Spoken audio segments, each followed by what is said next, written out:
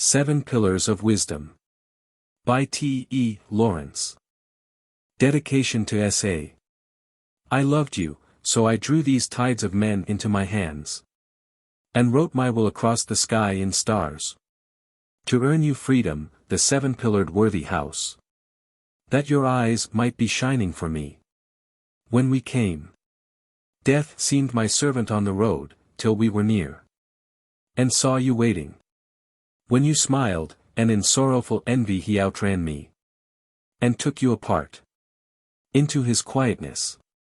Love, the way weary, groped to your body, our brief wage, ours for the moment, before earth's soft hand explored your shape, and the blind worms grew fat upon your substance. Men prayed me that I set our work, the inviolate house, as a memory of you. But for fit monument I shattered it, unfinished, and now the little things creep out to patch themselves hovels in the marred shadow of your gift. How do you find this book? Any thoughts about the book or the author? Any suggestion for improvement? Please take a moment to share your thoughts in a comment. If you like it, share it with your friends who might enjoy it as well. Subscribe to keep in touch. Visit CompleteAudiobooks.com for more quality content. Acknowledgments. Mr. Jeffrey Dawson persuaded All Souls College to give me leisure, in 1919 to 1920, to write about the Arab Revolt. Sir Herbert Baker let me live and work in his Westminster houses. The book so written passed in 1921 into proof, where it was fortunate in the friends who criticized it. Particularly it owes its thanks to Mr. and Mrs. Bernard Shaw for countless suggestions of great value and diversity, and for all the present semicolons. It does not pretend to be impartial. I was fighting for my hand, upon my own midden. Please take it as a personal narrative piece out of memory. I could not make proper notes, indeed it would have been a breach of my duty to the Arabs if I had picked such flowers while they fought. My superior officers, Wilson, Joyce, Donnelly, Newcomb and Davenport could each tell a like tale. The same is true of Sterling, Young, Lloyd and Maynard, of Buxton and Winterton, of Ross, Stent and Siddons, of Peake, Homby, Scott Higgins and Garland, of Wardeye, Bennett and Mackindo, of Bassett, Scott, Goslet, Wood and Gray, of Hind, Spence and Bright, of Brodie and Pascoe, Gilman and Grisonthwaite, Greenhill, Dowsett and Wade, of Henderson, Leeson, Makins and Noonan. And there were many other leaders or lonely fighters to whom this self-regardant picture is not fair. It is still less fair, of course, like all war stories, to the unnamed rank and file, who miss their share of credit, as they must do, until they can write the dispatches. T. E. S. Cranwell, August 15, 26. Introductory Chapter. The story which follows was first written out in Paris during the peace conference, from notes jotted daily on the march, strengthened by some reports sent to my chiefs in Cairo. Afterwards, in the autumn of 1919, this first draft and some of the notes were lost. It seemed to me historically needful to reproduce the tale, as perhaps no one but myself in Feisal's army had thought of writing down at the time what we felt, what we hoped, what we tried. So it was built again with heavy repugnance in London in the winter of 1919-20 from memory and my surviving notes. The record of events was not dulled in me and perhaps few actual mistakes crept in, except in details of dates or numbers, but the outlines and significance of things had lost edge in the haze of new interests. Dates and places are correct, so far as my notes preserve them, but the personal names are not. Since the adventure some of those who worked with me have buried themselves in the shallow grave of public duty. Free use has been made of their names. Others still possess themselves, and here keep their secrecy. Sometimes one man carried various names. This may hide individuality and make the book a scatter of featureless puppets, rather than a group of living people, but once good is told of a man, and again evil, and some would not thank me for either blame or praise. This isolated picture throwing the main light upon myself is unfair to my British colleagues. Especially I am most sorry that I have not told what the non-commissioned of us did. They were but wonderful, especially when it is taken into account that they had not the motive, the imaginative vision of the end, which sustained officers.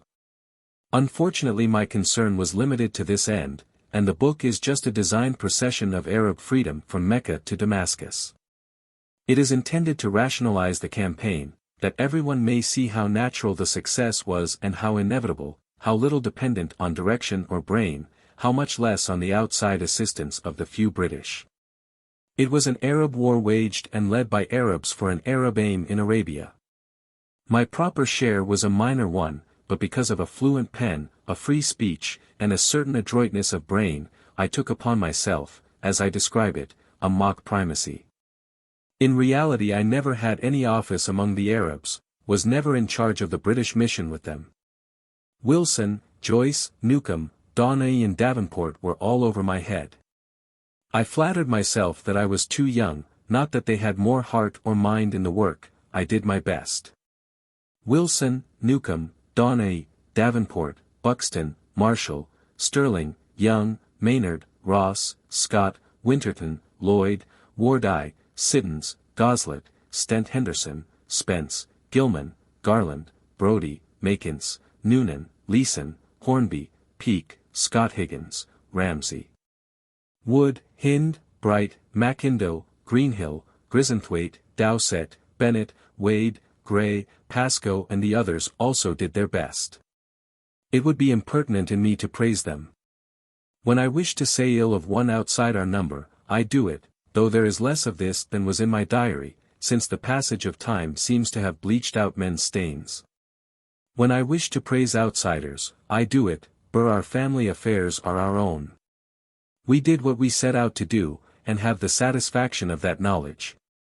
The others have liberty some day to put on record their story, one parallel to mine but not mentioning more of me than I of them, for each of us did his job by himself and as he pleased, hardly seeing his friends. In these pages the history is not of the Arab movement, but of me in it. It is a narrative of daily life, mean happenings, little people. Here are no lessons for the world, no disclosures to shock peoples. It is filled with trivial things, partly that no one mistake for history the bones from which some day a man may make history, and partly for the pleasure it gave me to recall the fellowship of the revolt. We were fond together, because of the sweep of the open places, the taste of wide winds, the sunlight, and the hopes in which we worked. The moral freshness of the world to be intoxicated us. We were wrought up in ideas inexpressible and vaporous, but to be fought for. We lived many lives in those whirling campaigns, never sparing ourselves, yet when we achieved and the new world dawned, the old men came out again and took our victory to remake in the likeness of the former world they knew. Youth could win, but had not learned to keep, and was pitiably weak against age. We stammered that we had worked for a new heaven and a new earth, and they thanked us kindly and made their peace.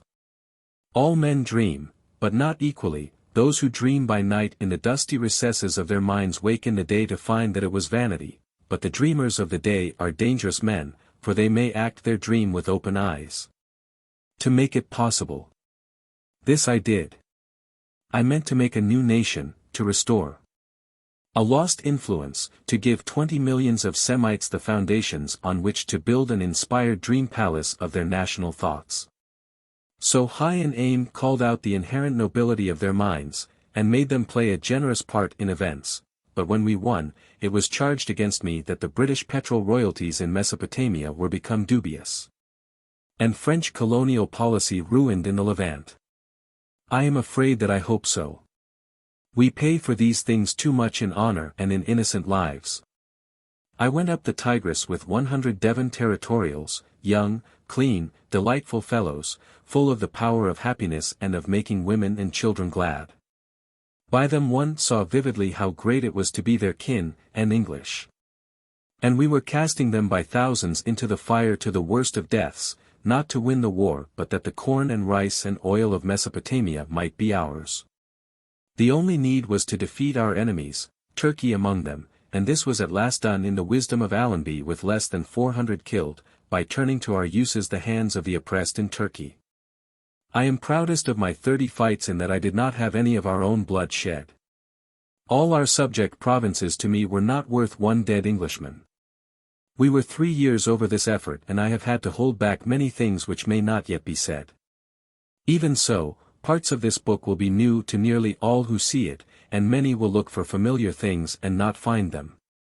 Once I reported fully to my chiefs, but learnt that they were rewarding me on my own evidence. This was not as it should be. Honors may be necessary in a professional army, as so many emphatic mentions in dispatches, and by enlisting we had put ourselves, willingly or not, in the position of regular soldiers. For my work on the Arab front I had determined to accept nothing. The cabinet raised the Arabs to fight for us by definite promises of self-government afterwards. Arabs believe in persons, not in institutions. They saw in me a free agent of the British government, and demanded from me an endorsement of its written promises. So I had to join the conspiracy, and, for what my word was worth, assured the men of their reward. In our 2 years' partnership under fire they grew accustomed to believing me and to think my government, like myself, sincere. In this hope they performed some fine things, but, of course, instead of being proud of what we did together, I was bitterly ashamed. It was evident from the beginning that if we won the war these promises would be dead paper. And had I been an honest adviser of the Arabs I would have advised them to go home and not risk their lives fighting for such stuff, but I salved myself with the hope that, by leading these Arabs madly in the final victory I would establish them. With arms in their hands, in a position so assured, if not dominant, that expediency would counsel to the great powers a fair settlement of their claims.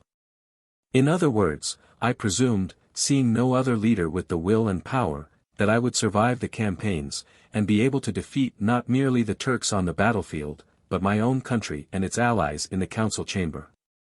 It was an immodest presumption, it is not yet clear if I succeeded, but it is clear that I had no shadow of leave to engage the Arabs, unknowing, in such hazard. I risked the fraud, on my conviction that Arab help was necessary to our cheap and speedy victory in the East, and that better we win and break our word than lose.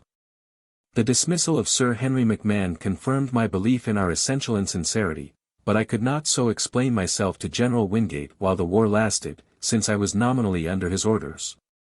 And he did not seem sensible of how false his own standing was. The only thing remaining was to refuse rewards for being a successful trickster and, to prevent this unpleasantness arising, I began in my reports to conceal the true stories of things, and to persuade the few Arabs who knew to an equal reticence. In this book also, for the last time, I mean to be my own judge of what to say. Introduction. Foundations of Revolt. Chapters 1-7. Some Englishmen, of whom Kitchener was chief, believed that a rebellion of Arabs against Turks would enable England, while fighting Germany, simultaneously to defeat her ally Turkey. Their knowledge of the nature and power and country of the Arabic-speaking peoples made them think that the issue of such a rebellion would be happy, and indicated its character and method.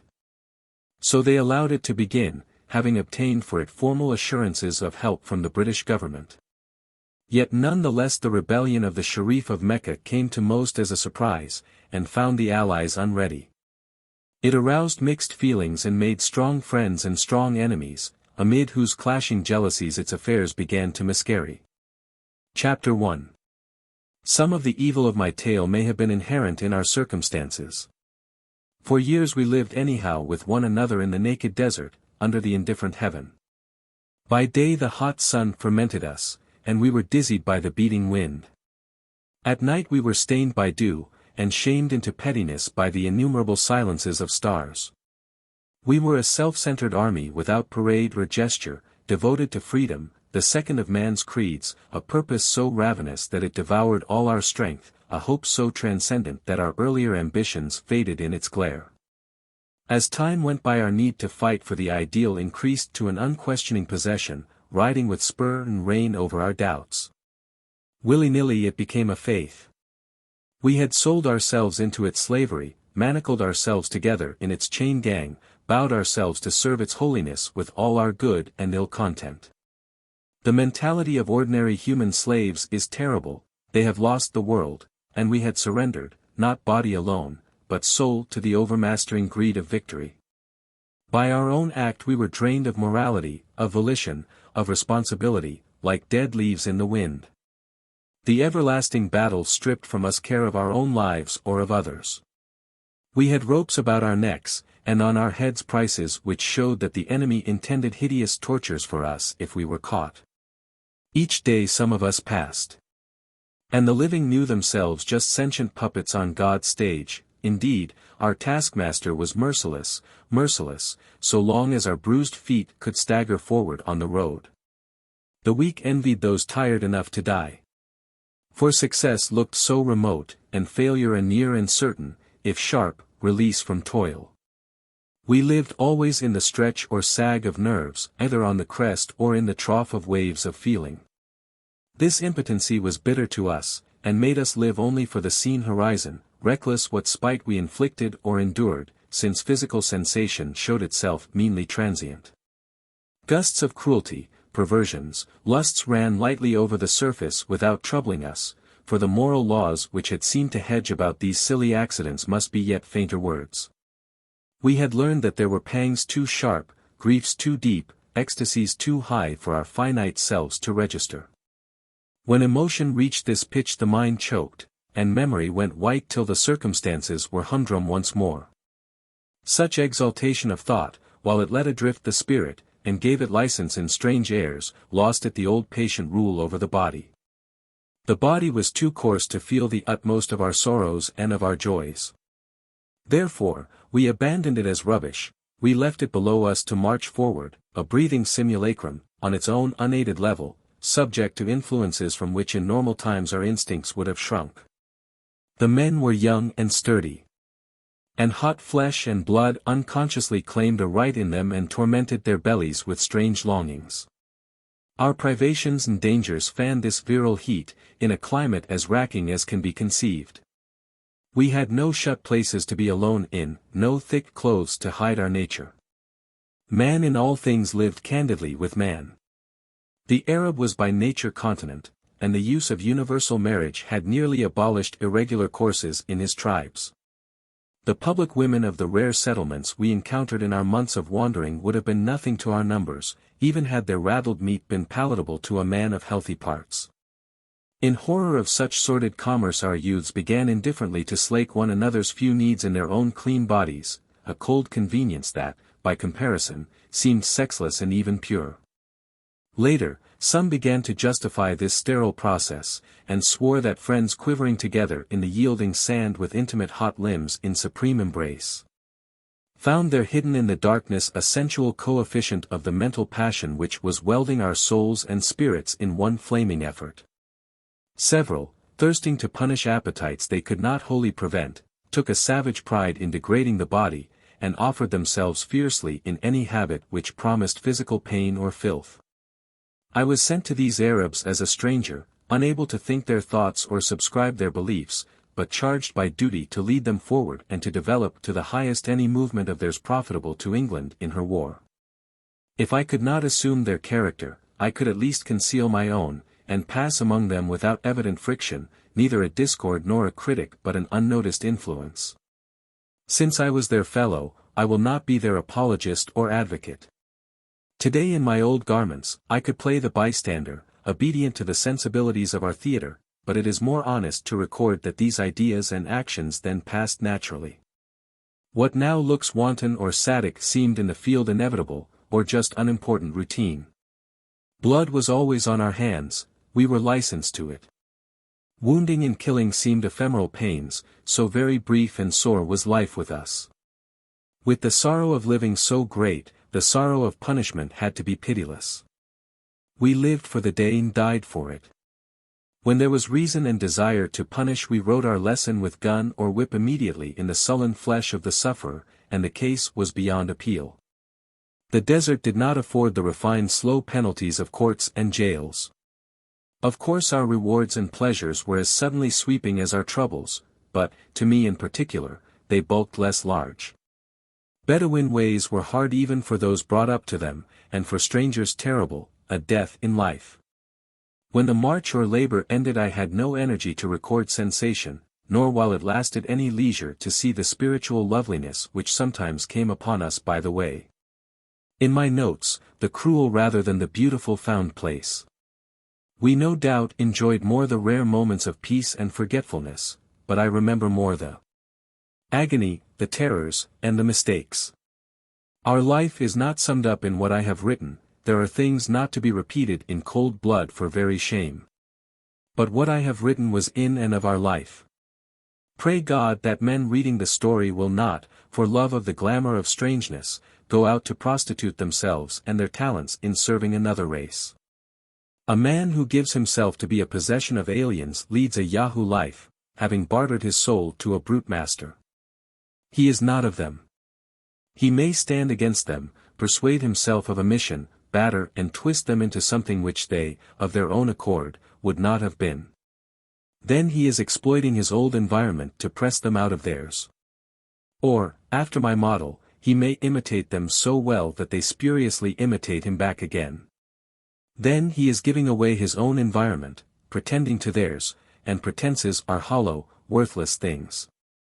In neither case does he do a thing of himself, nor a thing so clean as to be his own, without thought of conversion, letting them take what action or reaction they please from the silent example. In my case, the effort for these years to live in the dress of Arabs, and to imitate their mental foundation, quitted me of my English self, and let me look at the West and its conventions with new eyes. They destroyed it all for me. At the same time I could not sincerely take on the Arab skin, it was an affectation only. Easily was a man made an infidel, but hardly might he be converted to another faith.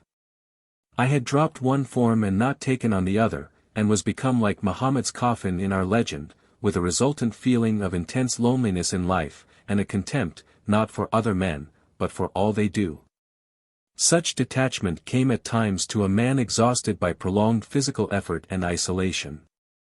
His body plodded on mechanically, while his reasonable mind left him, and from without looked down critically on him, wondering what that futile lumber did and why. Sometimes these selves would converse in the void. And then madness was very near, as I believe it would be near the man who could see things through the veils at once of two customs, two educations, two environments. Chapter 2. A first difficulty of the Arab movement was to say who the Arabs were. Being a manufactured people, their name had been changing in sense slowly year by year. Once it meant an Arabian. There was a country called Arabia. But this was nothing to the point. There was a language called Arabic, and in it lay the test. It was the current tongue of Syria and Palestine, of Mesopotamia, and of the great peninsula called Arabia on the map. Before the Moslem conquest, these areas were inhabited by diverse peoples, speaking languages of the Arabic family. We called them Semitic, but, as with most scientific terms, incorrectly. However, Arabic, Assyrian, Babylonian, Phoenician, Hebrew, Aramaic and Syriac were related tongues. And indications of common influences in the past, or even of a common origin, were strengthened by our knowledge that the appearances and customs of the present Arabic-speaking peoples of Asia, while as varied as a field, full of poppies, had an equal and essential likeness. We might with perfect propriety call them cousins, and cousins certainly, if sadly, aware of their own relationship. The Arabic-speaking areas of Asia in this sense were a rough parallelogram. The northern side ran from Alexandretta, on the Mediterranean, across Mesopotamia eastward to the Tigris. The south side was the edge of the Indian Ocean, from Aden to Muscat. On the west it was bounded by the Mediterranean, the Suez Canal, and the Red Sea to Aden. On the east by the Tigris, and the Persian Gulf to Muscat. This square of land, as large as India, formed the homeland of our Semites, in which no foreign race had kept a permanent footing, though Egyptians, Hittites, Philistines, Persians, Greeks, Romans, Turks and Franks had variously tried. All had in the end been broken, and their scattered elements drowned in the strong characteristics of the Semitic race. Semites had sometimes pushed outside this area, and themselves been drowned in the outer world. Egypt, Algiers, Morocco, Malta, Sicily, Spain, Cilicia and France absorbed and obliterated Semitic colonies. Only in Tripoli of Africa, and in the everlasting miracle of Jewry, had distant Semites kept some of their identity and force. The origin of these peoples was an academic question, but for the understanding of their revolt their present social and political differences were important, and could only be grasped by looking at their geography. This continent of theirs fell into certain great regions, whose gross physical diversities imposed varying habits on the dwellers in them. On the west the parallelogram was framed, from Alexandretta to Aden, by a mountain belt, called, in the north, Syria, and thence progressively southward called Palestine, Midian, Hejaz, and lastly Yemen. It had an average height of perhaps 3,000 feet, with peaks of 10 to 12,000 feet. It faced west, was well watered with rain and cloud from the sea, and in general was fully peopled. Another range of inhabited hills, facing the Indian Ocean, was the south edge of the parallelogram. The eastern frontier was at first an alluvial plain called Mesopotamia, but south of Basra a level littoral, called Kuwait, and Hassa, to Gadir. Much of this plain was peopled. These inhabited hills and plains framed a gulf of thirsty desert, in whose heart was an archipelago of watered and populous oases called Qasim and Arid. In this group of oases lay the true center of Arabia, the preserve of its native spirit, and its most conscious individuality. The desert lapped it round and kept it pure of contact. The desert which performed this great function around the oases, and so made the character of Arabia, varied in nature.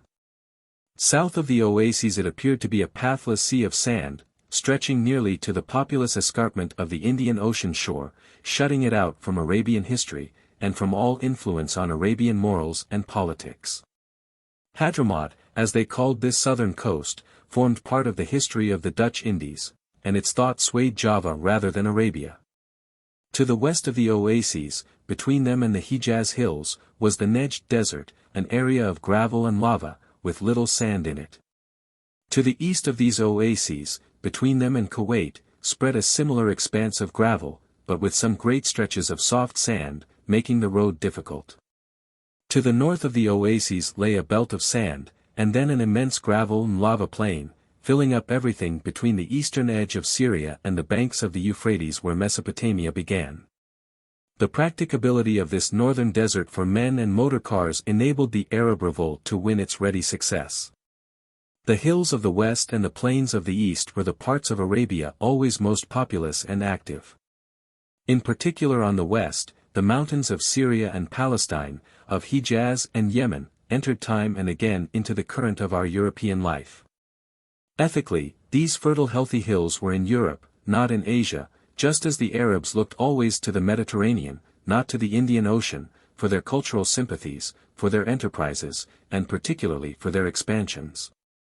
Since the migration problem was the greatest and most complex force in Arabia, and general to it, however it might vary in the different Arabic districts.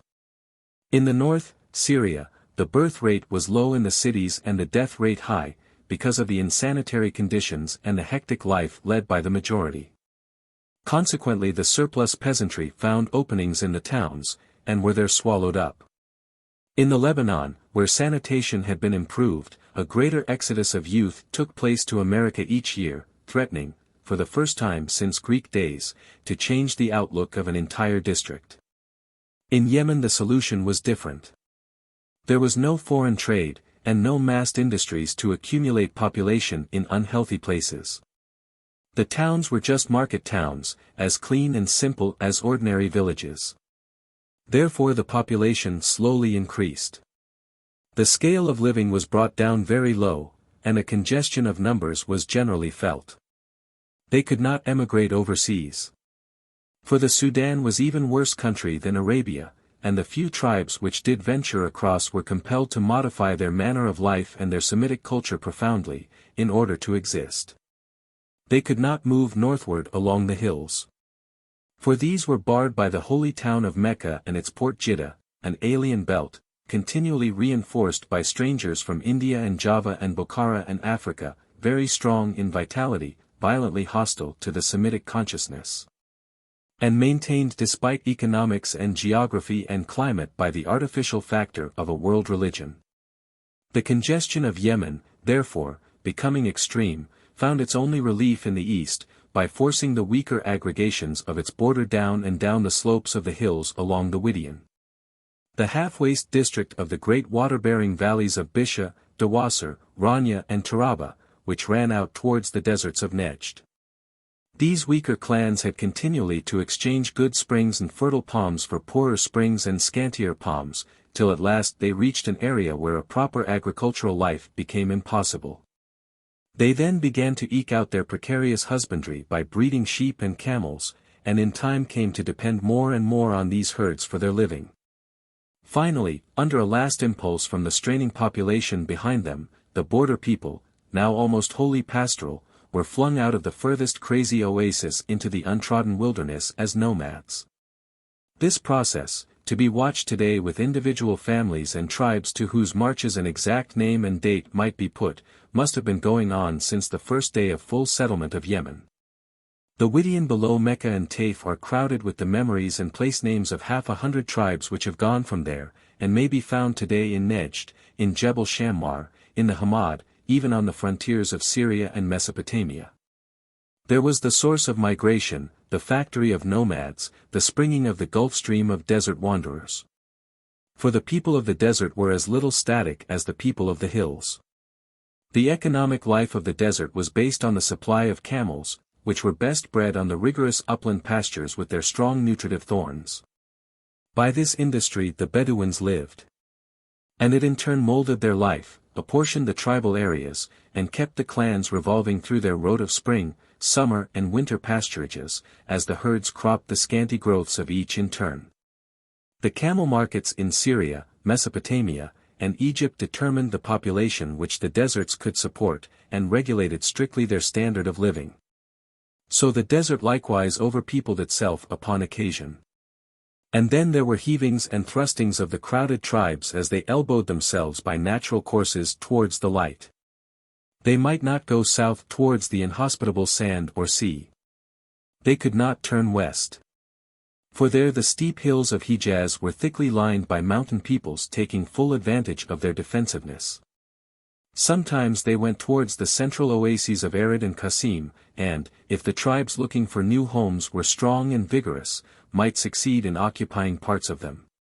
If, however, the desert had not this strength, its peoples were pushed gradually north, up between Medina of the Hijaz and Qasim of Nejd, till they found themselves at the fork of two roads. They could strike eastward, by Wadi Rum or Jebel Shammar, to follow eventually the Batn to Shamaya, where they would become riverine Arabs of the lower Euphrates.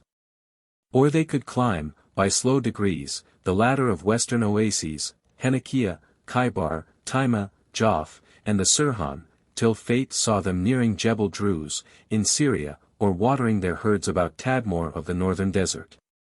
On their way to Aleppo or Assyria. Nor then did the pressure cease, the inexorable trend northward continued. The tribes found themselves driven to the very edge of cultivation in Syria or Mesopotamia. Opportunity and their bellies persuaded them of the advantages of possessing goats, and then of possessing sheep, and lastly they began to sow, if only a little barley for their animals. They were now no longer Bedouin, and began to suffer like the villagers from the ravages of the nomads behind. Insensibly, they made common cause with the peasants already on the soil, and found out that they, too, were peasantry.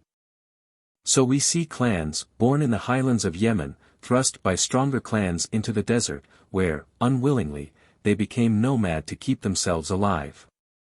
We see them wandering, every year moving a little further north or a little further east as chance has sent them down one or other of the well roads of the wilderness, till finally this pressure drives them from the desert again into the zone. With the like unwillingness of their first shrinking experiment in nomad life. This was the circulation which kept vigor in the Semitic body. There were few, if indeed there was a single northern Semite, whose ancestors had not at some dark age passed through the desert. The mark of nomadism, that most deep and biting social discipline, was on each of them in his degree. Chapter 3. If tribesmen and townsmen in Arabic-speaking Asia were not different races, but just men in different social and economic stages, a family resemblance might be expected in the working of their minds. And so it was only reasonable that common elements should appear in the product of all these peoples. In the very outset, at the first meeting with them, was found a universal clearness or hardness of belief, almost mathematical in its limitation, and repellent in its unsympathetic form. Semites had no halftones in their register of vision.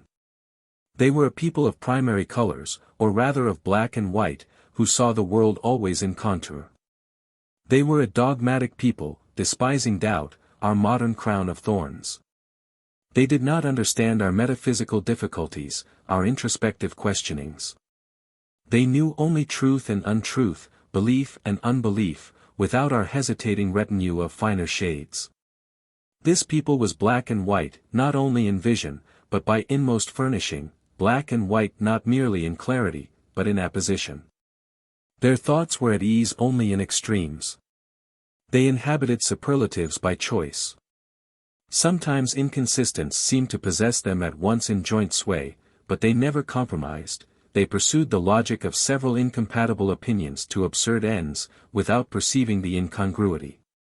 With cool head and tranquil judgment, imperturbably unconscious of the flight, they oscillated from asymptote to asymptote. They were a limited, narrow-minded people, whose inert intellects lay fallow in incurious resignation. Their imaginations were vivid, but not creative.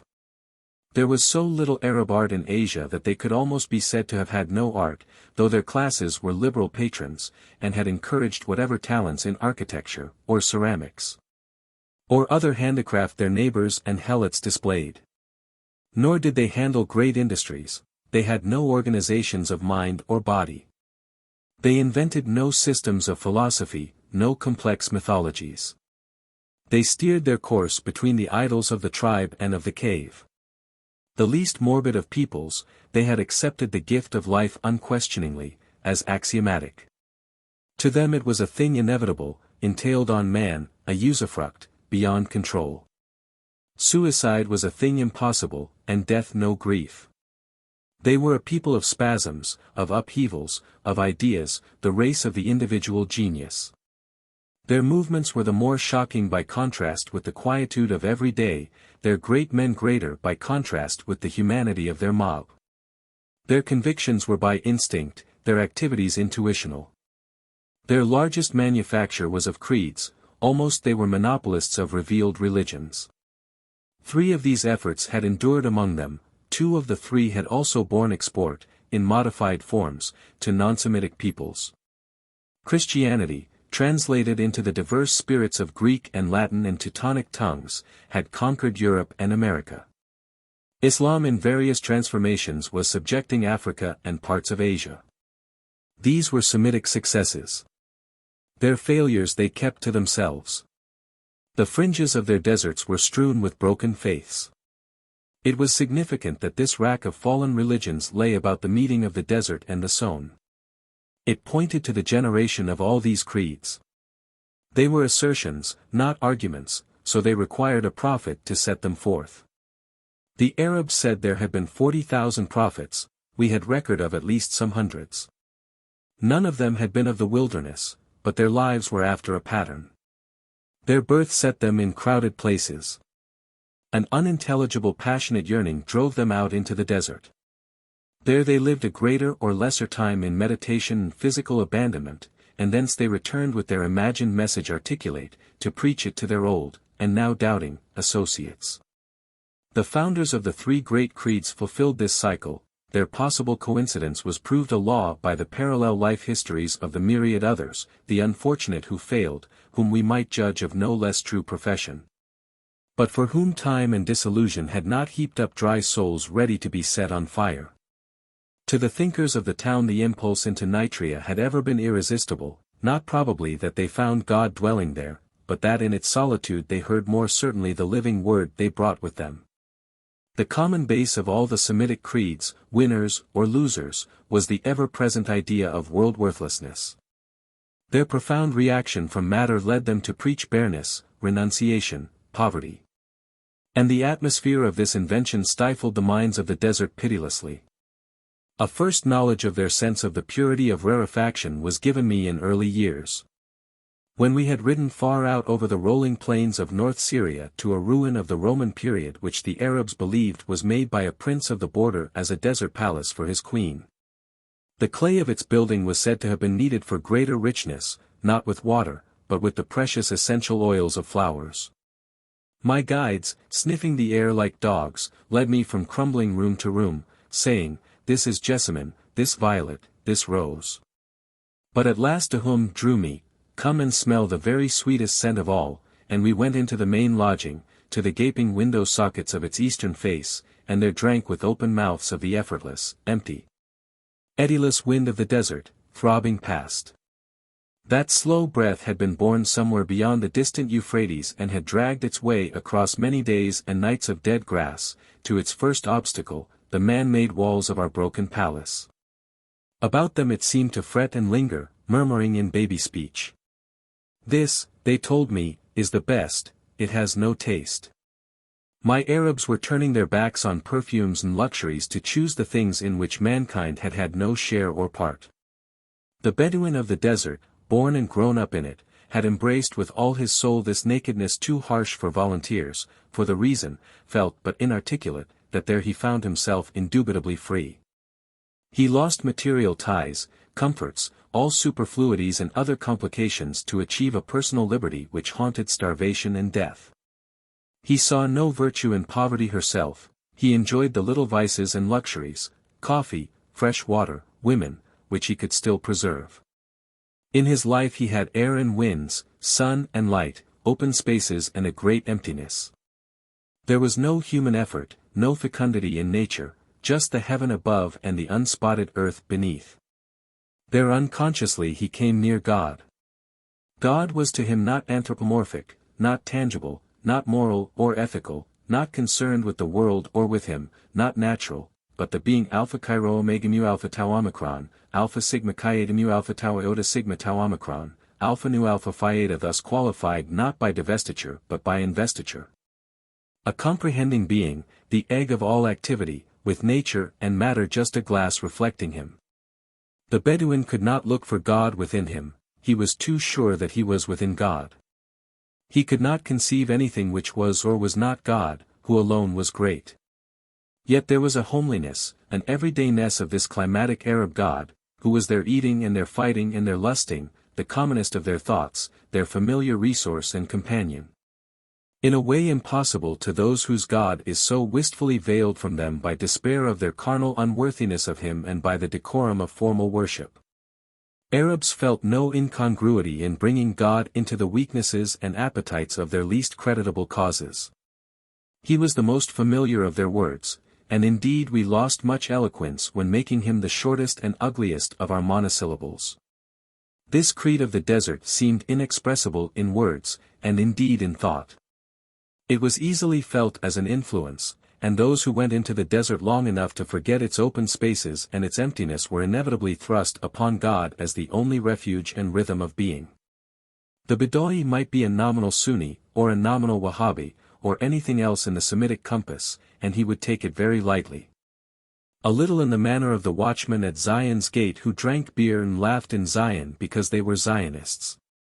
Each individual nomad had his revealed religion, not oral or traditional or expressed, but instinctive in himself, and so we got all the Semitic creeds with, in character and essence, a stress on the emptiness of the world and the fullness of God.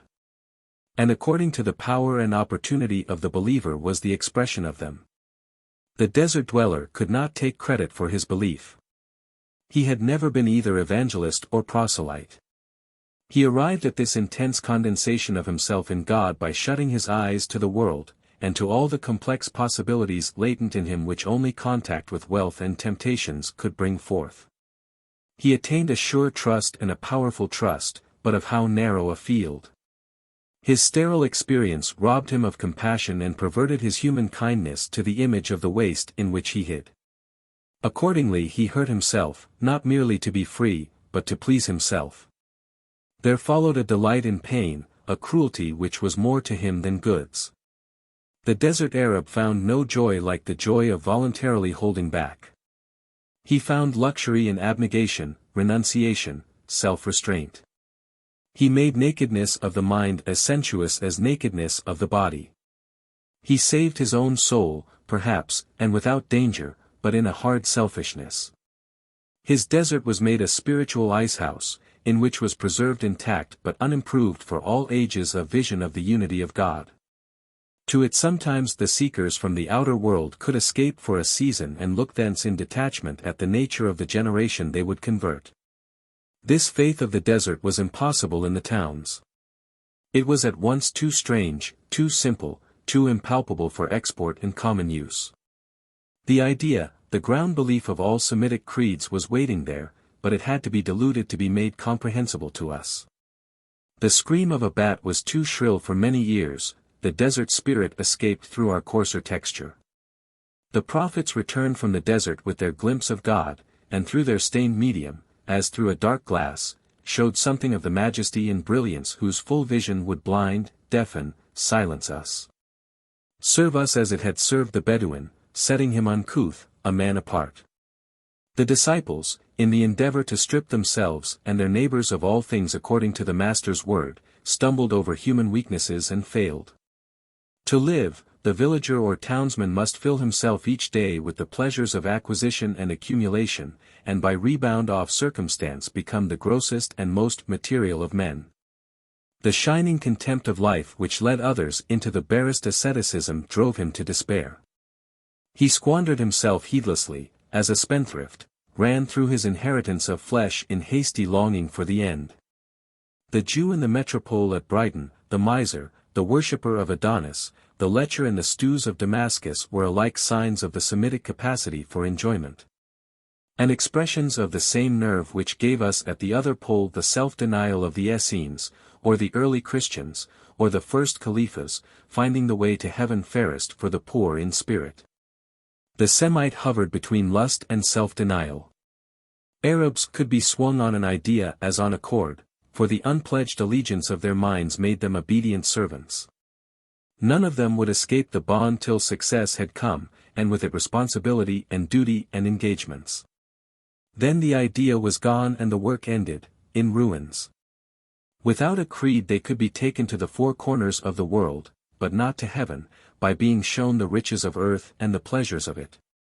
But if on the road, led in this fashion, they met the prophet of an idea, who had nowhere to lay his head and who depended for his food on charity or birds, then they would all leave their wealth for his inspiration.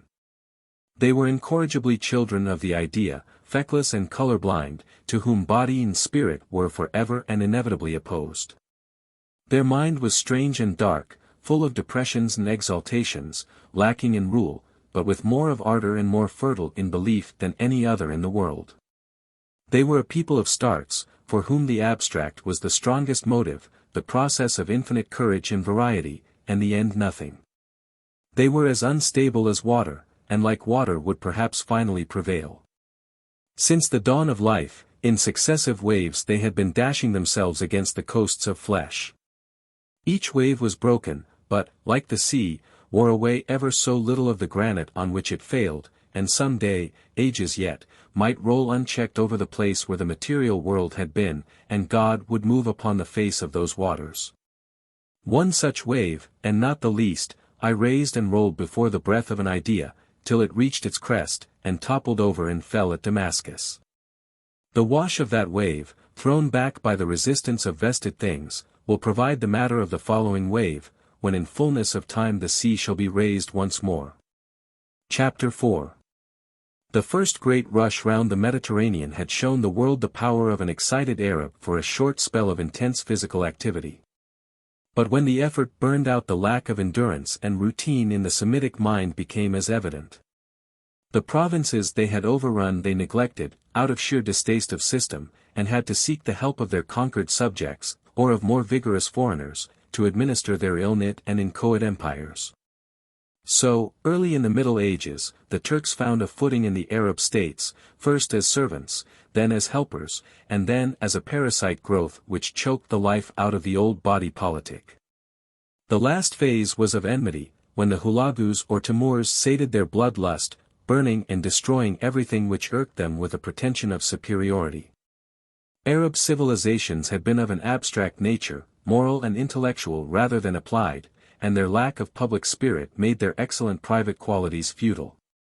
They were fortunate in their epoch. Europe had fallen barbarous.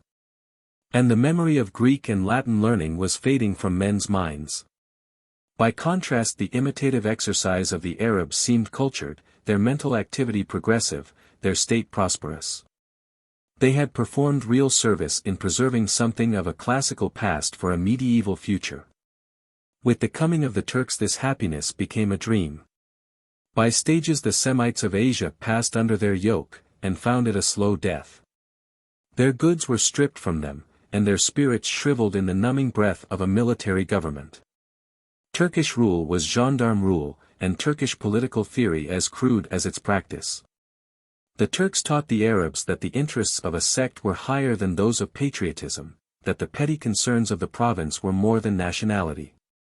They led them by subtle dissensions to distrust one another. Even the Arabic language was banished from courts and offices, from the government service, and from superior schools. Arabs might only serve the state by sacrifice of their racial characteristics. These measures were not accepted quietly. Semitic tenacity showed itself in the many rebellions of Syria, Mesopotamia, and Arabia against the grosser forms of Turkish penetration, and resistance was also made to the more insidious attempts at absorption. The Arabs would not give up their rich and flexible tongue for crude Turkish. Instead, they filled Turkish with Arabic words, and held to the treasures of their own literature. They lost their geographical sense, and their racial and political and historical memories, but they clung the more tightly to their language, and erected it almost into a fatherland of its own. The first duty of every Moslem was to study the Quran, the sacred book of Islam, and incidentally the greatest Arab literary monument. The knowledge that this religion was his own, and that only he was perfectly qualified to understand and practice it, gave every Arab a standard by which to judge the banal achievements of the Turk. Then came the Turkish Revolution, the fall of Abdul Hamid, and the supremacy of the Young Turks. The horizon momentarily broadened for the Arabs. The Young Turk movement was a revolt against the hierarchic conception of Islam and the pan-Islamic theories of the old Sultan, who had aspired, by making himself spiritual director of the Moslem world, to be also, beyond appeal, its director in temporal affairs. These young politicians rebelled and threw him into prison, under the impulse of constitutional theories of a sovereign state.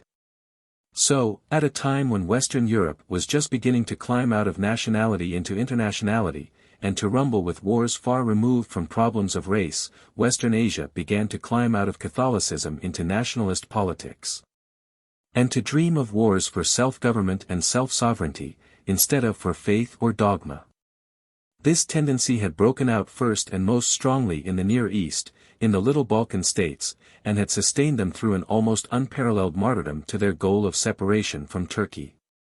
Later there had been nationalist movements in Egypt, in India, in Persia, and finally in Constantinople, where they were fortified and made pointed by the new American ideas in education, ideas which, when released in the old high Oriental atmosphere, made an explosive mixture. The American schools, teaching by the method of inquiry, encouraged scientific detachment and free exchange of views. Quite without intention they taught revolution, since it was impossible for an individual to be modern in Turkey and at the same time loyal, if he had been born of one of the subject races, Greeks, Arabs, Kurds, Armenians or Albanians, over whom the Turks were so long helped to keep dominion. The Young Turks, in the confidence of their first success, were carried away by the logic of their principles, and as protest against pan-Islam preached Ottoman brotherhood. The gullible subject races, far more numerous than the Turks themselves, believed that they were called upon to cooperate in building a new East. Rushing to die task, full of Herbert Spencer and Alexander Hamilton, they laid down platforms of sweeping ideas, and hailed the Turks as partners. The Turks, terrified at the forces they had let loose, drew the fires as suddenly as they had stoked them. Turkey made Turkish for the Turks, Yeni Turan, became the cry. Later on, this policy would turn them towards the rescue of their irredenti, the Turkish populations subject to Russia in Central Asia, but, first of all, they must purge their empire of such irritating subject races as resisted the ruling stamp. The Arabs, the largest alien component of Turkey, must first be dealt with. Accordingly, the Arab deputies were scattered, the Arab societies forbidden, the Arab notables proscribed. Arabic manifestations and the Arabic language were suppressed by Enver Pasha more sternly than by Abdul Hamid before him. However, the Arabs had tasted freedom, they could not change their ideas as quickly as their conduct. And the staffer spirits among them were not easily to be put down.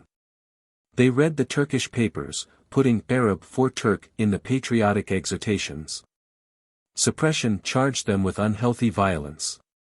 Deprived of constitutional outlets, they became revolutionary. The Arab societies went underground, and changed from liberal clubs into conspiracies. The Aqaba, the Arab Mother Society, was publicly dissolved. It was replaced in Mesopotamia by the dangerous Ahad, a very secret brotherhood, limited almost entirely to Arab officers in the Turkish army, who swore to acquire the military knowledge of their masters, and to turn it against them. In the service of the Arab people, when the moment of rebellion came. It was a large society, with a sure base in the wild part of southern Iraq, where Sayyid Taleb, the young John Wilkes of the Arab movement, held the power in his unprincipled fingers. To it belonged 7 out of every 10 Mesopotamian-born officers. And their council was so well kept that members of it held high command in Turkey to the last. When the crash came, and Allenby rode across Armageddon and Turkey fell, one vice president of the society was commanding the broken fragments of the Palestine armies on the retreat. And another was directing the Turkish forces across Jordan in the Amman area. Yet later, after the armistice, great places in the Turkish service were still held by men ready to turn on their masters at a word from their Arab leaders. To most of them the word was never given. For those societies were pro-Arab only, willing to fight for nothing but Arab independence, and they could see no advantage in supporting the Allies rather than the Turks, since they did not believe our assurances that we would leave them free. Indeed, many of them preferred an Arabia united by Turkey in miserable subjection, to an Arabia divided up and slothful under the easier control of several European powers in spheres of influence. Greater than the Ahad was the Feta, the Society of Freedom in Syria. The landowners, the writers, the doctors, the great public servants linked themselves in this society with a common oath, passwords, signs, a press and a central treasury, to ruin the Turkish Empire. With the noisy facility of the Syrian, an ape-like people having much of the Japanese quickness, but shallow, they speedily built up a formidable organization. They looked outside for help, and expected freedom to come by entreaty, not by sacrifice. They corresponded with Egypt, with the Ahad, whose members, with true Mesopotamian darkness, rather despised them, with the Sharif of Mecca, and with Great Britain, everywhere seeking the ally to serve their turn. They also were deadly secret. And the government, though it suspected their existence, could find no credible evidence of their leaders or membership. It had to hold its hand until it could strike with evidence enough to satisfy the English and French diplomats who acted as modern public opinion in Turkey. The war in 1914 withdrew these agents, and left the Turkish government free to strike. Mobilization put all power into the hands of those members, Enver, Talat and Cemal, who were at once the most ruthless, the most logical, and the most ambitious of the young Turks. They set themselves to stamp out all non-Turkish currents in the state, especially Arab and Armenian nationalism. For the first step they found a specious and convenient weapon in the secret papers of a French consul in Syria, who left behind him in his consulate copies of correspondence, about Arab freedom, which had passed between him and an Arab club. Not connected with the Feta but made up of the more talkative and less formidable intelligentsia of the Syrian coast. The Turks, of course, were delighted, for colonial aggression in North Africa had given the French a black reputation in the Arabic-speaking Muslim world. And it served Cemal well to show his co-religionists that these Arab nationalists were infidel enough to prefer France to Turkey. In Syria, of course, his disclosures had little novelty. But the members of the society were known and respected, if somewhat academic, persons. And their arrest and condemnation, and the crop of deportations, exiles, and executions to which their trial led, moved the country to its depths, and taught the Arabs of the Feta that if they did not profit by their lesson, the fate of the Armenians would be upon them. The Armenians had been well armed and organized, but their leaders had failed them. They had been disarmed and destroyed piecemeal, the men by massacre, the women and children by being driven and overdriven along the wintry roads into the desert, naked and hungry, the common prey of any passerby, until death took them. The young Turks had killed the Armenians, not because they were Christians, but because they were Armenians, and for the same reason they herded Arab Muslims and Arab Christians into the same prison, and hanged them together on the same scaffold. Jemal Pasha united all classes, conditions and creeds in Syria, under pressure of a common misery in peril, and so made a concerted revolt possible. The Turks suspected the Arab officers and soldiers in the army, and hoped to use against them the scattering tactics which had served against the Armenians. At first transport difficulties stood in their way. And there came a dangerous concentration of Arab divisions. Nearly 1/3 of the original Turkish army was Arabic-speaking, in North Syria early in 1915. They broke these up when possible, marching them off to Europe, to the Dardanelles, to the Caucasus, or the Canal, anywhere, so long as they were put quickly into the firing line, or withdrawn far from the sight and help of their compatriots.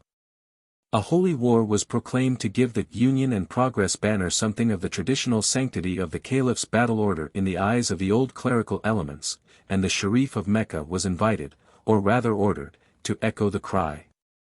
Chapter 5. The position of the Sharif of Mecca had long been anomalous. The title of Sharif implied descent from the Prophet Muhammad through his daughter Fatima, and Hassan, her elder son. Authentic Sharifs were inscribed on the family tree, an immense roll preserved at Mecca, in custody of the Emir of Mecca, the elected Sharif of Sharifs, supposed to be the senior and noblest of all. The Prophet's family had held temporal rule in Mecca for the last 900 years, and counted some 2,000 persons. The old Ottoman governments regarded this clan of mantocratic peers with a mixture of reverence and distrust. Since they were too strong to be destroyed, the Sultan salved his dignity by solemnly confirming their emir in place. This empty approval acquired dignity by lapse of time, until the new holder began to feel that it added a final seal to his election. At last the Turks found that they needed the Hijaz under their unquestioned sway as part of the stage furniture for their new pan-Islamic notion. The fortuitous opening of the Suez Canal enabled them to garrison the holy cities. They projected the Hijaz Railway, and increased Turkish influence among the tribes by money, intrigue, and armed expeditions. As the Sultan grew stronger there, he ventured to assert himself more and more alongside the Sharif, even in Mecca itself, and upon occasion ventured to depose a Sharif too magnificent for his views, and to appoint a successor from a rival family of the clan in hopes of winning the usual advantages from dissension. Finally, Abdul Hamid took away some of the family to Constantinople into honorable captivity. Amongst these was Hussein ibn Ali, the future ruler, who was held a prisoner for nearly 18 years. He took the opportunity to provide his sons, Ali, Abdullah, Feisal, and Zayd, with the modern education and experience which afterwards enabled them to lead the Arab armies to success. When Abdul Hamid fell, the less wily young Turks reversed his policy and sent back Sharif Hussein to Mecca as emir. He at once set to work unobtrusively to restore the power of the emirate, and strengthened himself on the old basis, keeping the while close and friendly touch with Constantinople through his sons Abdullah, vice-chairman of the Turkish House, and Feisal, member for Jeddah. They kept him informed of political opinion in the capital until war broke out, when they returned in haste to Mecca. The outbreak of war made trouble in the Hijaz. The pilgrimage ceased, and with it the revenues and business of the holy cities. There was reason to fear that the Indian food ships would cease to come, since the Sharif became technically an enemy subject. And as the province produced almost no food of its own, it would be precariously dependent on the goodwill of the Turks, who might starve it by closing the Hijaz railway. Hussein had never been entirely at the Turks' mercy before. And at this unhappy moment they particularly needed his adherence to their jihad, the holy war of all Muslims against Christianity. To become popularly effective this must be endorsed by Mecca, and if endorsed it might plunge the East in blood. Hussein was honorable, shrewd, obstinate and deeply pious. He felt that the holy war was doctrinally incompatible with an aggressive war, and absurd with a Christian ally, Germany. So he refused the Turkish demand, and made at the same time a dignified appeal to the Allies not to starve his province for what was in no way his people's fault. The Turks in reply at once instituted a partial blockade of the Hejaz by controlling the traffic on the Pilgrim Railway. The British left his coast open to specially regulated food vessels. The Turkish demand was, however, not the only one which the Sharif received. In January 1915, Yisin, head of the Mesopotamian officers, Ali Riza, head of the Damascus officers, and Abd el-Ghani el-Arizi, for the Syrian civilians, sent down to him a concrete proposal for a military mutiny in Syria against the Turks. The oppressed people of Mesopotamia and Syria, the committees of the Ahad and the Feta, were calling out to him as the father of the Arabs, the Moslem of Moslems, their greatest prince, their oldest notable. To save them from the sinister designs of Talat and Jemil. Hussein, as politician, as prince, as Moslem, as modernist, and as nationalist, was forced to listen to their appeal. He sent Feisal, his third son, to Damascus, to discuss their projects as his representative, and to make a report. He sent Ali, his eldest son, to Medina, with orders to raise quietly, on any excuse he pleased, troops from villagers and tribesmen of the Hejaz, and to hold them ready for action if Feisal called. Abdullah, his politic second son, was to sound the British by letter, to learn what would be their attitude towards a possible Arab revolt against Turkey. Feisal reported in January 1915, that local conditions were good, but that the general war was not going well for their hopes. In Damascus were 3 divisions of Arab troops ready for rebellion. In Aleppo 2 other divisions, riddled with Arab nationalism, were sure to join in if the others began. There was only 1 Turkish division this side of the Taurus, so that it was certain that the rebels would get possession of Syria at the first effort. On the other hand, public opinion was less ready for extreme measures, and the military class quite sure that Germany would win the war and win it soon. If, however, the Allies landed their Australian expedition, preparing in Egypt, at Alexandretta, and so covered the Syrian flank, then it would be wise and safe to risk a final German victory and the need to make a previous separate peace with the Turks. Delay followed, as the Allies went to the Dardanelles, and not to Alexandretta. Feisal went after them to get first-hand knowledge of Gallipoli conditions, since a breakdown of Turkey would be the Arab signal. Then followed stagnation through the months of the Dardanelles campaign. In that slaughterhouse the remaining Ottoman first-line army was destroyed. The disaster to Turkey of the accumulated losses was so great that Feisal came back to Syria, judging it a possible moment in which to strike, but found that meanwhile the local situation had become unfavorable. His Syrian supporters were under arrest or in hiding, and their friends being hanged in scores on political charges. He found the well-disposed Arab divisions either exiled to distant fronts, or broken up in drafts and distributed among Turkish units. The Arab peasantry were in the grip of Turkish military service, and Syria prostrate before the merciless Jemil Pasha. His assets had disappeared. He wrote to his father counseling further delay, till England should be ready in Turkey in extremities. Unfortunately, England was in a deplorable condition. Her forces were falling back shattered from the Dardanelles. The slow-drawn agony of Kut was in its last stage, and the Senussi rising, coincident with the entry of Bulgaria, threatened her on new flanks. Feisal's position was hazardous in the extreme. He was at the mercy of the members of the secret society, whose president he had been before the war. He had to live as the guest of Jemil Pasha, in Damascus, rubbing up his military knowledge. For his brother Ali was raising the troops in Hejaz on the pretext that he and Feisal would lead them against the Suez Canal to help the Turks. So Feisal, as a good Ottoman officer in the Turkish service, had to live at headquarters, and endure acquiescingly the insults and indignities heaped upon his race by the bully Jemel in his cups. Jemel would send for Feisal and take him to the hanging of his Syrian friends. These victims of justice dared not show that they knew Faisal's real hopes, any more than he dared show his mind by word or look, since disclosure would have condemned his family and perhaps their race to the same fate. Only once did he burst out that these executions would cost Jemel all that he was trying to avoid, and it took the intercessions of his Constantinople friends, chief men in Turkey, to save him from the price of these rash words. Faisal's correspondence with his father was an adventure in itself. They communicated by means of old retainers of the family, men above suspicion, who went up and down the Hijaz railway, carrying letters in sword hilts, in cakes, sewn between the soles of sandals, or in invisible writings on the wrappers of harmless packages. In all of them Feisal reported unfavorable things, and begged his father to postpone action till a wiser time. Hussein, however, was not a whit cast down by Emir Faisal's discouragements. The young Turks in his eyes were so many godless transgressors of their creed and their human duty, traitors to the spirit of the time, and to the higher interests of Islam. Though an old man of 65, he was cheerfully determined to wage war against them, relying upon justice to cover the cost. Hussein trusted so much in God that he let his military sense lie fallow, and thought Hijaz able to fight it out with Turkey on a fair field.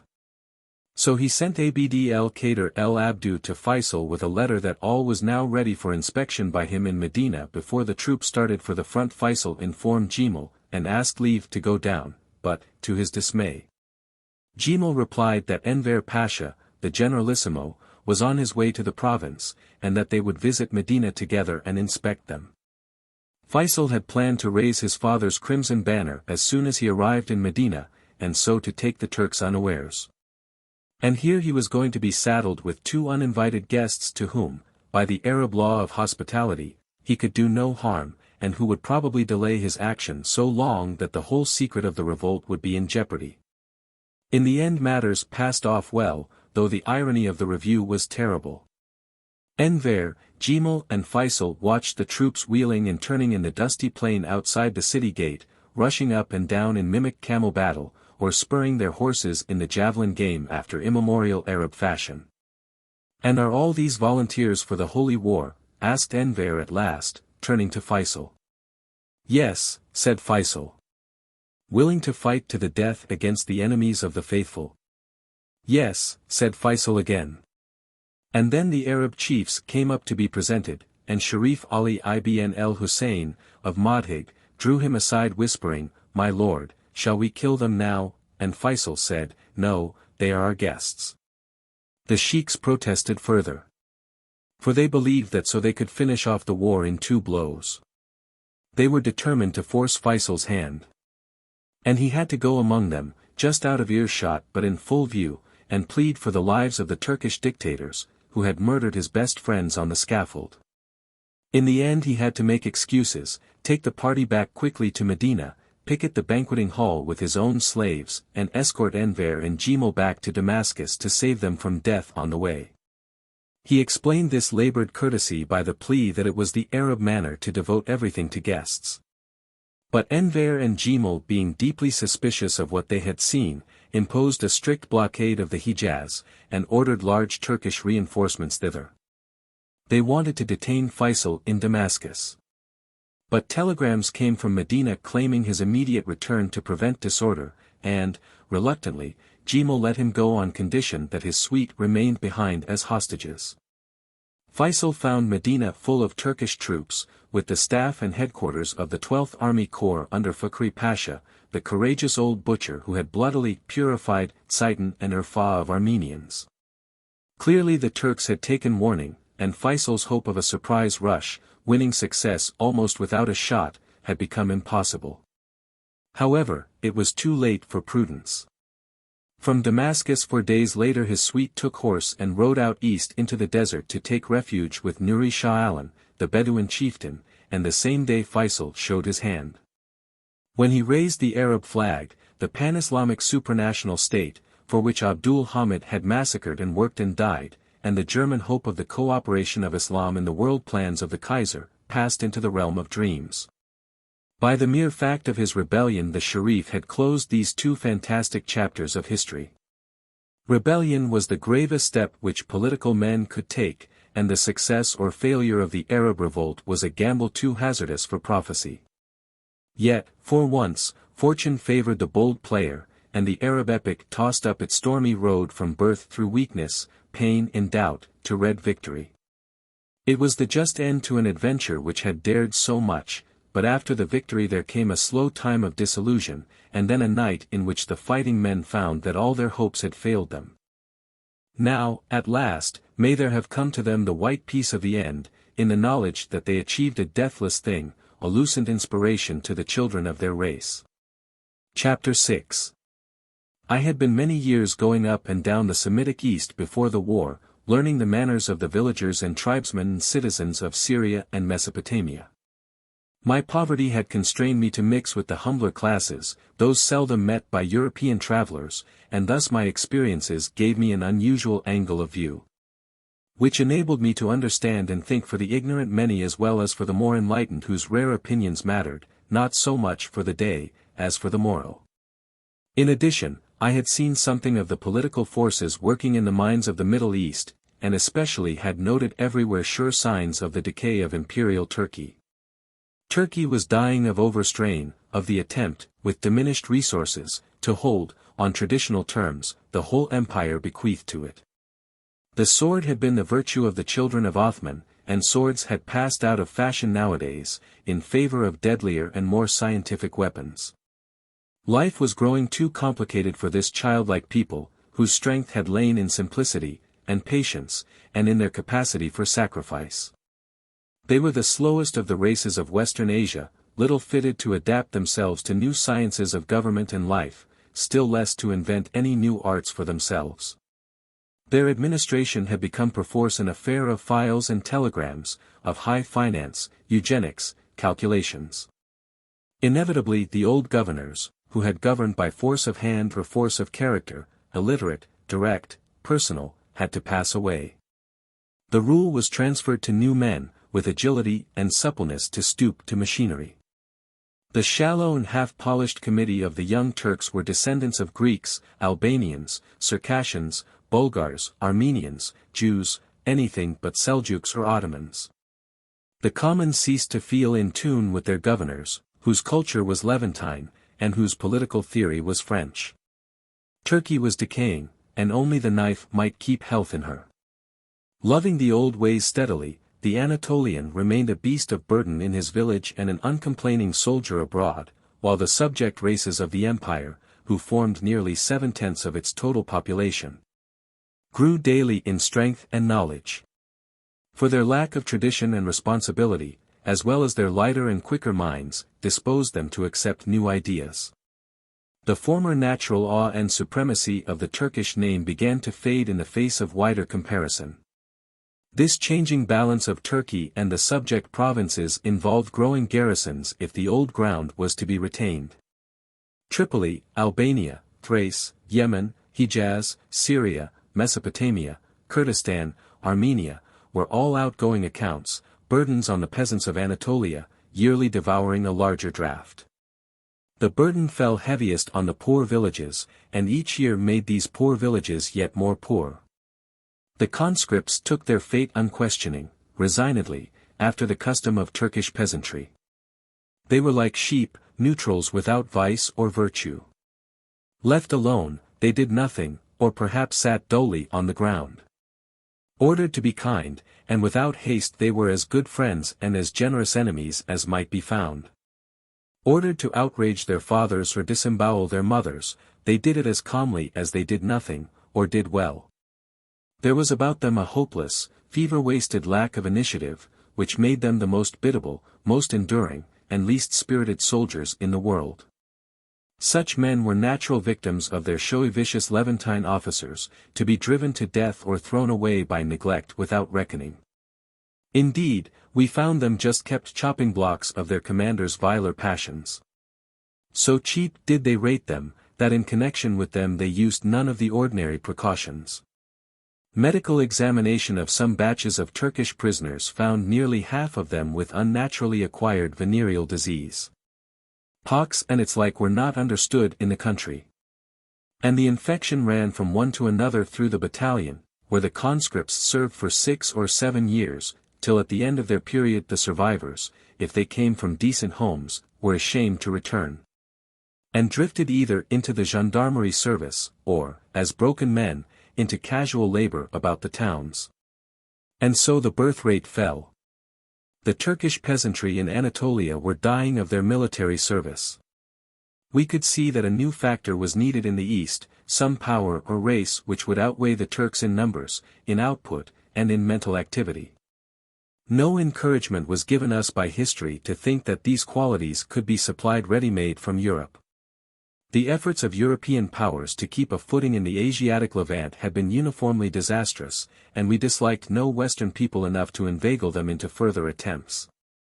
Our successor and solution must be local. And fortunately the standard of efficiency required was local also. The competition would be with Turkey, and Turkey was rotten. Some of us judged that there was latent power enough and to spare in the Arabic peoples, the greatest component of the old Turkish Empire, a prolific Semitic agglomeration, great in religious thought, reasonably industrious, mercantile, politic.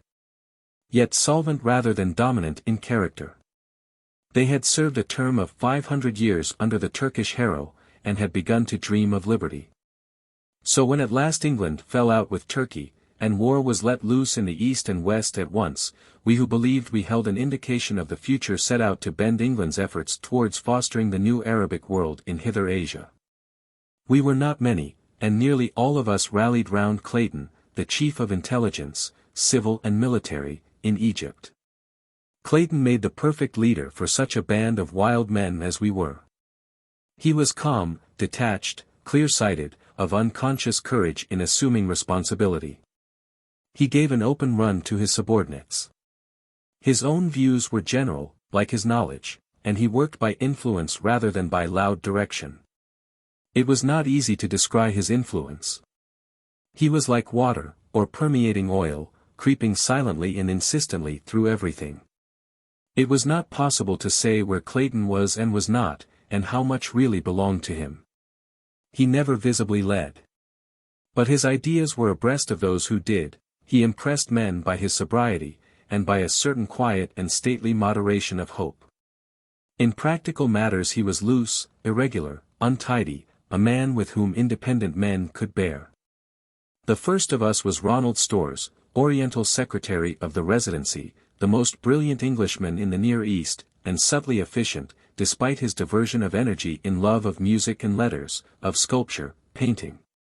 Of whatever was beautiful in the world's fruit. None the less, Storrs sowed what we reaped, and was always first, and the great man among us.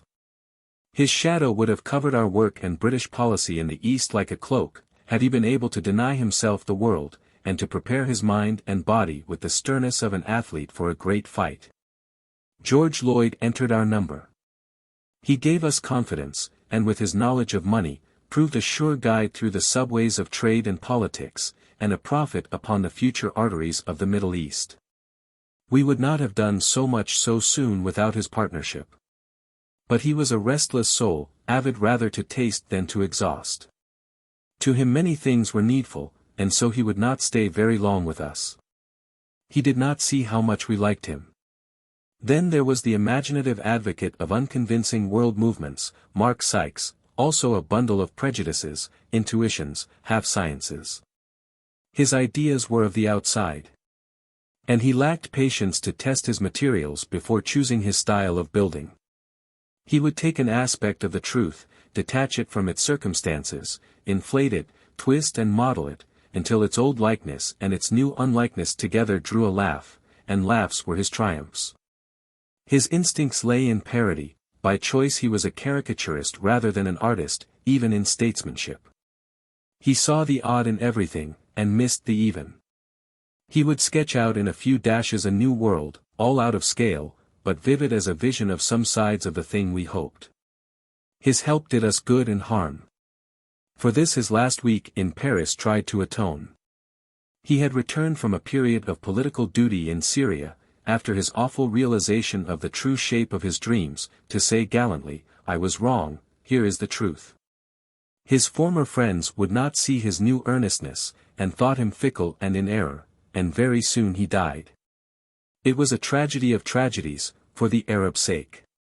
Not a wild man, but mentor to all of us was Hogarth, our father confessor and adviser, who brought us the parallels and lessons of history, and moderation, and courage. To the outsiders he was peacemaker, I was all claws and teeth, and had a devil, and made us favored and listened to, for his weighty judgment. He had a delicate sense of value, and would present clearly to us the forces hidden behind the lousy rags and festering skins which we knew as Arabs. Hogarth was our referee, and our untiring historian, who gave us his great knowledge and careful wisdom even in the smallest things, because he believed in what we were making. Behind him stood Cornwallis, a man rude to look upon, but apparently forged from one of those incredible metals with a melting point of thousands of degrees. So he could remain for months hotter than other men's white heat, and yet look cold and hard. Behind him again were others, Newcomb, Parker, Herbert, Graves, all of the creed, and laboring stoutly after their fashion. We called ourselves intrusive as a band, for we meant to break into the accepted halls of English foreign policy, and build a new people in the East, despite the rails laid down for us by our ancestors. Therefore from our hybrid intelligence office in Cairo, a jangling place which for its incessant bells and bustle and running to and fro, was likened by Aubrey Herbert to an oriental railway station, we began to work upon all chiefs, far and near. Sir Henry McMahon, High Commissioner in Egypt, was, of course, our first effort, and his shrewd insight and tried, experienced mind understood our design at once and judged it good. Others, like Weems, Neil Malcolm, Wingate, supported us in their pleasure at seeing the war turn constructive. Their advocacy confirmed in Lord Kitchener the favorable impression he had derived years before when Sharif Abdullah appealed to him in Egypt, and so McMahon at last achieved our foundation stone, the understanding with the Sharif of Mecca. But before this we had had hopes of Mesopotamia. The beginning of the Arab independence movement had been there, under the vigorous but unscrupulous impulse of Syed Taleb, and later of Yassin el-Hashimi and the Military League. Aziz el-Masri, Enver's rival, who was living, much indebted to us, in Egypt, was an idol of the Arab officers. He was approached by Lord Kitchener in the first days of the war, with the hope of winning the Turkish Mesopotamian forces to our side. Unfortunately Britain was bursting then with confidence in an easy and early victory. The smashing of Turkey was called a promenade. So the Indian government was adverse to any pledges to the Arab nationalists which might limit their ambitions to make the intended Mesopotamian colony play the self-sacrificing role of a Burma for the general good. It broke off negotiations, rejected Aziz, and in turn Saeed Taleb, who had placed himself in our hands. By brute force it marched then into Basra. The enemy troops in Iraq were nearly all Arabs in the unenviable predicament of having to fight on behalf of their secular oppressors against a people long envisaged as liberators, but who obstinately refused to play the part. As may be imagined, they fought very badly. Our forces won battle after battle till we came to think an Indian army better than a Turkish army. There followed our rash advance to Ctesiphon, where we met native Turkish troops whose full heart was in the game, and were abruptly checked. We fell back, dazed, and the long misery of Kut began. Meanwhile, our government had repented, and, for reasons not unconnected with the fall of Erzurum, sent me to Mesopotamia to see what could be done by indirect means to relieve the beleaguered garrison.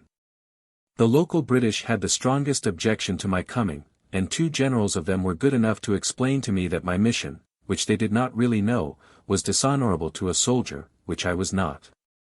As a matter of fact it was too late for action, with Kut just dying, and in consequence I did nothing of what it was in my mind and power to do. The conditions were ideal for an Arab movement. The people of Najaf and Kerbala, far in the rear of Halil Pasha's army, were in revolt against him. The surviving Arabs in Hali's army were, on his own confession, openly disloyal to Turkey. The tribes of the High and Euphrates would have turned our way had they seen signs of grace in the British. Had we published the promises made to the Sharif, or even the proclamation afterwards posted in captured Baghdad, and followed it up, enough local fighting men would have joined us to harry the Turkish line of communication between Baghdad and Kut. A few weeks of that, and the enemy would either have been forced to raise the siege and retire, or have themselves suffered investment, outside Kut, nearly as stringent as the investment of Townsend within it. Time to develop such a scheme could easily have been gained. Had the British headquarters in Mesopotamia obtained from the War Office 8 more aeroplanes to increase the daily carriage of food to the garrison of Kut, Townsend's resistance might have been indefinitely prolonged. His defense was Turkishly impregnable, and only blunders within and without forced surrender upon him. However, as this was not the way of the directing parties there, I returned at once to Egypt. Until the end of the war the British in Mesopotamia remained substantially an alien force invading enemy territory, with the local people passively neutral or sullenly against them. And in consequence had not the freedom of movement and elasticity of Allenby in Syria, who entered the country as a friend, with the local people actively on his side. The factors of numbers, climate and communications favored us in Mesopotamia more than in Syria, and our higher command was, after the beginning, no less efficient and experienced. But their casualty lists compared with Allenby's, their wood-chopping tactics compared with his rapier play, showed how formidably an adverse political situation was able to cramp a purely military operation. Chapter 7. Our check in Mesopotamia was a disappointment to us. But McMahon continued his negotiations with Mecca, and finally brought them to success despite the evacuation of Gallipoli, the surrender of Kut, and the generally unfortunate aspect of the war at the moment. Few people, even of those who knew all the negotiations, had really believed that the Sharif would fight, consequently his eventual rebellion and opening of his coast to our ships and help took us and them by surprise. We found our difficulties then only beginning. The credit of the new factor was to McMahon and Clayton. Professional jealousies immediately raised their heads. Sir Archibald Murray, the general in Egypt, wanted, naturally enough, no competitors and no competing campaigns in his sphere. He disliked the civil power, which had so long kept the peace between himself and General Maxwell. He could not be entrusted with the Arabian affair, for neither he nor his staff had the ethnological competence needed to deal with so curious a problem. On the other hand, he could make the spectacle of the High Commission running a private war sufficiently ridiculous. His was a very nervous mind, fanciful and essentially competitive. He found help in his chief of staff, General Lyndon Bell, a red soldier, with an instinctive shuddering away from politicians, and a conscientiously assumed hardiness. Two of the general's staff officers followed their leader's full cry. And so the unfortunate McMahon found himself deprived of army help and reduced to waging his war in Arabia with the assistance of his Foreign Office attachés. Some appeared to resent a war which allowed outsiders to thrust into their business. Also their training in suppression, by which alone the daily trivialities of diplomacy were made to look like man's work, had so sunk into them that when the more important thing arrived, they made it trivial. Their feebleness of tone, and niggling dishonesties to one another, angered the military to disgust, and were bad for us, too, since they patently let down the High Commissioner, whose boots the G.S. were not good enough to clean. Wingate, who had complete confidence in his own grasp of the situation in the Middle East, foresaw credit and great profit for the country in the Arab development.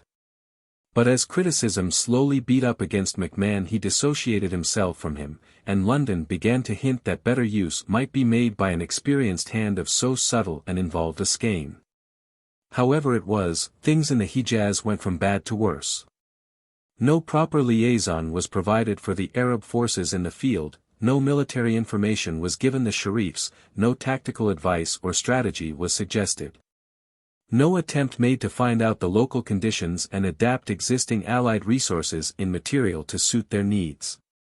The French military mission, which Clayton's prudence had suggested be sent to Hejaz to soothe our very suspicious allies by taking them behind the scenes and giving them a purpose there, was permitted to carry on an elaborate intrigue against Sharif Hussein in his towns of Jeddah and Mecca, and to propose to him and to the British authorities measures that must have ruined his cause in the eyes of all Moslems. Wingate, now in military control of our cooperation with the Sharif, was induced to land some foreign troops at Rabag, halfway between Medina and Mecca, for the defense of Mecca and to hold up the further advance of the reinvigorated Turks from Medina. MacMahon, in the multitude of counsellors, became confused, and gave a handle to Murray to cry out against his inconsistencies. The Arab Revolt became discredited, and staff officers in Egypt gleefully prophesied to us its near failure and the stretching of Sharif Hussein's neck on a Turkish scaffold. My private position was not easy. As staff captain under Clayton in Sir Archibald Murray's intelligence section, I was charged with the distribution of the Turkish army and the preparation of maps. By natural inclination I had added to them the invention of the Arab Bulletin, a secret weekly record of Middle Eastern politics. And of necessity Clayton came more and more to need me in the military wing of the Arab Bureau, the tiny intelligence and war staff for foreign affairs, which he was now organizing for MacMahon. Eventually Clayton was driven out of the general staff, and Colonel Holdick, Murray's intelligence officer at Ismailia, took his place in command of us. His first intention was to retain my services. And, since he clearly did not need me, I interpreted this, not without some friendly evidence, as a method of keeping me away from the Arab affair. I decided that I must escape at once, if ever. A straight request was refused. So I took to stratagems. I became, on the telephone, GHQ were at Ismailia, and I in Cairo, quite intolerable to the staff on the canal. I took every opportunity to rub into them their comparative ignorance and inefficiency in the Department of Intelligence, not difficult, and irritated them yet further by literary airs, correcting Shavian split infinitives and tautologies in their reports. In a few days they were bubbling over on my account, and at last determined to endure me no longer. I took this strategic opportunity to ask for 10 days' leave, saying that Stores was going down to Jeddah on business with the Grand Sharif, and that I would like a holiday and joyride in the Red Sea with him. They did not love Stores, and were glad to get rid of me for the moment. So they agreed at once, and began to prepare against my return some official shelf for me. Needless to say, I had no intention of giving them such a chance. For, while very ready to hire my body out on petty service, I hesitated to throw my mind frivolously away. So I went to Clayton and confessed my affairs. And he arranged for the residency to make telegraphic application to the Foreign Office for my transfer to the Arab Bureau. The Foreign Office would treat directly with the War Office, and the Egypt Command would not hear of it, till all was ended. Stores and I then marched off together, happily. In the east they swore that by 3 sides was the decent way across a square, and my trick to escape was in this sense oriental. But I justified myself by my confidence in the final success of the Arab Revolt if properly advised. I had been a mover in its beginning, my hopes lay in it. The fatalistic subordination of a professional soldier, intrigue being unknown in the British Army, would have made a proper officer sit down and watch his plan of campaign wrecked by men who thought nothing of it, and to whose spirit it made no appeal. Non nobis, domini. Book 1. The Discovery of Feisal. Chapters 8-16. I had believed these misfortunes of the revolt to be due mainly to faulty leadership, or rather to the lack of leadership, Arab and English. So I went down to Arabia to see and consider its great men. The first, the Sharif of Mecca, we knew to be aged. I found Abdullah too clever, Ali too clean, Zayd too cool. Then I rode up country to Feisal, and found in him the leader with the necessary fire, and yet with reason to give effect to our science. His tribesmen seemed sufficient instrument, and his hills to provide natural advantage. So I returned pleased and confident to Egypt, and told my chiefs how Mecca was defended not by the obstacle of Rabag, but by the flank threat of Feisal in Jebel Sub. Chapter 8. Waiting off Suez was the Lama, a small converted liner. And in her we left immediately. Such short voyages on warships were delicious interludes for us passengers. On this occasion, however, there was some embarrassment. Our mixed party seemed to disturb the ship's company in their own element. The juniors had turned out of their berths to give us night space, and by day we filled their living rooms with irregular talk. Store's intolerant brain seldom stooped to company. But today he was more abrupt than usual. He turned twice around the decks, sniffed, no one worth talking to, and sat down in one of the two comfortable armchairs, to begin a discussion of Debussy with Aziz el-Masri, in the other. Aziz, the Arab Circassian ex-colonel in the Turkish army, now general in the Sharifian army, was on his way to discuss with the emir of Mecca the equipment and standing of the Arab regulars he was forming at Rabag. A few minutes later they had left Debussy, and were depreciating Wagner, Aziz in fluent German, and Stores in German, French and Arabic. The ship's officers found the whole conversation unnecessary. We had the accustomed calm run to Jeddah, in the delightful Red Sea climate, never too hot while the ship was moving. By day we lay in shadow. And for great part of the glorious nights we would tramp up and down the wet decks under the stars in the steaming breath of the southern wind. But when at last we anchored in the outer harbor, off the white town hung between the blazing sky and its reflection in the mirage which swept and rolled over the wide lagoon. Then the heat of Arabia came out like a drawn sword and struck us speechless. It was midday, and the noon sun in the east, like moonlight, put to sleep the colors. There were only lights and shadows, the white houses and black gaps of streets, in front, the pallid luster of the haze shimmering upon the inner harbor, behind, the dazzle of league after league of featureless sand. Running up to an edge of low hills, faintly suggested in the far-away mist of heat. Just north of Jeddah was a second group of black-white buildings, moving up and down like pistons in the mirage, as the ship rolled at anchor and the intermittent wind shifted the heat waves in the air. It looked and felt horrible. We began to regret that the inaccessibility which made the Hijaz militarily a safe theater of revolt involved bad climate and unwholesomeness. However, Colonel Wilson, British representative with the new Arab state, had sent his launch to meet us. And we had to go ashore to learn the reality of the men levitating in that mirage. Half an hour later Rui, consular oriental assistant, was grinning a delighted welcome to his old patron Stores, Rui the ingenious, more like a mandrake than a man, while the newly appointed Syrian police and harbor officers, with a scratch guard of honor, lined the customs wharf in salutation of Aziz el-Masri. Sharif Abdullah, the second son of the old man of Mecca, was reported just arriving in the town. He it was we had to meet, so our coming was auspiciously timed. We walked past the white masonry of the still-building water gate, and through the oppressive alley of the food market on our way to the consulate. In the air, from the men to the dates and back to the meat, squadrons of flies like particles of dust danced up and down the sunshafts which stabbed into the darkest corners of the booths through torn places in the wood and sackcloth awnings overhead. The atmosphere was like a bath. The scarlet leathers of the armchair on the llama's deck had dyed Store's white tunic and trousers as bright as themselves in their damp contact of the last 4 days. And now the sweat running in his clothes began to shine like varnish through the stain. I was so fascinated watching him that I never noticed the deepened brown of my khaki drill wherever it touched my body. He was wondering if the walk to the consulate was long enough to wet me a decent, solid, harmonious color. And I was wondering if all he ever sat on would grow scarlet as himself. We reached the consulate too soon for either hope. And there in a shaded room with an open lattice behind him sat Wilson, prepared to welcome the sea breeze, which had lagged these last few days. He received us stiffly, being of the honest, downright Englishman, to whom Stores was suspect. If only for his artistic sense, while his contact with me in Cairo had been a short difference of opinion as to whether native clothes were an indignity for us. I had called them uncomfortable merely. To him they were wrong. Wilson, however, despite his personal feelings, was all for the game.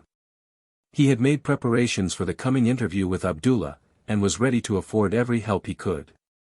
Besides, we were his guests, and the splendid hospitality of the East was near his spirit.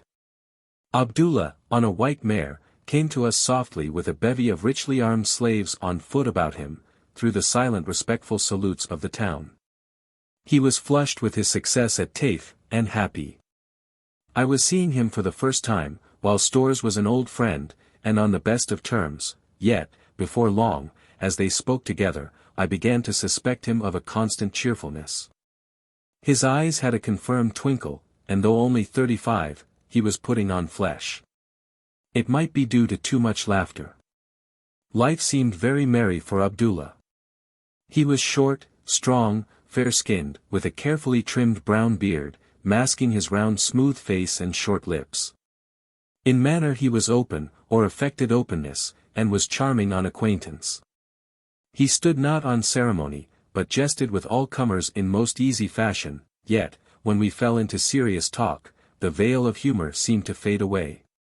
He then chose his words, and argued shrewdly. Of course, he was in discussion with Stores, who demanded a high standard from his opponent. The Arabs thought Abdullah a far-seeing statesman and an astute politician. Astute he certainly was, but not greatly enough to convince us always of his sincerity. His ambition was patent. Rumor made him the brain of his father and of the Arab Revolt, but he seemed too easy for that. His object was, of course, the winning of Arab independence and the building up of Arab nations, but he meant to keep the direction of the new states in the family. So he watched us, and played through us to the British gallery. On our part, I was playing for effect, watching, criticizing him.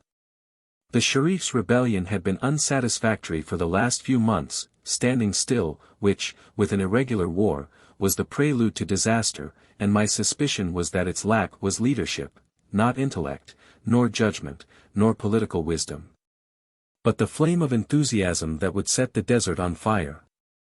My visit was mainly to find the yet unknown master spirit of the affair, and measure his capacity to carry the revolt to the goal I had conceived for it.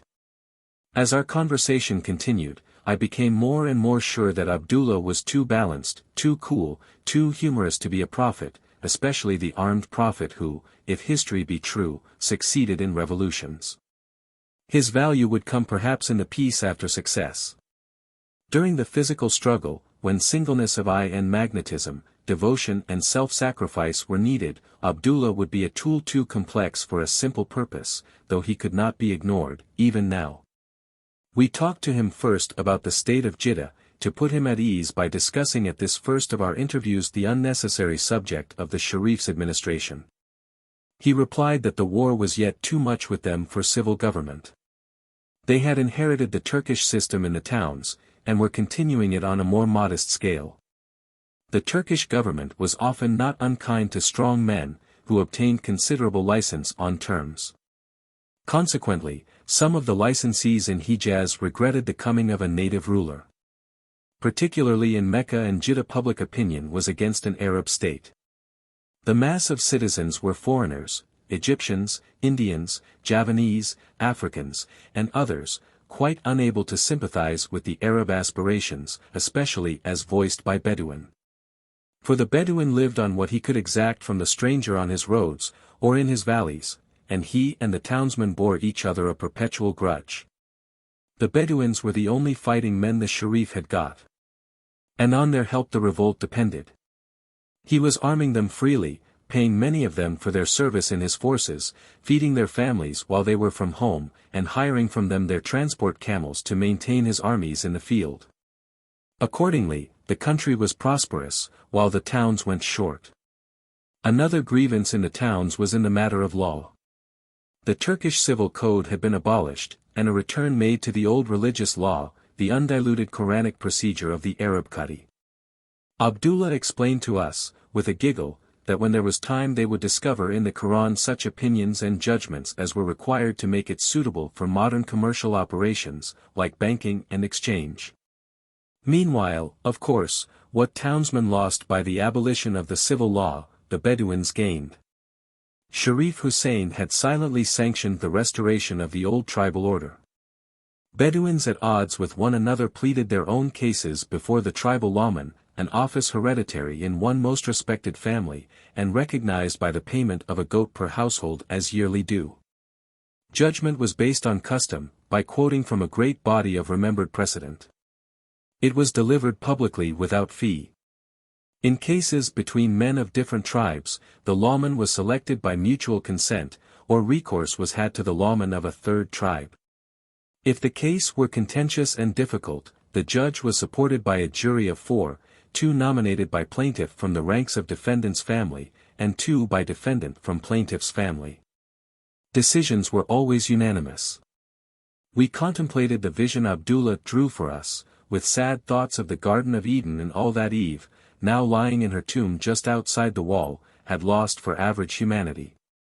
And then Storrs brought me into the discussion by asking Abdullah to give us his views on the state of the campaign for my benefit, and for communication to headquarters in Egypt.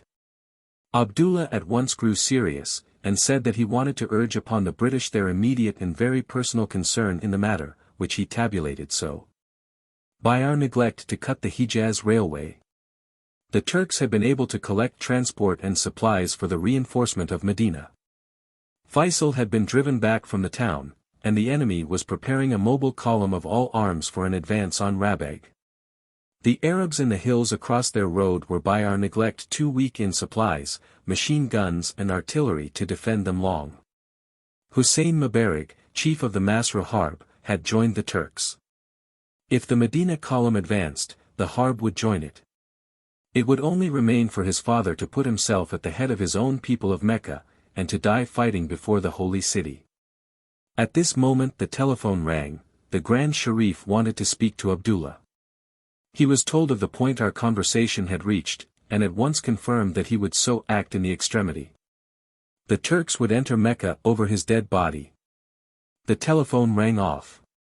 And Abdullah, smiling a little, asked, to prevent such a disaster, that a British brigade, if possible of Moslem troops, be kept at Suez, with transport to rush it to Rabag as soon as the Turks debouched from Medina in their attack. What did we think of the proposal? I replied, first, historically, that Sharif Hussein had asked us not to cut the Hijaz line, since he would need it for his victorious advance into Syria.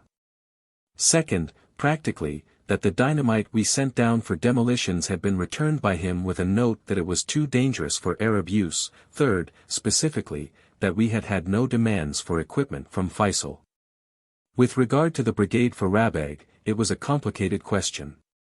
Shipping was precious, and we could not hold empty transports indefinitely at Suez. We had no Moslem units in our army. A British brigade was a cumbersome affair, and would take long to embark and disembark. The Rabag position was large. A brigade would hardly hold it and would be quite unable to detach a force to prevent a Turkish column slipping past it inland.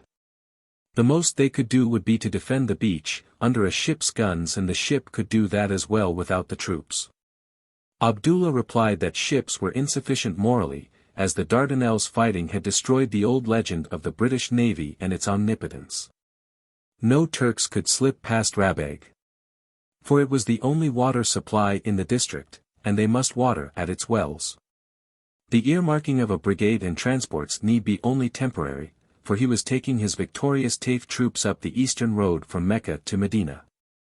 As soon as he was in position, he would give orders to Ali and Feisal, who would close in from the south and west, and their combined forces would deliver a grand attack, in which Medina would, please God, be taken.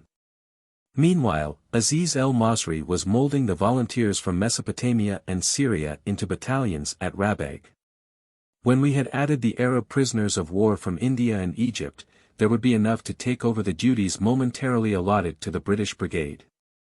I said that I would represent his views to Egypt, but that the British were reluctant to spare troops from the vital defense of Egypt, though he was not to imagine that the canal was in any danger from the Turks, and, still more, to send Christians to defend the people of the holy city against their enemies. As some Muslims in India, who considered the Turkish government had an imprescriptible right to the Haramine, would misrepresent our motives and action. I thought that I might perhaps urge his opinions more powerfully if I was able to report on the Rabag question in the light of my own knowledge of the position and local feeling. I would also like to see Feisal, and talk over with him his needs and the prospects of a prolonged defense of his hills by the tribesmen if we strengthen them materially. I would like to ride from Rabag up the Sultani road towards Medina as far as Feisal's camp. Stores then came in and supported me with all his might, urging the vital importance of full and early information from a trained observer for the British Commander-in-Chief in Egypt, and showing that his sending down me, his best qualified and most indispensable staff officer, proved the serious consideration being given to Arabian affairs by Sir Archibald Murray. Abdullah went to the telephone and tried to get his father's consent to my going up country. The Sharif viewed the proposal with grave distrust. Abdullah argued the point, made some advantage, and transferred the mouthpiece to Stores, who turned all his diplomacy on the old man. Stores in full blast was a delight to listen to in the mere matter of Arabic speech, and also a lesson to every Englishman alive of how to deal with suspicious or unwilling Orientals. It was nearly impossible to resist him for more than a few minutes, and in this case also he had his way. The Sharif asked again for Abdullah, and authorized him to write to Ali, and suggest that if he thought fit, and if conditions were normal, I might be allowed to proceed to Feisal in Jebel Sub. And Abdullah, under Store's influence, transformed this guarded message into direct written instructions to Ali to mount me as well and as quickly as possible, and convey me, by sure hand, to Faisal's camp. This being all I wanted, and half what Stores wanted, we adjourned for lunch. Chapter 9. Jeddah had pleased us, on our way to the consulate, so after lunch, when it was a little cooler, or at least when the sun was not so high, we wandered out to see the sights under the guidance of young Wilson's assistant. A man who found good in many old things, but little good in things now being made. It was indeed a remarkable town. The streets were alleys, wood-roofed in the main bazaar, but elsewhere open to the sky in the little gap between the tops of the lofty white-walled houses. These were built 4 or 5 stories high, of coral rag tied with square beams and decorated by wide bow windows running from ground to roof in grey wooden panels. There was no glass in Jeddah, but a profusion of good lattices, and some very delicate shallow chiseling on the panels of window casings. The doors were heavy 2-leaved slabs of teak wood, deeply carved, often with wickets in them. And they had rich hinges and ring knockers of hammered iron. There was much molded or cut plastering, and on the older houses fine stone heads and jambs to the windows looking on the inner courts. The style of architecture was like crazy Elizabethan half-timber work, in the elaborate Cheshire fashion, but gone gimcrack to an incredible degree. House fronts were fretted, pierced and pargeted till they looked as though cut out of cardboard for a romantic stage setting. Every story jutted, every window leaned one way or other, often the very walls sloped. It was like a dead city, so clean underfoot, and so quiet. Its winding, even streets were floored with damp sand solidified by time and as silent to the tread as any carpet. The lattices and wall returns deadened all reverberation of voice. There were no carts, nor any streets wide enough for carts, no shod animals, no bustle anywhere. Everything was hushed, strained, even furtive. The doors of houses shut softly as we passed. There were no loud dogs, no crying children, indeed, except in the bazaar, still half asleep, there were few wayfarers of any kind. And the rare people we did meet, all thin, and as it were wasted by disease, with scarred, hairless faces and screwed-up eyes, slipped past us quickly and cautiously, not looking at us. Their skimp, white robes, shaven poles with little skull-caps, red cotton shoulder shawls, and bare feet were so same as to be almost a uniform. The atmosphere was oppressive, deadly. There seemed no life in it. It was not burning hot, but held a moisture and sense of great age and exhaustion such as seemed to belong to no other place, not a passion of smells like Smyrna, Naples, or Marseilles, but a feeling of long use, of the exhalations of many people. Of continued bath heat and sweat. One would say that for years Jeddah had not been swept through by a firm breeze, that its streets kept their air from year's end to year's end, from the day they were built for so long as the houses should endure. There was nothing in the bazaars to buy. In the evening the telephone rang, and the Sharif called Stores to the instrument. He asked if we would not like to listen to his band. Stores, in astonishment, asked what band. And congratulated His Holiness on having advanced so far towards urbanity. The Sharif explained that the headquarters of the Hijaz command under the Turks had a brass band, which played each night to the Governor-General. And when the Governor-General was captured by Abdullah at Taif, his band was captured with him.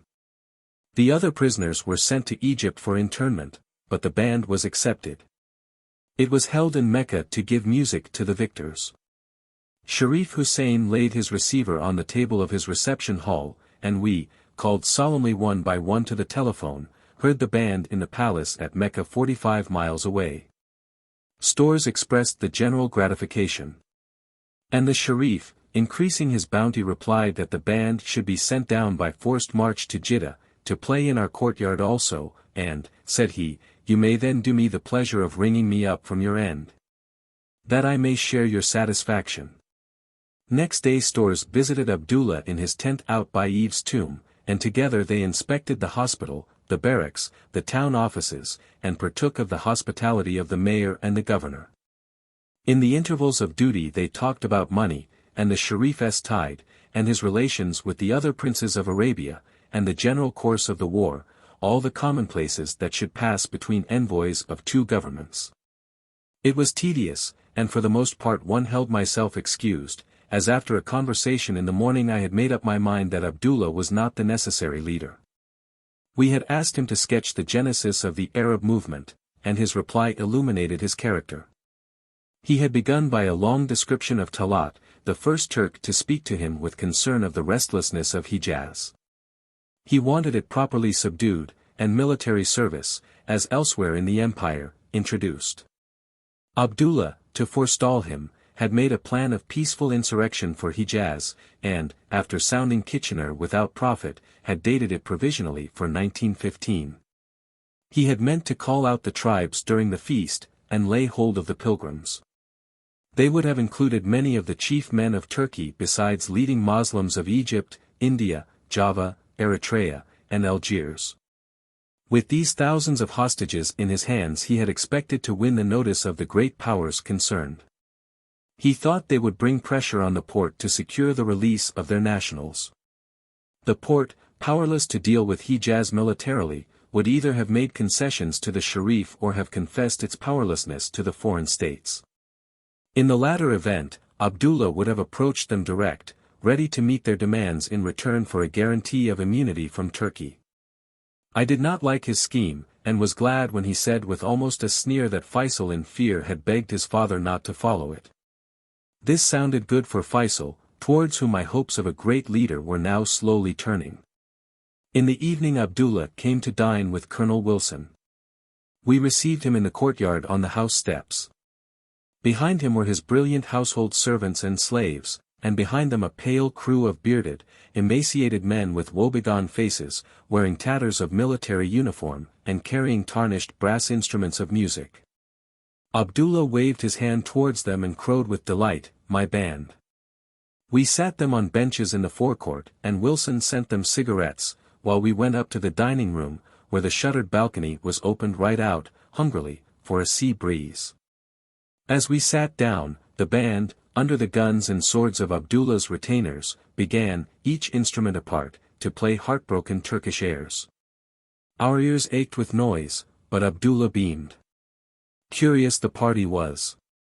Abdullah himself, vice president and partybus of the Turkish chamber and now foreign minister of the rebel Arab state, Wilson, governor of the Red Sea province of the Sudan, and His Majesty's minister with the Sharif of Mecca. Stores, Oriental secretary successively to Gorst, Kitchener and McMahon in Cairo, Young, Cochrane, and myself, hangers-on of the staff. Syed Ali, a general in the Egyptian army, commander of the detachment sent over by the Sirdar to help the first efforts of the Arabs. Aziz el-Masri, now chief of staff of the Arab regular army, but in old days Enver's rival, leader of the Turkish and Senussi forces against the Italians. Chief conspirator of the Arab officers in the Turkish army against the Committee of Union and Progress, a man condemned to death by the Turks for obeying the Treaty of Lausanne, and saved by the Times and Lord Kitchener. We got tired of Turkish music, and asked for German. Aziz stepped out on the balcony and called down to the band's men in Turkish to play us something foreign. They struck shakily into Deutschland über alles just as the Sharif came to his telephone in Mecca to listen to the music of our feast. We asked for more German music, and they played Ein Festberg. Then in the midst they died away into flabby discords of drums. The parchment had stretched in the damp air of Jeddah. They cried for fire, and Wilson's servants and Abdullah's bodyguard brought them piles of straw and packing cases. They warmed the drums, turning them round and round before the blaze, and then broke into what they said was the hymn of hate, though no one could recognize a European progression in it all. Sayyid Ali turned to Abdullah and said, "It is a death march." Abdullah's eyes widened, but Stores, who spoke in quickly to the rescue, turned the moment to laughter. And we sent out rewards with the leavings of the feast to the sorrowful musicians, who could take no pleasure in our praises, but begged to be sent home. Next morning I left Jeddah by ship for Rabag. Chapter 10. Moored in Rabag lay the Northbrook, an Indian marine ship. On board was Colonel Parker, our liaison officer with Sharif Ali, to whom he sent my letter from Abdullah, giving Ali the father's orders to send me at once up to Feisal. Ali was staggered at their tenor, but could not help himself, for his only telegraph to Mecca was by the ship's wireless, and he was ashamed to send personal remonstrances through us. So he made the best of it, and prepared for me his own splendid riding camel, saddled with his own saddle, and hung with luxurious housings and cushions of nedged leatherwork pieced and inlaid in various colors, with plaited fringes and nets embroidered with metal tissues. As a trustworthy man he chose out Tafis el-Rashid, Hawazim Harb tribesman, with his son, to guide me to Faisal's camp. He did all this with the better grace for the countenance of Nuri said, the Baghdadi staff officer, whom I had befriended once in Cairo when he was ill. Nuri was now second in command of the regular force which Aziz el-Masri was raising and training here. Another friend at court was Feisal Guzian, a secretary. He was a Sulat sheikh from the Horan, and a former official of the Turkish government, who had escaped across Armenia during the war, and had eventually reached Miss Gertrude Bell in Basra. She had sent him on to me with a warm recommendation. To Ali himself I took a great fancy. He was of middle height, thin, and looking already more than his 37 years. He stooped a little. His skin was sallow, his eyes large and deep and brown, his nose thin and rather hooked, his mouth sad and drooping. He had a spare black beard and very delicate hands. His manner was dignified and admirable, but direct. And he struck me as a pleasant gentleman, conscientious, without great force of character, nervous, and rather tired. His physical weakness, he was consumptive, made him subject to quick fits of shaking passion, preceded and followed by long moods of infirm obstinacy. He was bookish, learned in law and religion, and pious almost to fanaticism. He was too conscious of his high heritage to be ambitious, and his nature was too clean to see or suspect interested motives in those about him. Consequently he was much the prey of any constant companion, and too sensitive to advice for a great leader, though his purity of intention and conduct gained him the love of those who came into direct contact with him. If Feisal should turn out to be no prophet, the revolt would make shift well enough with Ali for its head. I thought him more definitely Arab than Abdullah, or than Zayd, his young half-brother, who was helping him at Rabag, and came down with Ali and Nuri and Aziz to the palm groves to see me start. Zayd was a shy, white, beardless lad of perhaps 19, calm and flippant, no zealot for the revolt. Indeed, his mother was Turkish, and he had been brought up in the harem, so that he could hardly feel great sympathy with an Arab revival.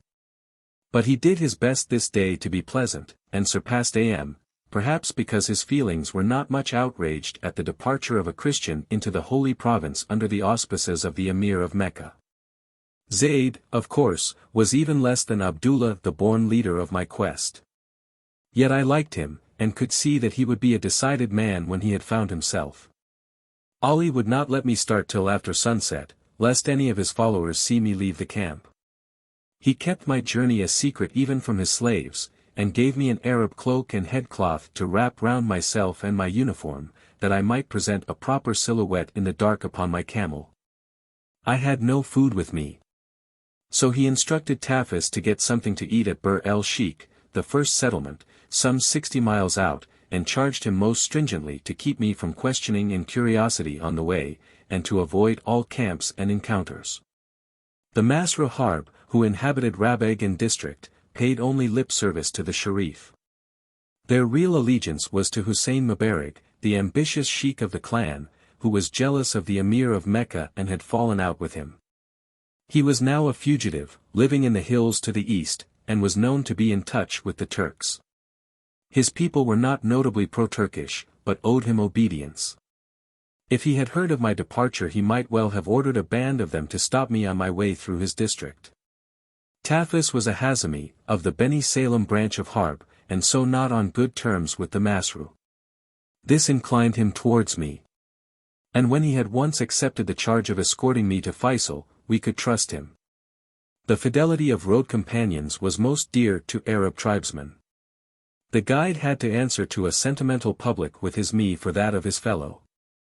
One Harbi, who promised to take Hubert to Medina and broke his word and killed him on the road near Rabag, when he found out that he was a Christian, was ostracized by public opinion, and, in spite of the religious prejudices in his favor, had ever since lived miserably alone in the hills, cut off from friendly intercourse, and refused permission to marry any daughter of the tribe. So we could depend upon the goodwill of Tafis and his son, Abdullah, and Ali endeavored by detailed instructions to ensure that their performance should be as good as their intention. We marched through the palm groves which lay like a girdle about the scattered houses of Rabeg village, and then out under the stars along the Tahama, the sandy and featureless strip of desert bordering the western coast of Arabia between sea beach and littoral hills, for hundreds of monotonous miles.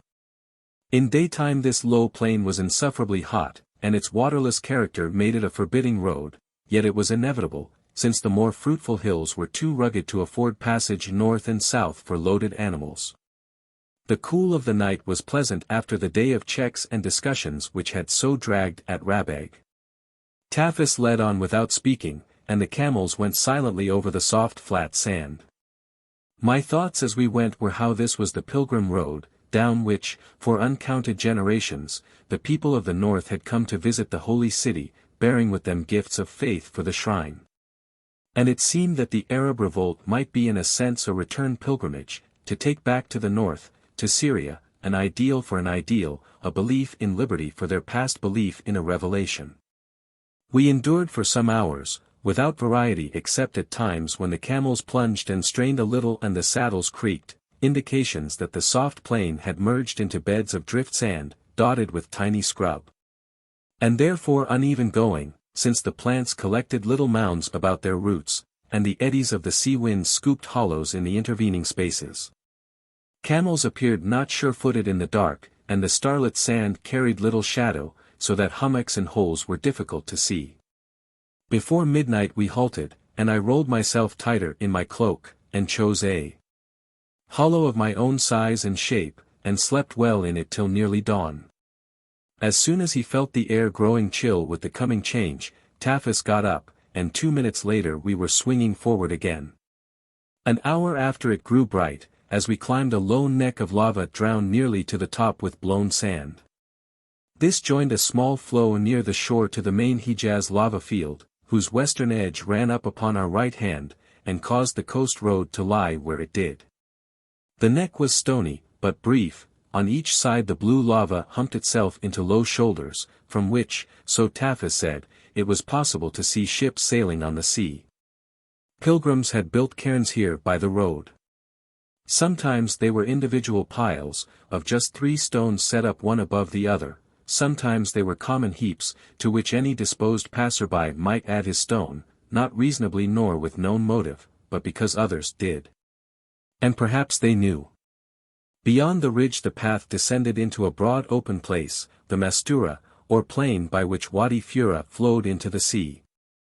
Seaming its surface with innumerable interwoven channels of loose stone, a few inches deep, were the beds of the flood water, on those rare occasions when there was rain in the Tarif and the courses raged like rivers to the sea. The delta here was about 6 miles wide.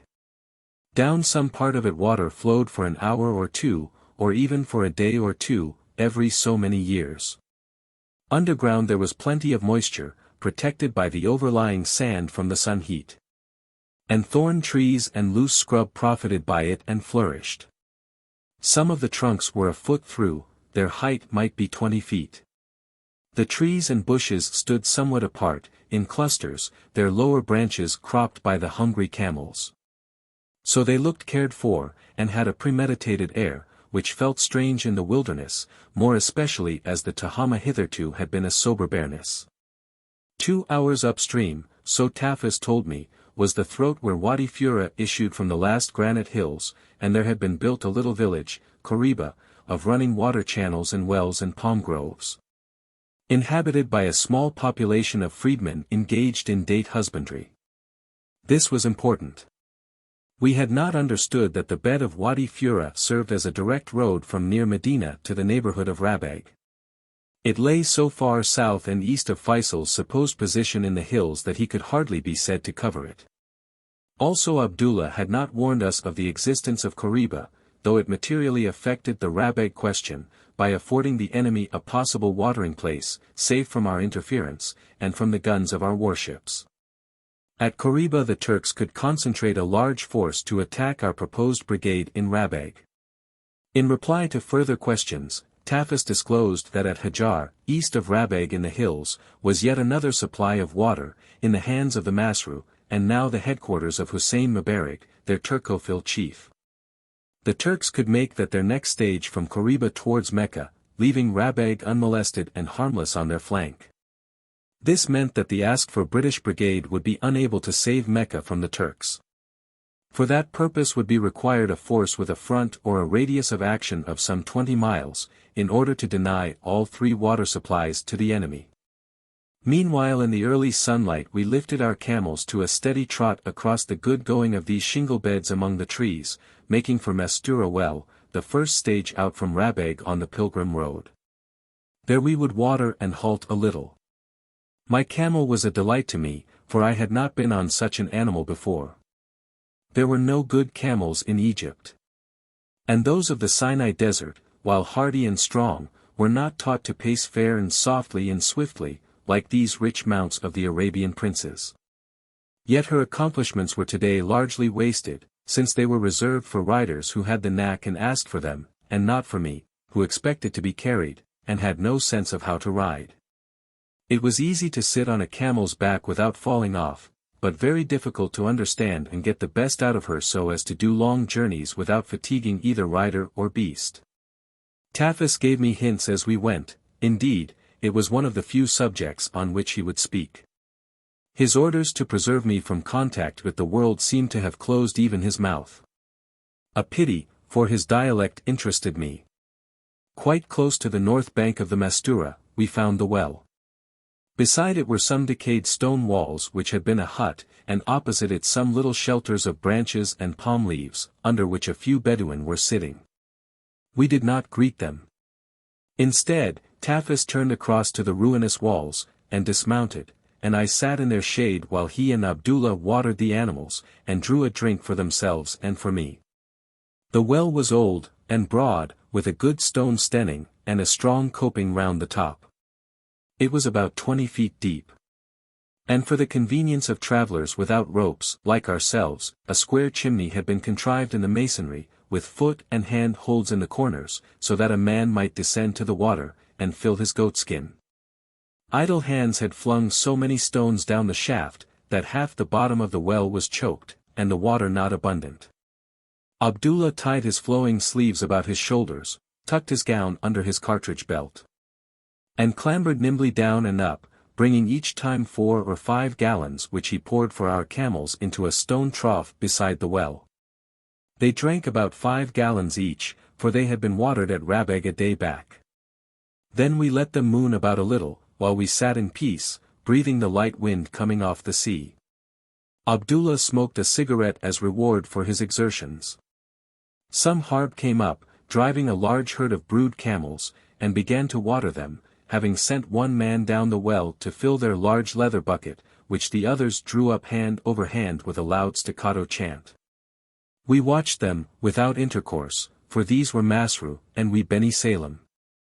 And while the two clans were now at peace, and might pass through each other's districts, this was only a temporary accommodation to further the Sharif's war against the Turks, and had little depth of goodwill in it. As we watched, two riders, trotting light and fast on thoroughbred camels, drew towards us from the north. Both were young. One was dressed in rich cashmere robes and heavy silk embroidered headcloth. The other was plainer, in white cotton, with a red cotton headdress. They halted beside the well. And the more splendid one slipped gracefully to the ground without kneeling his camel, and threw his halter to his companion, saying, carelessly, "Water them while I go over there and rest." Then he strolled across and sat down under our wall, after glancing at us with affected unconcern. He offered a cigarette, just rolled and licked, saying, "Your presence is from Syria?" I parried politely, suggesting that he was from Mecca, to which he likewise made no direct reply. We spoke a little of the war and of the leanness of the Masrushi camels. Meanwhile the other rider stood by, vacantly holding the halters, waiting perhaps for the Harb to finish watering their herd before taking his turn. The young lord cried, "What is it, Mustafa? Water them at once." The servant came up to say dismally, "They will not let me." "God's mercy!" shouted his master furiously, as he scrambled to his feet and hit the unfortunate Mustafa 3 or 4 sharp blows about the head and shoulders with his riding stick. "Go and ask them." Mustafa looked hurt, astonished, and angry as though he would hit back, but thought better of it, and ran to the well. The Harb, shocked, in pity made a place for him, and let his 2 camels drink from their water trough. They whispered, "Who is he?" and Mustafa said, "Our Lord's cousin from Mecca."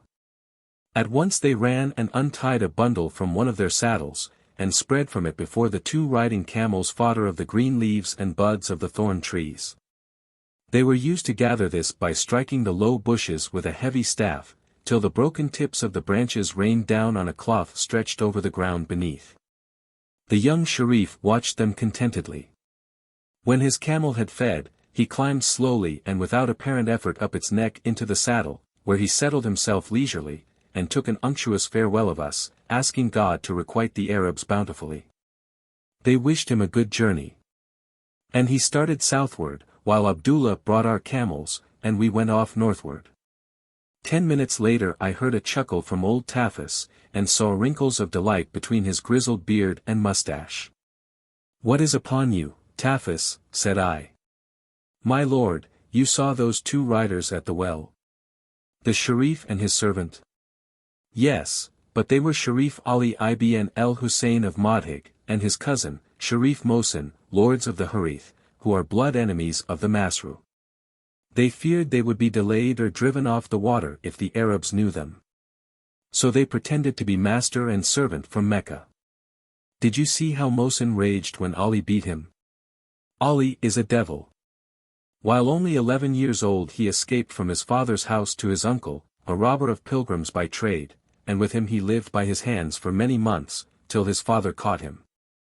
He was with our Lord Feisal from the first day's battle in Medina, and led the Aqaba in the plains round Aar and Burdurish. It was all camel fighting.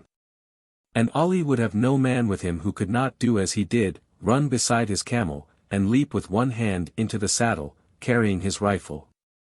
The children of Harith are children of battle. For the first time the old man's mouth was full of words. Chapter 11.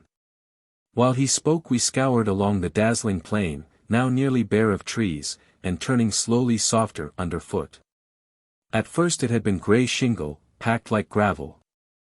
Then the sand increased and the stones grew rarer, till we could distinguish the colors of the separate flakes, porphyry, green schist, basalt. At last it was nearly pure white sand, under which lay a harder stratum. Such going was like a pile carpet for our camels running.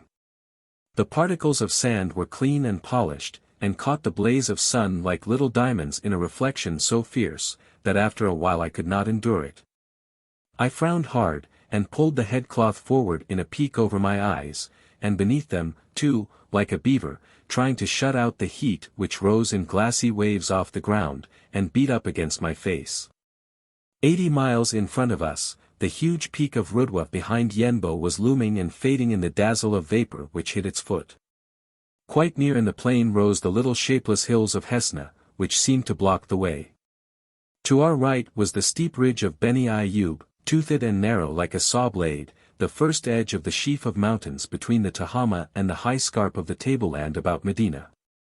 These Tarif Beni Ayyub fell away on their north into a blue series of smaller hills, soft in character, behind which lofty range after range in a jagged stairway, red now the sun grew low, climbed up to the towering central mass of Jebel Sub with its fantastic granite spires. A little later we turned to the right, off the Pilgrim Road, and took a short cut across gradually rising ground of flat basalt ridges, buried in sand till only their topmost piles showed above the surface. It held moisture enough to be well grown over with hard wiry grass and shrubs up and down the slopes, on which a few sheep and goats were pasturing. Their Tafis showed me a stone, which was the limit of the district of the Masru, and told me with grim pleasure that he was now at home, in his tribal property, and might come off his guard. Men have looked upon the desert as barren land, the free holding of whoever chose, but in fact each hill and valley in it had a man who was its acknowledged owner and would quickly assert the right of his family or clan to it, against aggression. Even the wells and trees had their masters, who allowed men to make firewood of the one and drink of the other freely, as much as was required for their need. But who would instantly check anyone trying to turn the property to account and to exploit it or its products among others for private benefit? The desert was held in a crazed communism by which nature and the elements were for the free use of every known friendly person for his own purposes and no more. Logical outcomes were the reduction of this license to privilege by the men of the desert, and their hardness to strangers unprovided with introduction or guarantee, since the common security lay in the common responsibility of kinsmen. Tafis, in his own country, could bear the burden of my safekeeping lightly. The valleys were becoming sharply marked, with clean beds of sand and shingle, and an occasional large boulder brought down by a flood.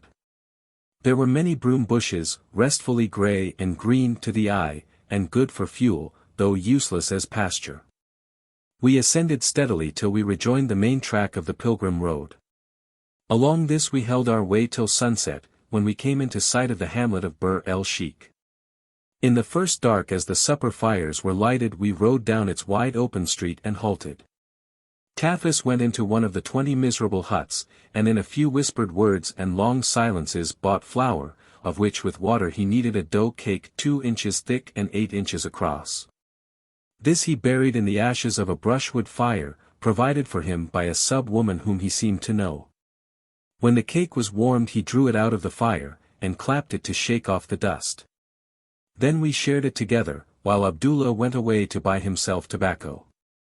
They told me the place had 2 stone-lined wells at the bottom of the southward slope, but I felt disinclined to go and look at them, for the long ride that day had tired my unaccustomed muscles, and the heat of the plain had been painful. My skin was blistered by it, and my eyes ached with the glare of light striking up at a sharp angle from the silver sand, and from the shining pebbles. The last 2 years I had spent in Cairo, at a desk all day or thinking hard in a little overcrowded office full of distracting noises, with 100 rushing things to say, but no bodily need except to come and go each day between office and hotel. In consequence the novelty of this change was severe, since time had not been given me gradually to accustom myself to the pestilent beating of the Arabian sun, and the long monotony of camel pacing. There was to be another stage tonight, and a long day tomorrow before Feisal's camp would be reached. So I was grateful for the cooking and the marketing, which spent 1 hour, and for the 2nd hour of rest after it which we took by common consent. And sorry when it ended, and we remounted, and rode in pitch darkness up valleys and down valleys, passing in and out of bands of air, which were hot in the confined hollows, but fresh and stirring in the open places. The ground underfoot must have been sandy, because the silence of our passage hurt my straining ears, and smooth, for I was always falling asleep in the saddle, to wake a few seconds later suddenly and sickeningly. As I clutched by instinct at the saddle post to recover my balance which had been thrown out by some irregular stride of the animal. It was too dark, and the forms of the country were too neutral, to hold my heavy-lashed, peering eyes. At length we stopped for good, long after midnight. And I was rolled up in my cloak and asleep in a most comfortable little sand grave before Taffus had done me haltering my camel. 3 hours later we were on the move again, helped now by the last shining of the moon. We marched down Wadi Merd, the night of it dead, hot, silent, and on each side sharp-pointed hills standing up black and white in the exhausted air. There were many trees. Dawn finally came to us as we passed out of the narrows into a broad place, over whose flat floor an uneasy wind spanned circles, capriciously in the dust. The day strengthened always, and now showed Bir ibn Hassani just to our right. The trim settlement of absurd little houses, brown and white, holding together for security's sake, looked doll-like and more lonely than the desert, in the immense shadow of the dark precipice of Sub, behind. While we watched it, hoping to see life at its doors, the sun was rushing up, and the fretted cliffs, those thousands of feet above our heads, became outlined in hard refracted shafts of white light against a sky still sallow with the transient dawn. We rode on across the great valley. A camel rider, garrulous and old, came out from the houses and jogged over to join us. He named himself Khalaf, too friendly-like. His salutation came after a pause in a trite stream of chat. And when it was returned he tried to force us into conversation. However, Taffus grudged his company, and gave him short answers. Khalaf persisted, and finally, to improve his footing, bent down and burrowed in his saddle pouch till he found a small covered pot of enameled iron, containing a liberal portion of the staple of travel in the Hijaz. This was the unleavened dough cake of yesterday, but crumbled between the fingers while still warm, and moistened with liquid butter till its particles would fall apart only reluctantly. It was then sweetened for eating with ground sugar, and scooped up like damp sawdust in pressed pellets with the fingers. I ate a little, on this my first attempt, while Taffus and Abdullah played at it vigorously. So for his bounty Khalaf went half hungry, deservedly, for it was thought effeminate by the Arabs to carry a provision of food for a little journey of 100 miles. We were now fellows, and the chat began again while Khalaf told us about the last fighting, and a reverse Feisal had had the day before. It seemed he had been beaten out of Kiev in the head of Wadi Safra, and was now at Hamra, only a little way in front of us, or at least Khalaf thought he was there. We might learn for sure in Wasta, the next village on our road. The fighting had not been severe, but the few casualties were all among the tribesmen of Taffus and Khalaf, and the names and hurts of each were told in order. Meanwhile I looked about, interested to find myself in a new country. The sand and detritus of last night and of Bir el-Sheikh had vanished. We were marching up a valley, from 200 to 500 yards in width, of shingle and light soil, quite firm, with occasional knolls of shattered green stone cropping out in its midst. There were many thorn trees, some of them woody acacias, 30 feet and more in height, beautifully green, with enough of tamarisk and soft scrub to give the whole a charming, well-kept, park-like air. Now in the long soft shadows of the early morning. The swept ground was so flat and clean, the pebbles so variegated, their colors so joyously blended that they gave a sense of design to the landscape, and this feeling was strengthened by the straight lines and sharpness of the hills. They rose on each hand regularly, precipices 1,000 feet in height, of granite brown and dark porphyry-colored rock, with pink stains. And by a strange fortune these glowing hills rested on 100-foot bases of the cross-grained stone, whose unusual color suggested a thin growth of moss. We rode along this beautiful place for about 7 miles, to a low watershed, crossed by a wall of granite slivers, now little more than a shapeless heap, but once no doubt a barrier. It ran from cliff to cliff, and even far up the hillsides, wherever the slopes were not too steep to climb. In the center, where the road passed, had been 2 small enclosures like pounds. I asked Khalaf the purpose of the wall. He replied that he had been in Damascus and Constantinople and Cairo, and had many friends among the great men of Egypt. Did I know any of the English there? Khalaf seemed curious about my intentions and my history. He tried to trip me in Egyptian phrases. When I answered in the dialect of Aleppo he spoke of prominent Syrians of his acquaintance. I knew them, too. And he switched off into local politics, asking careful questions, delicately and indirectly, about the Sharif and his sons, and what I thought Feisal was going to do. I understood less of this than he, and parried inconsequentially. Tafis came to my rescue, and changed the subject. Afterwards we knew that Khalaf was in Turkish pay, and used to send frequent reports of what came past Bir ibn Hassani for the Arab forces. Across the wall we were in an affluent of Wadi Safra, a more wasted and stony valley among less brilliant hills. It ran into another, far down which to the west lay a cluster of dark palm trees, which the Arabs said was Jedida, one of the slave villages in Wadi Safra. We turned to the right, across another saddle, and then downhill for a few miles to a corner of tall cliffs. We rounded this and found ourselves suddenly in Wadi Safra, the valley of our seeking, and in the midst of Wasta, its largest village. Wasta seemed to be many nests of houses, clinging to the hillsides each side the torrent bed on banks of alluvial soil, or standing on detritus islands between the various deep-swept channels whose sum made up the parent valley. Riding between 2 or 3 of these built-up islands, we made for the far bank of the valley.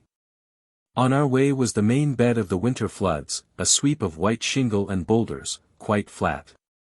Down its middle, from Palm Grove on the one side to Palm Grove on the other, lay a reach of clear water, perhaps 200 yards long and 12 feet wide, sand-bottomed, and bordered on each brink by a 10-foot lawn of thick grass and flowers.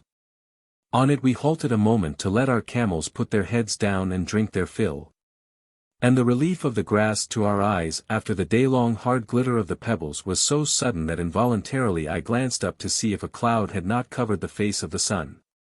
We rode up the stream to the garden from which it ran sparkling in a stone-lined channel, and then we turned along the mud wall of the garden in the shadow of its palms, to another of the detached hamlets. Tafis led the way up its little street. The houses were so low that from our saddles we looked down upon their clay roofs, and near one of the larger houses stopped and beat upon the door of an uncovered court. A slave opened to us, and we dismounted in privacy. Tafis haltered the camels, loosed their girths, and strewed before them green fodder from a fragrant pile beside the gate. Then he led me into the guest room of the house, a dark clean little mud brick place, roofed with half-palm logs under hammered earth. We sat down on the palm leaf mat which ran along the dais. The day in this stifling valley had grown very hot. And gradually we lay back side by side. Then the hum of the bees in the gardens without, and of the flies hovering over our veiled faces within, lulled us into sleep. Chapter 12. Before we awoke, a meal of bread and dates had been prepared for us by the people of the house. The dates were new, meltingly sweet and good, like none I had ever tasted. The owner of the property, a Harbi, was, with his neighbors, away serving Feisal, and his women and children were tenting in the hills with the camels. At the most, the tribal Arabs of Wadi Safra lived in their villages 5 months a year. For the other seasons the gardens were entrusted to slaves, negroes like the grown lads who brought in the tray to us, and whose thick limbs and plump shining bodies looked curiously out of place among the bird-like Arabs. Khalaf told me these blacks were originally from Africa, brought over as children by their nominal Takruri fathers, and sold during the pilgrimage, in Mecca. When grown strong they were worth from 50 to 80 pounds apiece, and were looked after carefully as befitted their price. Some became house or body servants with their masters. But the majority were sent out to the palm villages of these feverish valleys of running water, whose climate was too bad for Arab labor, but where they flourished and built themselves solid houses, and mated with women slaves. And did all the manual work of the holding. They were very numerous. For instance, there were 13 villages of them side by side in this Wadi Safra, so they formed a society of their own, and lived much at their pleasure. Their work was hard, but the supervision loose, and escape easy. Their legal status was bad, for they had no appeal to tribal justice, or even to the Sharif's courts. But public opinion and self-interest deprecated any cruelty towards them, and the tenet of the faith that to enlarge a slave is a good deed, meant in practice that nearly all gained freedom in the end. They made pocket money during their service, if they were ingenious. Those I saw had property, and declared themselves contented. They grew melons, marrows, cucumber, grapes and tobacco for their own account, in addition to the dates, whose surplus was sent across to the Sudan by sailing dhow, and there exchanged for corn, clothing and the luxuries of Africa or Europe. After the midday heat was past we mounted again, and rode up the clear, slow rivulet till it was hidden within the palm gardens, behind their low boundary walls of sun-dried clay. In and out between the tree roots were dug little canals a foot or two deep, so contrived that the stream might be let into them from the stone channel and each tree watered in its turn.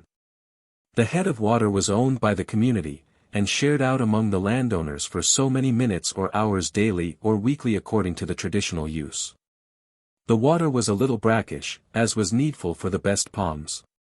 But it was sweet enough in the wells of private water in the groves. These wells were very frequent, and found water 3 or 4 feet below the surface. Our way took us through the central village and its market street. There was little in the shops. And all the place felt decayed. A generation ago Wasta was populous, they said, of 1,000 houses. But one day there rolled a huge wall of water down Wadi Safra, the embankments of many palm gardens were breached, and the palm trees swept away. Some of the islands on which houses had stood for centuries were submerged, and the mud houses melted back again into mud, killing or drowning the unfortunate slaves within. The men could have been replaced, and the trees, had the soil remained. But the gardens had been built up of earth carefully won from the normal freshets by years of labor, and this wave of water, 8 feet deep, running in a race for 3 days, reduced the plots in its track to their primordial banks of stones. A little above Wasta we came to Karma, a tiny settlement with rich palm groves, where a tributary ran in from the north. Beyond Karma the valley widened somewhat, to an average of perhaps 400 yards, with a bed of fine shingle and sand, laid very smooth by the winter rains.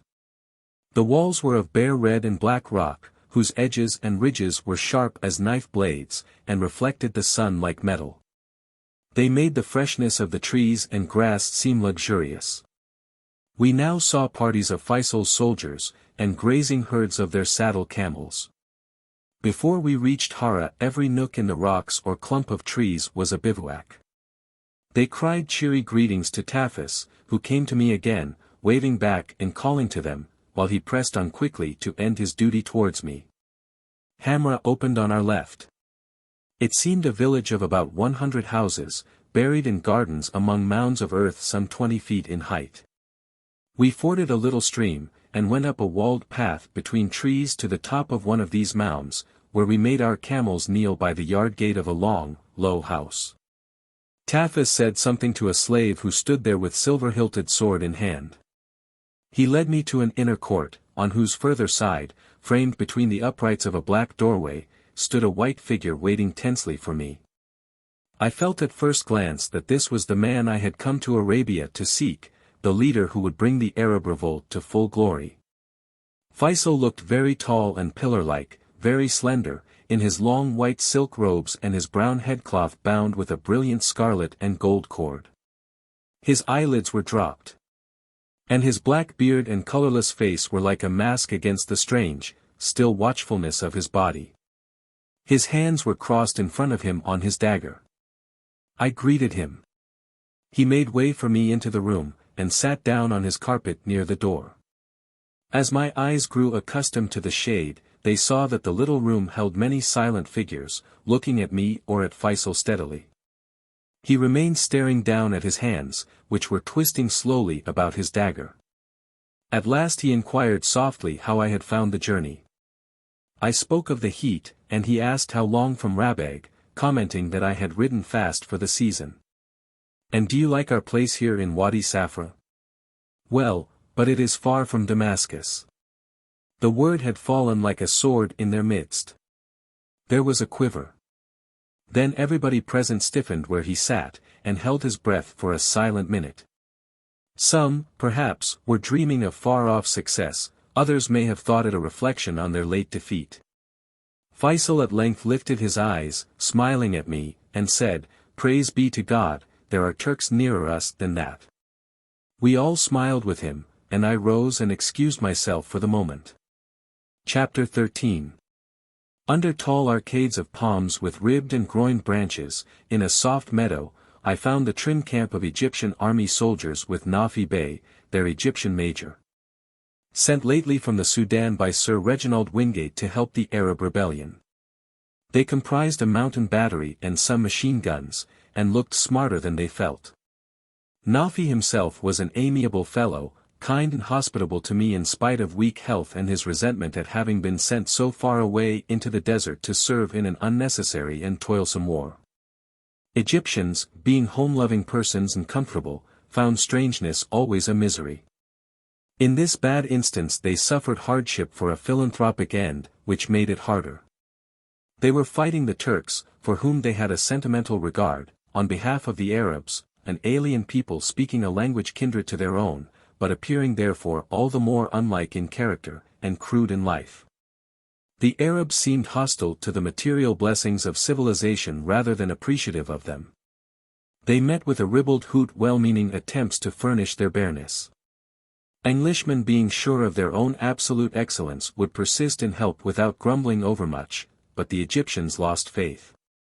They had neither that collective sense of duty towards their state, nor that feeling of individual obligation to push struggling humanity up its road. The vicarious policemanship which was the strongest emotion of Englishmen towards another man's muddle, in their case was replaced by the instinct to pass by as discreetly far as possible on the other side. So, though all was well with these soldiers, and they had abundant rations and good health and no casualties, yet they found fault with the handling of the universe, and hoped this unexpected Englishman had come to set it right. Feisal was announced with Maulad el-Mukhlis, the Arab zealot of Tikrit, who, for rampant nationalism had been twice degraded in the Turkish army, and had spent an exile of 2 years in Nejd as a secretary with Ibn Rashid. He had commanded the Turkish cavalry before Shaiba, and had been taken by us there. As soon as he heard of the rebellion of the Sharif he had volunteered for him, and had been the first regular officer to join Feisal. He was now nominally his ADC. Bitterly he complained that they were in every way ill-equipped. This was the main cause of their present plight. They got £30,000 a month from the Sharif, but little flour and rice, little barley, few rifles, insufficient ammunition, no machine guns, no mountain guns, no technical help, no information. I stopped Maulad there and said that my coming was expressly to learn what they lacked and to report it, but that I could work with them only if they would explain to me their general situation. Feisal agreed, and began to sketch to me the history of their revolt from its absolute beginning. The first rush on Medina had been a desperate business. The Arabs were ill-armed and short of ammunition, the Turks in great force, since Fakhri's detachment had just arrived and the troops to escort von Stotzingen to Yemen were still in the town. At the height of the crisis the Beni Ali broke. And the Arabs were thrust out beyond the walls. The Turks then opened fire on them with their artillery, and the Arabs, unused to this new arm, became terrified. The Ajail and Aqaba got into safety and refused to move out again. Feisal and Ali ibn el-Hussein vainly rode about in front of their men in the open, to show them that the bursting shells were not as fatal as they sounded. The demoralization deepened. Sections of Beni Ali tribesmen approached the Turkish command with an offer to surrender, if their villages were spared. Fakhri played with them, and in the ensuing lull of hostilities surrounded the Awali suburb with his troops. Then suddenly he ordered them to carry it by assault and to massacre every living thing within its walls. Hundreds of the inhabitants were raped and butchered, the houses fired, and living and dead alike thrown back into the flames. Fakhri and his men had served together and had learned the arts of both the slow and the fast kill upon the Armenians in the north. This bitter taste of the Turkish mode of war sent a shock across Arabia. For the first rule of Arab war was that women were inviolable, the second that the lives and honor of children too young to fight with men were to be spared, the third, that property impossible to carry off should be left undamaged. The Arabs with Feisal perceived that they were opposed to new customs, and fell back out of touch to gain time to readjust themselves. There could no longer be any question of submission. The sack of Awali had opened blood feud upon blood feud, and put on them the duty of fighting to the end of their force, but it was plain now that it would be a long affair. And that with muzzle-loading guns for sole weapons, they could hardly expect to win. So they fell back from the level plains about Medina into the hills across the Sultani road, about Ar and Raha and Burabas, where they rested a little, while Ali and Feisal sent messenger after messenger down to Rabag, their sea base, to learn when fresh stores and money and arms might be expected. The revolt had begun haphazard, on their father's explicit orders, and the old man, too independent to take his sons into his full confidence, had not worked out with them any arrangements for prolonging it. So the reply was only a little food. Later some Japanese rifles, most of them broken, were received. Such barrels as were still whole were so foul that the too eager Arabs burst them on the first trial. No money was sent up at all. To take its place Feisal filled a decent chest with stones, had it locked and corded carefully, guarded on each daily march by his own slaves, and introduced meticulously into his tent each night. By such theatricals the brothers tried to hold a melting force. At last Ali went down to Rabag to inquire what was wrong with the organization. He found that Hussein Mubarak, the local chief, had made up his mind that the Turks would be victorious. He had tried conclusions with them twice himself and had the worst of it, and accordingly decided theirs was the best cause to follow. As the stores for the Sharif were landed by the British, he appropriated them and stored them away secretly in his own houses. Ali made a demonstration, and sent urgent messages for his half-brother Zayd to join him from Jeddah with reinforcements. Hussein, in fear, slipped off to the hills, an outlaw. The two Sharifs took possession of his villages. In them they found great stores of arms, and food enough for their armies for a month. The temptation of a spell of leisured ease was too much for them. They settled down in Rabag. This left Feisal alone up country, and he soon found himself isolated, in a hollow situation, driven to depend upon his native resources. He bore it for a time, but in August took advantage of the visit of Colonel Wilson to the newly conquered Yenbo, to come down and give a full explanation of his urgent needs. Wilson was impressed with him and his story, and at once promised him a battery of mountain guns and some Maxims, to be handled by men and officers of the Egyptian army garrison in the Sudan. This explained the presence of Nafi Bey and his units.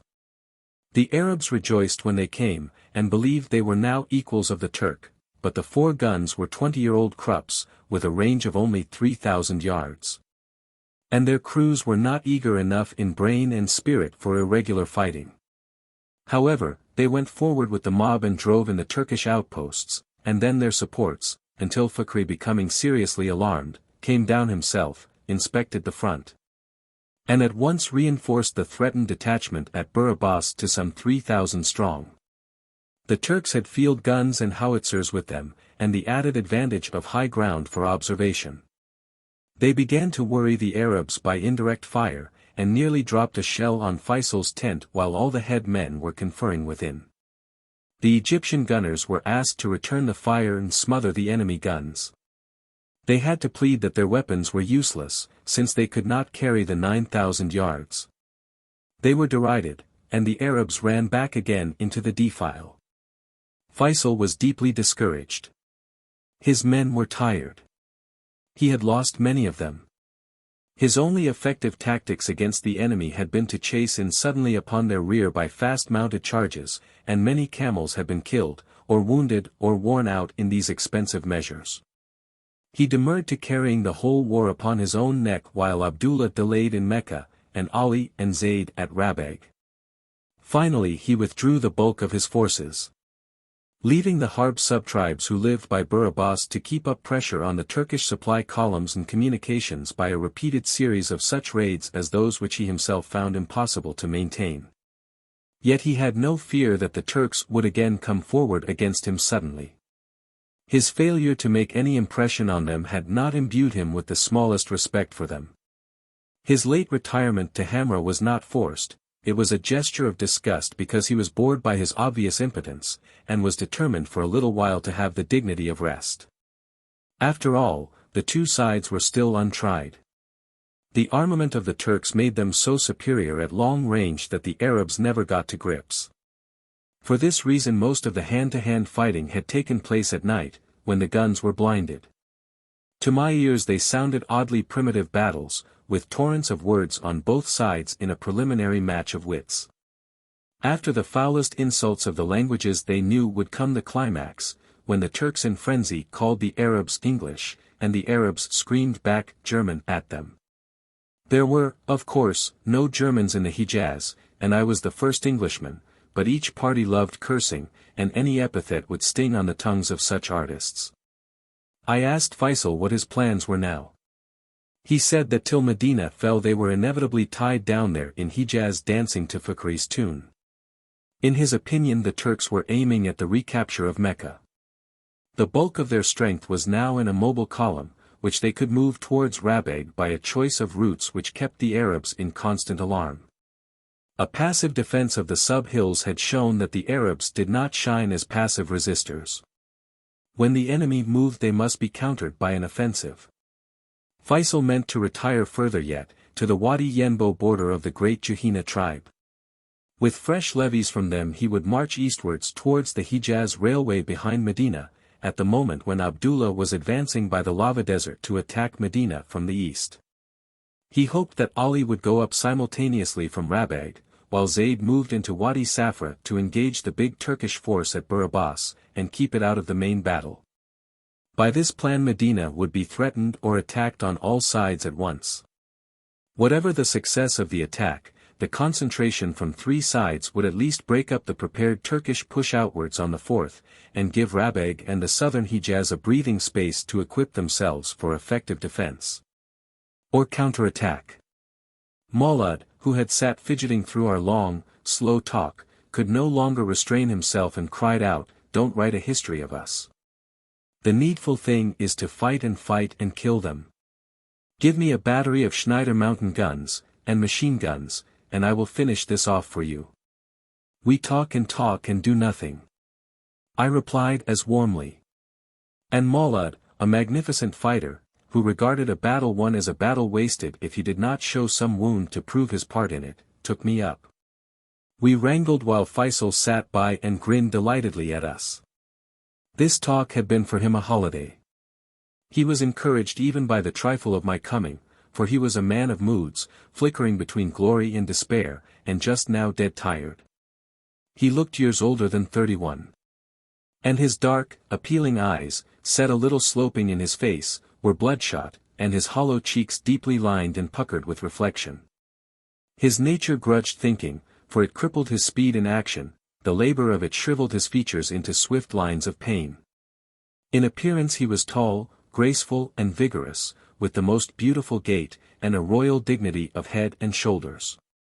Of course he knew it, and a great part of his public expression was by sign and gesture. His movements were impetuous. He showed himself hot-tempered and sensitive, even unreasonable, and he ran off soon on tangents. Appetite and physical weakness were mated in him, with the spur of courage. His personal charm, his imprudence, the pathetic hint of frailty as the sole reserve of this proud character made him the idol of his followers. One never asked if he were scrupulous. But later he showed that he could return trust for trust, suspicion for suspicion. He was fuller of wit than of humor. His training in Abdul Hamid's entourage had made him past master in diplomacy. His military service with the Turks had given him a working knowledge of tactics. His life in Constantinople and in the Turkish parliament had made him familiar with European questions and manners. He was a careful judge of men. If he had the strength to realize his dreams he would go very far, for he was wrapped up in his work and lived for nothing else. But the fear was that he would wear himself out by trying to seem to aim always a little higher than the truth, or that he would die of too much action. His men told me how, after a long spell of fighting, in which he had to guard himself, and lead the charges, and control and encourage them, he had collapsed physically and was carried away from his victory, unconscious, with the foam flecking his lips. Meanwhile, here, as it seemed, was offered to our hand, which had only to be big enough to take it, a prophet who, if veiled, would give cogent form to the idea behind the activity of the Arab Revolt. It was all and more than we had hoped for, much more than our halting course deserved. The aim of my trip was fulfilled. My duty was now to take the shortest road to Egypt with the news, and the knowledge gained that evening in the palm wood grew and blossomed in my mind into 1,000 branches, laden with fruit and shady leaves, beneath which I sat and half listened and saw visions, while the twilight deepened, and the night. Until a line of slaves with lamps came down the winding paths between the palm trunks, and with Feisal and Maulud we walked back through the gardens to the little house, with its court still full of waiting people, and to the hot inner room in which the familiars were assembled. And there we sat down together to the smoking bowl of rice and meat set upon the food carpet for our supper by the slaves. Chapter 14. So mixed was the company, Sharifs, Meccans, sheiks of the Juhina and Aqaba, Mesopotamians, a jail, that I threw apples of discord, inflammatory subjects of talk amongst them, to sound their mettle and beliefs without delay. Feisal, smoking innumerable cigarettes, kept command of the conversation even at its hottest, and it was fine to watch him do it. He showed full mastery of tact, with a real power of disposing men's feelings to his wish. Stores was as efficient. But Stores paraded his strength, exhibiting all the cleverness and machinery, the movements of his hands which made the creatures dance. Feisal seemed to govern his men unconsciously, hardly to know how he stamped his mind on them, hardly to care whether they obeyed. It was as great art as Stores, and it concealed itself, for Feisal was born to it. The Arabs loved him openly. Indeed, these chance meetings made clear how to the tribes the Sharif and his sons were heroic. Sharif Hussein, Sayyidna as they called him, was outwardly so clean and gentle-mannered as to seem weak. But this appearance hid a crafty policy, deep ambition, and an un-Arabian foresight, strength of character and obstinacy. His interest in natural history reinforced his sporting instincts, and made him, when he pleased, a fair copy of a Bedouin prince, while his Circassian mother had endowed him with qualities foreign to both Turk and Arab. And he displayed considerable astuteness in turning now one, now another of his inherited assets to present advantage. Yet the school of Turkish politics was so ignoble that not even the best could graduate from it unaffected. Hussein when young had been honest, outspoken. And he learned not merely to suppress his speech, but to use speech to conceal his honest purpose. The art, overindulged, became a vice from which he could not free himself. In old age ambiguity covered his every communication. Like a cloud it hid his decision of character, his worldly wisdom, his cheerful strength. Many denied him such qualities, but history gave proof. One instance of his worldly wisdom was the upbringing of his sons. The Sultan had made them live in Constantinople to receive a Turkish education. Sharif Hussein saw to it that the education was general and good. When they came back to the Hijaz as young effendis in European clothes with Turkish manners, the father ordered them into Arab dress. And, to rub up their Arabic, gave them Meccan companions and sent them out into the wilds, with the camel corps, to patrol the pilgrim roads. The young men thought it might be an amusing trip, but were dashed when their father forbade them special food, bedding, or soft padded saddles.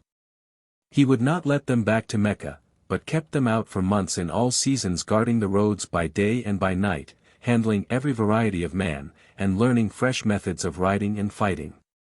Soon they hardened, and became self-reliant, with that blend of native intelligence and vigor which so often comes in a crossed stock.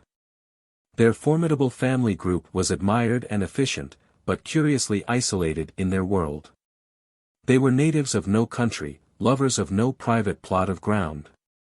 They had no real confidants or ministers, and no one of them seemed open to another, or to the Father, of whom they stood in awe. The debate after supper was an animated one. In my character as a Syrian I made sympathetic reference to the Arab leaders who had been executed in Damascus by Jemal Pasha. They took me up sharply. The published papers had disclosed that these men were in touch with foreign governments, and ready to accept French or British suzerainty as the price of help. This was a crime against Arab nationality, and Jemal had only executed the implied sentence. Feisal smiled, almost winked, at me. You see, he explained, we are now of necessity tied to the British. We are delighted to be their friends, grateful for their help, expectant of our future profit. But we are not British subjects. We would be more at ease if they were not such disproportionate allies. I told a story of Abdullah el-Rashid, on the way up to Hamra. He had groaned to me of the British sailors coming ashore each day at Rabag. Soon they will stay nights, and then they will live here always, and take the country. To cheer him I had spoken of millions of Englishmen now ashore in France, and of the French not afraid. Whereat he had turned on me scornfully, asking if I meant to compare France with the land of Hijazi. Feisal mused a little and said, I am not a Hijazi by upbringing, and yet, by God, I am jealous for it. And though I know the British do not want it, yet what can I say, when they took the Sudan, also not wanting it? They hunger for desolate lands, to build them up, and so, perhaps, one day Arabia will seem to them precious. Your good and my good, perhaps they are different, and either forced good or forced evil will make a people cry with pain. Does the ore admire the flame which transforms it? There is no reason for offense, but a people too weak are clamant over their little own. Our race will have a cripple's temper till it has found its feet. The ragged, lousy tribesmen who had eaten with us astonished me by their familiar understanding of intense political nationality, an abstract idea they could hardly have caught from the educated classes of the Hijaz towns, from those Hindus. Javanese, Bokharites, Sudanese, Turks, out of sympathy with Arab ideals, and indeed just then suffering a little from the force of local sentiment, springing too high after its sudden escape from Turkish control. Sharif Hussein had had the worldly wisdom to base his precepts on the instinctive belief of the Arabs that they were of the salt of the earth and self-sufficient. Then, enabled by his alliance with us to back his doctrine by arms and money, he was assured of success. Of course, this success was not level throughout. The great body of Sharifs, 800 or 900 of them, understood his nationalist doctrine and were his missionaries, successful missionaries thanks to the revered descent from the Prophet, which gave them the power to hold men's minds, and to direct their courses into the willing quietness of eventual obedience. The tribes had followed the smoke of their racial fanaticism. The towns might sigh for the cloying inactivity of Ottoman rule, the tribes were convinced that they had made a free and Arab government, and that each of them was it. They were independent and would enjoy themselves, a conviction and resolution which might have led to anarchy, if they had not made more stringent the family tie, and the bonds of kin responsibility. But this entailed a negation of central power. The Sharif might have legal sovereignty abroad, if he hiked the high-sounding toy, but home affairs were to be customary. The problem of the foreign theorists, is Damascus to rule the Hijaz, or can Hijaz rule Damascus? Did not trouble them at all, for they would not have it set. The Semites' idea of nationality was the independence of clans and villages, and their ideal of national union was episodic combined resistance to an intruder. Constructive policies, an organized state, an extended empire, were not so much beyond their sight as hateful in it. They were fighting to get rid of empire, not to win it. The feeling of the Syrians and Mesopotamians in these Arab armies was indirect. They believed that by fighting in the local ranks, even here in Hijaz, they were vindicating the general rights of all Arabs to national existence. And without envisaging one state, or even a confederation of states, they were definitely looking northward, wishing to add an autonomous Damascus and Baghdad to the Arab family. They were weak in material resources, and even after success would be, since their world was agricultural and pastoral, without minerals, and could never be strong in modern armaments. Were it otherwise, we should have had to pause before evoking in the strategic center of the Middle East new national movements of such abounding vigor. Of religious fanaticism there was little trace. The Sharif refused in round terms to give a religious twist to his rebellion. His fighting creed was nationality. The tribes knew that the Turks were Muslims, and thought that the Germans were probably true friends of Islam. They knew that the British were Christians, and that the British were their allies. In the circumstances, their religion would not have been of much help to them, and they had put it aside. Christian fights Christian, so why should not Mohammedans do the same? What we want is a government which speaks our own language of Arabic and will let us live in peace. Also we hate those Turks. Chapter 15. Next morning I was up early and out among Feisal's troops towards the side of Kiev, by myself, trying to feel the pulse of their opinions in a moment, by such tricks as those played upon their chiefs the night before. Time was of the essence of my effort, for it was necessary to gain in 10 days the impressions which would ordinarily have been the fruit of weeks of observing in my crab fashion, that sideways slipping affair of the senses. Normally I would go along all day, with the sounds immediate, but blind to every detail, only generally aware that there were things red, or things grey, or clear things about me. Today my eyes had to be switched straight to my brain, that I might note a thing or two the more clearly by contrast with the former mistiness.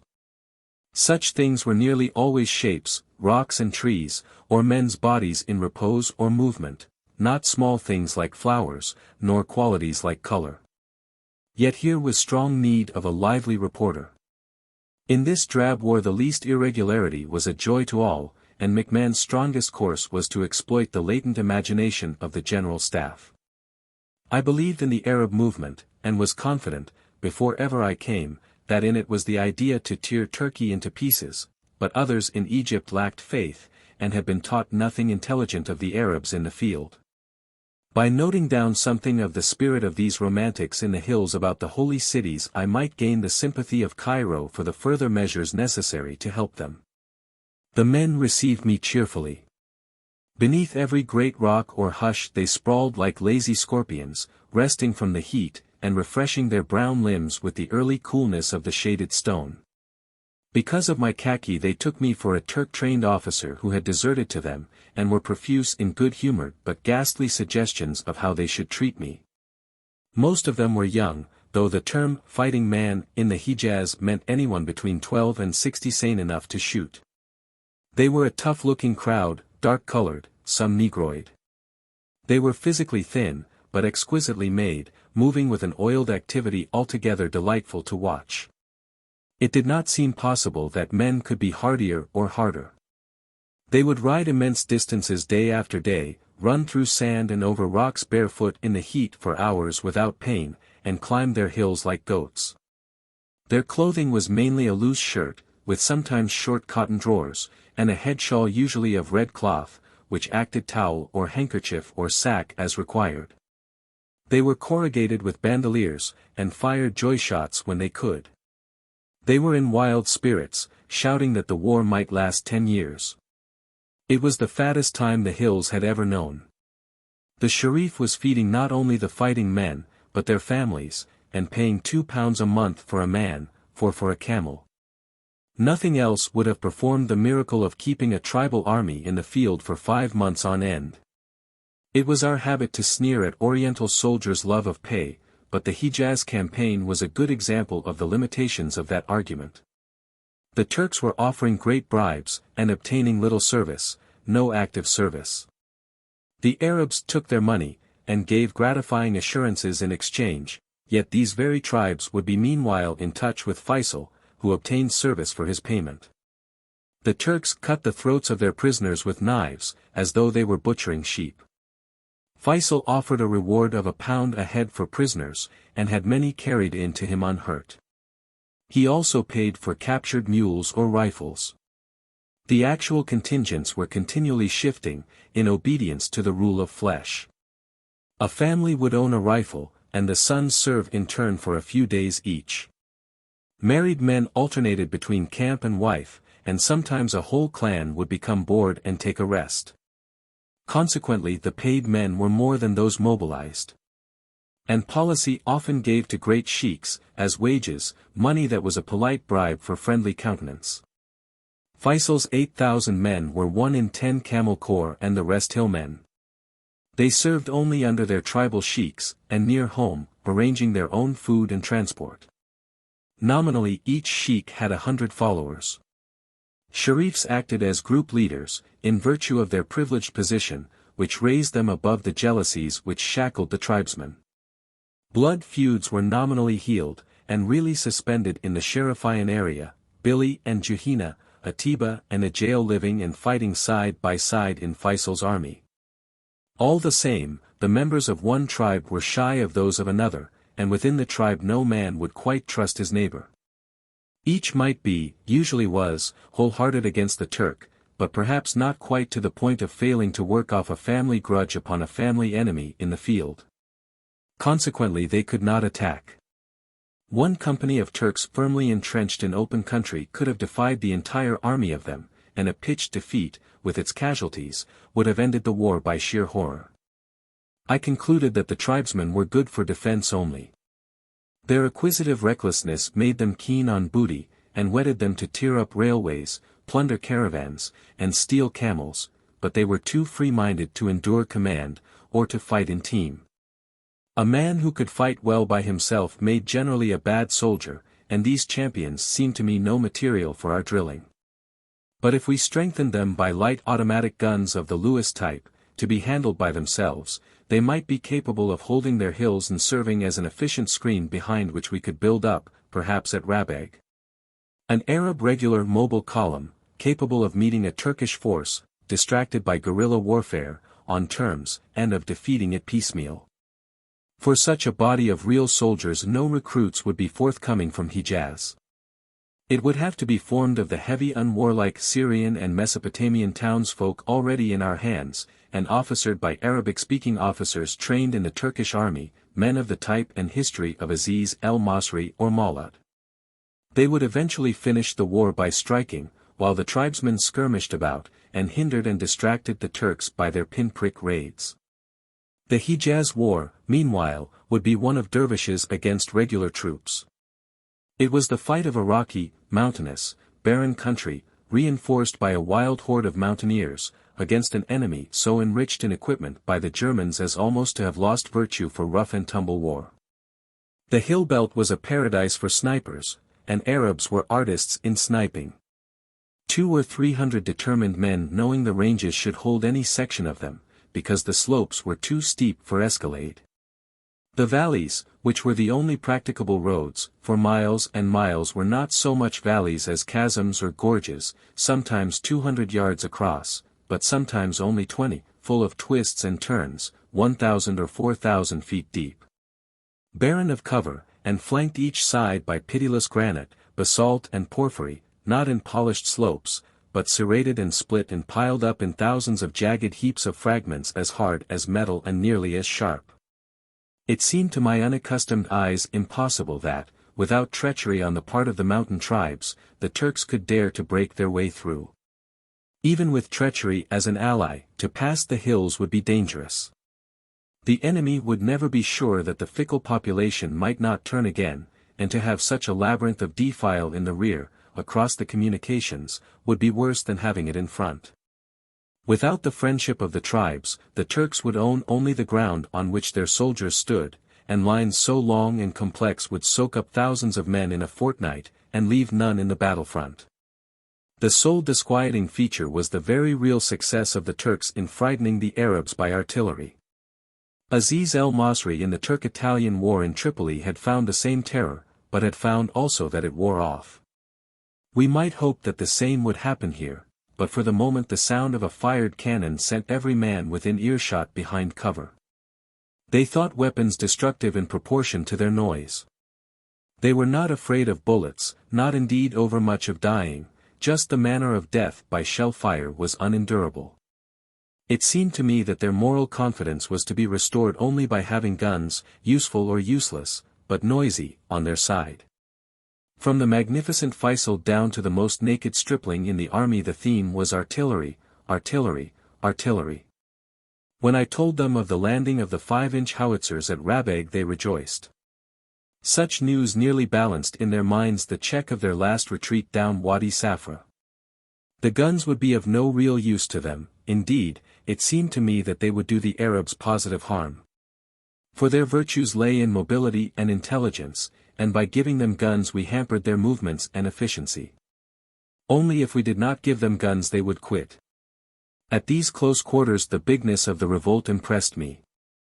This well-peopled province, from Unalej to Kunfida, more than a fortnight's camel march, had suddenly changed its character from a rout of casual nomad pilferers to an eruption against Turkey, fighting her, not certainly in our manner.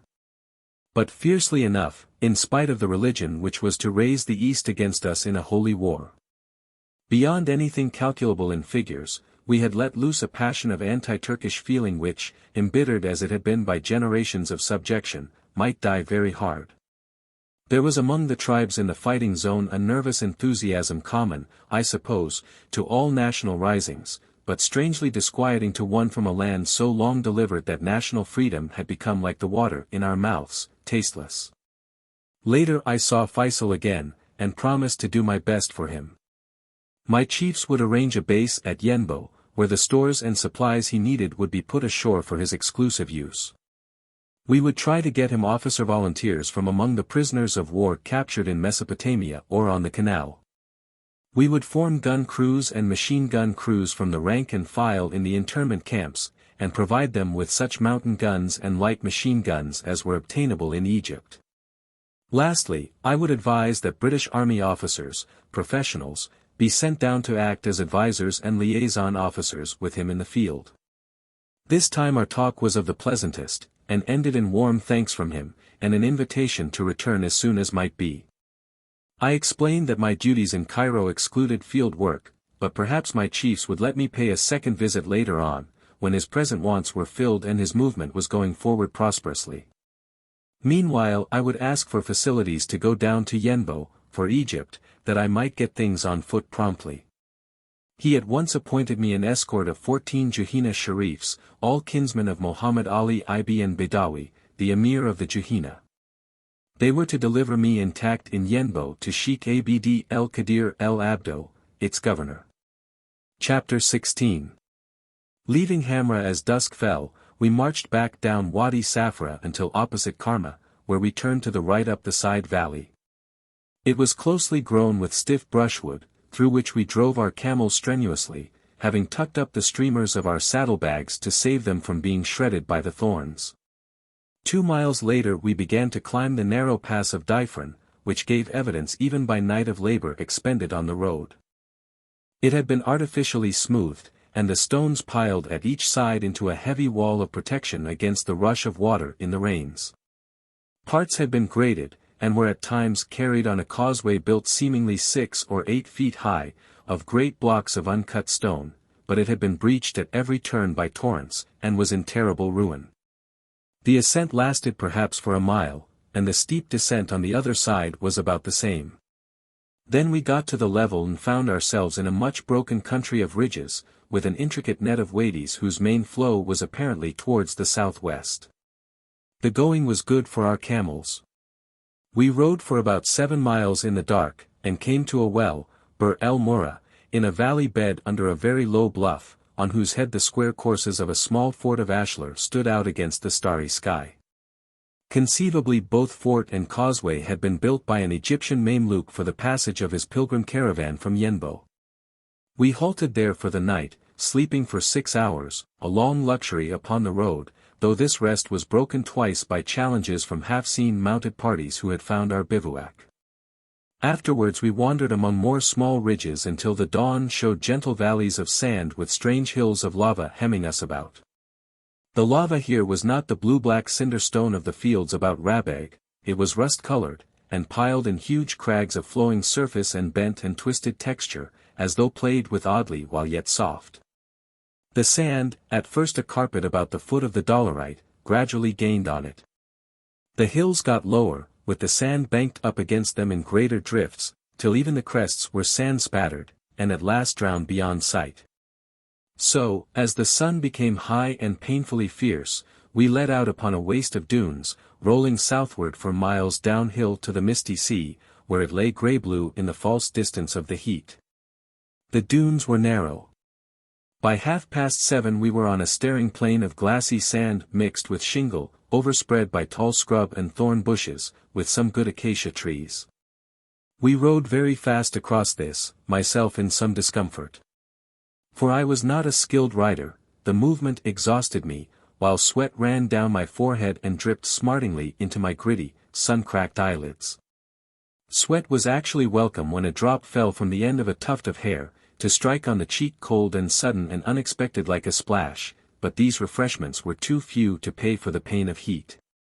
We pressed on, while the sand yielded to pure shingle, and that again hardened into the bed of a great valley, running down by shallow, interwoven mouths towards the sea. We crossed over a rise, and from the far side opened a wide view, which was the delta of Wadi Yenbo, the largest valley of northern Hijaz. It seemed a vivid copse of tamarisk and thorn. To the right, some miles up the valley, showed darkly the palm groves of Naki Mubarak, a village and gardens of the Beni Ibrahim Juhina. In the distance, ahead of us, lay the massive Jebel Rudwa, brooding always so instantly over Yenbo, though more than 20 miles away. We had seen it from Mastura, for it was one of the great hills of Hijaz, the more wonderful because it lifted itself in one clear edge from flat to Hama to crest. My companions felt at home in its protection. So, as the plain was now dancing with unbearable heat, we took shade under the branches of a leafy acacia beside the path, and slumbered through the middle day. In the afternoon we watered our camels at a brackish little water hole in the sand bed of a branch watercourse, before a trim hedge of the feathery tamarisk, and then pushed on for 2 more happy hours. At last we halted for the night in typical Tahama country of bare slowly swelling sand and shingle ridges, with shallow valleys. The sharifs lit a fire of aromatic wood to bake bread and boil coffee. And we slept sweetly with the salt sea air cool on our chafed faces. We rose at 2 in the morning, and raced our camels over a featureless plain of hard shingle and wet sand to Yenbo, which stood up with walls and towers on a reef of coral rag 20 feet above our level. They took me straight through the gates by crumbling, empty streets. Yenbo had been half a city of the dead since the Hijaz Railway opened, to the house of Abd el-Kader, Feisal's agent, a well-informed, efficient, quiet and dignified person, with whom we had had correspondence when he was postmaster in Mecca, and the survey in Egypt had been making stamps for the new state. He had just been transferred here. With Abd el-Kader, in his picturesque rambling house looking over the deserted square, whence so many Medina caravans had started, I stayed 4 days waiting for the ship, which seemed as if it might fail me at the rendezvous. However, at last the Suva appeared, with Captain Boyle, who took me back to Jeddah. It was my first meeting with Boyle. He had done much in the beginning of the revolt, and was to do much more for the future, but I failed to make a good return impression. I was travel-stained and had no baggage with me. Worst of all, I wore a native headcloth, put on as a compliment to the Arabs. Boyle disapproved. Our persistence in the hat, due to a misunderstanding of the ways of heatstroke, had led the East to see significance in it. And after long thought their wisest brains concluded that Christians wore the hideous thing that its broad brim might interpose between their weak eyes and the uncongenial sight of God. So it reminded Islam continually that God was miscalled and misliked by Christians. The British thought this prejudice reprehensible, quite unlike our hatred of a headcloth, one to be corrected at any price.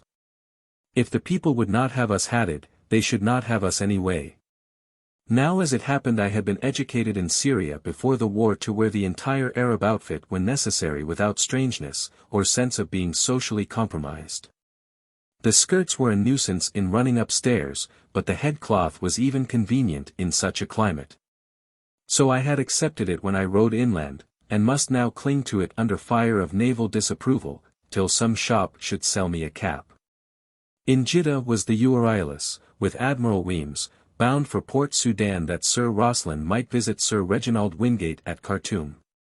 Sir Reginald, as Sirdar of the Egyptian army, had been put in command of the British military side of the Arab adventure in place of Sir Henry McMahon, who continued to direct its politics. And it was necessary for me to see him, to impart my impressions to him. So I begged the Admiral for a passage over sea, and a place in his train to Khartoum. This he readily granted, after cross-questioning me himself at length. I found that his active mind and broad intelligence had engaged his interest in the Arab Revolt from the beginning. He had come down again and again in his flagship to lend a hand when things were critical, and had gone out of his way 20 times to help the shore, which properly was army business. He had given the Arabs guns and machine guns, landing parties and technical help, with unlimited transport and naval cooperation, always making a real pleasure of requests, and fulfilling them in overflowing measure. Had it not been for Admiral Weem's goodwill and prescience, and the admirable way in which Captain Boyle carried out his wishes, the jealousy of Sir Archibald Murray might have wrecked the Sharif's rebellion at its start. As it was, Sir Rosslyn Weems acted godfather till the Arabs were on their feet, when he went to London. And Allenby, coming out fresh to Egypt, found the Arabs a factor on his battle front, and put the energies and resources of the army at their disposal. This was opportune, and a fortunate twist of the whirligig. For Admiral Weem's successor in the naval command in Egypt was not considered helpful by the other services, though apparently he treated them no worse than he treated his own subordinates. A hard task, of course, to succeed Weems. In Port Sudan we saw 2 British officers of the Egyptian army waiting to embark for Rabag. They were to command the Egyptian troops in Hijaz, and to do their best to help Aziz el-Masri organize the Arab regular force which was going to end the war from Rabag. This was my first meeting with Joyce and Davenport, the 2 Englishmen to whom the Arab cause owed the greater part of its foreign debt of gratitude. Joyce worked for long beside me. Of Davenport's successes in the south we heard by constant report. Khartoum felt cool after Arabia, and nerved me to show Sir Reginald Wingate my long reports written in those days of waiting at Yenbo. I urged that the situation seemed full of promise. The main need was skilled assistance. And the campaign should go prosperously if some regular British officers, professionally competent and speaking Arabic, were attached to the Arab leaders as technical advisors, to keep us in proper touch. Wingate was glad to hear a hopeful view. The Arab Revolt had been his dream for years. While I was at Khartoum, chance gave him the power to play the main part in it, for the workings against Sir Henry McMahon came to a head, were successful, and ended in his recall to England. Sir Reginald Wingate was ordered down to Egypt in his stead. So after 2 or 3 comfortable days in Khartoum, resting and reading the Mort d'Arthur in the hospitable palace, I went down towards Cairo, feeling that the responsible person had all my news. The Nile trip became a holiday. Egypt was, as usual, in the throes of a Rabag question. Some aeroplanes were being sent there, and it was being argued whether to send a brigade of troops after them or not. The head of the French military mission at Jeddah, Colonel Bremond, Wilson's counterpart, but with more authority.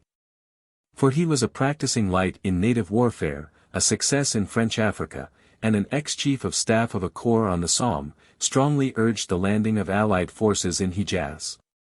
To tempt us he had brought to Suez some artillery, some machine guns, and some cavalry and infantry, all Algerian Moslem rank and file, with French officers. These added to the British troops would give the force an international flavor. Bremond's specious appreciation of the danger of the state of affairs in Arabia gained upon Sir Reginald. Wingate was a British general, commander of a nominal expeditionary force, the Hijaz force, which in reality comprised a few liaison officers and a handful of storemen and instructors. If Bremond got his way he would be GOC. Of a genuine brigade of mixed British and French troops, with all its pleasant machinery of responsibility and dispatches, and its prospect of increment and official recognition. Consequently he wrote a guarded dispatch, half tending towards direct interference. As my experience of Arab feeling in the Harb country had given me strong opinions on the Rabag question, indeed, most of my opinions were strong, I wrote for General Clayton, to whose Arab bureau I was now formally transferred. A violent memorandum on the whole subject. Clayton was pleased with my view that the tribes might defend Rabag for months if lent advice and guns, but that they would certainly scatter to their tents again as soon as they heard of the landing of foreigners in force. Further, that the intervention plans were technically unsound, for a brigade would be quite insufficient to defend the position, to forbid the neighboring water supplies to the Turks, and to block their road towards Mecca. I accused Colonel Bremond of having motives of his own, not military, nor taking account of Arab interests and of the importance of the revolt to us, and quoted his words and acts in Hijaz as evidence against him. They gave just plausible color to my charge. Clayton took the memorandum to Sir Archibald Murray, who, liking its acidity and force, promptly wired it all home to London as proof that the Arab experts asking this sacrifice of valuable troops from him were divided about its wisdom and honesty. Even in their own camp. London asked for explanations, and the atmosphere slowly cleared, though in a less acute form the Rabeg question lingered for 2 months more. My popularity with the staff in Egypt, due to the sudden help I had lent to Sir Archibald's prejudices, was novel and rather amusing. They began to be polite to me, and to say that I was observant, with a pungent style, and character. They pointed out how good of them it was to spare me to the Arab cause in its difficulties. I was sent for by the commander-in-chief, but on my way to him was intercepted by a waiting and agitated aide, and led first into the presence of the Chief of Staff, General Lyndon Bell. To such an extent had he felt it his duty to support Sir Archibald in his whimsies that people generally confounded the two as one enemy. So I was astonished when, as I came in, he jumped to his feet, leaped forward, and gripped me by the shoulder, hissing, "Now you're not to frighten him, don't you forget what I say." My face probably showed bewilderment, for his one eye turned bland and he made me sit down, and talked nicely about Oxford, and what fun undergrads had, and the interest of my report of life in Feisal's ranks. And his hope that I would go back there to carry on what I had so well begun, mixing these amiabilities with remarks of how nervous the commander-in-chief was, and how worried about everything. And the need there was for me to give him a reassuring picture of affairs, and yet not a rosy picture, since they could not afford excursions either way. I was hugely amused, inwardly, and promised to be good, but pointed out that my object was to secure the extra stores and arms and officers the Arabs needed, and how for this end I must enlist the interest, and, if necessary, for I would stick at nothing in the way of duty, even the excitement of the commander-in-chief. Whereupon General Lyndon Bell took me up, saying that supplies were his part, and in them he did everything without reference, and he thought he might at once, here and now, admit his new determination to do all he could for us. I think he kept his word and was fair to us thereafter. I was very soothing to his chief. Book 2. Opening the Arab Offensive. Chapters 17 to 27.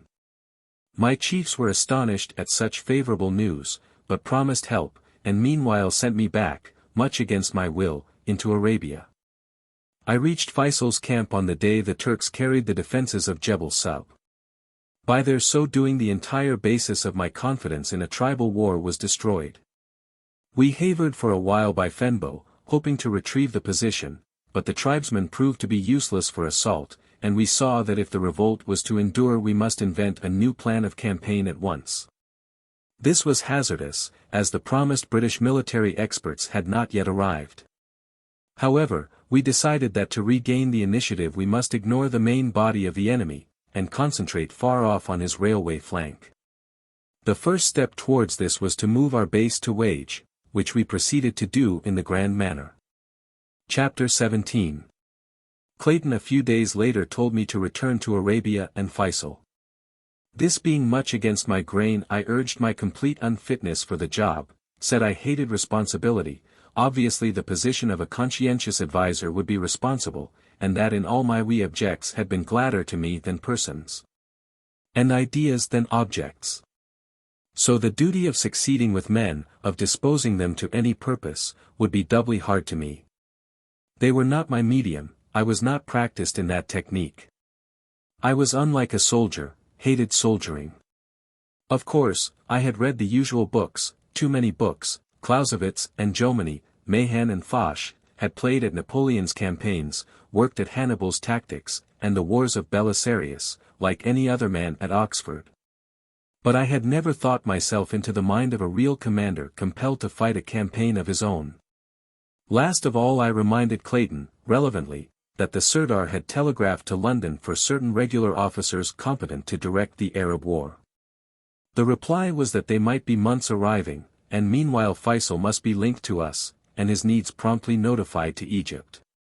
So I had to go. Leaving to others the Arab bulletin I had founded, the maps I wished to draw, and the file of the war changes of the Turkish army, all fascinating activities in which my training helped me, to take up a role for which I felt no inclination. As our revolt succeeded, onlookers have praised its leadership, but behind the scenes lay all the vices of amateur control, experimental councils, divisions, whimsicality.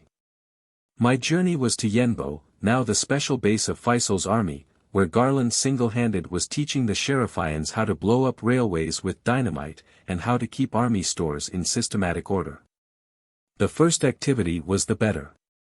Garland was an inquirer in physics, and had years of practical knowledge of explosives.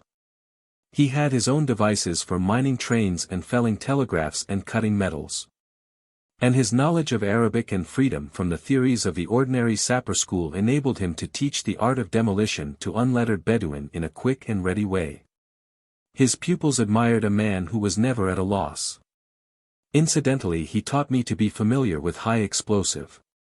Sappers handled it like a sacrament, but Garland would shovel a handful of detonators into his pocket, with a string of primers, fuse, and fusees, and jump gaily on his camel for a week's ride to the Hijaz Railway.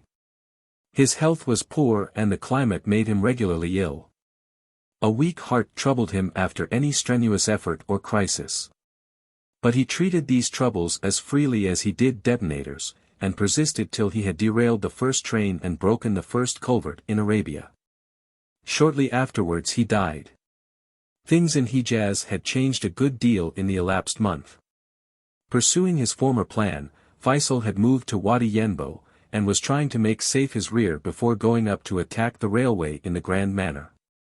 To relieve him of the burdensome Harb tribes, his young half-brother Zayd was on the way up from Rabeg to Wadi Safra, as a nominal subordinate of Sharif Ali.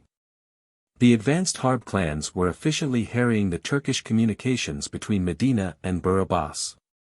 They sent into Feisal nearly every day a little convoy of captured camels, or rifles picked up after an engagement, or prisoners, or deserters. Rabeg, shaken by the first appearance of Turkish aeroplanes on November the 7th, had been reassured by the arrival of a flight of 4 British aeroplanes, B.E. Machines, under Major Ross, who spoke Arabic so adeptly and was so splendid a leader that there could be no two minds as to the wise direction of his help. More guns came in week by week, till there were 23, mostly obsolete, and of 14 patterns. Ali had about 3,000 Arab infantry, of whom 2,000 were regulars in khaki, under Aziz el-Masri. With them were 900 camel corps, and 300 Egyptian troops. French gunners were promised. Sharif Abdullah had at last left Mecca, on November the 12th. A fortnight later he was much where he had meant to be, south, east, and northeast of Medina, able to cut off its supplies from Qasim and Kuwait. Abdullah had about 4,000 men with him, but only 3 machine guns, and 10 inefficient mountain guns captured at Taif and Mecca.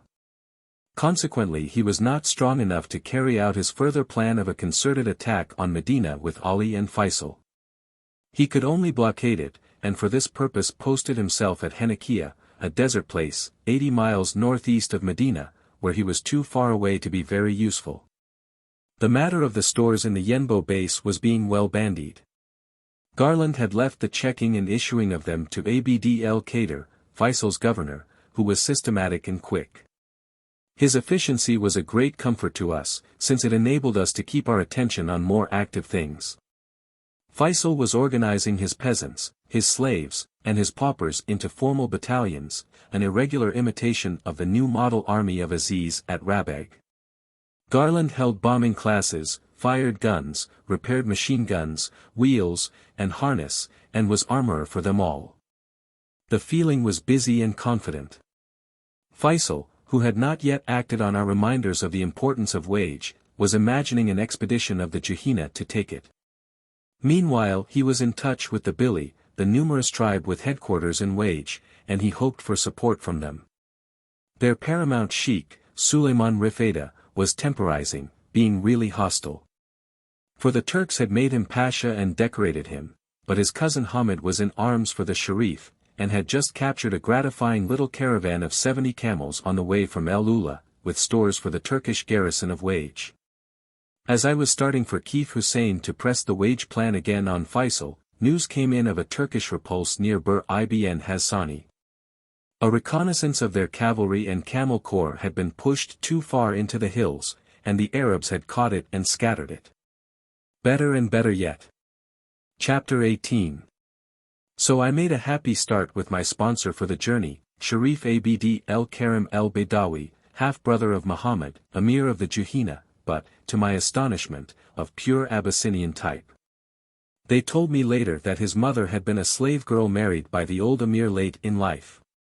Abd el-Karim was a man of middle height, thin and coal-black, but debonair, 26 years old. Though he looked less, and had only a tiny tuft of beard on his sharp chin. He was restless and active, endowed with an easy, salacious humor. He hated the Turks, who had despised him for his color. Arabs had little color feeling against Africans. It was the Indian who evoked their race dislike, and was very merry and intimate with me. With him were 3 or 4 of his men, all well mounted, and we had a rapid journey, for Abd el-Karim was a famous rider who took pride in covering his stages at 3 times the normal speed. It was not my camel, and the weather was cool and clouded, with a taste of rain. So I had no objection. After starting, we cantered for 3 unbroken hours. That had shaken down our bellies far enough for us to hold more food, and we stopped and ate bread and drank coffee till sunset, while Abd el-Karim rolled about his carpet in a dogfight with one of the men. When he was exhausted he sat up. And they told stories and japed, till they were breathed enough to get up and dance. Everything was very free, very good-tempered, and not at all dignified. When we restarted, an hour's mad race in the dusk brought us to the end of the Tahama, and to the foot of a low range of rock and sand. A month ago, coming from Hamra, we had passed south of this. Now we crossed it, going up Wadi Ajida, a narrow, winding, sandy valley between the hills. Because it had run in flood a few days earlier, the going was firm for our panting camels. But the ascent was steep and we had to take it at walking pace. This pleased me, but so angered Abd el-Karim, that when, in a short hour, we reached the watershed he thrust his mount forward again and led us at breakneck speed downhill in the yielding night, a fair road, fortunately. With sand and pebbles underfoot, for half an hour, when the land flattened out, and we came to the outlying plantations of Nakhl Mubarak, chief date gardens of the southern Juhayna. As we got near we saw through the palm trees flame, and the flame-lit smoke of many fires, while the hollow ground re-echoed with the roaring of thousands of excited camels, and volleying of shots or shoutings in the darkness of lost men, who sought through the crowd to rejoin their friends. As we had heard in Yenbo that the Nakhl were deserted, this tumult meant something strange, perhaps hostile. We crept quietly past an end of the grove and along a narrow street between man-high mud walls, to a silent group of houses. Abd el-Karim forced the courtyard door of the first on our left, led the camels within, and hobbled them down by the walls that they might remain unseen. Then he slipped a cartridge into the breech of his rifle and stole off on tiptoe down the street towards the noise to find out what was happening. We waited for him, the sweat of the ride slowly drying in our clothes as we sat there in the chill night, watching. He came back after half an hour to say that Feisal with his camel corps had just arrived, and we were to go down and join him. So we led the camels out and mounted, and rode in file down another lane on a bank between houses, with a sunk garden of palms on our right.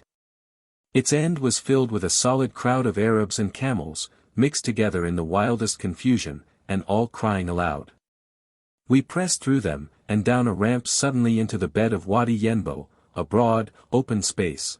How broad could only be guessed from the irregular lines of watchfires glimmering over it to a great distance. Also it was very damp. With slime, the relic of a shallow flood 2 days before, yet covering its stones. Our camels found it slippery underfoot and began to move timidly. We had no opportunity to notice this, or indeed anything, just now, except the mass of Faisal's army, filling the valley from side to side. There were hundreds of fires of thorn wood, and round them were Arabs making coffee or eating, or sleeping muffled like dead men in their cloaks, packed together closely in the confusion of camels. So many camels in company made a mess indescribable, couched as they were or tied down all over the camping ground, with more ever coming in, and the old ones leaping up on 3 legs to join them, roaring with hunger and agitation. Patrols were going out, caravans being unloaded, and dozens of Egyptian mules bucking angrily over the middle of the scene. We plowed our way through this din, and in an island of calm at the very center of the valley bed found Sharif Feisal. We halted our camels by his side. On his carpet, spread barely over the stones, he was sitting between Sharif Sharaf, the Kaimakam both of the Imarat and of Taif, his cousin, and Mawlad, the rugged, slashing old Mesopotamian patriot, now acting as his ADC. In front of him knelt a secretary taking down an order, and beyond him another reading reports aloud by the light of a silvered lamp which a slave was holding. The night was windless, the air heavy, and the unshielded flame poised there stiff and straight. Feisal, quiet as ever, welcomed me with a smile until he could finish his dictation. After it he apologized for my disorderly reception, and waved the slaves back to give us privacy. As they retired with the onlookers, a wild camel leaped into the open space in front of us, plunging and trumpeting. Mullah dashed at its head to drag it away, but it dragged him instead, and, its load of grass ropes for camel fodder coming untied, there poured down over the taciturn Sharaf, the lamp, and myself, an avalanche of hay. God be praised, said Feisal gravely, that it was neither butter nor bags of gold. Then he explained to me what unexpected things had happened in the last 24 hours on the battlefront. The Turks had slipped round the head of the Arab barrier forces in Wadi Safra by a side road in the hills, and had cut their retreat. The Harb, in a panic, had melted into the ravines on each side, and escaped through them in parties of 2s and 3s, anxious for their threatened families. The Turkish mounted men poured down the empty valley and over the Diversion pass to Bir Said, where Khalid Bey, their commander, nearly caught the unsuspecting Zayd asleep in his tent. However, warning came just in time. With the help of Sharif Abdullah ibn Thawab, an old Harith campaigner, Amir Zayd held up the enemy attack for long enough to get some of his tents and baggage packed on camels and driven away. Then he escaped himself. But his force melted into a loose mob of fugitives riding wildly through the night towards Yenbo. Thereby the road to Yenbo was laid open to the Turks, and Feisal had rushed down here only an hour before our arrival, with 5,000 men, to protect his base until something properly defensive could be arranged. His spy system was breaking down. The Harb, having lost their wits in the darkness, were bringing in wild and contradictory reports from one side and another about the strength of the Turks and their movements and intention. He had no idea whether they would strike at Yenbo or be content with holding the passes from Wadi Yenbo into Wadi Safra while they threw the bulk of their forces down the coast towards Rabag and Mecca. The situation would be serious either way. The best that could happen would be if Faisal's presence here attracted them, and caused them to lose more days trying to catch his field army while we strengthened Yenbo. Meanwhile, he was doing all he could, quite cheerfully, so I sat down and listened to the news, or to the petitions, complaints and difficulties being brought in and settled by him summarily. Sharaf beside me worked a busy toothstick back and forward along his gleaming jaws, speaking only once or twice an hour, in reproof of too urgent suitors. Mawlad ever and again leaned over to me, round Faisal's neutral body, eagerly repeating for our joint benefit any word of a report which might be turned to favor the launching of an instant and formal counterattack. This lasted till 4:30 in the morning. It grew very cold as the damp of the valley rose through the carpet and soaked our clothes. The camp gradually stilled as the tired men and animals went one by one to sleep. A white mist collected softly over them and in it the fires became slow pillars of smoke. Immediately behind us, rising out of the bed of mist, Jebel Rudwa, more steep and rugged than ever, was brought so close by the hushed moonlight that it seemed hanging over our heads. Feisal at last finished the urgent work. We ate 6 dates, a frigid comfort, and curled up on the wet carpet. As I lay there in a shiver, I saw the Biashah guards creep up and spread their cloaks gently over Feisal, when they were sure that he was sleeping. An hour later we got up stiffly in the false dawn, too cold to go on pretending and lying down, and the slaves lit a fire of palm ribs to warm us, while Sharaf and myself searched for food and fuel enough for the moment. Messengers were still coming in from all sides with evil rumors of an immediate attack, and the camp was not far off panic. So Feisal decided to move to another position, partly because we should be washed out of this one if it rained anywhere in the hills, and partly to occupy his men's minds and work off their restlessness. When his drums began to beat, the camels were loaded hurriedly. After the second signal everyone leaped into the saddle and drew off to left or right, leaving a broad lane up which Feisal rode, on his mare, with Sharaf a pace behind him, and then Ali, the standard-bearer, a splendid wild man from Nejd. With his hawk's face framed in long plaits of jet-black hair falling downward from his temples. Ali was dressed garishly, and rode a tall camel. Behind him were all the mob of sharifs and sheiks and slaves, and myself, pell-mell. There were 800 in the bodyguard that morning. Feisal rode up and down looking for a place to camp, and at last stopped on the further side of a little open valley just north of Naqal Mubarak village, though the houses were so buried in the trees that few of them could be seen from outside. On the south bank of this valley, beneath some rocky knolls, Feisal pitched his 2 plain tents. Sharaf had his personal tent also, and some of the other chiefs came and lived by us. The guard put up their booths and shelters. And the Egyptian gunners halted lower down on our side, and dressed their 20 tents beautifully in line, to look very military. So in a little while we were populous, if hardly imposing in detail. Chapter 19. We stayed here 2 days, most of which I spent in Feisal's company, and so got a deeper experience of his method of command. At an interesting season when the morale of his men was suffering heavily from the scare reports brought in, and from the defection of the northern harp. Feisal, fighting to make up their lost spirits, did it most surely by lending of his own to everyone within reach. He was accessible to all who stood outside his tent and waited for notice. And he never cut short petitions, even when men came in chorus with their grief in a song of many verses, and sang them around us in the dark. He listened always, and, if he did not settle the case himself, called Sharaf or Faiz to arrange it for him. This extreme patience was a further lesson to me of what native headship in Arabia meant. His self-control seemed equally great. When Mirzik el-Taikimi, his guest master, came in from Zayd to explain the shameful story of their rout, Feisal just laughed at him in public and sent him aside to wait while he saw the sheiks of the Harb and the Ajail whose carelessness had been mainly responsible for the disaster. These he rallied gently, chaffing them for having done this or that, for having inflicted such losses, or lost so much. Then he called back Mirzik and lowered the tent flap, a sign that there was private business to be done. I thought of the meaning of Feisal's name, the sword flashing downward in the stroke, and feared a scene, but he made room for Mirzik on his carpet and said, "Come. Tell us more of your knights and marvels of the battle, amuse us." Mirzik, a good-looking, clever lad, a little too sharp-featured, falling into the spirit of the thing, began, in his broad, Atibi twang, to draw for us word pictures of young Zayd in flight, of the terror of Ibn Thawab, that famous brigand. And, ultimate disgrace, of how the venerable El-Hussein, father of Sharif Ali, the Hariti, had lost his coffee-pots.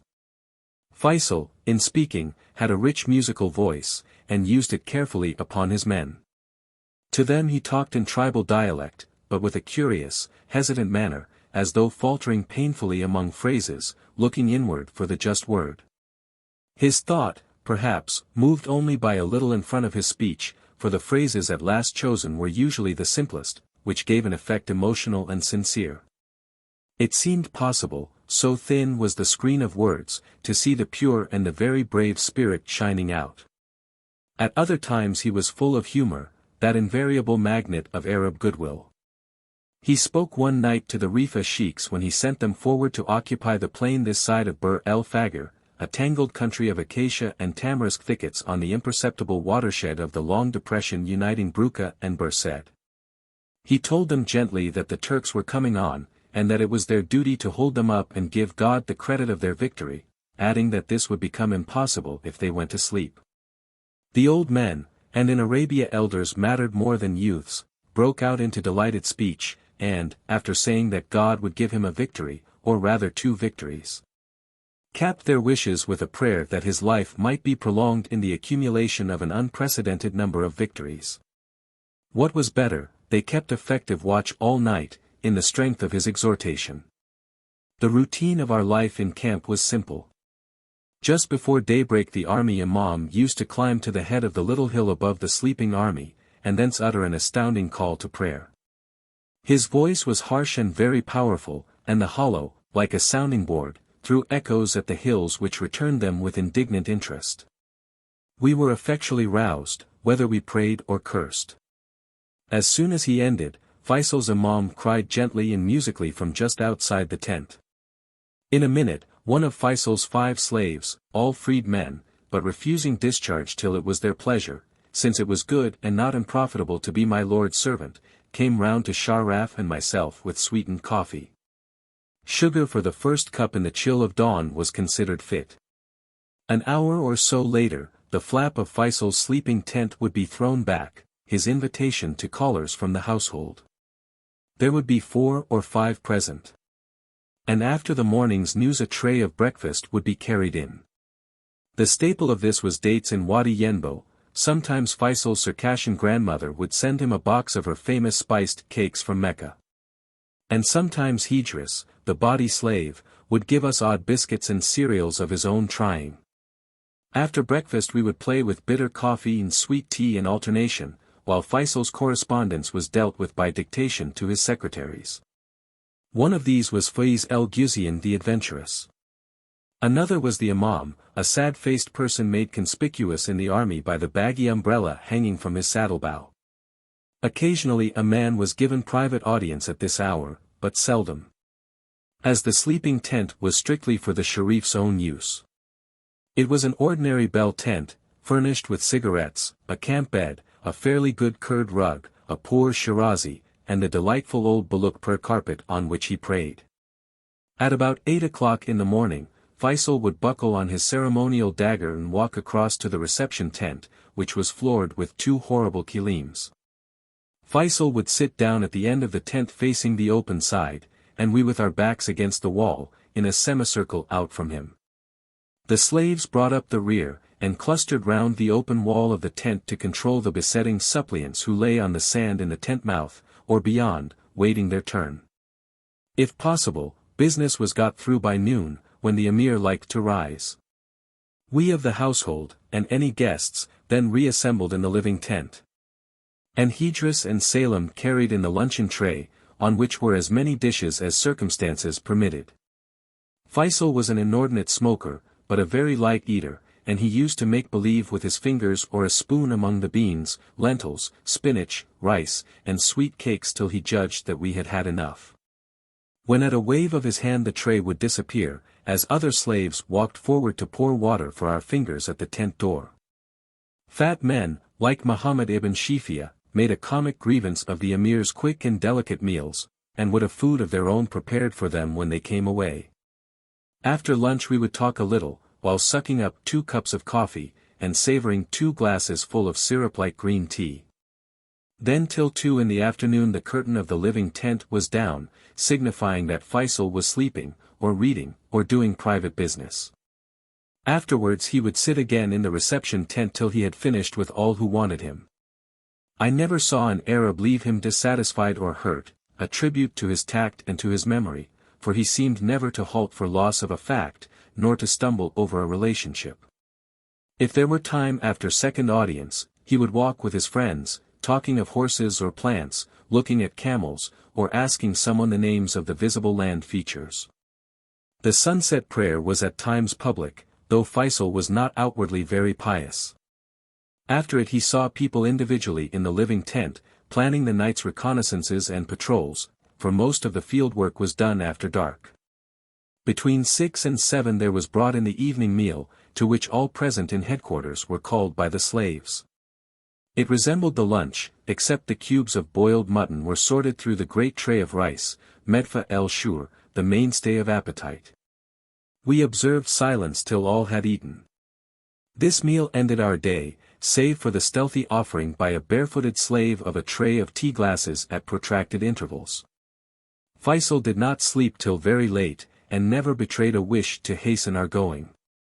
In the evening he relaxed as far as possible and avoided avoidable work. He would send out for some local sheikh to tell stories of the district, and histories of the tribe and its genealogy. Or the tribal poets would sing us their war narratives, long traditional forms with stock epithets, stock sentiments, stock incidents grafted afresh on the efforts of each generation. Feisal was passionately fond of Arabic poetry, and would often provoke recitations, judging and rewarding the best verses of the night. Very rarely he would play chess, with the unthinking directness of a fencer, and brilliantly. Sometimes, perhaps for my benefit, he told stories of what he had seen in Syria, and scraps of Turkish secret history, or family affairs. I learned much of the men and parties in the Hijaz from his lips. Chapter 20. Suddenly Feisal asked me if I would wear Arab clothes like his own while in the camp. I should find it better for my own part, since it was a comfortable dress in which to live Arab fashion as we must do. Besides, the tribesmen would then understand how to take me. The only wearers of khaki in their experience had been Turkish officers, before whom they took up an instinctive defense. If I wore Meccan clothes, they would behave to me as though I were really one of the leaders, and I might slip in and out of Feisal's tent without making a sensation which he had to explain away each time to strangers. I agreed at once, very gladly. For army uniform was abominable when camel riding or when sitting about on the ground, and the Arab things, which I had learned to manage before the war, were cleaner and more decent in the desert. Idris was pleased, too, and exercised his fancy in fitting me out in splendid white silk and gold-embroidered wedding garments which had been sent to Feisal lately, was it a hint, by his great-aunt in Mecca. I took a stroll in the new looseness of them round the palm gardens of Mubarak and Bruka, to accustom myself to their feel. These villages were pleasant little places, built of mud brick on the high earth mounds encircling the palm gardens. Nakhl Mubarak lay to the north, and Bruka just south of it across a thorny valley. The houses were small, mud-washed inside, cool, and very clean, furnished with a mat or two, a coffee mortar, and food pots and trays. The narrow streets were shaded by an occasional well-grown tree. The earth embankments round the cultivated areas were sometimes 50 feet in height, and had been for the most part artificially formed from the surplus earth dug out between the trees. From household rubbish and from stones gathered out of the wadi. The banks were to defend the crops from flood. Wadi Yenbo otherwise would soon have filled the gardens, since these, to be irrigable, must be below the valley floor. The narrow plots were divided by fences of palm ribs or by mud walls, with narrow streams of sweet water in raised channels round them. Each garden gate was over water, with a bridge of 3 or 4 parallel palm logs built up to it for the passage of donkeys or camels. Each plot had a mud sluice, scooped away when its turn for watering came. The palms, regularly planted in ordered lines and well cared for, were the main crop, but between them were grown barley, radishes, marrows, cucumbers, tobacco and henna. Villages higher up Wadi Yenbo were cool enough to grow grapes. Feisal's stand in Nakhl Mubarak could in the nature of things only be a pause, and I felt that I had better get back to Yenbo, to think seriously about our amphibious defense of this port, the navy having promised its every help. We settled that I should consult Zayd, and act with him as seemed best. Feisal gave me a magnificent bay camel for the trip back. We marched through the Ajida hills by a new road, Wadi Mesri, because of a scare of Turkish patrols on the more direct line. Bedr ibn Shifia was with me, and we did the distance gently in a single stage of 6 hours, getting to Yenbo before dawn. Being tired after 3 strenuous days of little sleep among constant alarms and excitements, I went straight to Garland's empty house. He was living on board ship in the harbor, and fell asleep on a bench. But afterwards I was called out again by the news that Sharif Zayd was coming, and went down to the walls to see the beaten force ride in. There were about 800 of them, quiet, but in no other way mortified by their shame. Zayd himself seemed finely indifferent. As he entered the town he turned and cried to Abd el-Qadir, the governor, riding behind him, "Why, your town is ruinous. I must telegraph to my father for 40 masons to repair the public buildings." And this actually he did. I had telegraphed to Captain Boyle that Yenbo was gravely threatened, and Boyle at once replied that his fleet would be there in time, if not sooner. This readiness was an opportune consolation. Worse news came along next day. The Turks, by throwing a strong force forward from Bir Set against Naql Mubarak, had closed with Faisal's levies while they were yet unsteady. After a short fight, Feisal had broken off, yielded his ground, and was retreating here. Our war seemed entering its last act. I took my camera, and from the parapet of the Medina gate got a fine photograph of the brothers coming in. Feisal had nearly 2,000 men with him, but none of the Juhayna tribesmen. It looked like treachery in a real defection of the tribes, things which both of us had ruled out of court as impossible. I called at once at his house and he told me the history. The Turks had come on with 3 battalions and a number of mule-mounted infantry and camelry. Their command was in the hands of Khalid Bey, who handled his troops with great keenness, acting as he did under the eye of the corps commander. Fakhru Pasha privately accompanied the expedition, whose guide and go-between with the Arabs was Dakalala el-Qadi, the hereditary lawgiver of the Juhayna, a rival of Sharif Muhammad Ali el-Baidawi, and after him the second man in the tribe. They got across Wadi Yenbo to the groves of Bruka in their first onset, and thus threatened the Arab communications with Yenbo. They were also able to shell Naql Mubarak freely with their 7 guns. Feisal was not a whit dismayed, but threw out the Juhayna on his left to work down the great valley.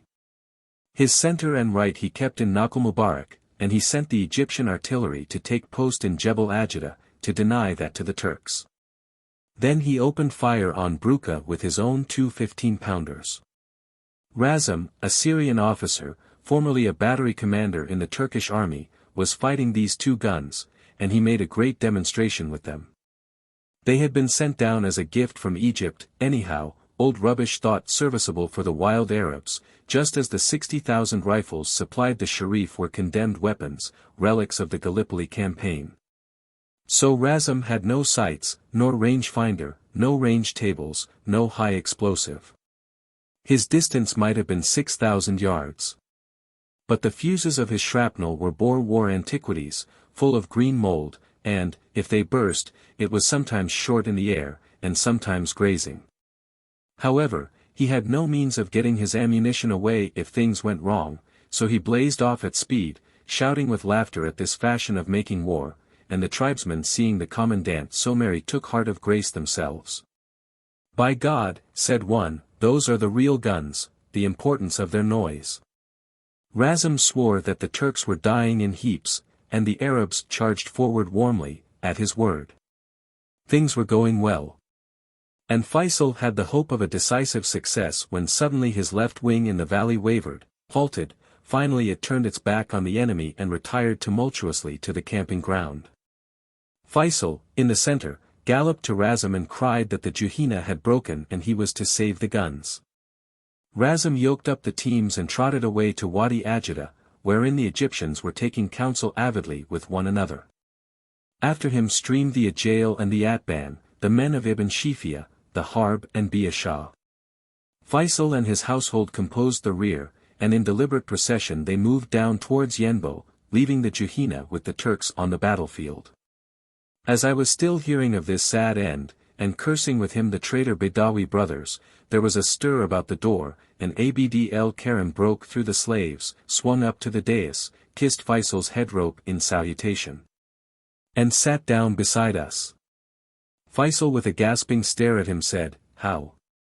And Abd el-Karim explained their dismay at the sudden flight of Feisal, and how he with his brother and their gallant men had fought the Turks for the whole night, alone, without artillery, till the palm groves became untenable and they too had been driven through Wadi Ajida.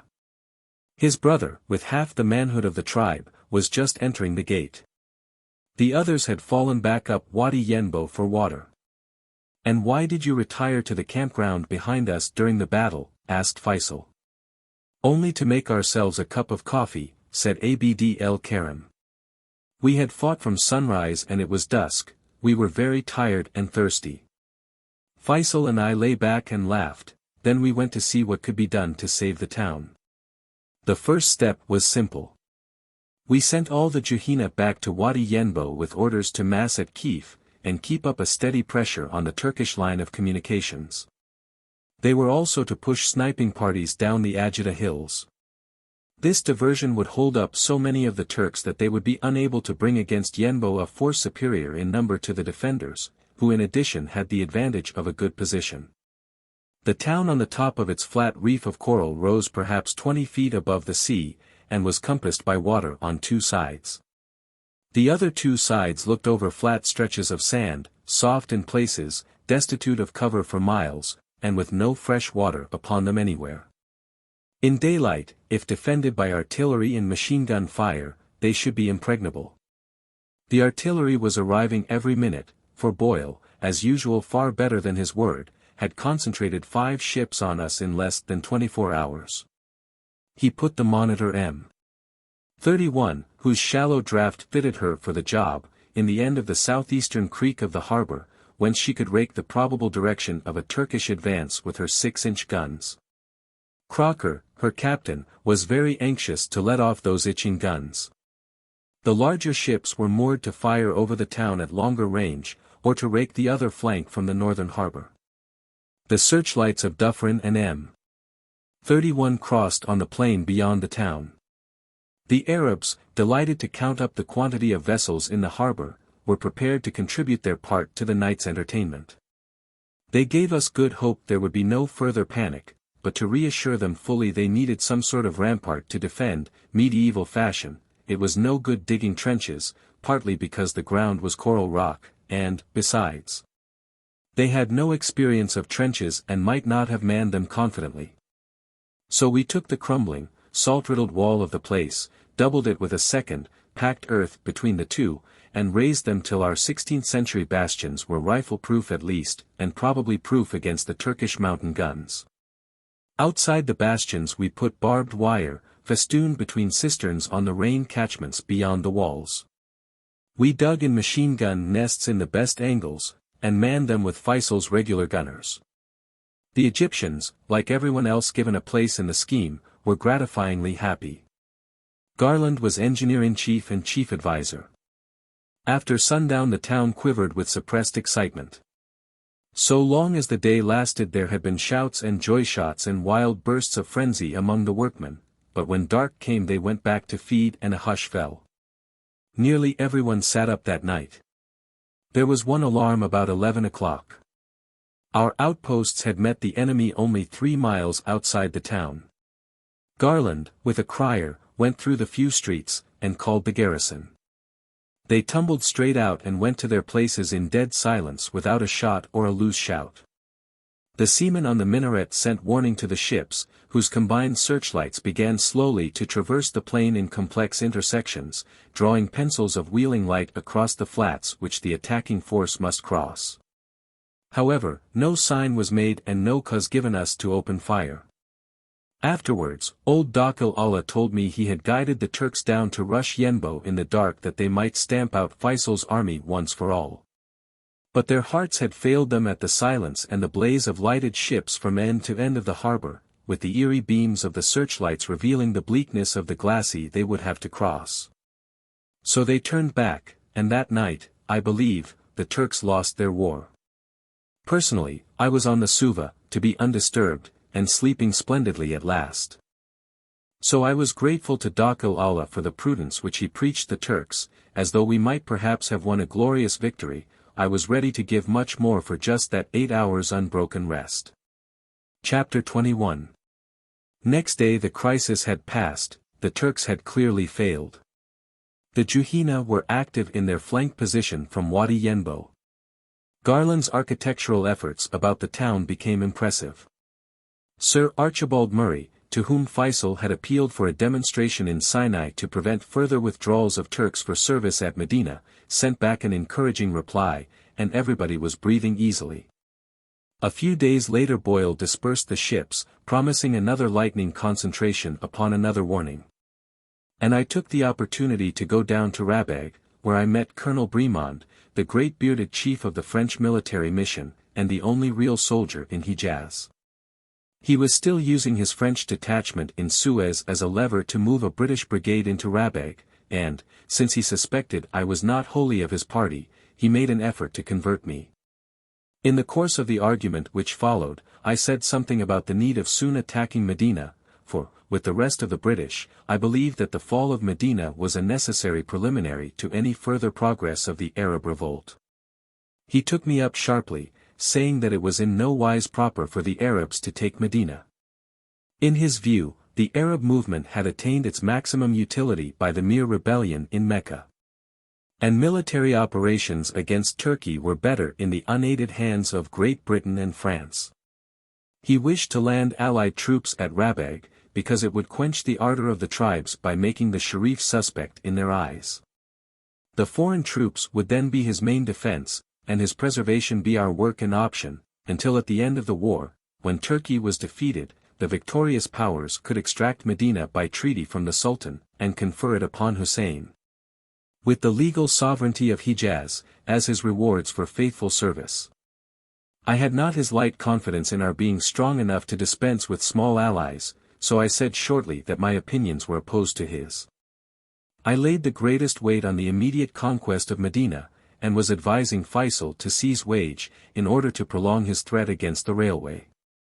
In sum, to my mind, the Arab movement would not justify its creation if the enthusiasm of it did not carry the Arabs into Damascus.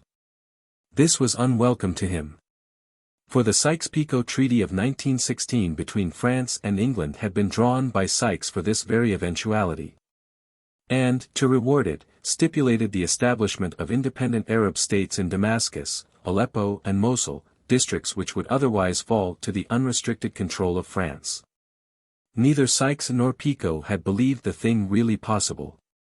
But I knew that it was, and believed that after it the vigor of the Arab movement would prevent the creation, by us or others, in Western Asia of unduly colonial schemes of exploitation. Bremond took refuge in his technical sphere, and assured me, on his honor as a staff officer, that for Feisal to leave Yenbo and go to Wage was military suicide, but I saw no force in the arguments which he threw at me volubly, and told him so. It was a curious interview, that, between an old soldier and a young man in fancy dress, and it left a bad taste in my mouth. The colonel, like his countrymen, was a realist in love and war. Even in situations of poetry the French remained incorrigible prose writers, seeing by the directly thrown light of reason and understanding, not through the half-closed eye, mistily, by things' essential radiance. In the manner of the imaginative British, so the two races worked ill together on a great undertaking. However, I controlled myself enough not to tell any Arab of the conversation, but sent a full account of it to Colonel Wilson, who was shortly coming up to see Feisal for a discussion of the Wage prospect in all its bearings. Before Wilson arrived the center of Turkish gravity changed abruptly. Fakhri Pashi had seen the hopelessness of attacking Yenbo, or of driving after the intangible Juhina in Kif Hussein. Also he was being violently bombed in Nakhl Mubarak itself by a pair of British seaplanes which did hardy flights over the desert and got well into the enemy on 2 occasions, despite their shrapnel. Consequently he decided to fall back in a hurry on Bursed, leaving a small force there to check the Juhina, and to move down the Sultani road towards Rabag with the bulk of his men. These changes were no doubt partly impelled by the unusual vigor of Ali at Rabag. As soon as Ali had heard of Zayd's defeat he had sent him reinforcements and guns. And when Feisal himself collapsed he decided to move north with all his army, to attack the Turks in Wadi Safra and draw them off Yenbo. Ali had nearly 7,000 men. And Feisal felt that if the move was synchronized with one on his part, Fakhri's force might be crushed between them in the hills. He telegraphed, suggesting this, asking for a delay of a few days till his shaken men were ready. Ali was strung up and would not wait. Feisal therefore rushed Zayd out to Masahali in Wadi Yenbo to make preparations. When these were complete he sent Zayd on to occupy Bursed, which was done successfully. He then ordered the Juhina forward in support. They demurred, for Ibn Badawi was jealous of Faisal's growing power among his tribes, and wanted to keep himself indispensable. Feisal rode unattended to Nakhl Mubarak, and in one night convinced the Juhina that he was their leader. Next morning they were all moving, while he went on to collect the northern Harb on the Tasha Pass to interrupt the Turkish retreat in Wadi Safra. He had nearly 6,000 men. And if Ali took the southern bank of the valley, the weak Turks would be between two fires. Unfortunately, it did not happen. When actually on the move, he heard from Ali that, after a peaceful recovery of Bir ibn Hassani, his men had been shaken by false reports of disloyalty among the sub, and had fallen back in rapid disorder to Babay. In this ominous pause, Colonel Wilson came up to Yenbo to persuade us of the necessity of an immediate operation against Wage. An amended plan had been drawn up whereby Feisal would take the whole force of the Juhina, and his permanent battalions, against Wage with the maximum of naval help. This strength would make success reasonably sure, but it left Yenbo empty and defenseless. For the moment Feisal dreaded incurring such a risk. He pointed out, not unreasonably, that the Turks in his neighborhood were still mobile. That Ali's force had proved hollow, unlikely to defend even Babay against serious attack, and that, as Babay was the bulwark of Mecca, sooner than see it lost he must throw away Yenbo and ferry himself and men thither to die fighting on its beach. To reassure him, Wilson painted the Babay force in warm colors. Feisal checked his sincerity by asking for his personal word that the Babay garrison, with British naval help, would resist enemy attack till Wage fell. Wilson looked for support round the silent deck of the Dufferin, on which we were conferring, and nobly gave the required assurance, a wise gamble, since without it Feisal would not move. And this diversion against Wage, the only offensive in the Arabs' power, was their last chance not so much of securing a convincing siege of Medina, as of preventing the Turkish capture of Mecca. A few days later he strengthened himself by sending Feisal direct orders from his father, the Sharif, to proceed to Wage at once, with all his available troops. Meanwhile the Babay situation grew worse. The enemy in Wadi Safra and the Sultani Road were estimated at nearly 5,000 men. The Harb of the north were suppliant to them for preservation of their palm groves. The Harb of the south, those of Hussein Mubarak, notoriously waited their advance to attack the Sharifians in the rear. At a conference of Wilson, Bremond, Joyce, Boss and others, held in Babay on Christmas Eve, it was decided to lay out on the beach by the aerodrome a small position, capable of being held under the ship's guns by the Egyptians. The Flying Corps and a seaman's landing party from the Minerva, for the few hours needed to embark or destroy the stores. The Turks were advancing step by step, and the place was not in condition to resist one well-handled battalion supported by field artillery. However, Fakhri was too slow. He did not pass Bir el-Sheikh in any force till near the end of the first week in January, and 7 days later was still not ready to attack Koriba, where Ali had an outpost of a few hundred men. The patrols were in touch. And an assault was daily expected, but as regularly delayed. In truth the Turks were meeting with unguessed difficulties.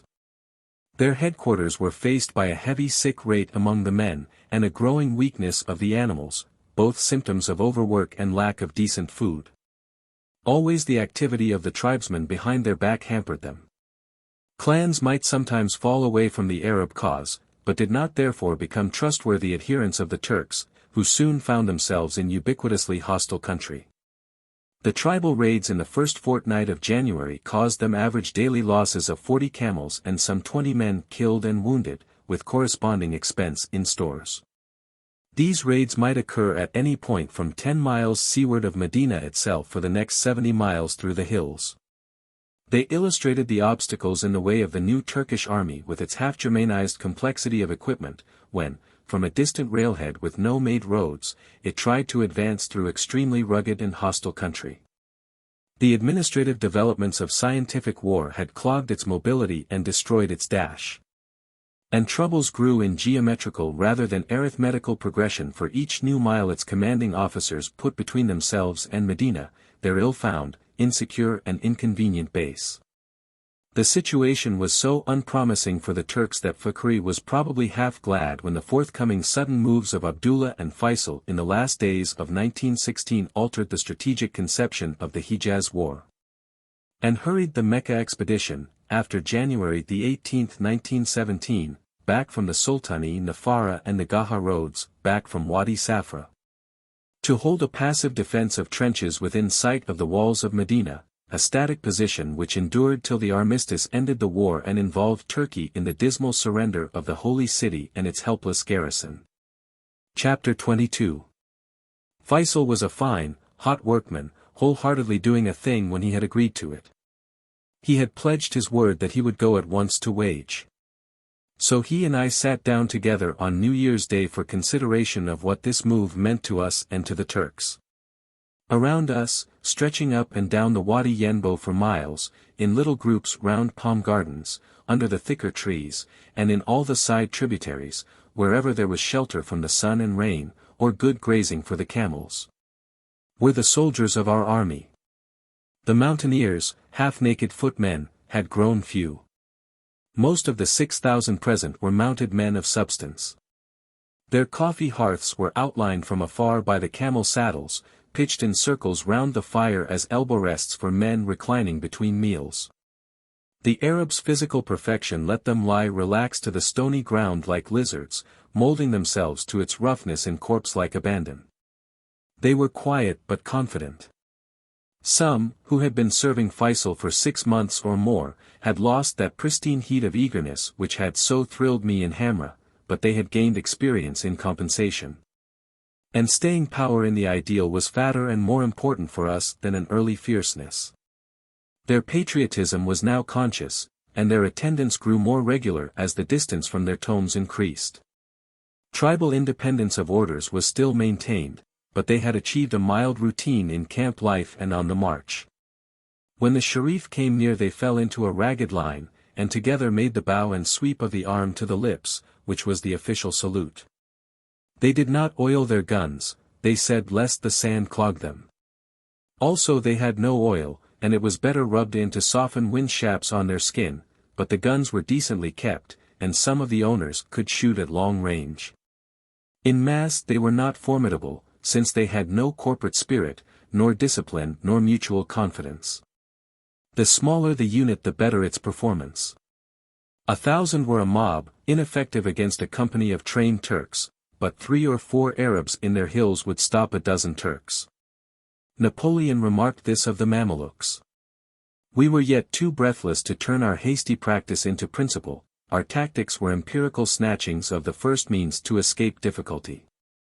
But we were learning like our men. From the Battle of Nakhl Mubarak we abandoned the brigading of Egyptian troops with irregulars.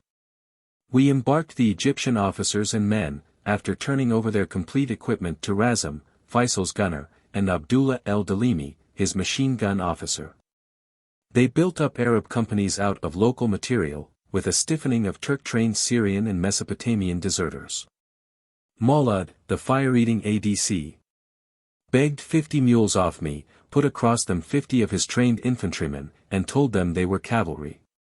He was a martinet, and a born mounted officer, and by his Spartan exercises the much-beaten mule riders grew painfully into excellent soldiers, instantly obedient and capable of formal attack. They were prodigies in the Arab ranks.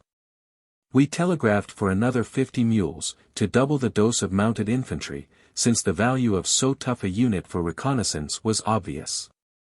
Feisal suggested taking nearly all the Juhina to wage with him and adding to them enough of the Harb and Bili, Atiba and Ajail to give the mass a many-tribed character.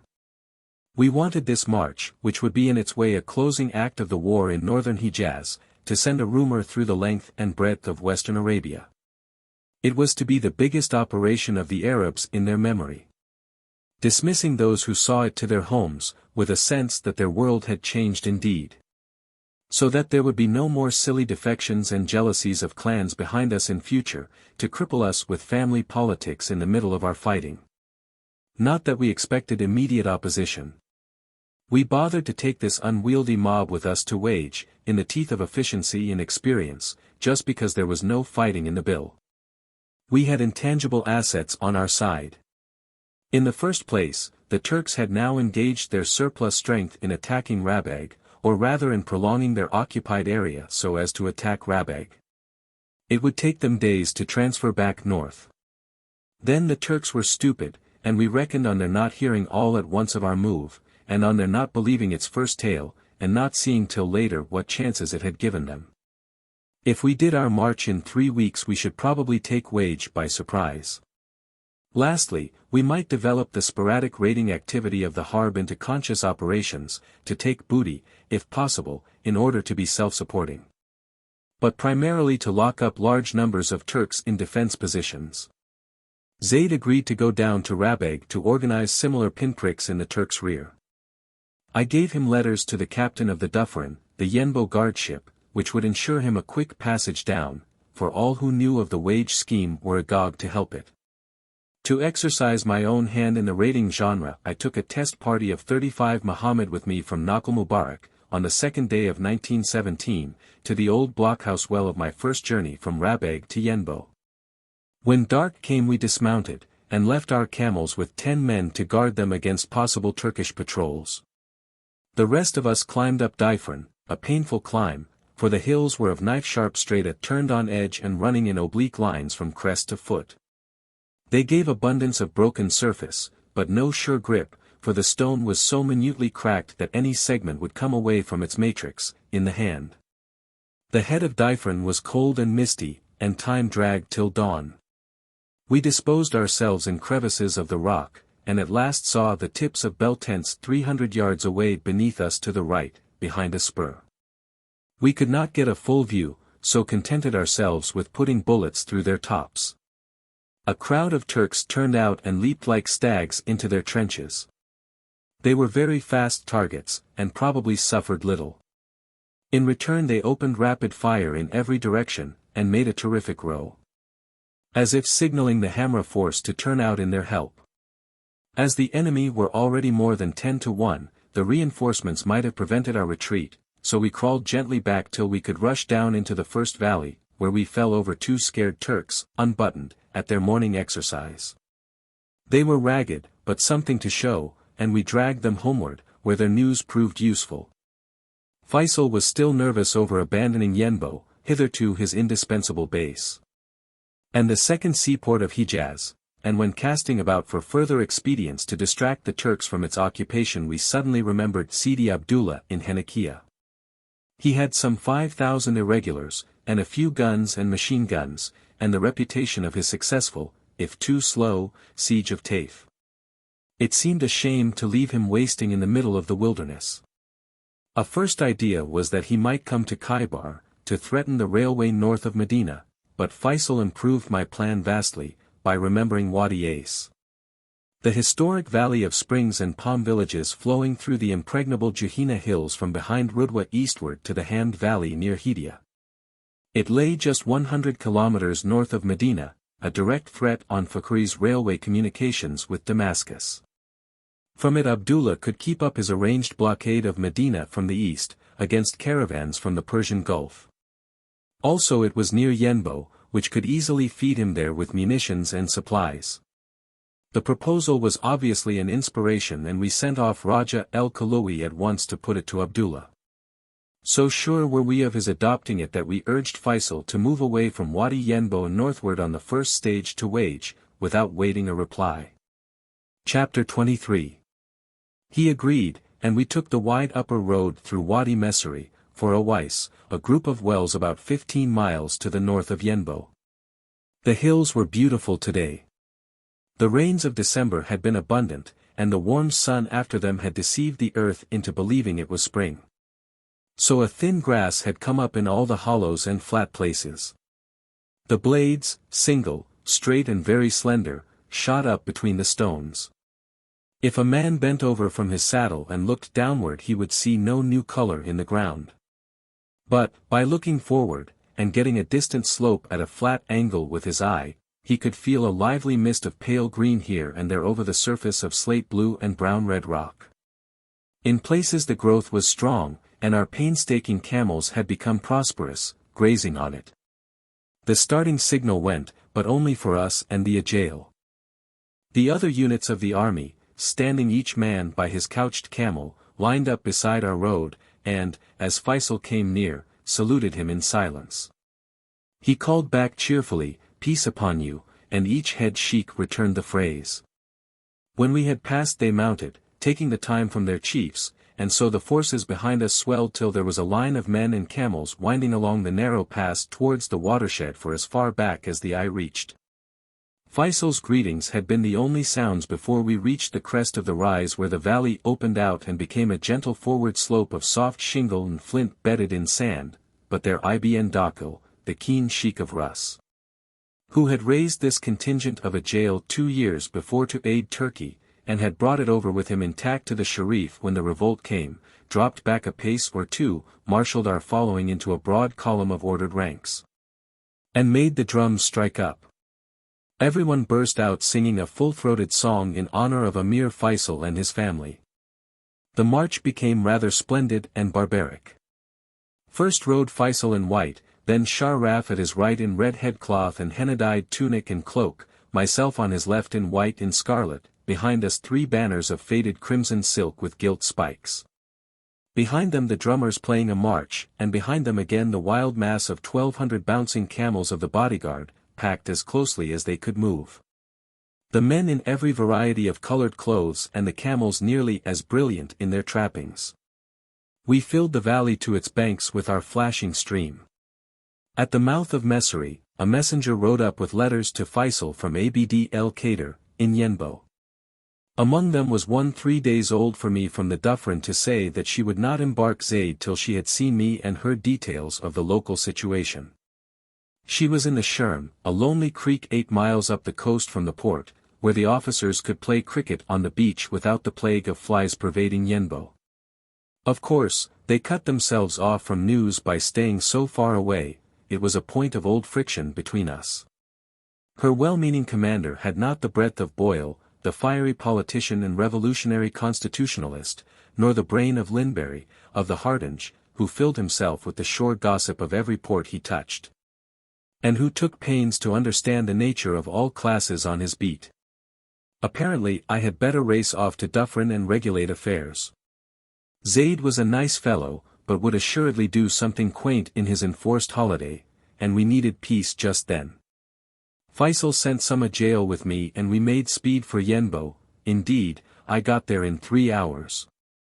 Leaving my disgusted escort, who said they would wear out neither camels nor bottoms for my impatience, halfway back on the road across the plain so wearily well known to me.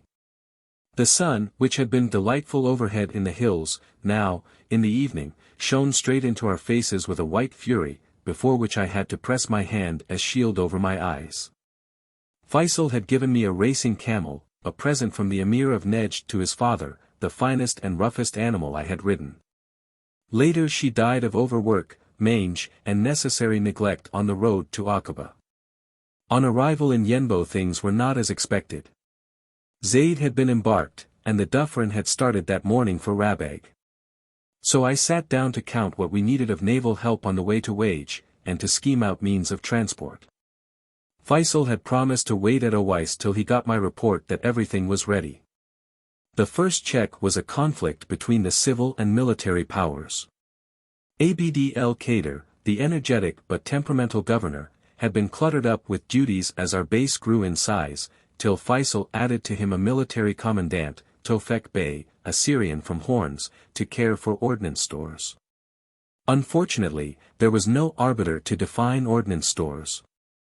That morning they fell out over empty arms chests.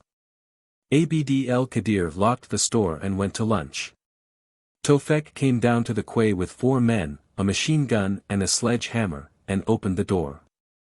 Abd el-Kadir got into a boat, rowed out to the British guardship, the tiny Espiegel, and told her embarrassed but hospitable captain that he had come to stay. His servant brought him food from the shore and he slept the night in a camp bed on the quarterdeck. I wanted to hurry, so began to solve the deadlock by making Abd el-Kadir write to Feisal for his decision and by making Tofek hand over the store to me. We brought the trawler Arethusa near the sloop, that Abd el-Kadir might direct the loading of the disputed chests from his ship, and lastly brought Tofek off to the Espiegel for a temporary reconciliation. It was made easy by an accident, for, as Tofek saluted his guard of honor at the gangway, not strictly regular, this guard, but politic, his face beamed and he said, "This ship captured me at Kurna." pointing to the trophy of the nameplate of the Turkish gunboat Marmaris, which the Espiegel had sunk in action on the Tigris. Abd el-Qadir was as interested in the tale as Tofek, and the trouble ceased. Sharaf came into Yenbo next day as emir, in Faisal's place. He was a powerful man, perhaps the most capable of all the sharifs in the army, but devoid of ambition, acting out of duty, not from impulse. He was rich, and had been for years Chief Justice of the Sharif's court. He knew and handled tribesmen better than any man, and they feared him, for he was severe and impartial, and his face was sinister, with a left eyebrow which drooped, the effect of an old blow, and gave him an air of forbidding hardness.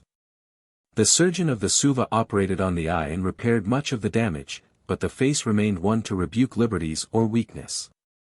I found him good to work with, very clear-headed, wise and kind, with a pleasant smile. His mouth became soft then, while his eyes remained terrible, and a determination to do fittingly, always. We agreed that the risk of the fall of Yenbo while we hunted wage was great, and that it would be wise to empty it of stores. Boyle gave me an opportunity by signaling that either Dufferin or Hardinge would be made available for transport. I replied that as difficulties would be severe I preferred Hardinge. Captain Warren, whose ship intercepted the message, felt it superfluous, but it brought along Hardinge in the best temper 2 days later. She was an Indian troop ship, and her lowest troop deck had great square ports along the water level. Lindberry opened these for us, and we stuffed straight in 8,000 rifles, 3 million rounds of ammunition, thousands of shells, quantities of rice and flour, a shed full of uniforms, 2 tons of high explosive, and all our petrol. Pell-mell. It was like posting letters in a box. In no time she had taken 1,000 tons of stuff. Boyle came in eager for news. He promised the Hardinge as depot ship throughout, to land food and water whenever needed, and this solved the main difficulty. The Navy were already collecting. Half the Red Sea Fleet would be present. The Admiral was expected and landing parties were being drilled on every ship.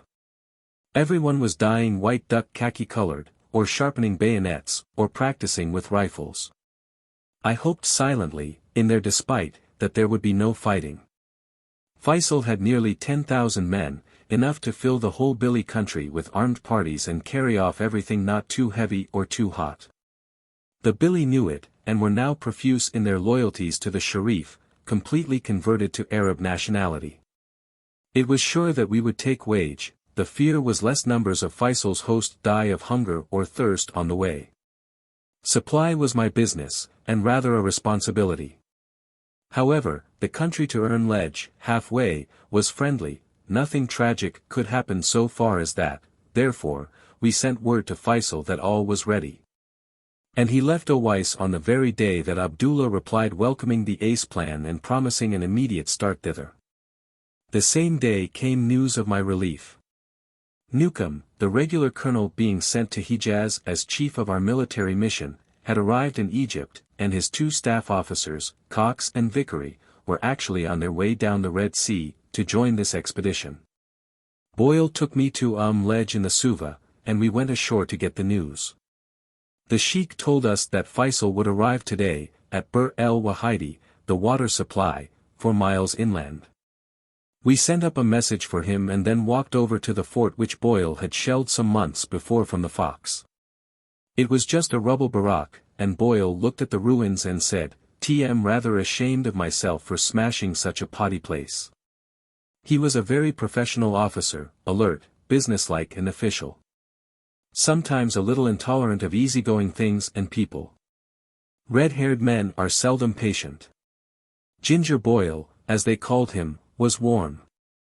While we were looking over the ruins 4 grey ragged elders of the village came up and asked leave to speak.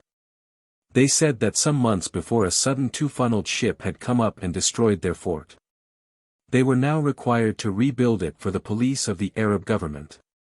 Might they ask the generous captain of this peaceable 1-funneled ship for a little timber, or for other material help towards the restoration? Boyle was restless at their long speech, and snapped at me, "What is it? What do they want?" I said, "Nothing," they were describing the terrible effect of the Fox's bombardment. Boyle looked round him for a moment and smiled grimly. It's a fair mess. Next day Vickery arrived. He was a gunner, and in his 10 years' service in the Sudan had learned Arabic, both literary and colloquial, so well that he would quit us of all need of an interpreter. We arranged to go up with Boyle to Feisal's camp to make the timetable for the attack, and after lunch Englishmen and Arabs got to work and discussed the remaining march to wage. We decided to break the army into sections, and that these should proceed independently to our concentration place of Abu Zariabat in Hamd, after which there was no water before wage. But Boyle agreed that the Hardins should take station for a single night in Sherm Haben, supposed to be a possible harbor, and land 20 tons of water for us on the beach. So that was settled.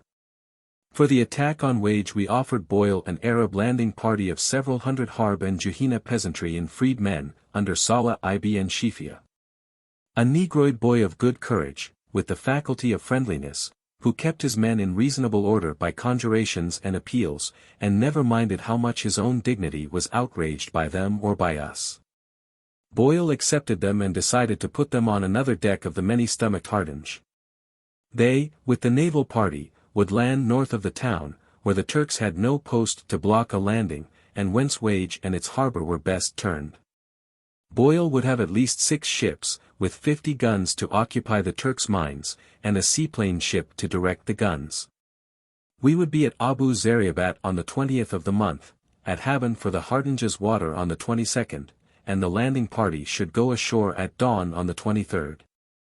By which time our mounted men would have closed all roads of escape from the town. The news from Rabag was good, and the Turks had made no attempt to profit by the nakedness of Yenbo.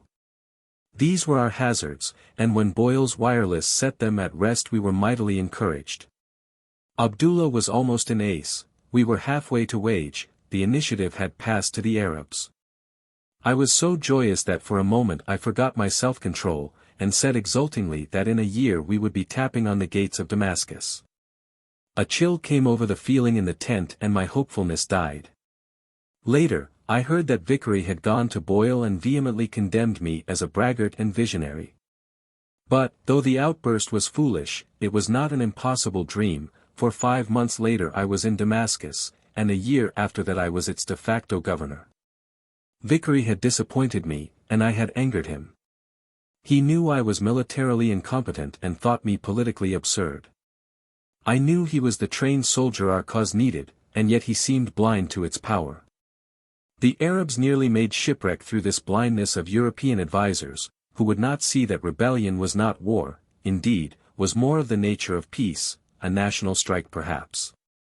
The conjunction of Semites, an idea, and an armed prophet held illimitable possibilities. In skilled hands it would have been, not Damascus, but Constantinople which was reached in 1918. Chapter 24. Early next morning, having seen that the Hardinge was unloading without friction, I went ashore to Sheikh Yusuf, and found him helping his bishop police the frightened villagers and a squad of old Maulad's men to throw a quick barricade across the end of the main street. He told me that 50 wild mules, without halter or bridle or saddle, had been loosed on shore that morning from a ship. By luck rather than skill they had been stampeded into the marketplace, the exits were now safely barred, and there they must remain, ramping about the stalls, till Maulad, to whom they were addressed, invented saddlery in the wilderness. This was the second batch of 50 mules for the mounted unit, and by the chance of our fear at Yenbo we, fortunately, had spare ropes and bits enough for them on board the Hardinge. So by noon the shops were again open, and the damage paid for. I went up to Feisal's camp, which was busy. Some of the tribes were drawing a month's wages, all were getting 8 days' food, tents and heavy baggage were being stored, and the last arrangement for the march being made. I sat and listened to the chatter of the staff, Faiz el-Guzian, Bedouin sheikh, Turkish official, chronicler of the Armenian massacres, now secretary. Nezib el-Bekri, Damascene landowner, and Feisal's host in Syria, now exiled from his country with a death sentence over him, Sami, Nezib's brother, graduate of the law school, and now assistant paymaster.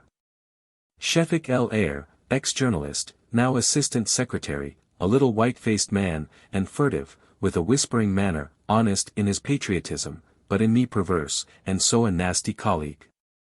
Hassan Sharif, the headquarters doctor, a noble man who had put not merely his me, but his purse to service in the Arab cause, was plaintive with excess of disgust at finding his files smashed and their drugs confounded in the bottom of his chest. Shefik, rallying him, said, "Do you expect a rebellion to be comfortable?" And the contrast with the pale misery of their manner delighted us. In hardships the humor of triteness outweighed a whole world of wit. With Feisal in the evening we talked of the coming marches. The first stage was short, to Semna, where were palm groves and wells of abundant water. After that there was choice of ways, to be determined only when our scouts returned with reports as to pond rainwater. By the coast, the straight road, it was 60 dry miles to the next well, and our multitude of footmen would find that long. The army at Bir el Wahida amounted to 5,100 camel riders, and 5,300 men on foot, with 4 Krupp mountain guns, and 10 machine guns, and for transport we had 380 baggage camels. Everything was cut to the lowest, far below the standard of the Turks. Our start was set for January the 18th just after noon, and punctually by lunchtime Feisal's work was finished. We were a merry party, Feisal himself, relaxed after responsibility, Abd el-Karim, never very serious, Sharif Jabber, Nazib and Sami, Shefik, Hassan Sharif and myself. After lunch the tent was struck. We went to our camels, where they were couched in a circle, saddled and loaded, each held short by the slave standing on its doubled foreleg. The kettle drummer, waiting beside Ibn Dakil, who commanded the bodyguard, rolled his drums 7 or 8 times, and everything became still. We watched Feisal. He got up from his rug, on which he had been saying a last word to Abd el-Karim, caught the saddle pommels in his hands, put his knee on the side and said aloud, "Make God your agent." The slave released the camel, which sprang up. When it was on its feet Feisal passed his other leg across its back, swept his skirts and his cloak under him by a wave of the arm, and settled himself in the saddle. As his camel moved we had jumped for hours, and the whole mob rose together, some of the beasts roaring, but the most quiet, as trained she-camels should be. Only a young animal, a male or ill-bred, would grumble on the road, and self-respecting Bedouins did not ride such, since the noise might give them away by night or in surprise attacks. The camels took their first abrupt steps, and we riders had quickly to hook our legs round the front cantles, and pick up the headstalls to check the pace. We then looked where Feisal was, and tapped our mounts' heads gently round, and pressed them on the shoulders with our bare feet till they were in line beside him. Ibn Dakil came up, and after a glance at the country and the direction of march passed a short order for the Ajail to arrange themselves in wings, out to right and left of us for 200 or 300 yards. Camel marching by camel in line as near as the accidents underfoot permitted. The maneuver was neatly done. These Ajail were Nejd townsmen, the youth of Aniza, Boraida or Rus, who had contracted for service as regular camel corps for a term of years. They were young, from 16 to 25, and nice fellows, large-eyed, cheery, a bit educated, Catholic, intelligent, good companions on the road. There was seldom a heavy one. Even in repose, when most Eastern faces emptied themselves of life, these lads remained keen-looking and handsome. They talked a delicate and elastic Arabic, and were mannered, often foppish, in habit. The docility and reasonableness of their town-bred minds made them look after themselves and their masters without reiterated instructions. Their fathers dealt in camels, and they had followed the trade from infancy. Consequently they wandered instinctively, like Bedouin, while the decadent softness in their nature made them biddable, tolerant of the harshness and physical punishment which in the East were the outward proofs of discipline. They were essentially submissive, yet had the nature of soldiers, and fought with brains and courage when familiarly led. Not being a tribe, they had no blood enemies, but passed freely in the desert, the carrying trade and chaffer of the interior lay in their hands. The gains of the desert were poor, but enough to tempt them abroad, since the conditions of their home life were uncomfortable. The Wahhabis, followers of a fanatical Moslem heresy, had imposed their strict rules on easy and civilized Qasim.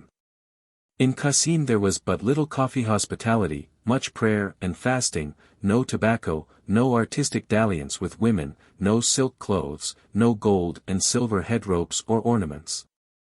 Everything was forcibly pious or forcibly puritanical.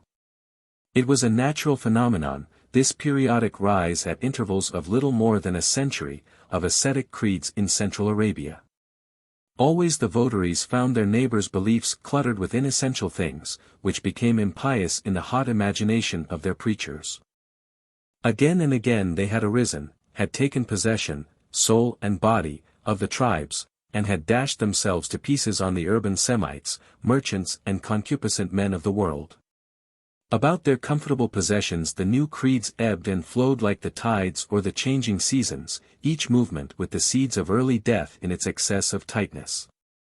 Doubtless they must recur so long as the causes, sun, moon, wind, acting in the emptiness of open spaces, weigh without check on the unhurried and uncumbered minds of the desert dwellers. However, this afternoon the Ajail were not thinking of God, but of us, and as Ibn Dakil ranged them to the right and left they fell eagerly into rank. There came a warning patter from the drums and the poet of the right wing burst into strident song, a single invented couplet, of Feisal and the pleasures he would afford us at wage. The right wing listened to the verse intently, took it up and sang it together once, twice and 3 times, with pride and self-satisfaction and derision. However, before they could brandish it a 4th time the poet of the left wing broke out in extempore reply, in the same meter, in answering rhyme, and capping the sentiment.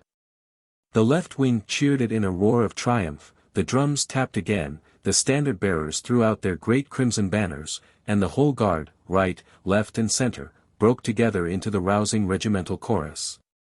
I've lost Britain. And I've lost Gaul, I've lost Rome, and, worst of all, I've lost Lalage. Only it was Nejd they had lost, and the women of the Mabda, and their future lay from Jeddah towards Suez. Yet it was a good song, with a rhythmical beat which the camels loved, so that they put down their heads, stretched their necks out far and with lengthened pace shuffled forward musingly while it lasted. Our road today was easy for them, since it was over firm sand slopes, long, slowly rising waves of dunes, bare-backed, but for scrub in the folds, or barren palm trees solitary in the moist depressions. Afterwards in a broad flat, 2 horsemen came cantering across from the left to greet Feisal. I knew the first one, dirty old blear-eyed Muhammad Ali el-Badawi, Amir of the Juhina, but the second looked strange. When he came nearer I saw he was in khaki uniform, with a cloak to cover it and a silk headcloth and headrope, much awry. He looked up, and there was Newcomb's red and peeling face, with straining eyes and vehement mouth, a strong, humorous grin between the jaws. He had arrived at Ledge this morning, and hearing we were only just off, had seized Sheikh Yusuf's fastest horse and galloped after us. I offered him my spare camel and an introduction to Feisal, whom he greeted like an old school friend. And at once they plunged into the midst of things, suggesting, debating, planning at lightning speed. Newcomb's initial velocity was enormous, and the freshness of the day and the life and happiness of the army gave inspiration to the march and brought the future bubbling out of us without pain. We passed Gauatia, a ragged grove of palms, and marched over a lava field easily, its roughnesses being drowned in sand just deep enough to smooth them, but not deep enough to be too soft. The tops of the highest lava piles showed through. An hour later we came suddenly to a crest which dropped as a sand slope, abrupt and swept and straight enough to be called a sandcliff, into a broad splendid valley of rounded pebbles. This was Semna, and our road went down the steep, through terraces of palms. The wind had been following our march, and so it was very still and warm at bottom of the valley in lee of the great bank of sand. Here was our water, and here we would halt till the scouts returned from seeking rain pools in front of us, for so Abd el-Karim, our chief guide, had advised. We rode the 400 yards across the valley and up the further slopes till we were safe from floods, and there Feisal tapped his camel lightly on the neck till she sank to her knees with a scrape of shingle pushed aside, and settled herself. Hijra spread the carpet for us, and with the other sharifs we sat and jested while the coffee was made hot. I maintained against Feisal the greatness of Ibrahim Pasha, leader of Mili Kurds, in North Mesopotamia. When he was to march, his women rose before dawn, and footing noiselessly overhead on the taut tent cloth, unskewered the strips of it, while others beneath held and removed the poles till all was struck and divided into camel loads, and loaded. Then they drove off, so that the Pasha awoke alone on his pallet in the open air where at night he had lain down in the rich inner compartment of his palace tent. He would get up at leisure and drink coffee on his carpet, and afterwards the horses would be brought, and they would ride towards the new camping ground.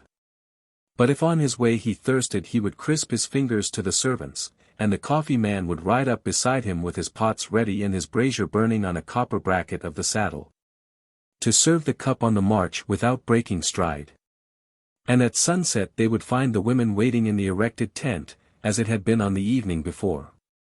Today had a grey weather, so strange after the many thronging suns, that Newcomb and I walked stooping to look where our shadows had gone, as we talked of what I hoped and of what he wanted.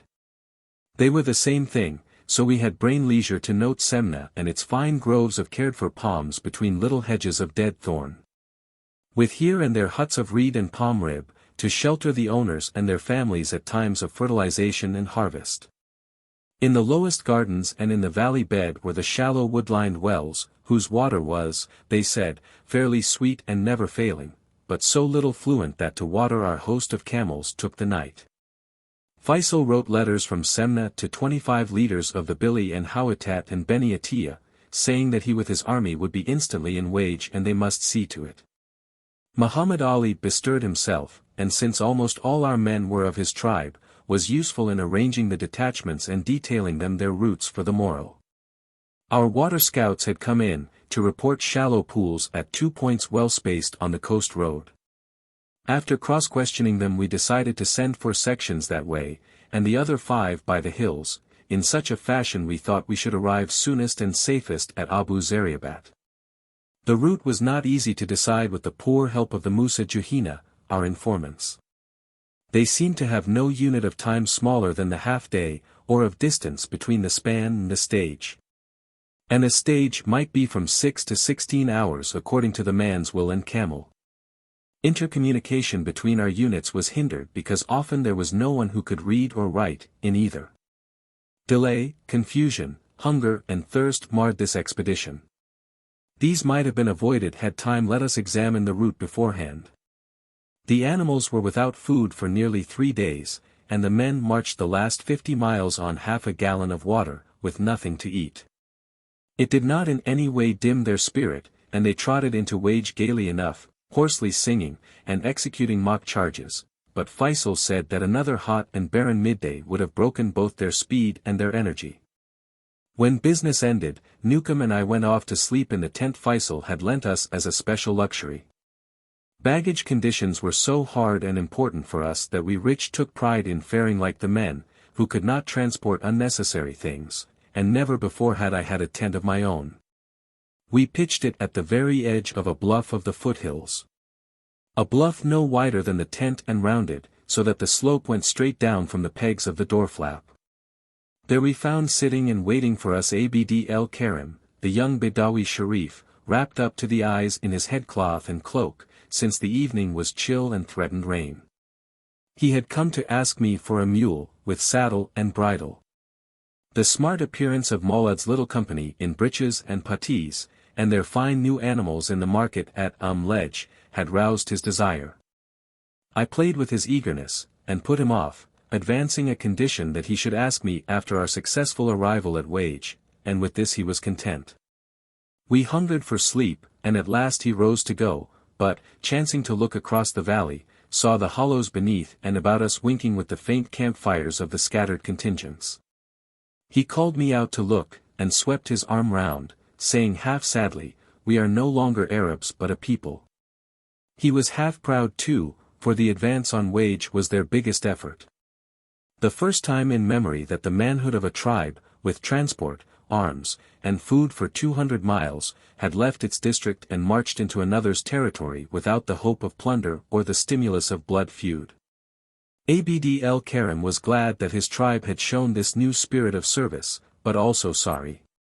For to him the joys of life were a fast camel, the best weapons, and a short sharp raid against his neighbor's herd, and the gradual achievement of Feisal's ambition was making such joys less and less easy for the responsible.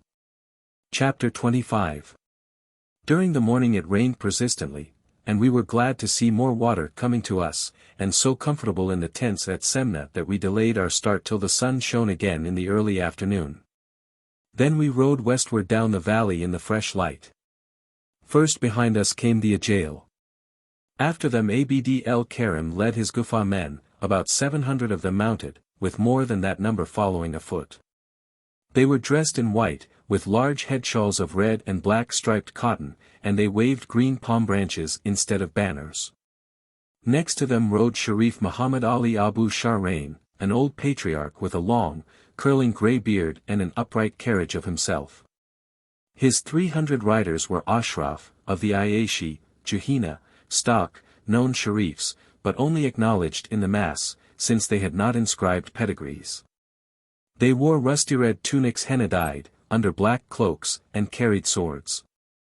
Each had a slave crouched behind him on the crupper to help him with rifle and dagger in the fight, and to watch his camel and cook for him on the road. The slaves, as befitted slaves of poor masters, were very little dressed. Their strong, black legs gripped the camel's woolly sides as in a vice, to lessen the shocks inevitable on their bony perches. While they had knotted up their rags of shirts into the plaited thong about their loins to save them from the fouling of the camels and their staling on the march. Semna water was medicinal, and our animals' dung flowed like green soup down their hocks that day. Behind the Ashraf came the crimson banner of our last tribal detachment, the Rifa, under Audi ibn Zuwaid, the old wheedling sea pirate who had robbed the Stotzingen mission and thrown their wireless and their Indian servants into the sea at Yenbo. The sharks presumably refused the wireless, but we had spent fruitless hours dragging for it in the harbor. Audi still wore a long, rich, fur-lined German officer's greatcoat, a garment little suited to the climate but, as he insisted, magnificent booty. He had about 1,000 men, 3/4 of them on foot, and next him marched Razum, the gunner commandant, with his 4 old Krupp guns on the pack mules, just as we had lifted them from the Egyptian army. Razum was a sardonic Damascene, who rose laughing to every crisis and slunk about sore-headed with grievances when things went well. On this day there were dreadful murmurings, for alongside him rode Abdullah el-Dalimi, in charge of machine guns, a quick, clever, superficial but attractive officer, much of the professional type, whose great joy was to develop some rankling sorrow in Razum till it discharged full blast on Feisal or myself. Today I helped him by smiling to Razum that we were moving at intervals of a quarter day in echelon of sub-tribes. Razum looked over the new-washed underwood, where raindrops glistened in the light of the sun setting redly across the waves below a ceiling of clouds. And looked too at the wild mob of Bedouins racing here and there on foot after birds and rabbits and giant lizards and jerboas and one another, and assented sourly, saying that he too would shortly become a sub-tribe. And echelon himself half a day to one side or other, and be quit of flies. At first starting a man in the crowd had shot a hare from the saddle, but because of the risk of wild shooting Feisal had then forbidden it, and those later put up by our camels' feet were chased with sticks. We laughed at the sudden commotion in the marching companies, cries, and camels swerving violently, their riders leaping off and laying out wildly with their canes to kill or to be pickers up of a kill. Feisal was happy to see the army win so much meat, but disgusted at the shameless Juhina appetite for lizards and jerboas. We rode over the flat sand, among the thorn trees, which here were plentiful and large, till we came out on the sea beach and turned northward along a broad, well-beaten track, the Egyptian pilgrim road. It ran within 50 yards of the sea, and we could go up it 30 or 40 singing files abreast. An old lava bed half buried in sand jutted out from the hills 4 or 5 miles inland, and made a promontory. The road cut across this, but at the near side were some mud flats, on which shallow reaches of water burned in the last light of the west. This was our expected stage, and Feisal signaled the halt. We got off our camels and stretched ourselves, sat down or walked before supper to the sea and bathed by hundreds, a splashing, screaming, mob of fish-like naked men of all earth's colors. Supper was to look forward to, as a Juhina that afternoon had shot a gazelle for Feisal. Gazelle meat we found better than any other in the desert, because this beast, however barren the land and dry the waterholes, seemed to own always a fat juicy body. The meal was the expected success. We retired early, feeling too full, but soon after Newcomb and myself had stretched out in our tent we were quickened by a wave of excitement traveling up the lines, running camels, shots, and shouts. A breathless slave thrust his head under the flap crying, "News! News! Sharif Bey is taken." I jumped up and ran through the gathering crowd to Faisal's tent, which was already beset by friends and servants. With Feisal sat, portentously and unnaturally collected in the din, Raja, the tribesman who had taken to Abdullah word to move into Wadi Ace. Feisal was radiant, his eyes swollen with joy, as he jumped up and shouted to me through the voices, "Abdullah has captured Ashraf Bey." Then I knew how big and good the event was. Ashraf was a notorious adventurer in the lower levels of Turkish politics. In his boyhood, near his Smyrna home, he had been just a brigand, but with years he became a revolutionary, and when he was finally captured Abd el-Hamid exiled him to Medina for 5 colored years. At first he was closely confined there, but one day he broke the privy window and escaped to Shahad, the bibulous emir, in his suburb of Awali. Shahad was, as usual, at war with the Turks and gave him sanctuary. But Ashraf, finding me dull, at last borrowed a fine mare and rode to the Turkish barracks. On its square was the officer son of his enemy the governor drilling a company of gendarmes. He galloped him down, slung him across his saddle, and made away before the astonished police could protest. He took to Jebel Ohod, an uninhabited place, driving his prisoner before him, calling him his ass, and lading upon him 30 loaves and the skins of water necessary for their nourishment. To recover his son, the Pasha gave Ashraf liberty on parole and £500.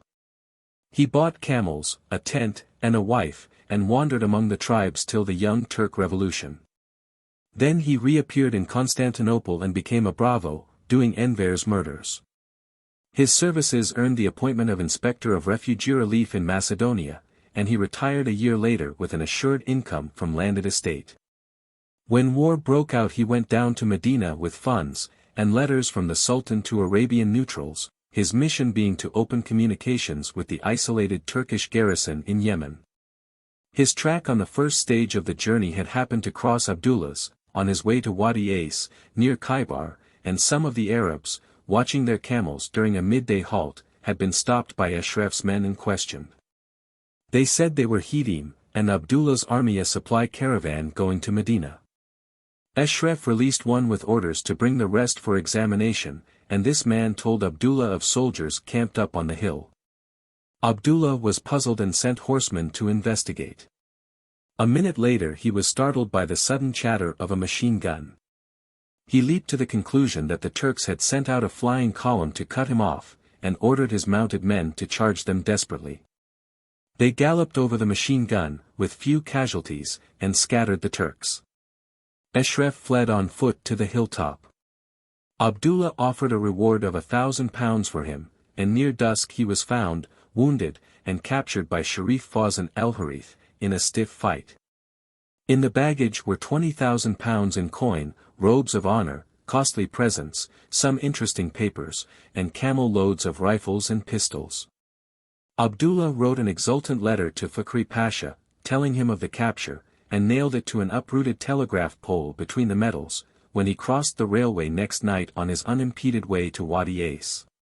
Raja had left him there, camped in quiet and in ease. The news was a double fortune for us. Between the joyful men slipped the sad figure of the Imam, who raised his hand. Silence fell for an instant. "Hear me," he said, and intoned an ode in praise of the event, to the effect that Abdullah was especially favored, and had attained quickly to the glory which Feisal was winning slowly but surely by hard work. The poem was creditable as the issue of only 16 minutes, and the poet was rewarded in gold. Then Feisal saw a gaudy jeweled dagger at Raja's belt. Raja stammered it was Ashraf's. Feisal threw him his own and pulled the other off, to give it in the end to Colonel Wilson. What did my brother say to Ashraf? Is this your return for our hospitality? While Ashraf had replied like suckling, I can fight, whether I am the wrong or right, devoutly. How many millions did the Arabs get? Gasped greedy old Muhammad Ali, when he heard of Abdullah to the elbows in the captured chest, flinging gold by handfuls to the tribes. Raja was everywhere in hot demand, and he slept a richer man that night, deservedly, for Abdullah's march to To made the Medina situation sure. With Murray pressing in Sinai, Feisal nearing Wage, and Abdullah between Wage and Medina, the position of the Turks in Arabia became defensive only. The tide of our ill fortune had turned, and the camp seeing our glad faces was noisy until dawn. Next day we rode easily. A breakfast suggested itself, upon our finding some more little water pools, in a bare valley flowing down from El Sukur, a group of 3 extraordinary hills like granite bubbles blown through the earth. The journey was pleasant, for it was cool, there were a lot of us. And we 2 Englishmen had a tent in which we could shut ourselves up and be alone. A weariness of the desert was the living always in company, each of the party hearing all that was said and seeing all that was done by the others day and night. Yet the craving for solitude seemed part of the delusion of self-sufficiency, a factitious making rare of the person to enhance its strangeness in its own estimation. To have privacy, as Newcomb and I had, was 10,000 times more restful than the open life, but the work suffered by the creation of such a bar between the leaders and men. Among the Arabs there were no distinctions, traditional or natural, except the unconscious power given a famous sheikh by virtue of his accomplishment. And they taught me that no man could be their leader except he ate the ranks' food, wore their clothes, lived level with them, and yet appeared better in himself. In the morning we pressed towards Abu Zariabat with the early sun incandescent in a cloudless sky, and the usual eye-racking dazzle and dance of sunbeams on polished sand or polished flint. Our path rose slightly at a sharp limestone ridge with eroded flanks, and we looked over a sweeping fall of bare, black gravel between us and the sea, which now lay about 8 miles to the westward, but invisible. Once we halted and began to feel that a great depression lay in front of us, but not till 2 in the afternoon after we had crossed a basalt outcrop did we look out over a trough 15 miles across, which was Wadi Hamd, escaped from the hills. On the northwest spread the great delta through which Hamd spilled itself by 20 mouths. And we saw the dark lines, which were thickets of scrub in the flood channels of the dried beds, twisting in and out across the flat from the hill edge beneath us, till they were lost in the sun haze 30 miles away beyond us to our left. Near the invisible sea. Behind Hamd rose sheer from the plain a double hill, Jebel Rail, hog-backed but for a gash which split it in the middle. To our eyes, sated with small things, it was a fair sight, this end of a dry river longer than the Tigris. The greatest valley in Arabia, first understood by Doughty, and as yet unexplored, while Rail was a fine hill, sharp and distinctive, which did honor to the Hamd. Full of expectation we rode down the gravel slopes, on which tufts of grass became more frequent, till at 3 o'clock we entered the wadi itself. It proved a bed about a mile wide, filled with clumps of asla bushes, round which clung sandy hillocks each a few feet high. Their sand was not pure, but seamed with lines of dry and brittle clay, last indications of old flood levels. These divided them sharply into layers, rotten with salty mud and flaking away, so that our camels sank in, fetlock deep, with a crunching noise like breaking pastry. The dust rose up in thick clouds, thickened yet more by the sunlight held in them. For the dead air of the hollow was a dazzle. The ranks behind could not see where they were going, which was difficult for them, as the hillocks came closer together, and the riverbed slid into a maze of shallow channels, the work of partial floods year after year. Before we gained the middle of the valley everything was overgrown by brushwood, which sprouted sideways from the mounds and laced one to another with tangled twigs as dry, dusty, and brittle as old bone. We tucked in the streamers of our gaudy saddlebags, to prevent their being jerked off by the bushes, drew cloaks tight over our clothes, bent our heads down to guard our eyes and crashed through like a storm amongst reeds. The dust was blinding and choking, and the snapping of the branches, grumbles of the camels, shouts and laughter of the men, made a rare adventure. Chapter 26. Before we quite reached the far bank the ground suddenly cleared at a clay bottom, in which stood a deep brown water pool, 80 yards long and about 15 yards wide. This was the floodwater of Abu Zariabat, our goal. We went a few yards further, through the last scrub, and reached the open north bank where Feisal had appointed the camp. It was a huge plain of sand and flints, running to the very feet of rail, with room on it for all the armies of Arabia. So we stopped our camels, and the slaves unloaded them and set up the tents. While we walked back to see the mules, thirsty after their long day's march, rush with the foot soldiers into the pond, kicking and splashing with pleasure in the sweet water. The abundance of fuel was an added happiness, and in whatever place they chose to camp each group of friends had a roaring fire, very welcome. As a wet evening mist rose 8 feet out of the ground and our woolen cloaks stiffened and grew cold with its silver beads in their coarse woof.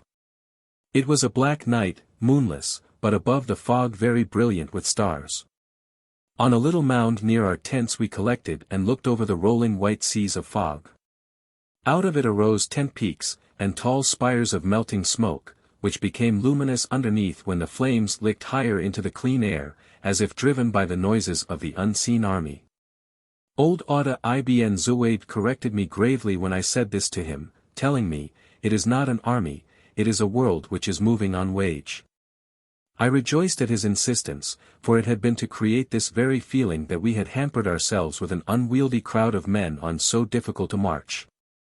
That evening the billy began to come in to us shyly, and swear fealty, for the Hand Valley was their boundary. Amongst them Hamid el-Bifada rode up with a numerous company to pay his respects to Feisal. He told us that his cousin, Suleiman Pasha, the paramount of the tribe, was at Abu Ajaj, 15 miles north of us, trying desperately for once to make up the mind which had chopped and balanced profitably throughout a long life. Then, without warning or parade, Sharif Nasir of Medina came in. Feisal leaped up and embraced him, and led him over to us. Nasir made a splendid impression, much as we had heard, and much as we were expecting of him. He was the opener of roads, the forerunner of Faisal's movement, the man who had fired his first shot in Medina, and who was to fire our last shot at Muslimi beyond Aleppo on the day that Turkey asked for an armistice. And from beginning to end all that could be told of him was good. He was a brother of Shihad, the emir of Medina. Their family was descended from Hussein, the younger of Ali's children, and they were the only descendants of Hussein considered Ashraf, not Sada. They were Shias, and had been since the days of Kerbala, and in Hijaz were respected only second to the emirs of Mecca. Nasir himself was a man of gardens, whose lot had been unwilling war since boyhood. He was now about 27. His low, broad forehead matched his sensitive eyes, while his weak pleasant mouth and small chin were clearly seen through a clipped black beard. He had been up here for 2 months, containing wage, and his last news was that the outpost of Turkish Camel Corps upon our road had withdrawn that morning towards the main defensive position. We slept late the following day, to brace ourselves for the necessary hours of talk. Feisal carried most of this upon his own shoulders. Nasir supported him as second in command, and the Badawi brothers sat by to help. The day was bright and warm, threatening to be hot later, and Newcomb and I wandered about looking at the watering, the men, and the constant affluence of newcomers. When the sun was high a great cloud of dust from the east heralded a larger party and we walked back to the tents to see Mirzik el-Taikimi, Faisal's sharp, mouse-featured guest master, ride in. He led his clansmen of the Jahina past the emir at a canter, to make a show. They stifled us with their dust, for his van of a dozen sheiks carrying a large red flag and a large white flag drew their swords and charged round and round our tents. We admired neither their riding nor their mares, perhaps because they were a nuisance to us. About noon the wood Muhammad Harb, and the mounted men of the Ibn Shifia battalion came in, 300 men, under Sheikh Salih and Muhammad ibn Shifia. Muhammad was a tubby, vulgar little man of 55, common-sensible and energetic. He was rapidly making a name for himself in the Arab army, for he would get done any manual work. His men were the sweepings of Wadi Yenbo, landless and without family, or laboring Yenbo townsmen, hampered by no inherited dignity. They were more docile than any other of our troops except the white-handed Ajail who were too beautiful to be made into laborers. We were already 2 days behind our promise to the navy, and Newcomb decided to ride ahead this night to Haben. There he would meet Boyle and explain that we must fail the Hardinge at the rendezvous, but would be glad if she could return there on the evening of the 24th, when we should arrive much in need of water. He would also see if the naval attack could not be delayed till the 25th to preserve the joint scheme. After dark there came a message from Suleiman Rifada, with a gift camel for Feisal to keep if he were friendly, and to send back if hostile. Feisal was vexed, and protested his inability to understand so feeble a man. Nasir asserted, "Oh, it's because he eats fish. Fish swells the head, and such behavior follows." The Syrians and Mesopotamians, and men of Jidda and Yenbo laughed loudly, to shew that they did not share this belief of the upland Arab, that a man of his hands was disgraced by tasting the 3 mean foods, chickens, eggs and fish. Feisal said, with mock gravity, "You insult the company, we fish." Others protested, "We abandon it, and take refuge in God," and Murzik to change the current said, "Suleiman is an unnatural birth, neither raw nor ripe." In the morning, early, we marched in a straggle for 3 hours down Wadi Hamd. Then the valley went to the left, and we struck out across a hollow, desolate, featureless region. Today was cold, a hard north wind drove into our faces down the grey coast. As we marched we heard intermittent heavy firing from the direction of Wage, and feared that the navy had lost patience and were acting without us. However, we could not make up the days we had wasted, so we pushed on for the whole dull stage, crossing affluent after affluent of Hamd. The plain was striped with these wadis, all shallow and straight and bare, as many and as intricate as the veins in a leaf. At last we re-entered Hamd, at Kurna, and though its clay bottoms held only mud, decided to camp. While we were settling in there was a sudden rush. Camels had been seen pasturing away to the east, and the energetic of the Gehenna streamed out, captured them, and drove them in. Feisal was furious, and shouted to them to stop, but they were too excited to hear him. He snatched his rifle, and shot at the nearest man, who, in fear, tumbled out of his saddle, so that the others checked their course. Feisal had them up before him, laid about the principals with his camel stick, and impounded the stolen camels and those of the thieves till the whole tally was complete. Then he handed the beasts back to their billy owners. Had he not done so it would have involved the Gehenna in a private war with the billy, our hoped-for allies of the morrow, and might have checked extension beyond Wage. Our success lay in bond to such trifles. Next morning we made for the beach, and up it to Haben at 4 o'clock. The Hardinge was duly there, to our relief, and landing water, although the shallow bay gave little shelter, and the rough sea rolling in made boat work hazardous. We reserved first call for the mules, and gave what water was left to the more thirsty of the footmen. But it was a difficult night, and crowds of suffering men lingered jostling about the tanks in the rays of the searchlight, hoping for another drink, if the sailors should venture in again. I went on board, and heard that the naval attack had been carried out as though the land army were present, since Boyle feared the Turks would run away if he waited. As a matter of fact, the day we reached Abu Zariabat, Ahmed Tufuk Bey, Turkish governor, had addressed the garrison, saying that Wage must be held to the last drop of blood. Then at dusk he had got on to his camel and ridden off to the railway with the few mounted men fit for flight. The 200 infantry determined to do his abandoned duty against the landing party. But they were outnumbered 3 to 1, and the naval gunfire was too heavy to let them make proper use of their positions. So far as the Hardinge knew, the fighting was not ended, but Wage town had been occupied by seamen and Saleh's Arabs. Chapter 27. Profitable rumors excited the army, which began to trickle off northward soon after midnight. At dawn we rallied the various contingents in Wadi Mia, 12 miles south of the town, and advanced on it in order, meeting a few scattered Turks, of whom one party put up a short resistance.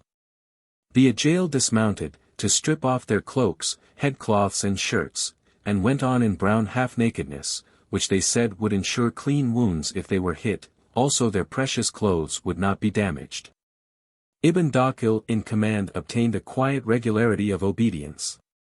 They advanced by alternate companies, in open order, at intervals of 4 or 5 yards, with even-numbered companies in support, making good use of the poor cover which existed. It was pretty to look at the neat, brown men in the sunlit sandy valley, with the turquoise pool of salt water in the midst to set off the crimson banners which 2 standard-bearers carried in the van. They went along in a steady lope, covering the ground at nearly 6 miles an hour, dead silent, and reached and climbed the ridge without a shot fired. So we knew the work had been finished for us and trotted forward to find the boy Salah, son of Ibn Shifia, in possession of the town. He told us that his casualties had been nearly 20 killed. And later we heard that a British lieutenant of the air service had been mortally wounded in a seaplane reconnaissance, and 1 British seaman hurt in the foot.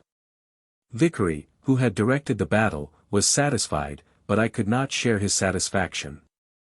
To me an unnecessary action, or shot, or casualty, was not only waste but sin. I was unable to take the professional view that all successful actions were gains.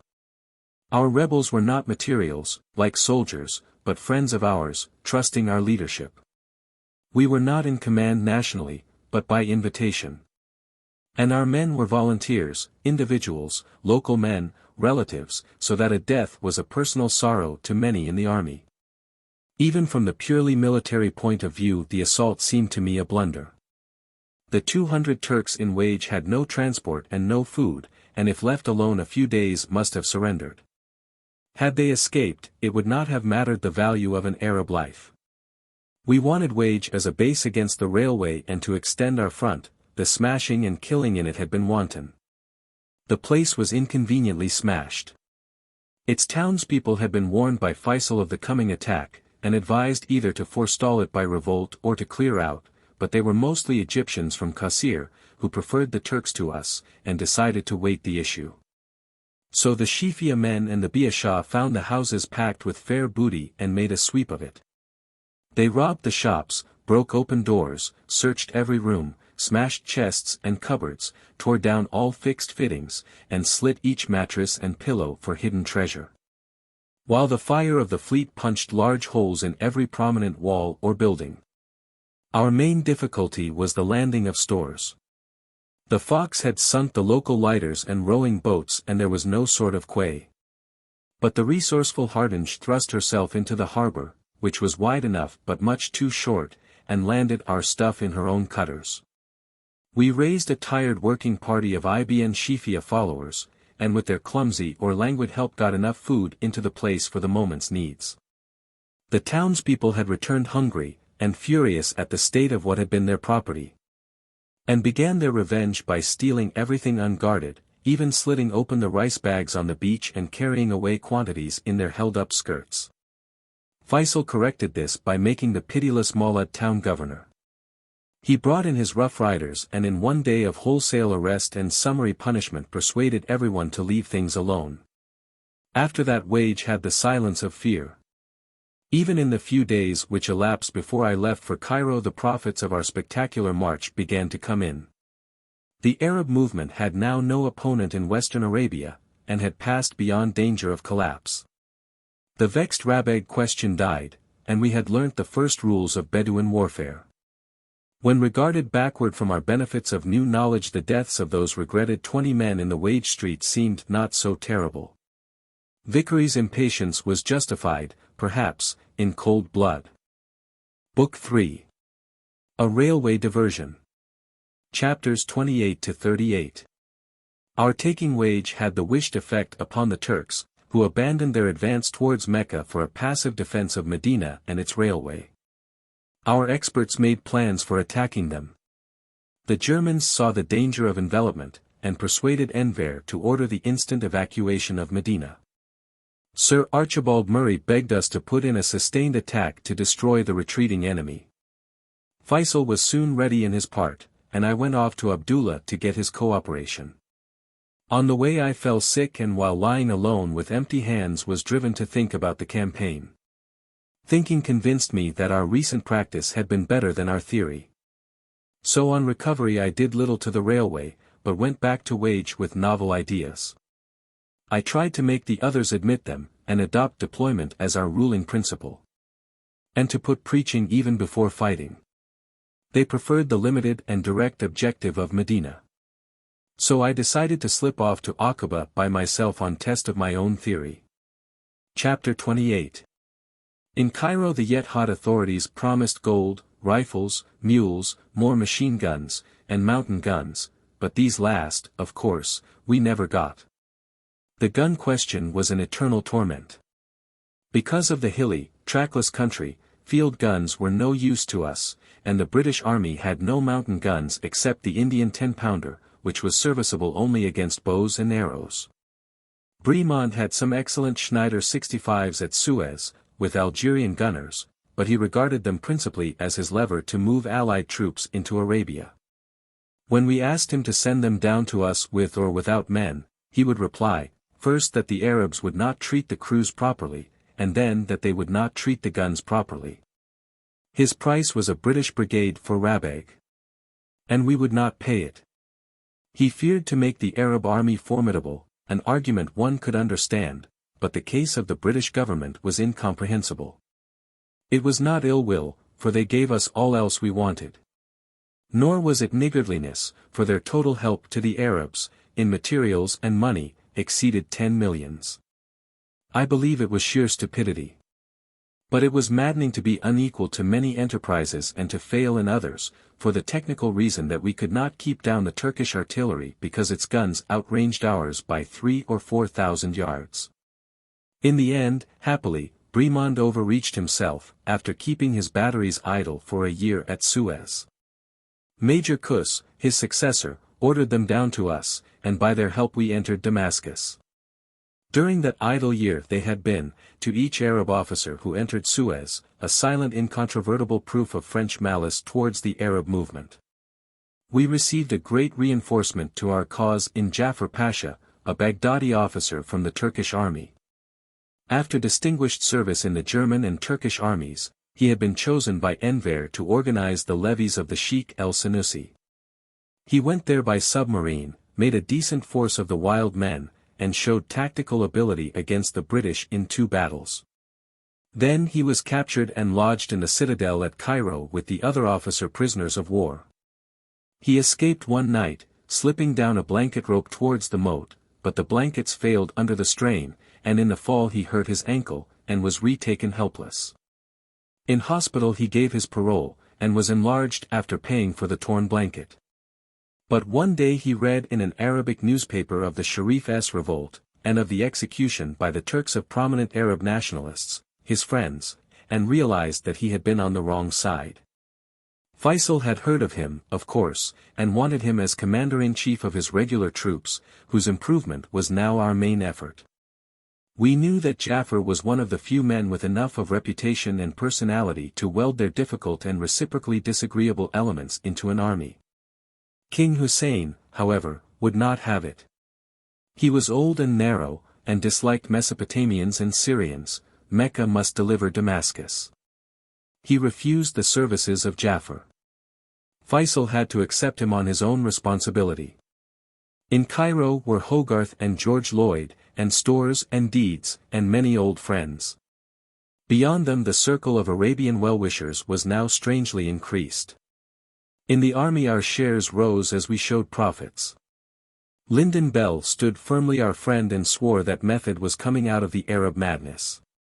Sir Archibald Murray realized with a sudden shock that more Turkish troops were fighting the Arabs than were fighting him, and began to remember how he had always favored the Arab Revolt. Admiral Weems was as ready to help now as he had been in our hard days round Rabag. Sir Reginald Wingate, High Commissioner in Egypt, was happy in the success of the work he had advocated for years. I grudged him this happiness. For McMahon, who took the actual risk of starting it, had been broken just before prosperity began. However, that was hardly Wingate's fault. In the midst of my touching the slender stops of all these quills there came a rude surprise. Colonel Bremond called to felicitate me on the capture of Wage, saying that it confirmed his belief in my military talent and encouraged him to expect my help in an extension of our success. He wanted to occupy Aqaba with an Anglo-French force and naval help. He pointed out the importance of Aqaba, the only Turkish port left in the Red Sea, the nearest to the Suez Canal, the nearest to the Hijaz Railway, on the left flank of the Beersheba army. Suggesting its occupation by a composite brigade, which should advance up Wadi Itm for a crushing blow at Mon. He began to enlarge on the nature of the ground. I told him that I knew Aqaba from before the war, and felt that his scheme was technically impossible. We could take the beach of the Gulf. But our forces there, as unfavorably placed as on a Gallipoli beach, would be under observation and gunfire from the coastal hills, and these granite hills, thousands of feet high, were impracticable for heavy troops, the passes through them being formidable defile, very costly to assault or to cover. In my opinion, Aqaba, whose importance was all and more than he said, would be best taken by Arab irregulars descending from the interior without naval help. Bremond did not tell me, but I knew, that he wanted the landing at Aqaba to head off the Arab movement, by getting a mixed force in front of them, as at Rabag, so that they might be confined to Arabia, and compelled to waste their efforts against Medina. The Arabs still feared that the Sharif's alliance with us was based on a secret agreement to sell them at the end, and such a Christian invasion would have confirmed these fears and destroyed their cooperation. For my part, I did not tell Bremond, but he knew, that I meant to defeat his efforts and to take the Arabs soon into Damascus. It amused me, this childishly conceived rivalry of vital aims, but he ended his talk ominously by saying that, anyhow, he was going down to put the scheme to Feisal in wage. Now, I had not warned Feisal that Bremond was a politician. Newcomb was in wage, with his friendly desire to get moves on. We had not talked over the problem of Aqaba. Feisal knew neither its terrain nor its tribes. Keenness and ignorance would lend an ear favorable to the proposal. It seemed best for me to hurry down there and put my side on its guard, so I left the same afternoon for Suez and sailed that night. 2 days later, in wage, I explained myself. So that when Bremond came after 10 days and opened his heart, or part of it, to Feisal, his tactics were returned to him with improvements. The Frenchman began by presenting 6 Hotchkiss automatics complete with instructors. This was a noble gift. But Feisal took the opportunity to ask him to increase his bounty by a battery of the quick-firing mountain guns at Suez, explaining that he had been sorry to leave the Yenbo area for Wage. Since Wage was so much further from his objective, Medina, but it was really impossible for him to assault the Turks, who had French artillery, with rifles or with the old guns supplied him by the British Army. His men had not the technical excellence to make a bad tool prevail over a good one. He had to exploit his only advantages, numbers and mobility, and, unless his equipment could be improved, there was no saying where this protraction of his front might end. Bremond tried to turn it off by belittling guns as useless for Hijaz warfare, quite right, this, practically. But it would end the war at once if Feisal made his men climb about the country like goats and tear up the railway. Feisal, angry at the metaphor, impolite in Arabic, looked at Bremond's 6 feet of comfortable body, and asked if he had ever tried to goat himself. Bremond referred gallantly to the question of Aqaba, and the real danger to the Arabs in the Turks remaining there, insisting that the British, who had the means for an expedition thither, should be pressed to undertake it. Feisal, in reply, gave him a geographical sketch of the land behind Aqaba. I recognized the less dashing part of it myself, and explained the tribal difficulties and the food problem, all the points which made it a serious obstacle. He ended by saying that, after the cloud of orders, counter-orders, and confusion over the Allied troops for Rabag, he really had not the face to approach Sir Archibald Murray so soon with another request for an excursion. Bremond had to retire from the battle in good order, getting in a Parthian shot at me, where I sat spitefully smiling, by begging Feisal to insist that the British armoured cars in Suez be sent down to Wage. But even this was a boomerang, since they had started. After he had gone, I returned to Cairo for a cheerful week, in which I gave my betters much good advice. Murray, who had growlingly earmarked Tullibardines' brigade for Aqaba, approved me still further when I declared against that sideshow too. Then to Wage. Chapter 29. Life in Wage was interesting. We had now set our camp in order. Feisal pitched his tents, here an opulent group, living tents, reception tents, staff tents, guest tents, servants, about a mile from the sea. On the edge of the coral shelf which ran up gently from the beach till it ended in a steep drop facing east and south over broad valleys radiating starlight from the landlocked harbor.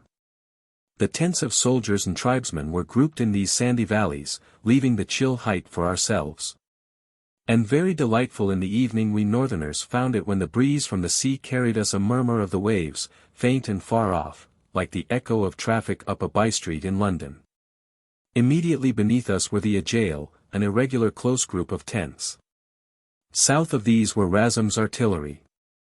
And by him for company, Abdullah's machine gunners, in regular lines, with their animals picketed out in those formal rows which were incense to the professional officer and convenient if space were precious. Further out the market was set plainly on the ground, a boiling swell of men always about the goods. The scattered tents and shelters of the tribesmen filled each gully or windless place. Beyond the last of them lay open country, with camel parties coming in and out by the straggling palms of the nearest, too brackish well. As background were the foothills, reefs and clusters like ruined castles, thrown up craggily to the horizon of the coastal range. As it was the custom in Wage to camp wide apart, very wide apart, my life was spent in moving back and forth, to Feisal's tents, to the English tents, to the Egyptian army tents, to the town, the port, the wireless station.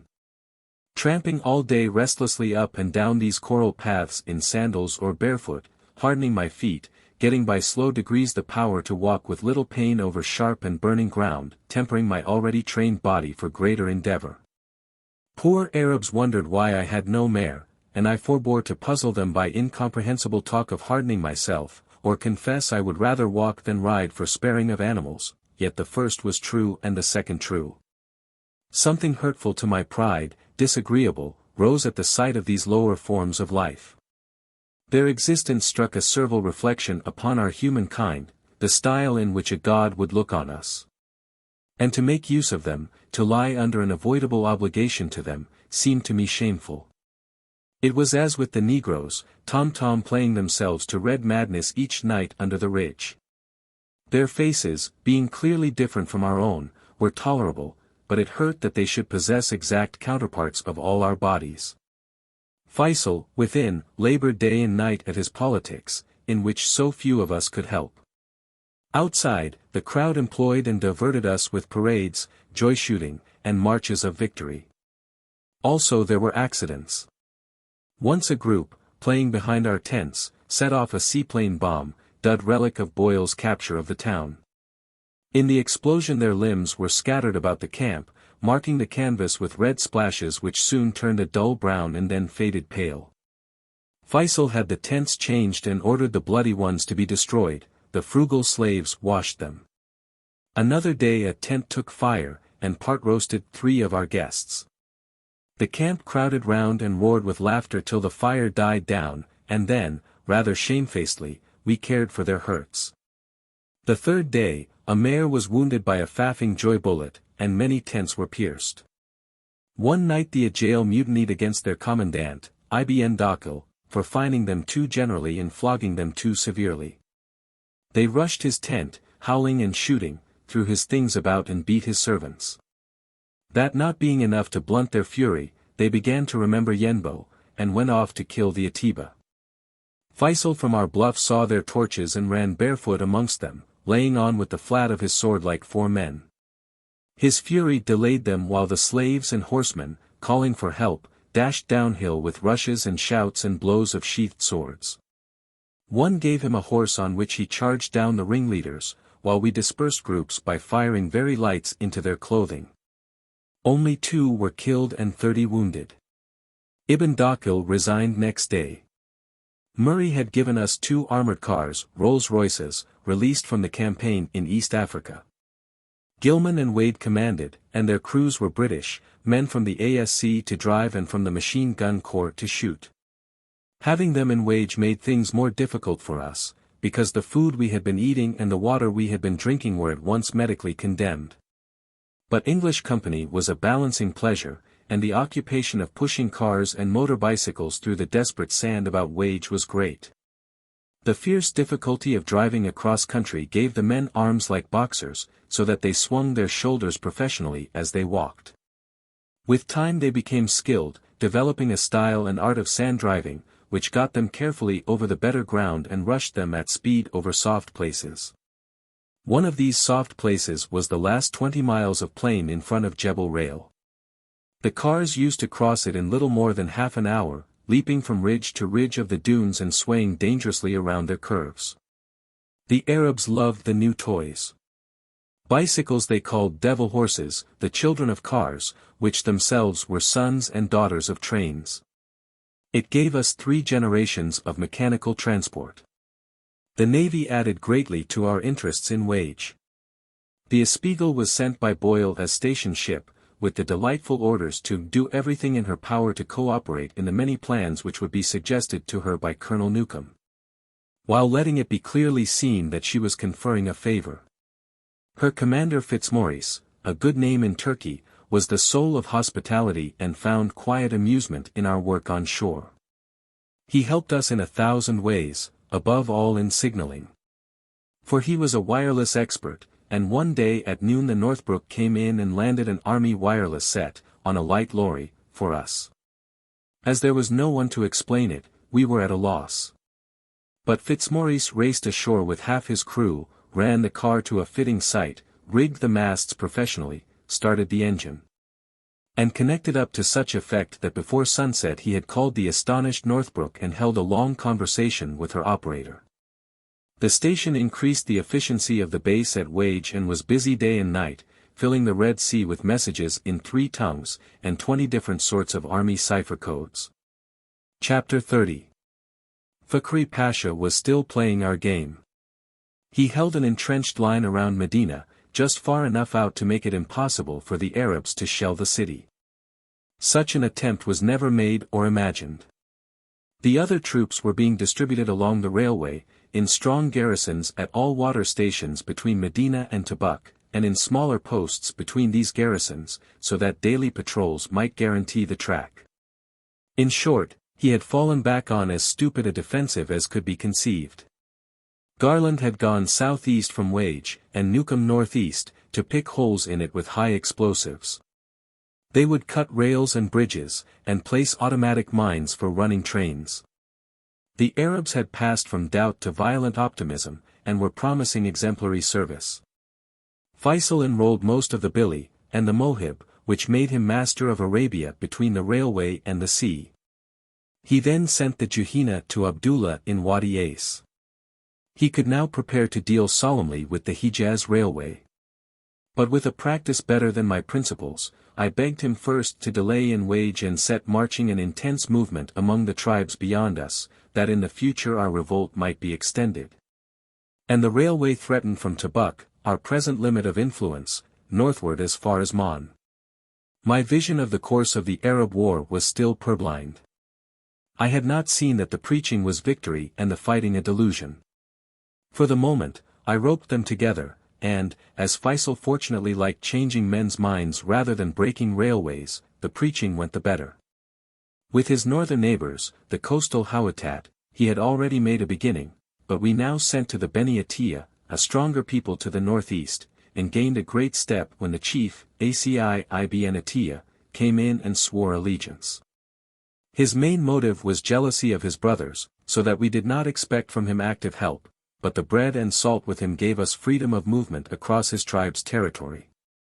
Beyond lay various tribes owning obedience to Nuri Shah Alan, the great emir of the Rawala, who, after the Sharif and Ibn Saad and Ibn Rashid, was the 4th figure among the precarious princes of the desert. Nuri was an old man, who had ruled his Anazay tribesmen for 30 years. His was the chief family of the Rawala, but Nuri had no precedence among them at birth, nor was he loved, nor a great man of battle. His headship had been acquired by sheer force of character. To gain it he had killed 2 of his brothers. Later he had added Shararat and others to the number of his followers, and in all their desert his word was absolute law. He had none of the wheedling diplomacy of the ordinary sheikh, a word, and there was an end of opposition, or of his opponent. All feared and obeyed him. To use his roads we must have his countenance. Fortunately, this was easy. Feisal had secured it years ago, and had retained it by interchange of gifts from Medina and Yenbo. Now, from Wage, Faiz el-Guzian went up to him and on the way crossed Ibn Dugmi, one of the chief men of the Ruwala, coming down to us with the desirable gift of some hundreds of good baggage camels. Nuri, of course, still kept friendly with the Turks. Damascus and Baghdad were his markets, and they could have half-starved his tribe in 3 months, had they suspected him. But we knew that when the moment came we should have his armed help, until then anything short of a breach with Turkey. His favor would open to us the Sirhan, a famous roadway, camping ground, and chain of waterholes, which in a series of linked depressions extended from Jaf, Nun's capital, in the southeast, northwards to Azraq, near Jebel Druze, in Syria. It was the freedom of the Sirhan we needed to reach the tents of the eastern Hawattat, those famous Abu Tay, of whom Atta, the greatest fighting man in northern Arabia, was chief. Only by means of Atta Abu Tay could we swing the tribes from Mon to Aqaba so violently in our favor that they would help us take Aqaba and its hills from their Turkish garrisons. Only with his active support could we venture to thrust out from Wage on the long trek to Mon. Since our Yenbo days we had been longing for him and trying to win him to our cause.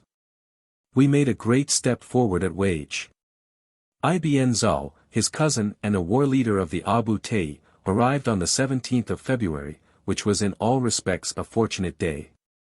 At dawn there came in 5 chief men of the Shararat from the desert east of Tabuk, bringing a present of eggs of the Arabian ostrich, plentiful in their little frequented desert.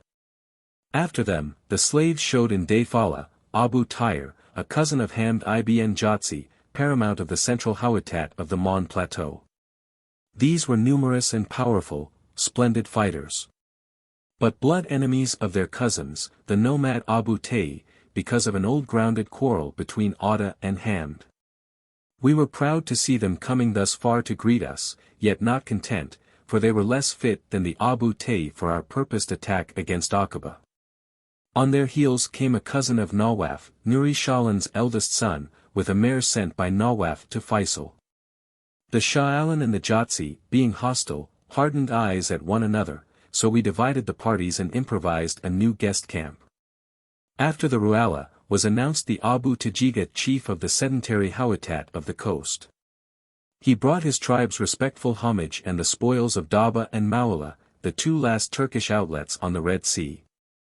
Room was made for him on Faisal's carpet, and the warmest thanks rendered him for his tribe's activity. Which carried us to the borders of Aqaba, by tracks too rough for operations of force, but convenient for preaching, and still more so for getting news. In the afternoon, Ibn Zal arrived, with 10 other of Atta's chief followers. He kissed Faisal's hand once for Atta and then once for himself, and, sitting back, declared that he came from Atta to present his salutations and to ask for orders. Feisal, with policy, controlled his outward joy, and introduced him gravely to his blood enemies, the Jatsi Hawattat. Ibn Zal acknowledged them distantly. Later, we held great private conversations with him and dismissed him with rich gifts, richer promises, and Faisal's own message to Atta that his mind would not be smooth till he had seen him face to face in Wage. Atta was an immense chivalrous name, but an unknown quantity to us, and in so vital a matter as Aqaba we could not afford a mistake. He must come down that we might weigh him, and frame our future plans actually in his presence, and with his help. Except that all its events were happy, this day was not essentially unlike Faisal's every day. The rush of news made my diary fat. The roads to Wage swarmed with envoys and volunteers and great sheiks riding in to swear allegiance. The contagion of their constant passage made the lukewarm Billy ever more profitable to us. Feisal swore new adherence solemnly on the Quran between his hands, to wait while he waited, march when he marched, to yield obedience to no Turk, to deal kindly with all who spoke Arabic, whether Baghdadi, Alapine, Syrian, or pure-blooded, and to put independence above life, family, and goods. He also began to confront them at once, in his presence, with their tribal enemies, and to compose their feuds.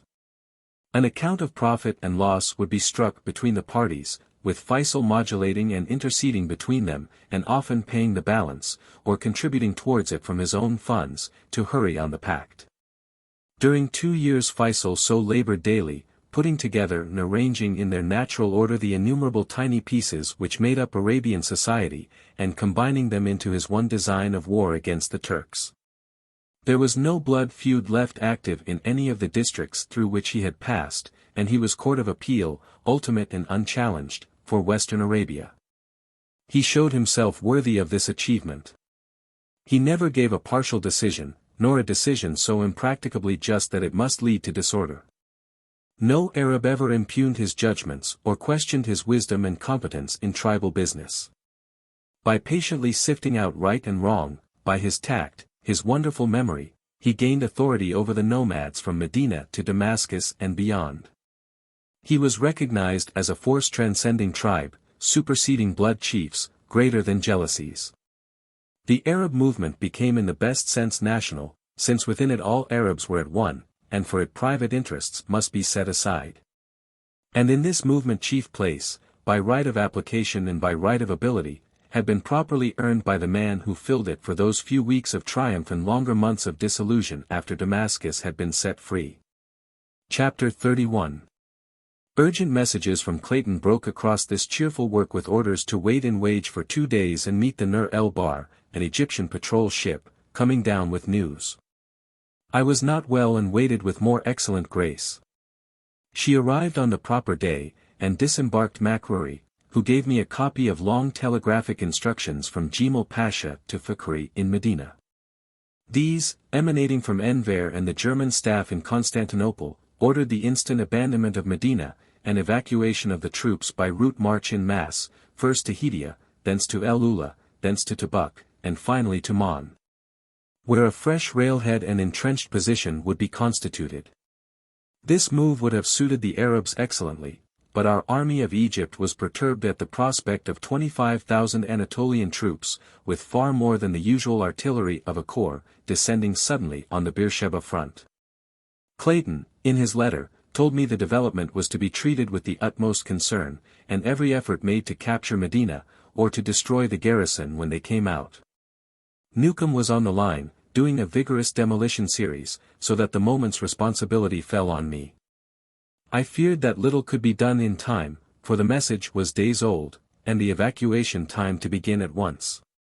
We told Feisal the frank position, and that allied interests in this case demanded the sacrifice, or at least the postponement of immediate advantage to the Arabs.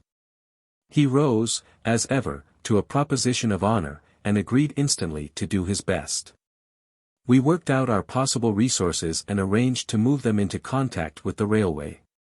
Sharif Master, an honest, quiet old man, and Razum, with tribesmen, mule-mounted infantry, and a gun, were to proceed directly to Faghair, the first good water base north of Wadi Ace, to hold up our first section of railway.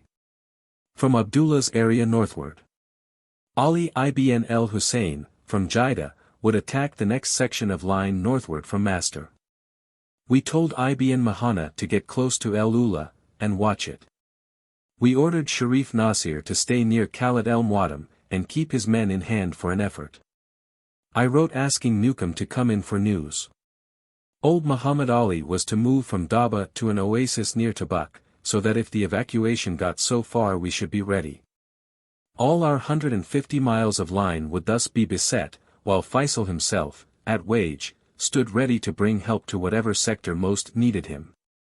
My part was to go off to Abdullah in Wadi Ace, to find out why he had done nothing for 2 months, and to persuade him, if the Turks came out, to go straight at them. I hoped we might deter them from moving by making so many small raids on this lengthy line that traffic would be seriously disorganized, and the collection of the necessary food dumps for the army at each main stage be impracticable. The Medina force, being short of animal transport, could carry little with them. Enver had instructed them to put guns and stores on trains, and to enclose these trains in their columns and march together up the railway. It was an unprecedented maneuver, and if we gained 10 days to get in place, and they then attempted anything so silly, we should have a chance of destroying them all. Next day I left Wage, ill and unfit for a long march, while Feisal in his haste and many preoccupations had chosen me a traveling party of queer fellows. There were 4 Rifa and 1 Maroi Juhayna as guides, and Arslan, a Syrian soldier servant, who prepared bread and rice for me and acted besides as but to the Arabs, for a jail, a Moor, and an Atibi, Suleiman. The camels, thin with the bad grazing of this dry billy territory, would have to go slowly. Delay after delay took place in our starting, until 9 at night, and then we moved unwillingly, but I was determined to get clear of Wage somehow before morning. So we went 4 hours and slept. Next day we did 2 stages of 5 hours each, and camped at Abu Zariabat, in our old ground of the winter. The great pool had shrunk little in the 2 months, but was noticeably more salt. A few weeks later it was unfit to drink. A shallow well nearby was said to afford tolerable water. I did not look for it, since boils on my back and heavy fever made painful the jolting of the camel, and I was tired. Long before dawn we rode away, and having crossed Hamd got confused in the broken surfaces of Aguna, an area of low hills. When day broke we recovered direction and went over a watershed steeply down into El Kut, a hill-locked plain extending to the Sukkur, the granite bubbles of hills which had been prominent on our road up from Lech. The ground was luxuriant with colocynth, whose runners and fruits looked festive in the early light.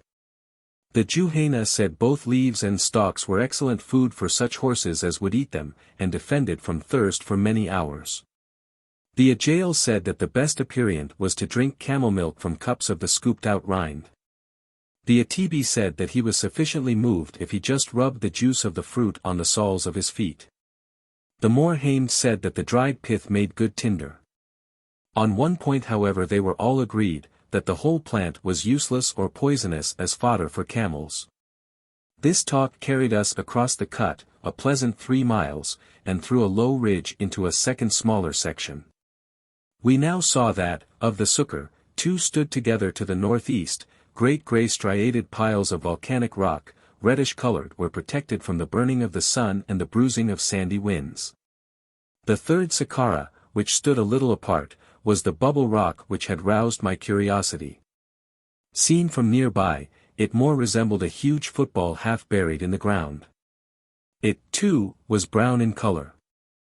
The south and east faces were quite smooth and unbroken, and its regular, domed head was polished and shining and had fine cracks running up and over it like stitched seams, altogether one of the strangest hills in Hijaz, a country of strange hills. We rode gently towards it, through a thin shower of rain which came slanting strangely and beautifully across the sunlight. Our path took up between the Saqqara and the Sukkur by a narrow gorge with sandy floor and steep bare walls. Its head was rough. We had to scramble up shelves of coarse-faced stone, and along a great fault in the hillside between 2 tilted red reefs of hard rock. The summit of the pass was a knife edge, and from it we went down an encumbered gap, half blocked by one fallen boulder which had been hammered over with the tribal marks of all the generations of men who had used this road. Afterwards there opened tree-grown spaces, collecting grounds in winter for the sheets of rain which poured off the glazed sides of the Sukkur. There were granite outcrops here and there, and a fine silver sand underfoot in the still damp water channels. The drainage was towards Aran. We then entered a wild confusion of granite shards, piled up haphazard into low mounds, in and out of which we wandered any way we could find practicable going for our hesitating camels. Soon after noon this gave place to a broad wooded valley, up which we rode for an hour, till our troubles began again. For we had to dismount and lead our animals up a narrow hill path with broken steps of rock so polished by long years of passing feet that they were dangerous in wet weather. They took us over a great shoulder of the hills and down among more small mounds and valleys, and afterwards by another rocky zigzag descent into a torrent bed. This soon became too confined to admit the passage of laden camels, and the path left it to cling precariously to the hillside with a cliff above and cliff below. After 15 minutes of this we were glad to reach a high saddle on which former travelers had piled little cairns of commemoration and thankfulness. Of such a nature had been the roadside cairns of Mastura, on my first Arabian journey, from Rabeg to Feisal.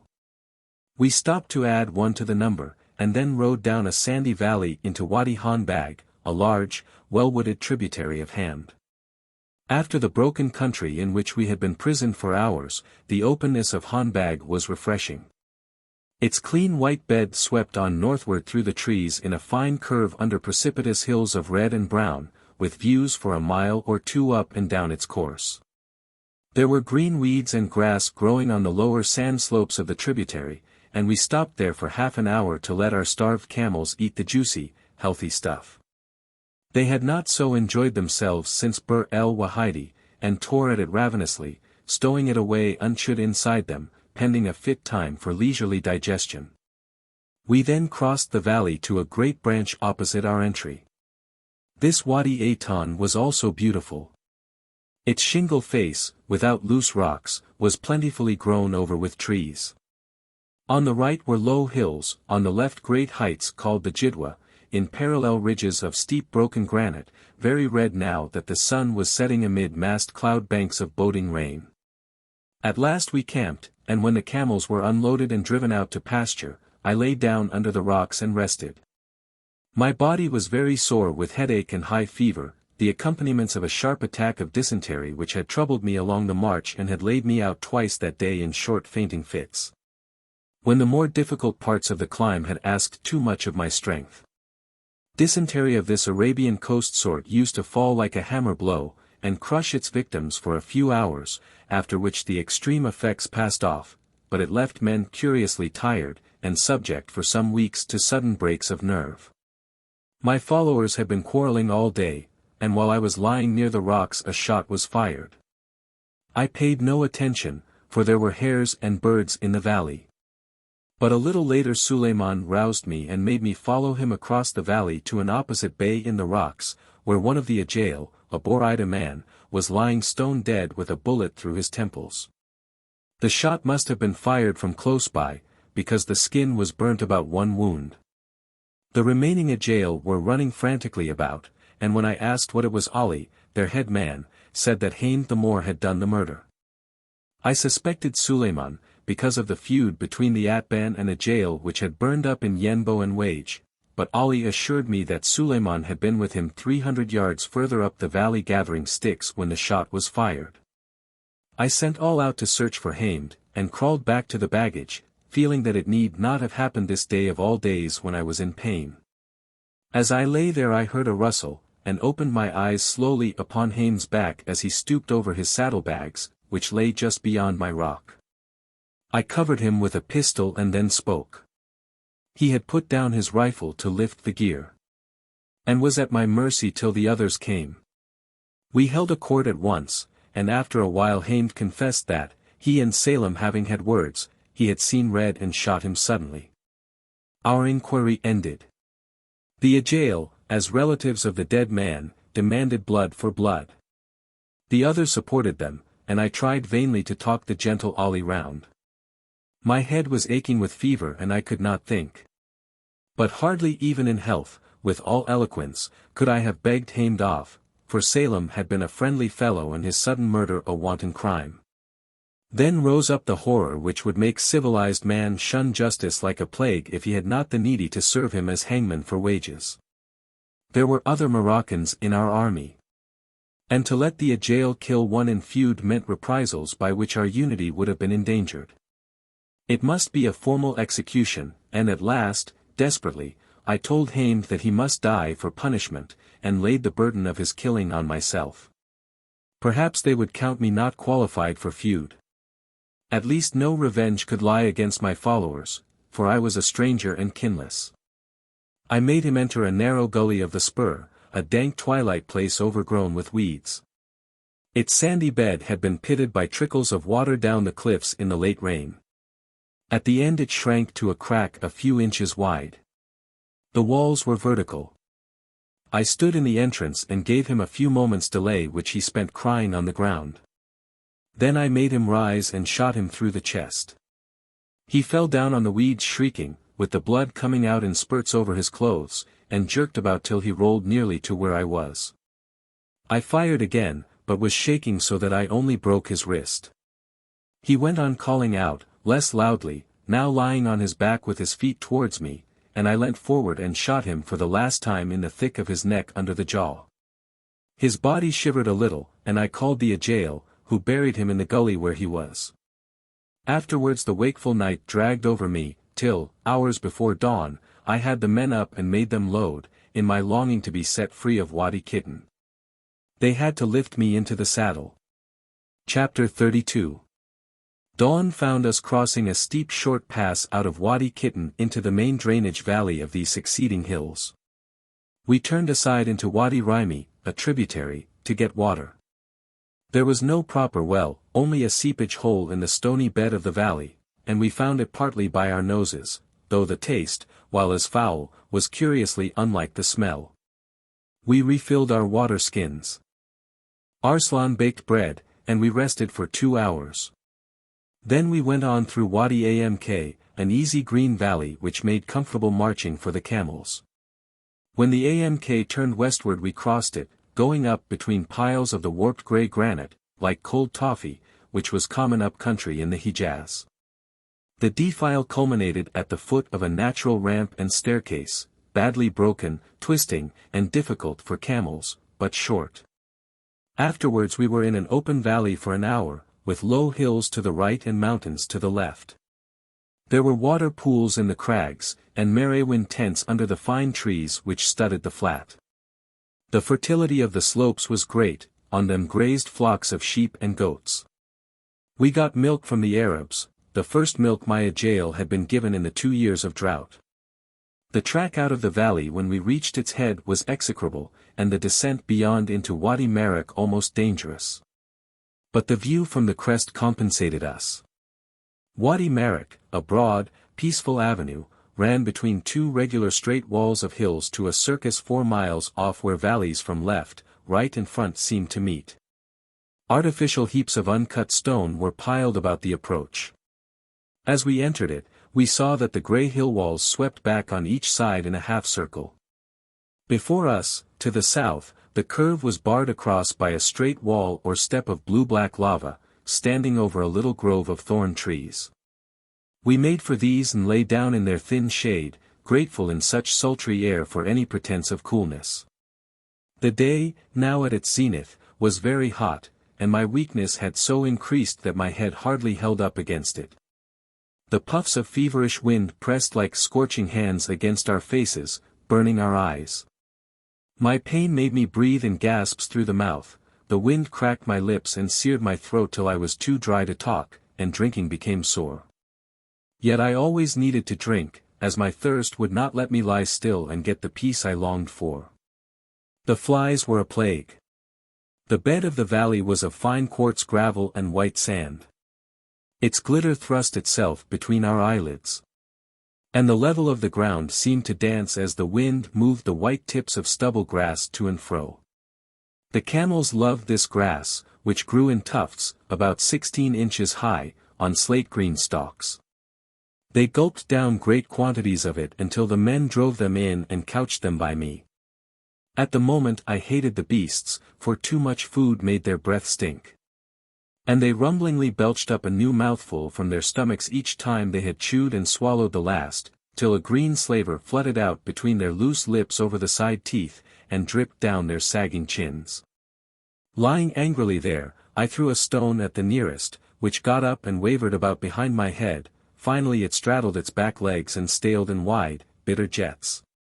And I was so far gone with the heat and weakness and pain that I just lay there and cried about it unhelping. The men had gone to make a fire and cook a gazelle one of them had fortunately shot. And I realized that on another day this halt would have been pleasant to me, for the hills were very strange and their colors vivid. The base had the warm gray of old stored sunlight. While about their crests ran narrow veins of granite-colored stone, generally in pairs, following the contour of the skyline like the rusted metals of an abandoned scenic railway. Arslan said the hills were combed like cocks, a sharper observation. After the men had fed we remounted, and easily climbed the first wave of the lava flood. It was short, as was the second, on the top of which lay a broad terrace with an alluvial plot of sand and gravel in its midst. The lava was a nearly clean floor of iron-red rock cinders, over which were scattered fields of loose stone. The third and other steps ascended to the south of us, but we turned east, up Wadi Gara. Gara had, perhaps, been a granite valley down whose middle the lava had flowed, slowly filling it, and arching itself up in a central heap. On each side were deep troughs, between the lava and the hillside. Rain water flooded these as often as storms burst in the hills. The lava flow, as it coagulated, had been twisted like a rope, cracked, and bent back irregularly upon itself. The surface was loose with fragments through which many generations of camel parties had worn an inadequate and painful track. We struggled along for hours, going slowly, our camels wincing at every stride as the sharp edges slipped beneath their tender feet. The paths were only to be seen by the droppings along them, and by the slightly bluer surfaces of the rubbed stones. The Arabs declared them impassable after dark, which was to be believed, for we risked laming our beasts each time our impatience made us urge them on. Just before 5 in the afternoon, however, the way got easier. We seemed to be near the head of the valley, which grew narrow. Before us on the right, an exact cone crater, with tidy furrows scoring it from lip to foot, promised good going. For it was made of black ash, clean as though sifted, with here and there a bank of harder soil, and cinders. Beyond it was another lava field, older perhaps than the valleys, for its stones were smoothed, and between them were straths of flat earth, rank with weeds. In among these open spaces were Bedouin tents, whose owners ran to us when they saw us coming, and, taking our headstalls with hospitable force, led us in. They proved to be Sheikh Fahad el-Han Shah and his men, old and garrulous warriors who had marched with us to Wage, and had been with Garland on that great occasion when his first automatic mine had succeeded under a troop train near Tawaira station. Fahad would not hear of my resting quietly outside his tent, but with the reckless equality of the desert men urged me into an unfortunate place inside among his own vermin. There he plied me with bowl after bowl of diuretic camel milk between questions about Europe, my home tribe, the English camel pasturages, the war in the Hijaz and the wars elsewhere, Egypt and Damascus, how Feisal was, why did we seek Abdullah? And by what perversity did I remain Christian, when their hearts and hands waited to welcome me to the faith? So passed long hours till 10 at night, when the guest sheep was carried in, dismembered royally over a huge pile of buttered rice. I ate as manners demanded, twisted myself up in my cloak, and slept. My bodily exhaustion, after those hours of the worst imaginable marching, proofing me against the onslaught of lice and fleas. The illness, however, had stimulated my ordinarily sluggish fancy, which ran riot this night in dreams of wandering naked for a dark eternity over interminable lava, like scrambled egg gone iron blue, and very wrong. Sharp as insect bites underfoot. And with some horror, perhaps a dead Moor, always climbing after us. In the morning we woke early and refreshed, with our clothes stinging full of fiery points feeding on us. After one more bowl of milk proffered us by the eager Fahad, I was able to walk unaided to my camel and mount her actively. We rode up the last piece of Wadi Gara to the crest, among cones of black cinders from a crater to the south. Thence we turned to a branch valley, ending in a steep and rocky chimney, up which we pulled our camels. Beyond we had an easy descent into Wadi Murmia, whose middle bristled with lava like galvanized iron, on each side of which there were smooth sandy beds, good going. After a while we came to a fault in the flow, which served as a track to the other side. By it we crossed over, finding the lava pocketed with soils apparently of extreme richness, for in them were leafy trees and lawns of real grass, starred with flowers, the best grazing of all our ride. Looking the more wonderfully green because of the blue-black twisted crusts of rock about. The lava had changed its character. Here were no piles of loose stones, as big as a skull or a man's hand, rubbed and rounded together, but bunched and crystallized fronds of metallic rock, altogether impassable for bare feet. Another watershed conducted us to an open place where the Gehenna had plowed some 8 acres of the thin soil below a thicket of scrub. They said there were like it in the neighborhood other fields, silent witnesses to the courage and persistence of the Arabs. It was called Wadi Chetal, and after it was another broken river of lava, the worst yet encountered. A shadowy path zigzagged across it. We lost one camel with a broken foreleg, the result of a stumble in a pothole, and the many bones which lay about showed that we were not the only party to suffer misfortune in the passage. However, this ended our lava, according to the guides, and we went thenceforward along easy valleys with finally a long run up a gentle slope till dusk. The going was so good and the cool of the day so freshened me that we did not halt at nightfall, after our habit, but pushed on for an hour across the basin of Murmia into the basin of Wadi Ace, and there, by Tlay, we stopped for our last camp in the open. I rejoiced that we were so nearly in, for fever was heavy on me. I was afraid that perhaps I was going to be really ill, and the prospect of falling into the well-meaning hands of tribesmen in such a state was not pleasant. Their treatment of every sickness was to burn holes in the patient's body at some spot believed to be the complement of the part affected. It was a cure tolerable to such as had faith in it, but torture to the unbelieving. To incur it unwillingly would be silly, and yet certain, for the Arabs' good intentions, selfish as their good digestions, would never heed a sick man's protesting. The morning was easy, over open valleys and gentle rides into Wadi Ace. We arrived at Abu Marka, its nearest watering place, just a few minutes after Sharif Abdullah had dismounted there, and while he was ordering his tents to be pitched in an acacia glade beyond the well. He was leaving his old camp at Bir el Amri, lower down the valley, as he had left Moraba, his camp before, because the ground had been fouled by the careless multitude of his men and animals. I gave him the documents from Feisal, explaining the situation in Medina, and the need we had of haste to block the railway. I thought he took it coolly. But, without argument, went on to say that I was a little tired after my journey, and with his permission would lie down and sleep a while.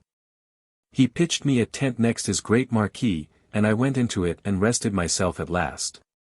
It had been a struggle against faintness day long in the saddle to get here at all, and now the strain was ended with the delivery of my message. I felt that another hour would have brought the breaking point.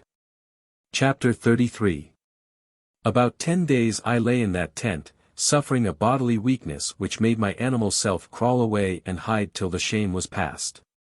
As usual in such circumstances my mind cleared, my senses became more acute, and I began at last to think consecutively of the Arab Revolt, as an accustomed duty to rest upon against the pain. It should have been thought out long before, but at my first landing in Hijaz there had been a crying need for action, and we had done what seemed to instinct best, not probing into the why, nor formulating what we really wanted at the end of all. Instinct thus abused without a basis of past knowledge and reflection had grown intuitive, feminine, and was now bleaching my confidence. So in this forced inaction I looked for the equation between my book reading and my movements, and spent the intervals of uneasy sleeps and dreams in plucking at the tangle of our present. As I have shown, I was unfortunately as much in command of the campaign as I pleased, and was untrained. In military theory I was tolerably read, my Oxford curiosity having taken me past Napoleon to Clausewitz and his school, to Kamer and Moltke, and the recent Frenchmen. They had all seemed to be one-sided. And after looking at Jomini and Willison, I had found broader principles in Saxe and Guibert in the 18th century. However, Clausewitz was intellectually so much the master of them, and his books so logical and fascinating, that unconsciously I accepted his finality, until a comparison of Kuhn and Foch disgusted me with soldiers. Wearied me of their officious glory, making me critical of all their light. In any case, my interest had been abstract, concerned with the theory and philosophy of warfare especially from the metaphysical side. Now, in the field everything had been concrete, particularly the tiresome problem of Medina. And to distract myself from that I began to recall suitable maxims on the conduct of modern, scientific war. But they would not fit, and it worried me. Hitherto, Medina had been an obsession for us all. But now that I was ill, its image was not clear, whether it was that we were near to it, one seldom liked the attainable, or whether it was that my eyes were misty with too constant staring at the butt. One afternoon I woke from a hot sleep, running with sweat and pricking with flies, and wondered what on earth was the good of Medina to us. Its harmfulness had been patent when we were at Yenbo and the Turks in it were going to Mecca, but we had changed all that by our march to Wage. Today we were blockading the railway, and they only defending it. The garrison of Medina, reduced to an inoffensive size, were sitting in trenches destroying their own power of movement by eating the transport they could no longer feed. We had taken away their power to harm us, and yet wanted to take away their town. It was not a base for us like Wage, nor a threat like Wadi Ace. What on earth did we want it for? The camp was bestirring itself after the torpor of the midday hours. And noises from the world outside began to filter into me past the yellow lining of the tent canvas, whose every hole and tear was stabbed through by a long dagger of sunlight. I heard the stamping and snorting of the horses plagued with flies where they stood in the shadow of the trees, the complaint of camels, the ringing of coffee mortars, distant shots. To their burden I began to drum out the aim in war. The books gave it pat, the destruction of the armed forces of the enemy by the one process battle. Victory could be purchased only by blood. This was a hard saying for us. As the Arabs had no organized forces, a Turkish Foch would have no aim. The Arabs would not endure casualties. How would our Clausewitz buy his victory? Von der Goltz had seemed to go deeper, saying it was necessary not to annihilate the enemy, but to break his courage. Only we showed no prospect of ever breaking anybody's courage. However, Goltz was a humbug, and these wise men must be talking metaphors, for we were indubitably winning our war. And as I pondered slowly, it dawned on me that we had won the Hijaz War. Out of every 1,000 square miles of Hijaz 999 were now free. Did my provoked jape at Vickery, that rebellion was more like peace than like war, hold as much truth as haste? Perhaps in war the absolute did rule, but for peace a majority was good enough. If we held the rest, the Turks were welcome to the tiny fraction on which they stood, till peace or doomsday showed them the futility of clinging to our window pane. I brushed off the same flies once more from my face patiently, content to know that the Hijaz War was won and finished with, won from the day we took Wage, if we had had wit to see it. Then I broke the thread of my argument again to listen. The distant shots had grown and tied themselves into long, ragged volleys. They ceased. I strained my ears for the other sounds which I knew would follow. Sure enough, across the silence came a rustle like the dragging of a skirt over the flints, around the thin walls of my tent. A pause, while the camel riders drew up, and then the soggy tapping of canes on the thick of the beasts' necks to make them kneel. They knelt without noise, and I timed it in my memory, first the hesitation, as the camels, looking down, felt the soil with one foot for a soft place. Then the muffled thud and the sudden loosening of breath as they dropped on their forelegs, since this party had come far and were tired. Then the shuffle as the hind legs were folded in, and the rocking as they tossed from side to side, thrusting outward with their knees to bury them in the cooler subsoil below the burning flints, while the riders, with a quick soft patter of bare feet, like birds over the ground, were led off tacitly either to the coffee hearth or to Abdullah's tent, according to their business. The camels would rest there, uneasily switching their tails across the shingle till their masters were free and looked to their stabling. I had made a comfortable beginning of doctrine, but was left still to find an alternative end in means of war. Ours seemed unlike the ritual of which Foch was priest, and I recalled him, to see a difference in land between him and us. In his modern war, absolute war he called it, two nations professing incompatible philosophies put them to the test of force. Philosophically, it was idiotic, for while opinions were arguable, convictions needed shooting to be cured. And the struggle could end only when the supporters of the one immaterial principle had no more means of resistance against the supporters of the other. It sounded like a 20th century restatement of the wars of religion, whose logical end was utter destruction of one creed, and whose protagonists believed that God's judgment would prevail. This might do for France and Germany, but would not represent the British attitude. Our army was not intelligently maintaining a philosophic conception in Flanders or on the canal. Efforts to make our men hate the enemy usually made them hate the fighting. Indeed, Foch had knocked out his own argument by saying that such war depended on levy in mass, and was impossible with professional armies. While the old army was still the British ideal, and its manner the ambition of our ranks and our files.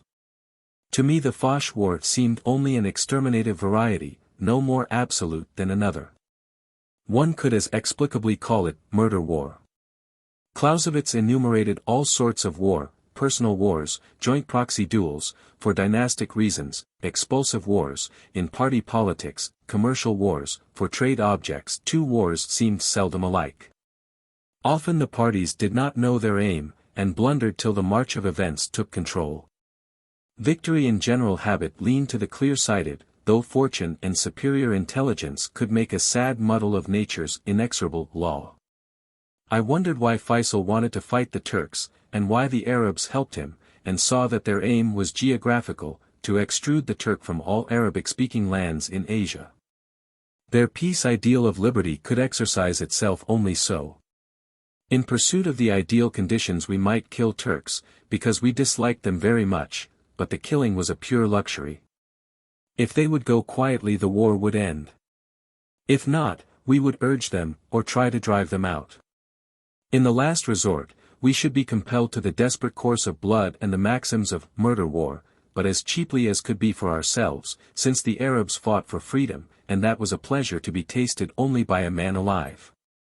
Posterity was a chilly thing to work for, no matter how much a man happened to love his own, or other people's already produced children.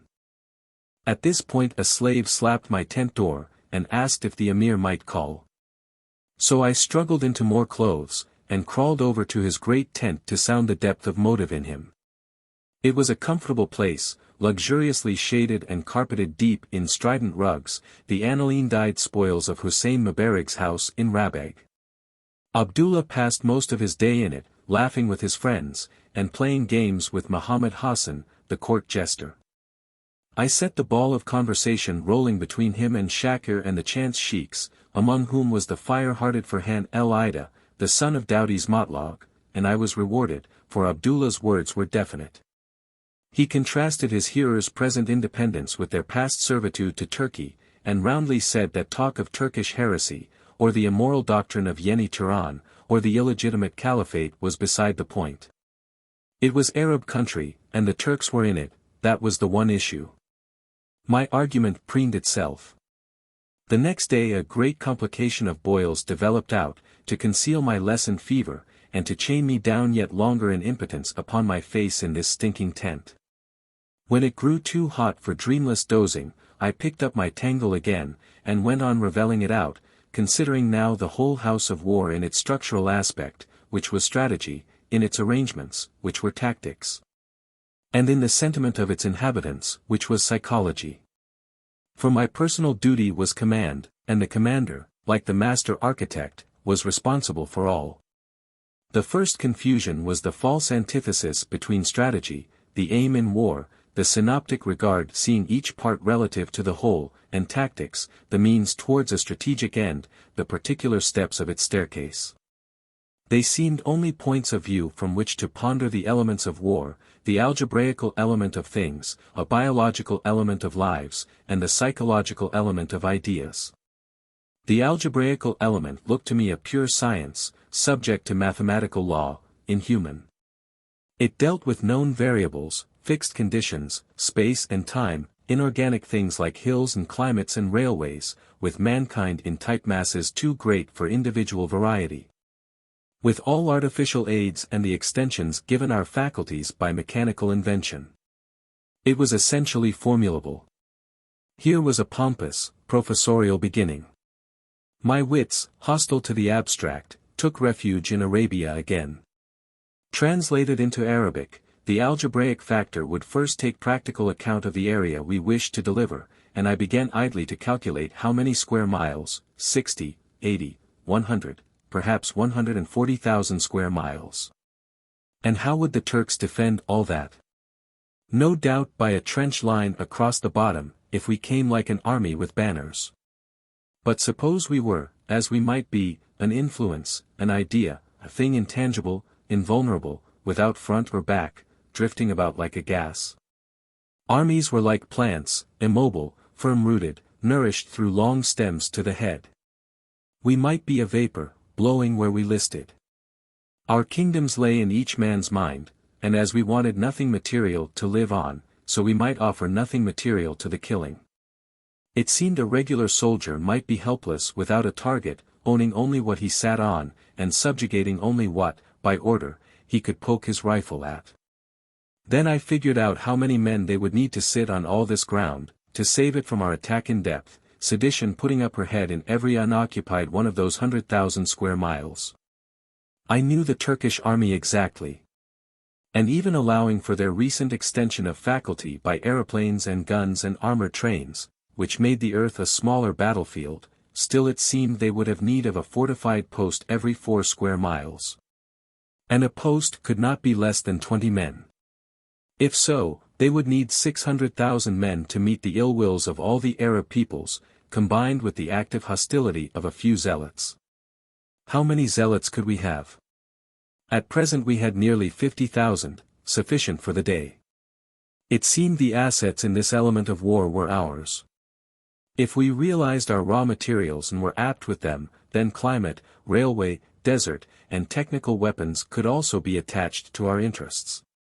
The Turks were stupid. The Germans behind them dogmatical. They would believe that rebellion was absolute like war, and deal with it on the analogy of war. Analogy in human things was fudge, anyhow, and war upon rebellion was messy and slow, like eating soup with a knife.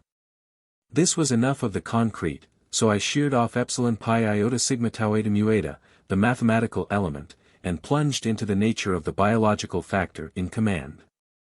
Its crisis seemed to be the breaking point, life and death, or less finally, wear and tear. The war philosophers had properly made an art of it, and had elevated one item, a fusion of blood, to the height of an essential, which became humanity in battle, an act touching every side of our corporal being, and very warm. A line of variability, man, persisted like leaven through its estimates, making them irregular. The components were sensitive and illogical, and generals guarded themselves by the device of a reserve, the significant medium of their art. Goltz had said that if you knew the enemy's strength, and he was fully deployed, then you could dispense with a reserve, but this was never. The possibility of accident, of some flaw in materials was always in the general's mind, and the reserve unconsciously held to meet it. The felt element in troops, not expressible in figures, had to be guessed at by the equivalent of Plato's delta omicron xi alpha, and the greatest commander of men was he whose intuitions most nearly happened. 9/10 of tactics were certain enough to be teachable in schools, but the irrational tenth was like the kingfisher flashing across the pool, and in it lay the test of generals. It could be ensued only by instinct, sharpened by thought practicing the stroke, until at the crisis it came naturally, a reflex. There had been men whose delta omicron xi alpha so nearly approached perfection that by its road they reached the certainty of epsilon pi iota sigma tau eta mu eta. The Greeks might have called such genius for command nu omicron eta sigma iota, had they bothered to rationalize revolt. My mind seesawed back to apply this to ourselves, and at once knew that it was not bounded by mankind, that it applied also to materials. In Turkey things were scarce and precious, men less esteemed than equipment. Our cue was to destroy, not the Turk's army, but his minerals. The death of a Turkish bridge or rail, machine or gun or charge of high explosive, was more profitable to us than the death of a Turk. In the Arab army at the moment we were chary both of materials and of men. Governments saw men only in mass. But our men, being irregulars, were not formations, but individuals. An individual death, like a pebble dropped in water, might make but a brief hole, yet rings of sorrow widened out therefrom. We could not afford casualties. Materials were easier to replace. It was our obvious policy to be superior in some one tangible branch, gun cotton or machine guns or whatever could be made decisive. Orthodoxy had laid down the maxim, applied to men, of being superior at the critical point and moment of attack. We might be superior in equipment in one dominant moment or respect. And for both things and men we might give the doctrine a twisted negative side, for cheapness' sake, and be weaker than the enemy everywhere except in that one point or matter. The decision of what was critical would always be ours. Most wars were wars of contact, both forces striving into touch to avoid tactical surprise. Ours should be a war of detachment. We were to contain the enemy by the silent threat of a vast unknown desert, not disclosing ourselves till we attacked. The attack might be nominal, directed not against him, but against his stuff, so it would not seek either his strength or his weakness, but his most accessible material. In railway cutting it would be usually an empty stretch of rail. And the more empty, the greater the tactical success. We might turn our average into a rule, not a law, since war was antinomian, and develop a habit of never engaging the enemy. This would chime with the numerical plea for never affording a target. Many Turks on our front had no chance all the war to fire on us, and we were never on the defensive except by accident and in error. The corollary of such a rule was perfect intelligence, so that we could plan in certainty. The chief agent must be the general's head, and his understanding must be faultless, leaving no room for chance. Morale, if built on knowledge, was broken by ignorance. When we knew all about the enemy we should be comfortable. We must take more pains in the service of news than any regular staff. I was getting through my subject. The algebraical factor had been translated into terms of Arabia, and fitted like a glove. It promised victory. The biological factor had dictated to us a development of the tactical line most in accord with the genius of our tribesmen. There remained the psychological element to build up into an apt shape. I went to Xenophon and stole, to name it, his word diathetics, which had been the art of Cyrus before he struck. Of this our propaganda was the stained and ignoble offspring. It was the pathic, almost the ethical, in war. Some of it concerned the crowd, an adjustment of its spirit to the point where it became useful to exploit in action, and the predirection of this changing spirit to a certain end. Some of it concerned the individual, and then it became a rare art of human kindness, transcending, by purposed emotion, the gradual logical sequence of the mind. It was more subtle than tactics, and better worth doing, because it dealt with uncontrollables, with subjects incapable of direct command. It considered the capacity for mood of our men, their complexities and mutability, and the cultivation of whatever in them promised to profit our intention. We had to arrange their minds in order of battle just as carefully and as formally as other officers would arrange their bodies. And not only our own men's minds, though naturally they came first. We must also arrange the minds of the enemy, so far as we could reach them, then those other minds of the nation supporting us behind the firing line, since more than half the battle passed there in the back. Then the minds of the enemy nation waiting the verdict, and of the neutrals looking on, circle beyond circle. There were many humiliating material limits, but no moral impossibilities, so that the scope of our diathetical activities was unbounded. On it we should mainly depend for the means of victory on the Arab front, and the novelty of it was our advantage. The printing press, and each newly discovered method of communication favored the intellectual above the physical, civilization paying the mind always from the body's funds. We kindergarten soldiers were beginning our art of war in the atmosphere of the 20th century, receiving our weapons without prejudice. To the regular officer, with the tradition of 40 generations of service behind him, the antique arms were the most honored. As we had seldom to concern ourselves with what our men did, but always with what they thought, the diathetic for us would be more than half the command. In Europe it was set a little aside, and entrusted to men outside the general staff. In Asia the regular elements were so weak that irregulars could not let the metaphysical weapon rust unused. Battles in Arabia were a mistake, since we profited in them only by the ammunition the enemy fired off. Napoleon had said it was rare to find generals willing to fight battles, but the curse of this war was that so few would do anything else. Sachs had told us that irrational battles were the refuges of fools, rather they seemed to me impositions on the side which believed itself weaker. Hazards made unavoidable either by lack of land room or by the need to defend a material property dearer than the lives of soldiers. We had nothing material to lose, so our best line was to defend nothing and to shoot nothing. Our cards were speed and time, not hitting power. The invention of bully beef had profited us more than the invention of gunpowder, but gave us strategical rather than tactical strength, since in Arabia range was more than force, space greater than the power of armies. I had now been 8 days lying in this remote tent, keeping my ideas general, till my brain, sick of unsupported thinking, had to be dragged to its work by an effort of will, and went off into a doze whenever that effort was relaxed. The fever passed, my dysentery ceased, and with restored strength the present again became actual to me. Facts concrete and pertinent thrust themselves into my reveries, and my inconstant wit bore aside towards all these roads of escape. So I hurried into line my shadowy principles, to have them once precise before my power to evoke them faded. It seemed to me proven that our rebellion had an unassailable base, guarded not only from attack, but from the fear of attack. It had a sophisticated alien enemy, disposed as an army of occupation in an area greater than could be dominated effectively from fortified posts. It had a friendly population, of which some 2 in the 100 were active, and the rest quietly sympathetic to the point of not betraying the movements of the minority. The active rebels had the virtues of secrecy and self-control, and the qualities of speed, endurance and independence of arteries of supply.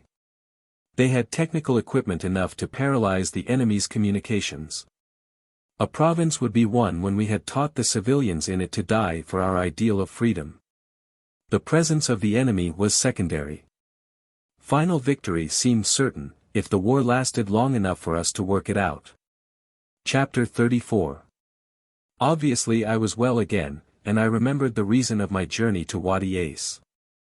The Turks meant to march out of Medina, and Sir Archibald Murray wanted us to attack them in professional form. It was irksome that he should come butting into our show from Egypt, asking from us alien activities.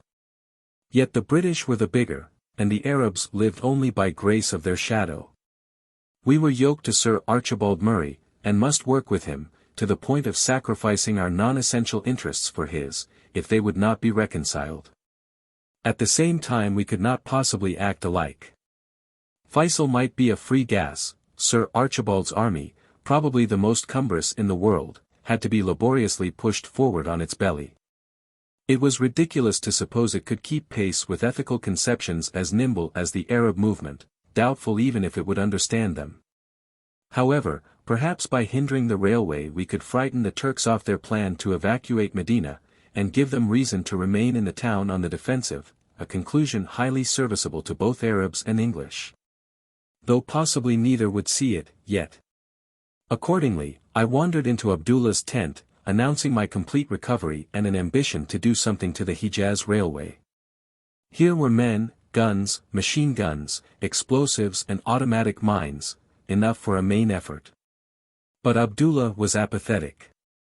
He wanted to talk about the royal families of Europe, or the Battle of the Somme. The slow march of his own war bored him. However, Sharif Shakir, his cousin and second in command, was fired to enthusiasm, and secured us license to do our worst.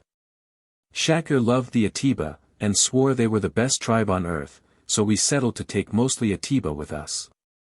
Then we thought we might have a mountain gun, one of the Egyptian Army Krupp veterans, which had been sent by Feisal to Abdullah from Wage as a present. Shakir promised to collect the force, and we agreed that I should go in front, gently, as befitted my weakness, and search for a target. The nearest and biggest was Aba El Naum station. With me went Raho, Algerian officer in the French army, and member of Bremon's mission, a very hard-working and honest fellow. Our guide was Muhammad El Qadi, whose old father, Dakalala, hereditary lawman of the Juhina, had guided the Turks down to Yenbo last December.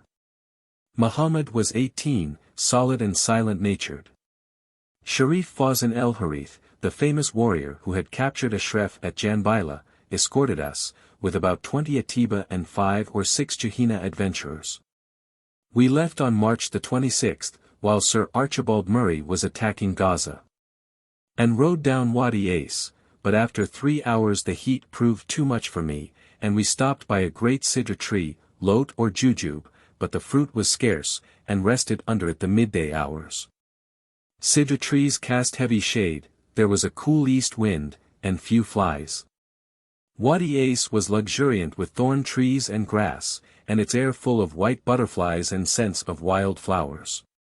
So that we did not remount till late in the afternoon, and then did only a short march, leaving Wadi As by the right, after passing in an angle of the valley a ruined terrace and cistern. Once there had been villages in this part, with the underground waters carefully employed in their frequent gardens, but now it was waste. The following morning we had 2 hours rough riding around the spurs of Jebel Surd into Wadi Tura, a historic valley, linked by an easy pass to Wadi Yenbo. We spent this midday also under a tree, near some Juhina tents, where Muhammad guested while we slept. Then we rode on rather crookedly for 2 more hours, and camped after dark. By ill luck an early spring scorpion stung me severely on the left hand while I lay down to sleep. The place swelled up, and my arm became stiff and sore. At 5 next morning, after a long night, we restarted, and passed through the last hills, out into the Jerf, an undulating open space which ran up southward to Jebel Antar, a crater with a split and castellated top, making it a landmark. We turned half right in the plain, to get under cover of the low hills which screened it from Wadi Hamd, in whose bed the railway lay.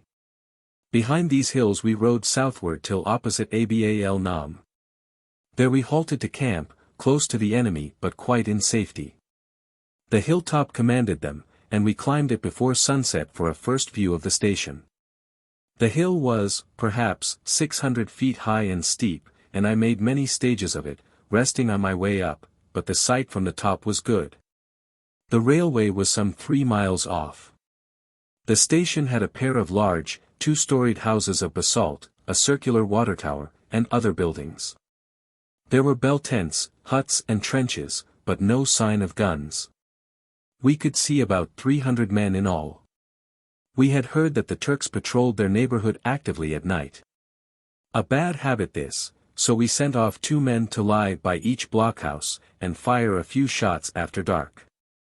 The enemy, thinking it a prelude to attack, stood to in their trenches all night, while we were comfortably sleeping, but the cold woke us early with a restless dawn wind blowing across the Jerf, and singing in the great trees round our camp. As we climbed to our observation point the sun conquered the clouds and an hour later it grew very hot. We lay like lizards in the long grass round the stones of the foremost cairn upon the hilltop, and saw the garrison parade. 399 infantry, little toy men, ran about when the bugle sounded, and formed up in stiff lines below the black building till there was more bugling, then they scattered. And after a few minutes the smoke of cooking fires went up. A herd of sheep and goats in charge of a little ragged boy issued out towards us. Before he reached the foot of the hills there came a loud whistling down the valley from the north, and a tiny, picture-book train rolled slowly into view across the hollow-sounding bridge and halted just outside the station, panting out white puffs of steam. The shepherd lad held on steadily, driving his goats with shrill cries up our hill for the better pasture on the western side. We sent 2 Juhina down behind a ridge beyond sight of the enemy, and they ran from each side and caught him. The lad was of the outcast Hedim, pariahs of the desert, whose poor children were commonly sent on hire as shepherds to the tribes about them. This one cried continually, and made efforts to escape as often as he saw his goats straying uncared for about the hill. In the end the men lost patience and tied him up roughly, when he screamed for terror that they would kill him. Fawzan had great ado to make him quiet, and then questioned him about his Turkish masters. But all his thoughts were for the flock, his eyes followed them miserably while the tears made edged and crooked tracks down his dirty face. Shepherds were a class apart. For the ordinary Arab the hearth was a university, about which their world passed and where they heard the best talk, the news of their tribe, its poems, histories, love tales, lawsuits and bargainings. By such constant sharing in the hearth councils they grew up masters of expression, dialecticians, orators, able to sit with dignity in any gathering and never at a loss for moving words. The shepherds missed the whole of this. From infancy they followed their calling, which took them in all seasons and weathers, day and night, into the hills and condemned them to loneliness and brute company. In the wilderness, among the dry bones of nature, they grew up natural, knowing nothing of man and his affairs, hardly sane in ordinary talk, but very wise in plants, wild animals, and the habits of their own goats and sheep, whose milk was their chief sustenance. With manhood they became sullen, while a few turned dangerously savage, more animal than man, haunting the flocks, and finding the satisfaction of their adult appetites in them, to the exclusion of more licit affections. For hours after the shepherd had been suppressed only the sun moved in our view. As it climbed we shifted our cloaks to filter its harshness, and basked in luxurious warmth. The restful hilltop gave me back something of the sense interests which I had lost since I had been ill. I was able to note once more the typical hill scenery, with its hard stone crests, its sides of bare rock, and lower slopes of loose sliding screens, packed, as the base was approached, solidly with a thin dry soil. The stone itself was glistening, yellow, sunburned stuff, metallic in ring, and brittle, splitting red or green or brown as the case might be. From every soft place sprouted thorn bushes. And there was frequent grass, usually growing from one root in a dozen stout blades, knee-high and straw-colored. The heads were empty ears between many feathered arrows of silvery down. With these, and with a shorter grass, whose bottle-brush heads of pearly gray reached only to the ankle, the hillsides were furred white and bowed themselves lowly towards us with each puff of the casual wind. Verdure it was not, but excellent pasturage, and in the valleys were bigger tufts of grass, coarse, waist-high and bright green when fresh, though they soon faded to the burned yellow of ordinary me. They grew thickly in all the beds of water-ribbed sand and shingle, between the occasional thorn trees, some of which stood 40 feet in height. The cedar trees, with their dry, sugary fruit, were rare. But bushes of brown tamarisk, tall broom, other varieties of coarse grass, some flowers, and everything which had thorns, flourished about our camp, and made it a rich sample of the vegetation of the Hejaz highlands. Only one of the plants profited ourselves, and that was the hemed, a sorrel with fleshy heart-shaped leaves, whose pleasant acidity stayed our thirst. At dusk we climbed down again with the goatherd prisoner, and what we could gather of his flock. Our main body would come this night. So that Fawzan and I wandered out across the darkling plain till we found a pleasant gun position in some low ridges not 2,000 yards from the station. On our return, very tired, fires were burning among the trees. Shakir had just arrived, and his men and ours were roasting goat flesh contentedly. The shepherd was tied up behind my sleeping place, because he had gone frantic when his charges were unlawfully slaughtered. He refused to taste the supper. And we only forced bread and rice into him by the threat of dire punishment if he insulted our hospitality. They tried to convince him that we should take the station next day and kill his masters. But he would not be comforted, and afterwards, for fear lest he escape, had to be lashed to his tree again. After supper Shakir told me that he had brought only 300 men instead of the agreed 800 or 900. However, it was his war, and therefore his tune, so we hastily modified the plans. We would not take the station. We would frighten it by a frontal artillery attack, while we mined the railway to the north and south, in the hope of trapping that halted train. Accordingly we chose a party of Garland-trained dynamiters who should blow up something north of the bridge at dawn, to seal that direction. While I went off with high explosive and a machine gun with its crew to lay a mine to the south of the station, the probable direction from which the Turks would seek or send help, in their emergency. Muhammad el-Qadi guided us to a deserted bit of line just before midnight. I dismounted and fingered its thrilling rails for the first time during the war.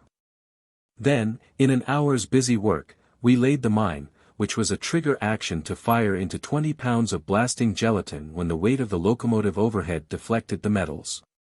Afterwards we posted the machine gunners in a little bush-screened watercourse, 400 yards from and fully commanding the spot where we hoped the train would be derailed. They were to hide there.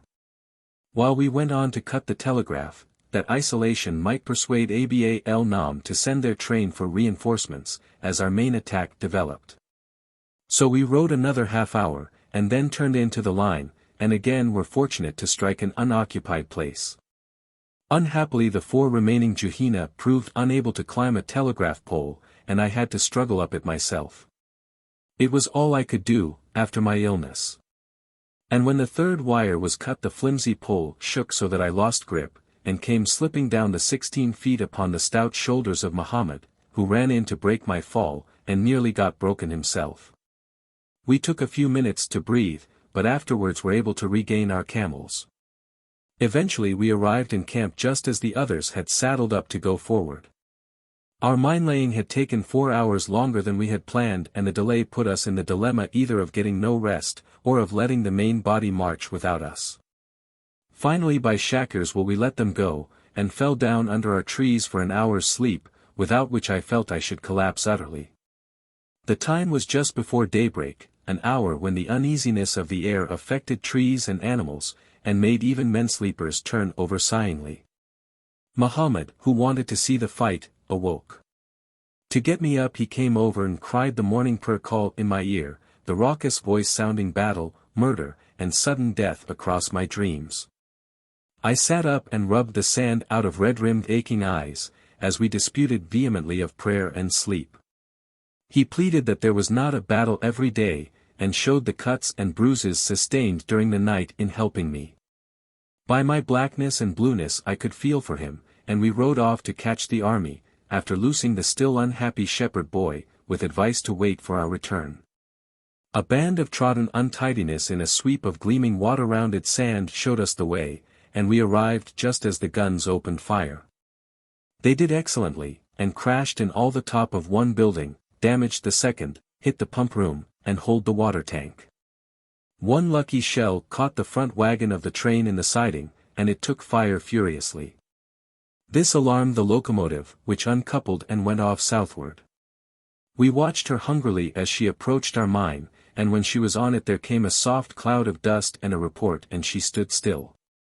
The damage was to the front part, as she was reversed and the charge had exploded late, but, while the drivers got out, and jacked up the front wheels and tinkered at them, we waited and waited in vain for the machine gun to open fire.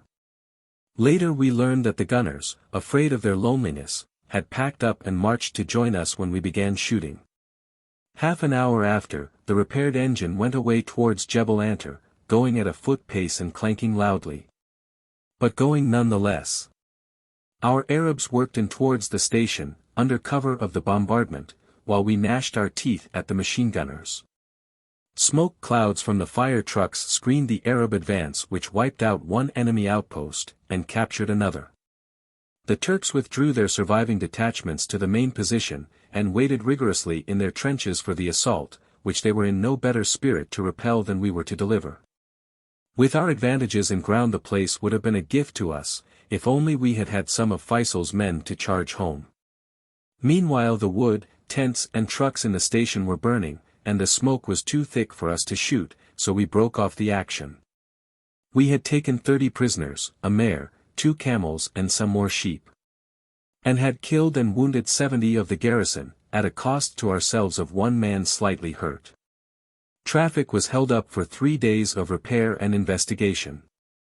So we did not wholly fail. Chapter 35. We left 2 parties in the neighborhood to damage the line on the next day and the next, while we rode to Abdullah's camp on April the 1st.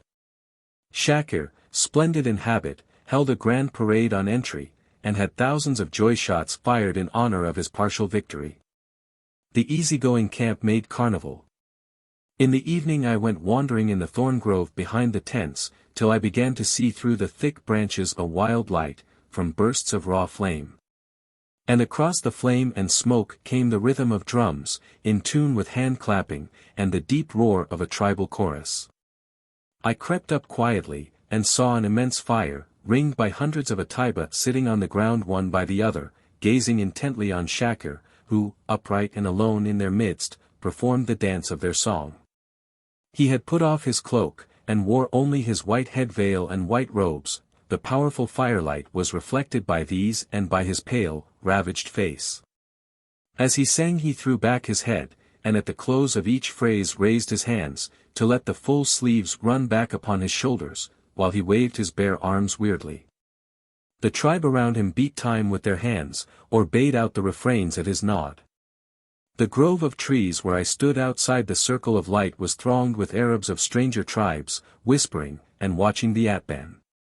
In the morning we determined on another visit to the line, for fuller trial of the automatic mine action which had half failed at Aba el Nam. Old Dakalala said that he would come with me himself on this trip. The project of looting a train had tempted him.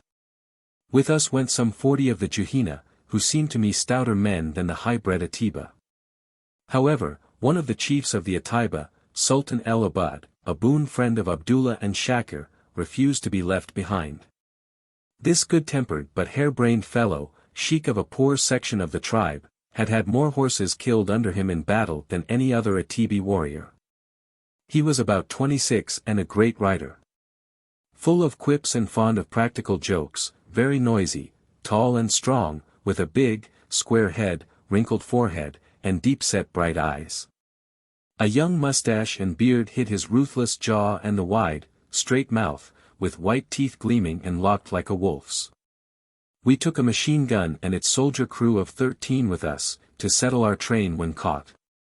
Shakir, with his grave courtesy to the Emir's guest, set us on our road for the first half hour. This time we kept to the Wadi Ace almost to its junction with Hamd, finding it very green and full of grazing, since it had flooded twice already in this winter. At last we bore off to the right over a ditch on to a flat, and there slept in the sand, rather distressed by a shower of rain which sent little rills over the ground about midnight, but the next morning was bright and hot. And we rode into the huge plain where the three great valleys, Tubja, Ace and Jizzle, flowed into and became one with Hamd. The course of the main stream was overgrown by asla wood, just as at Abu Zariabat, with the same leprous bed of hummocky sand blisters, but the thicket was only 200 yards broad. And beyond it the plain with its grained intricacy of shallow torrent beds stretched for yet further miles. At noon we halted by a place like a wilderness garden, waist-deep in juicy grass and flowers, upon which our happy camels gorged themselves for an hour and then sat down, full and astonished. The day seemed to be hotter and hotter, the sun drew close, and scorched us without intervening air. The clean, sandy soil was so baked that my bare feet could not endure it, and I had to walk in sandals, to the amusement of the Juhina, whose thick soles were proof even against slow fire. As the afternoon passed on the light became dim, but the heat steadily increased with an oppression and sultriness which took me by surprise. I kept turning my head to see if some mass was not just behind me, shutting off the air. There had been long rolls of thunder all morning in the hills, and the two peaks, Surd and Jazm, were wrapped in folds of dark blue and yellow vapor, which looked motionless and substantial. At last I saw that part of the yellow cloud off Surd was coming slowly against the wind in our direction, raising scores of dust devils before its feet. The cloud was nearly as high as the hill. While it approached, two dust spouts, tight and symmetrical chimneys, advanced, one on the right and one on the left of its front. Dakalala responsibly looked ahead and to each side for shelter, but saw none. He warned me that the storm would be heavy. When it got near, the wind, which had been scorching our faces with its hot breathlessness, changed suddenly, and, after waiting a moment, blew bitter cold and damp upon our backs.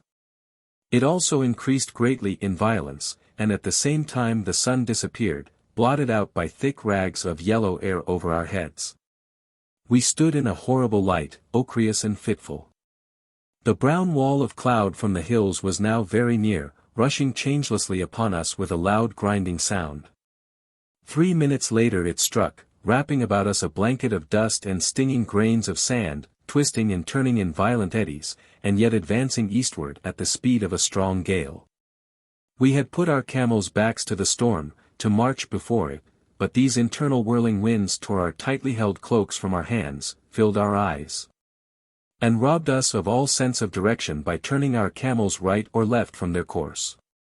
Sometimes they were blown completely round, once we clashed helplessly together in a vortex, while large bushes, tufts of grass, and even a small tree were torn up by the roots in dense waves of the soil about them, and driven against us, or blown over our heads with dangerous force. We were never blinded, it was always possible to see for 7 or 8 feet to each side, but it was risky to look out, as, in addition to the certain sandblast, we never knew if we should not meet a flying tree, a rush of pebbles, or a spout of grass-laden dust.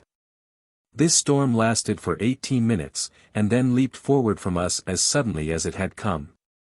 Our party was scattered over a square mile or more, and before we could rally, while we, our clothes and our camels were yet smothered in dust, yellow and heavy with it from head to foot, down burst torrents of thick rain and muddied us to the skin. The valley began to run in plashes of water, and Aqaba urged us across it quickly. The wind chopped once more, this time to the north, and the rain came driving before it in harsh sheets of spray. It beat through our woolen cloaks in a moment, and molded them and our shirts to our bodies, and chilled us to the bone. We reached the hill barrier in mid-afternoon, but found the valley bare and shelterless, colder than ever. After riding up it for 3 or 4 miles we halted, and climbed a great crag to see the railway which, they said, lay just beyond. On the height the wind was so terrible that we could not cling to the wet slippery rocks against the slapping and bellying of our cloaks and skirts. I took mine off, and climbed the rest of the way half naked, more easily, and hardly colder than before. But the effort proved useless, the air being too thick for observation. So I worked down, cut and bruised, to the others, and dressed numbly. On our way back we suffered the only casualty of this trip. Sultan had insisted on coming with us, and his Atibi servant, who must follow him though he had no head for heights, slipped in one bad place with a fall of 40 feet to the stones, and plunged down headlong. When we got back my hands and feet were too broken to serve me longer, and I lay down and shivered for an hour or so while the others buried the dead man in a side valley. On their return they met suddenly an unknown rider on a camel, crossing their track. He fired at them. They fired back, snap shooting through the rain, and the evening swallowed him. This was disquieting, for surprise was our main ally, and we could only hope that he would not return to warn the Turks that there were raiders in the neighborhood. After the heavy camels with the explosives caught us, we mounted again to get closer to the line, but we had no more than started when brazenly down the visible wind in the misted valley came the food call of Turkish bugles. Aqaba thrust his ear forward in the direction of the sound, and understood that over there lay Madarij, the small station below which we meant to operate. So we steered on the hateful noise, hateful because it spoke of supper and of tents, whereas we were shelterless, and on such a night could not hope to make ourselves a fire and bake bread from the flour and water in our saddlebags. And consequently must go hungry. We did not reach the railway till after 10 o'clock at night, in conditions of invisibility which made it futile to choose a machine gun position. At random I pitched upon kilometer 1121 from Damascus for the mine. It was a complicated mine, with a central trigger to fire simultaneous charges 30 yards apart, and we hoped in this way to get the locomotive whether it was going north or south. Burying the mine took 4 hours, for the rain had caked the surface and rotted it. Our feet made huge tracks on the flat and on the bank, as though a school of elephants had been dancing there. To hide these marks was out of the question, so we did the other thing, trampling about for hundreds of yards, even bringing up our camels to help, until it looked as though half an army had crossed the valley. And the mine place was no better and no worse than the rest. Then we went back a safe distance, behind some miserable mounds, and cowered down in the open, waiting for day. The cold was intense. Our teeth chattered, and we trembled and hissed involuntarily, while our hands drew in like claws. At dawn the clouds had disappeared, and a red sun promised, over the very fine broken hills beyond the railway. Old Aqaba, our active guide and leader in the night, now took general charge, and sent us out singly and in pairs to all the approaches of our hiding place. He himself crawled up the ridge before us to watch events upon the railway through his glasses. I was praying that there might be no events till the sun had gained power and warmed me, for the shivering fit still jerked me about. However, soon the sun was up and unveiled, and things improved. My clothes were drying. By noon it was nearly as hot as the day before, and we were gasping for shade, and thicker clothes, against the sun. First of all, though, at 6 in the morning, Aqaba reported a trolley, which came from the south, and passed over the mine harmlessly, to our satisfaction, for we had not laid a beautiful compound charge for just 4 men and a sergeant. Then 60 men sallied out from Madarij. This disturbed us till we saw that they were to replace 5 telegraph poles blown down by the storm of the afternoon before. Then at 7:30 a patrol of 11 men went down the line, 2 inspecting each rail minutely, 3 marching each side of the bank looking for crosstracks, and 1, presumably the NCO, walking grandly along the metals with nothing to do. However, today, they did find something, when they crossed our footprints about kilometer 1121. They concentrated there upon the permanent way, stared at it, stamped, wandered up and down, scratched the ballast, and thought exhaustively. The time of their search passed slowly for us, but the mine was well hidden, so that eventually they wandered on contentedly towards the south, where they met the Hedia patrol, and both parties sat together in the cool shade of a bridge arch, and rested after their labors. Meanwhile the train, a heavy train, came along from the south. 9 of its laden trucks held women and children from Medina, civil refugees being deported to Syria, with their household stuff. It ran over the charges without explosion. As artist I was furious, as commander deeply relieved, women and children were not proper spoil. The Juhina raced to the crest where Aqaba and myself lay hidden, when they heard the train coming, to see it blown in pieces. Our stone headwork had been built for 2, so that the hilltop, a bald cone conspicuously opposite the working party, became suddenly invisibly populous. This was too much for the nerves of the Turks, who fled back into Madarij, and thence, at about 5,000 yards, opened a brisk rifle fire. They must also have telephoned to Hedia, which soon came to me, but since the nearest outpost on that side was about 6 miles off, its garrisons held their fire, and contented themselves with selections on the bugle, played all day. The distance made it grave and beautiful. Even the rifle shooting did us no harm, but the disclosure of ourselves was unfortunate. At Madarij were 200 men, and at Hedia 1100, and our retreat was by the plain of Hamd on which Hedia stood. Their mounted troops might sally out and cut our rear. The Juhina had good camels, and so were safe.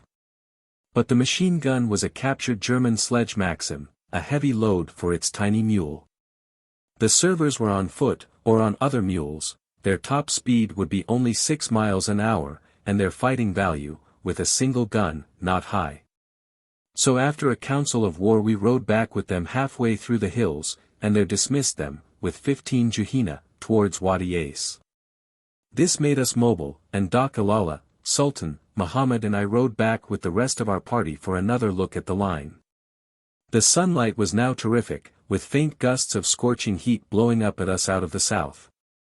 We took refuge about 10 o'clock under some spacious trees, where we baked bread and lunched, in nice view of the line, and shaded from the worst of the sun.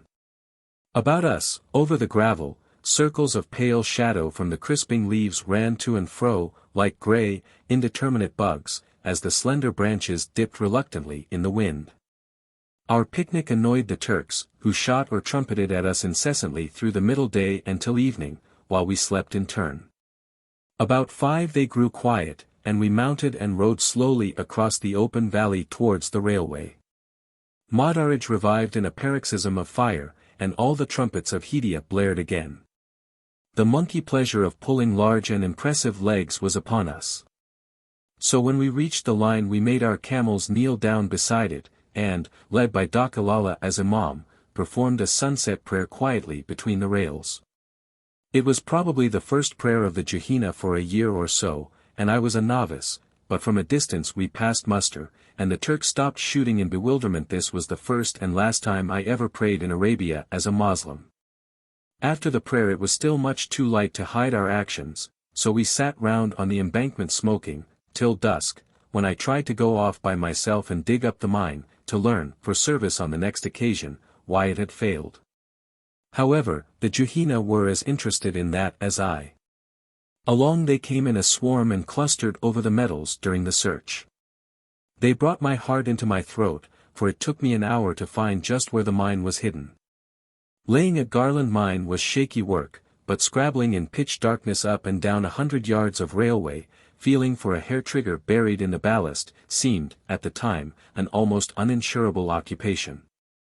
The 2 charges connected with it were so powerful that they would have rooted out 70 yards of track, and I saw visions of suddenly blowing up, not only myself, but my whole force, every moment. To be sure, such a feat would have properly completed the bewilderment of the Turks. At last I found it, and ascertained by touch that the lock had sunk 1/16 of an inch, due to bad setting by myself or because the ground had subsided after the rain. I firmed it into its place. Then, to explain ourselves plausibly to the enemy, we began blowing up things to the north of the mine. We found a little 4-arch bridge and put it into the air. Afterwards we turned to rails and cut about 200, and while the men were laying and lighting charges I taught Muhammad to climb a splintery pole. Together we cut the wires, and with their purchase dragged down other poles. All was done at speed, for we feared lest Turks come after us, and when our explosive work was finished we ran back like hares to our camels, mounted them, and trotted without interruption down the windy valley once more to the plain of Hamd. There we were in safety, but old Dakalala was too pleased with the mess we had made of the line to go soberly. When we were on the sandy flat he beat up his camel into a canter, and we pounded madly after him through the colorless moonlight. The going was perfect, and we never drew rein for 3 hours, till we overrode our machine gun and its escort camping on the road home. The soldiers heard our rout yelling through the night, thought us enemies of sorts, and let fly at us with their Maxim, but it jammed after half a belt, and they, being tailors from Mecca, were unhandy with it. So no one was hurt, and we captured them mirthfully. In the morning we slept lazily long, and breakfasted at Rubian, the first well in Wadi Ace. Afterwards we were smoking and talking, about to bring in the camels, when suddenly we felt the distant shock of a great explosion behind us on the railway. We wondered if the mine had been discovered or had done its duty. 2 scouts had been left to report, and we rode slowly. For them, and because the rain 2 days ago had brought down Wadi Ace once more in flood, and its bed was all flecked over with shallow pools of soft, grey water, between banks of silvery mud, which the current had rippled into fish scales. The warmth of the sun made the surface like fine glue, on which our helpless camels sprawled comically, or went down with a force and completeness surprising in such dignified beasts. Their tempers were roughened each time by our fit of mirth. The sunlight, the easy march and the expectation of the scouts' news made everything gay, and we developed social virtues, but our limbs, stiff from the exertions of yesterday, and our abundant food, determined us to fall short of Abu Marka for the night. So, near sunset, we chose a dry terrace in the valley to sleep upon. I rode up it first and turned and looked at the men reined in below me in a group, upon their bay camels like copper statues in the fierce light of the setting sun. They seemed to be burning with an inward flame. Before bread was baked the scouts arrived, to tell us that at dawn the Turks had been busy round our damages. And a little later a locomotive with trucks of rails, and a crowded labor gang on top, had come up from Hidia, and had exploded the mine fore and aft of its wheels. This was everything we had hoped, and we rode back to Abdullah's camp on a morning of perfect springtime, in a singing company. We had proved that a well-laid mine would fire, and that a well-laid mine was difficult even for its maker to discover. These points were of importance, for Newcomb, Garland and Hornby were now out upon the railway, harrying it, and mines were the best weapon yet discovered to make the regular working of their trains costly and uncertain for our Turkish enemy. Chapter 36. Despite his kindness and charm, I could not like Abdullah or his camp, perhaps because I was not sociable. And these people had no personal solitude, perhaps because their good humor showed me the futility of my more than Palamide's pains, not merely to seem better than myself, but to make others better. Whereas nothing was futile in the atmosphere of higher thinking and responsibility which ruled at Feisal's. Abdullah passed his merry day in the big cool tent accessible only to friends, limiting suppliants or new adherents or the hearing of disputes to one public session in the afternoon. For the rest he read the papers, ate carefully, slept. Especially he played games, either chess with his staff or practical jokes with Muhammad Hassan. Muhammad, nominally Mu'addin, was really court fool. A tiresome old fool I found him, as my illness left me less even than usual in jesting mood.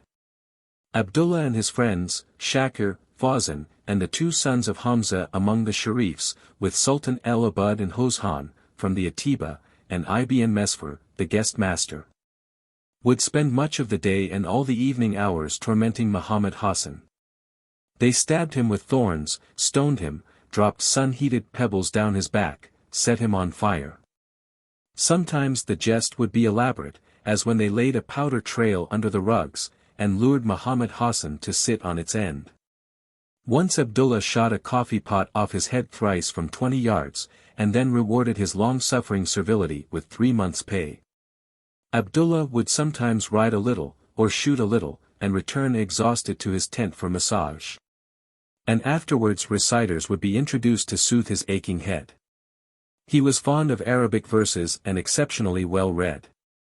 The local poets found him a profitable audience. He was also interested in history and letters, and would have grammatical disputations in his tent and adjudge money prizes. He affected to have no care for the Hijaz situation, regarding the autonomy of the Arabs as assured by the promises of Great Britain to his father, and leaning at ease against this prop. I longed to tell him that the half-witted old man had obtained from us no concrete or unqualified undertaking of any sort, and that their ship might founder on the bar of his political stupidity. But that would have been to give away my English masters, and the mental tug of war between honesty and loyalty, after swaying a while, settled again expediently into deadlock. Abdullah professed great interest in the war in Europe, and studied it closely in the press. He was also acquainted with Western politics, and had learned by rote the courts and ministries of Europe, even to the name of the Swiss president. I remarked again how much the comfortable circumstance that we still had a king made for the reputation of England in this world of Asia. Ancient and artificial societies like this of the Sharifs and feudal chieftains of Arabia found a sense of honorable security when dealing with us in such proof that the highest place in our state was not a prize for merit or ambition. Time slowly depressed my first, favorable, opinion of Abdullah's character. His constant ailments, which once aroused compassion, became fitter for contempt when their causes were apparent in laziness and self-indulgence, and when he was seen to cherish them as occupations of his too great leisure. His casual attractive fits of arbitrariness now seemed feeble tyranny disguised as whims, his friendliness became caprice, his good humor love of pleasure. The leaven of insincerity worked through all the fibers of his being. Even his simplicity appeared false upon experience, and inherited religious prejudice was allowed rule over the keenness of his mind because it was less trouble to him than uncharted thought. His brain often betrayed its intricate pattern, disclosing idea twisted tightly over idea into a strong cord of design, and thus his indolence marred his scheming, too. The webs were constantly unraveling through his carelessness in leaving them unfinished. Yet they never separated into straight desires, or grew into effective desires. Always he watched out of the corner of his bland and open eye our returns to his innocent-sounding questions, reading an insect subtlety of significant meaning into every hesitation or uncertainty or honest mistake. One day I entered to find him sitting upright and wide-eyed with a spot of red in either cheek. Sergeant Frost, his old tutor, had just come from Colonel Bremond, innocent bearer of a letter which pointed out how the British were wrapping up the Arabs on all sides, at Aden, at Gaza, at Baghdad, and hoped that Abdullah realized his situation. He asked hotly what I thought of it. In answer, I fell back on artifice, and replied in a pretty phrase that I hoped he would suspect our honesty when he found us backbiting our allies in private letters. The delicately poisoned Arabic pleased him, and he paid us the edged compliment of saying that he knew we were sincere, since otherwise we would not be represented at Jeddah by Colonel Wilson. There, characteristically, his subtlety hanged itself, not perceiving the double subtlety which negatived him. He did not understand that honesty might be the best-paying cat's paw of rogues, and Wilson, too, downright readily or quickly to suspect evil in the dignitaries above him. Wilson never told even a half-truth.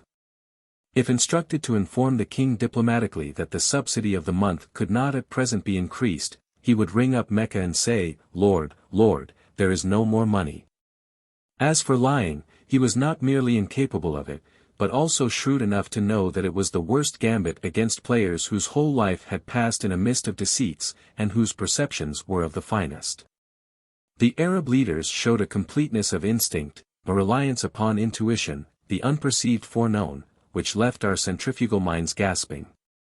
Like women, they understood and judged quickly, effortlessly, unreasonably. It almost seemed as though the Oriental exclusion of woman from politics had conferred her particular gifts upon the men. Some of the speed and secrecy of our victory, and its regularity, might perhaps be ascribed to this double endowment's offsetting and emphasizing the rare feature that from end to end of it there was nothing female in the Arab movement. But the camels. The outstanding figure of Abdullah's entourage was Sharif Shakir, a man of 29, and companion since boyhood of the four emirs. His mother was Circassian, as had been his grandmother. From them he obtained his fair complexion. But the flesh of his face was torn away by smallpox. From its white ruin 2 restless eyes looked out, very bright and big, for the faintness of his eyelashes and eyebrows made his stare directly disconcerting. His figure was tall, slim, almost boyish from the continual athletic activity of the man. His sharp, decided, but pleasant voice frayed out if he shouted. His manner, while delightfully frank, was abrupt, indeed imperious. With a humor as cracked as his cackling laugh. This bursting freedom of speech seemed to respect nothing on earth except King Hussein. Towards himself he exacted deference, more so than did Abdullah, who was always playing tricks with his companions. The bevy of silk-clad fellows who came about him when he would be easy. Shakir joined wildly in the sport, but would smartingly punish a liberty. He dressed simply, but very cleanly, and, like Abdullah, spent public hours with toothpick and toothstick. He took no interest in books and never wearied his head with meditation, but was intelligent and interesting in talk. He was devout, but hated Mecca, and played backgammon while Abdullah read the Quran. Yet by fits he would pray interminably. In war he was the man at arms. His feats made him the darling of the tribes. He, in return, described himself as a Bedouin, and an Atibi, and imitated them. He wore his black hair in plaits down each side of his face, and kept it glossy with butter, and strong by frequent washings in camel urine. He encouraged nits, in deference to the Bedouin proverb that a deserted head showed an ungenerous mind, and wore the brim, a plaited girdle of thin leathern thongs wrapped 3 or 4 times round the loins to confine and support the belly. He owned splendid horses and camels, was considered the finest rider in Arabia, ready for a match with anyone. Shakir gave me the sense that he preferred a fit of energy to sustained effort, but there was balance and shrewdness behind his mad manner. Sharif Hussein had used him on embassies to Cairo before the war, to arrange private business with the Khedive of Egypt. The Bedouin figure must have looked strange in the stucco splendor of the Abdin. Abdullah had unlimited admiration for Shakir and tried to see the world with his eyes of gay carelessness. Between them they seriously complicated my mission to Wadi Ace. Chapter 37. Of the tactical situation, Abdullah made very little, pretending pettishly that it was Feisal's business. He had come to Wadi Ace to please his younger brother, and there he would stay. He would not go on raids himself, and hardly encouraged those who did. I detected jealousy of Feisal in this, as if he wished ostentatiously to neglect military operations to prevent unbecoming comparison with his brother's performance. Had Shakir not helped me in the first instance, I might have had delay and difficulty in getting started, though Abdullah would have ceded in time and graciously permitted anything not calling directly upon his own energies. However, there were now 2 parties on the railway, with reliefs enough to do a demolition of some sort every day or so. Much less interference than this would suffice to wreck the working of trains, and by making the maintenance of the Turkish garrison at Medina just a shade less difficult than its evacuation would serve the interests of British and Arab alike. So I judged my work in Wadi Ace sufficiently done, and well done. I longed to get north again quit of this relaxing camp. Abdullah might let me do all I wanted, but would do nothing of his own, whereas for me the best value of the revolt lay in the things which the Arabs attempted without our aid. Feisal was the working enthusiast with the one idea of making his ancient race justify its renown by winning freedom with its own hands. His lieutenants Nasir or Sharaf or Ali ibn el-Hussein seconded his plans with head and heart, so that my part became only synthetic. I combined their loose showers of sparks into a firm flame, transformed their series of unrelated incidents into a conscious operation. We left on the morning of April the 10th, after pleasant farewells from Abdullah. My 3 Ajail were again with me, and Arslan, the little Syrian punch figure, very conscious of Arab dress, and of the droll outlook and manners of all Bedouins. He rode disgracefully and endured sorrow the whole way at the uneasy steps of his camels, but he salved his self-respect by pointing out that in Damascus no decent man would ride a camel. And his humor by showing that in Arabia no one but a Damascene would ride so bad a camel as his. Muhammad el-Qadi was our guide, with 6 Juhina. We marched up Wadi Tlay as we had come, but branched off to the right, avoiding the lava. We had brought no food, so stopped at some tents for hospitality of their rice and millet. This springtime in the hills was the time of plenty for the Arabs, whose tents were full of sheep milk and goat milk and camel milk, with everyone well fed and well looking. Afterwards we rode, in weather like a summer's day in England, for 5 hours down a narrow, flood-swept valley, Wadi Osman, which turned and twisted in the hills. Hut gave an easy road. The last part of the march was after dark, and when we stopped, Arslan was missing. We fired volleys and lit fires hoping he would come upon us, but till dawn there was no sign, and the Juhina ran back and forward in doubting search. However, he was only a mile behind, fast asleep under a tree. A short hour later we stopped at the tents of a wife of Dakalala, for a meal. Muhammad allowed himself a bath, a fresh braiding of his luxuriant hair, and clean clothes. They took very long about the food, and it was not till near noon that at last it came, a great bowl of saffron rice, with a broken lamb littered over it. Muhammad, who felt it his duty in my honor to be dainty in service, arrested the main dish, and took from it the fill of a small copper basin for him and me. Then he waved the rest of the camp on to the large supply. Muhammad's mother knew herself old enough to be curious about me. She questioned me about the women of the tribe of Christians and their way of life, marveling at my white skin, and the horrible blue eyes which looked, she said, like the sky shining through the eye sockets of an empty skull. Wadi Osman today was less irregular in course, and broadened slowly. After 2 hours and a half it twisted suddenly to the right through a gap, and we found ourselves in a narrow, cliff-walled gorge. As usual, the edges of the bed of hard sand were bare, and the middle bristled with hamla asla trees, in grey, salty, bulging scabs. Before us were flood pools of sweet water, the largest of them nearly 300 feet long, and sharply deep. Its narrow bed was cut into the light impervious clay. Muhammad said its water would remain till the year's end, but would soon turn salt and useless. After drinks we bathed in it, and found it full of little silver fish like sardines, all ravenous. We loitered after bathing, prolonging our bodily pleasure, and remounting in the dark, rode for 6 miles, till sleepy. Then we turned away to higher ground for the night's camp. Wadi Hamd differed from the other wild valleys of Hijaz, in its chill air. This was, of course, most obvious at night, when a white mist, glazing the valley with a salt sweat, lifted itself some feet up and stood over it motionless. But even by day, and in sunshine the Hamd felt damp and raw and unnatural. Next morning we started early and passed large pools in the valley, but only a few were fit to drink, the rest had gone green and brackish with the little white fish floating, dead and pickled, in them. Afterwards we crossed the bed, and struck northward over the plain of Ujala, where Ross, our flight commander from Wage, had lately made an aerodrome.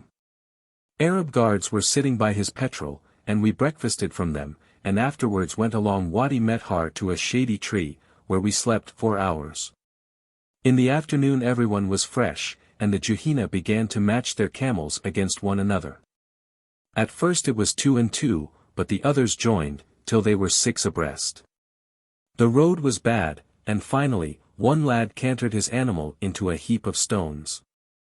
She slipped, so that he crashed off and broke an arm.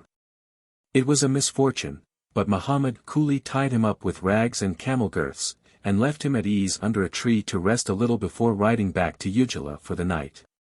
The Arabs were casual about broken bones. In a tent at Wadi Ace I had seen a youth whose forearm had set crookedly. Realizing this, he had dug into himself with a dagger till he had bared the bone, re-broken it, and set it straight. And there he lay, philosophically enduring the flies, with his left forearm huge under healing mosses and clay, waiting for it to be well. In the morning we pushed on to Kathila, well, where we watered the camels. The water was impure and purged them. We rode again in the evening for another 8 miles, intending to race straight through to Wage in a long last day. So we got up soon after midnight, and before daylight were coming down the long slope from Rail into the plain, which extended across the mouths of Hamd into the sea. The ground was scarred with motor tracks, exciting a lively ambition in the Juhina to hurry on and see the new wonders of Faisal's army. Fired by this, we did a straight march of 8 hours, unusually long for these Hijaz Bedouin. We were then reasonably tired, both men and camels, since we had had no food after breakfast the day before.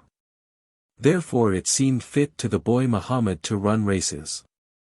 He jumped from his camel, took off his clothes, and challenged us to race to the clump of thorns up the slope in front, for £1 English. Everybody took the offer, and the camels set off in a mob. The distance, about 3/4 of a mile, uphill, over heavy sand, proved probably more than Muhammad had bargained for. However, he showed surprising strength and won, though by inches, then he promptly collapsed, bleeding from mouth and nose. Some of our camels were good, and they went their fastest when pitted against one another. The air here was very hot and heavy for natives of the hills. And I feared there might be consequences of Muhammad's exhaustion, but after we had rested an hour and made him a cup of coffee he got going again and did the 6 remaining hours into Wage as cheerfully as ever. Continuing to play the little pranks which had brightened our long march from Abu Marka. If one man rode quietly behind another's camel, poked his stick suddenly up its rump, and screeched, it mistook him for an excited male, and plunged off at a mad gallop, very disconcerting to the rider. A second good game was to cannon one galloping camel with another, and crash it into a near tree. Either the tree went down, valley trees in the light Hijaz soil were notably unstable things, or the rider was scratched and torn.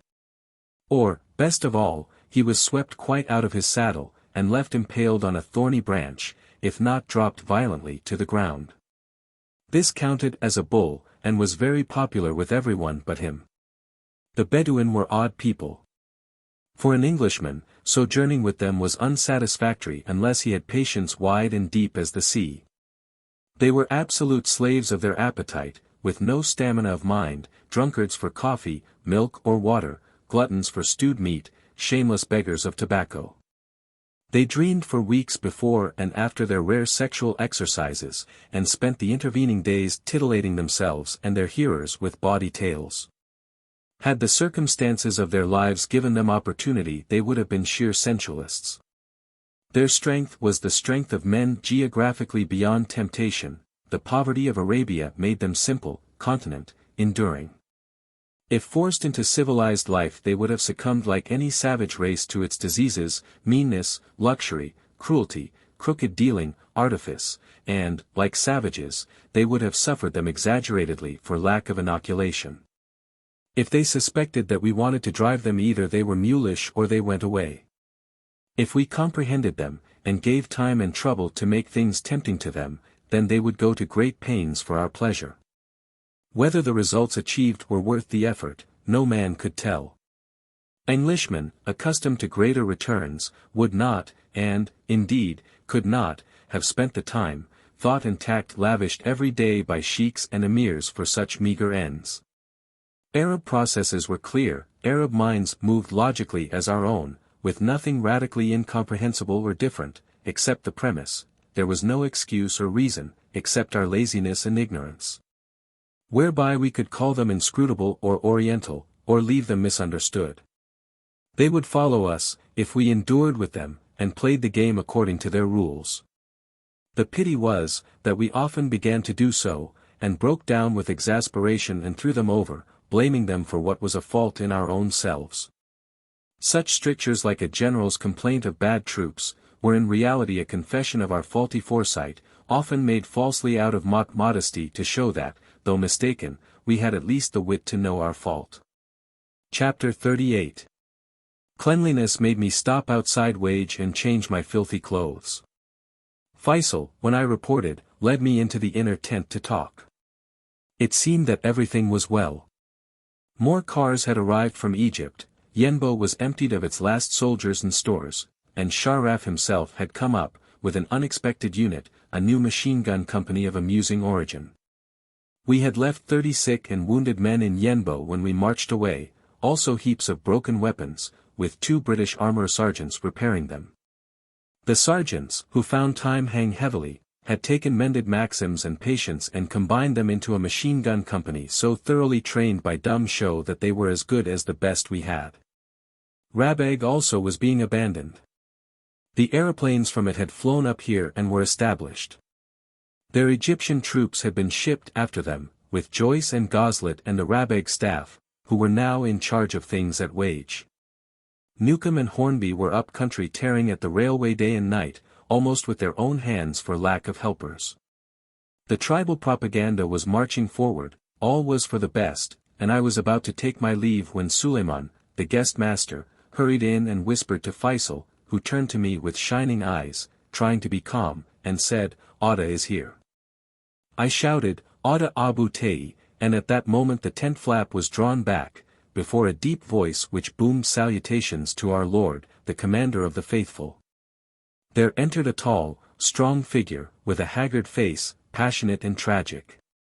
This was Ada, and after him followed Muhammad, his son, a child in looks, and only 11 years old in truth. Feisal had sprung to his feet.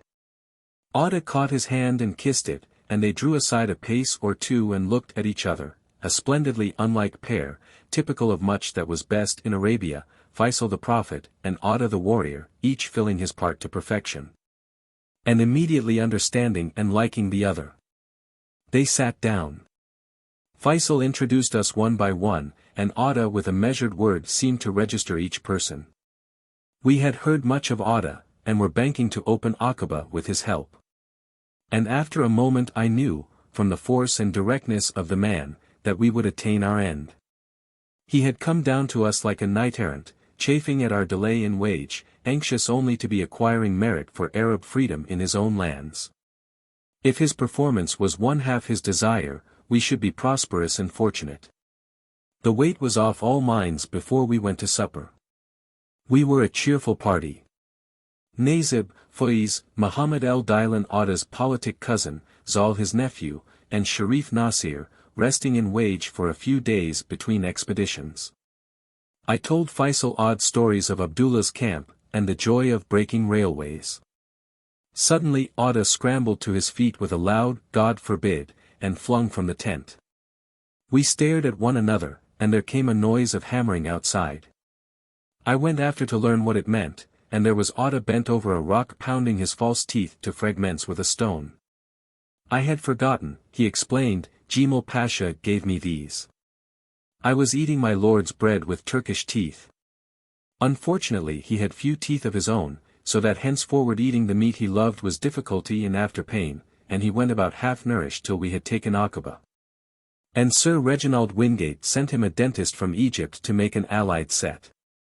Ada was very simply dressed, northern fashion, in white cotton with a red Mosul headcloth. He might be over 50, and his black hair was streaked with white. But he was still strong and straight, loosely built, spare, and as active as a much younger man. His face was magnificent in its lines and hollows. On it was written how truly the death in Battle of Anad, his favorite son, cast sorrow over all his life when it ended his dream of handing on to future generations the greatness of the name of Abu Ta'i. He had large eloquent eyes, like black velvet in richness.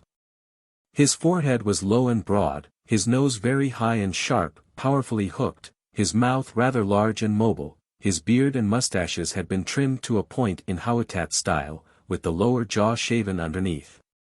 Centuries ago the Hawattat came from Hijaz, and their nomad clans prided themselves on being true Bedouin. Otto was their master type.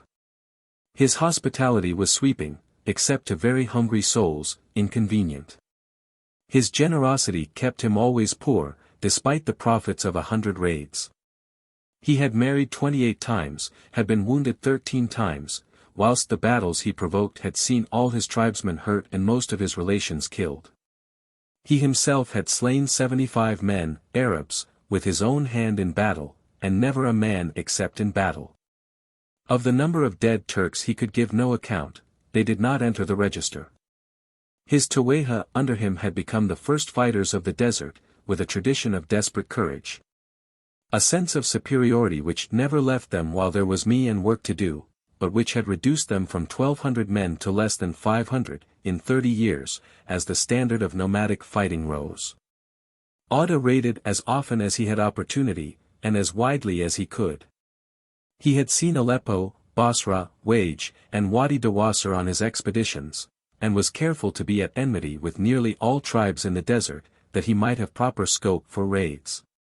After his robber fashion, he was as hard-headed as he was hot-headed, and in his maddest exploits there would be a cold factor of possibility to lead him through.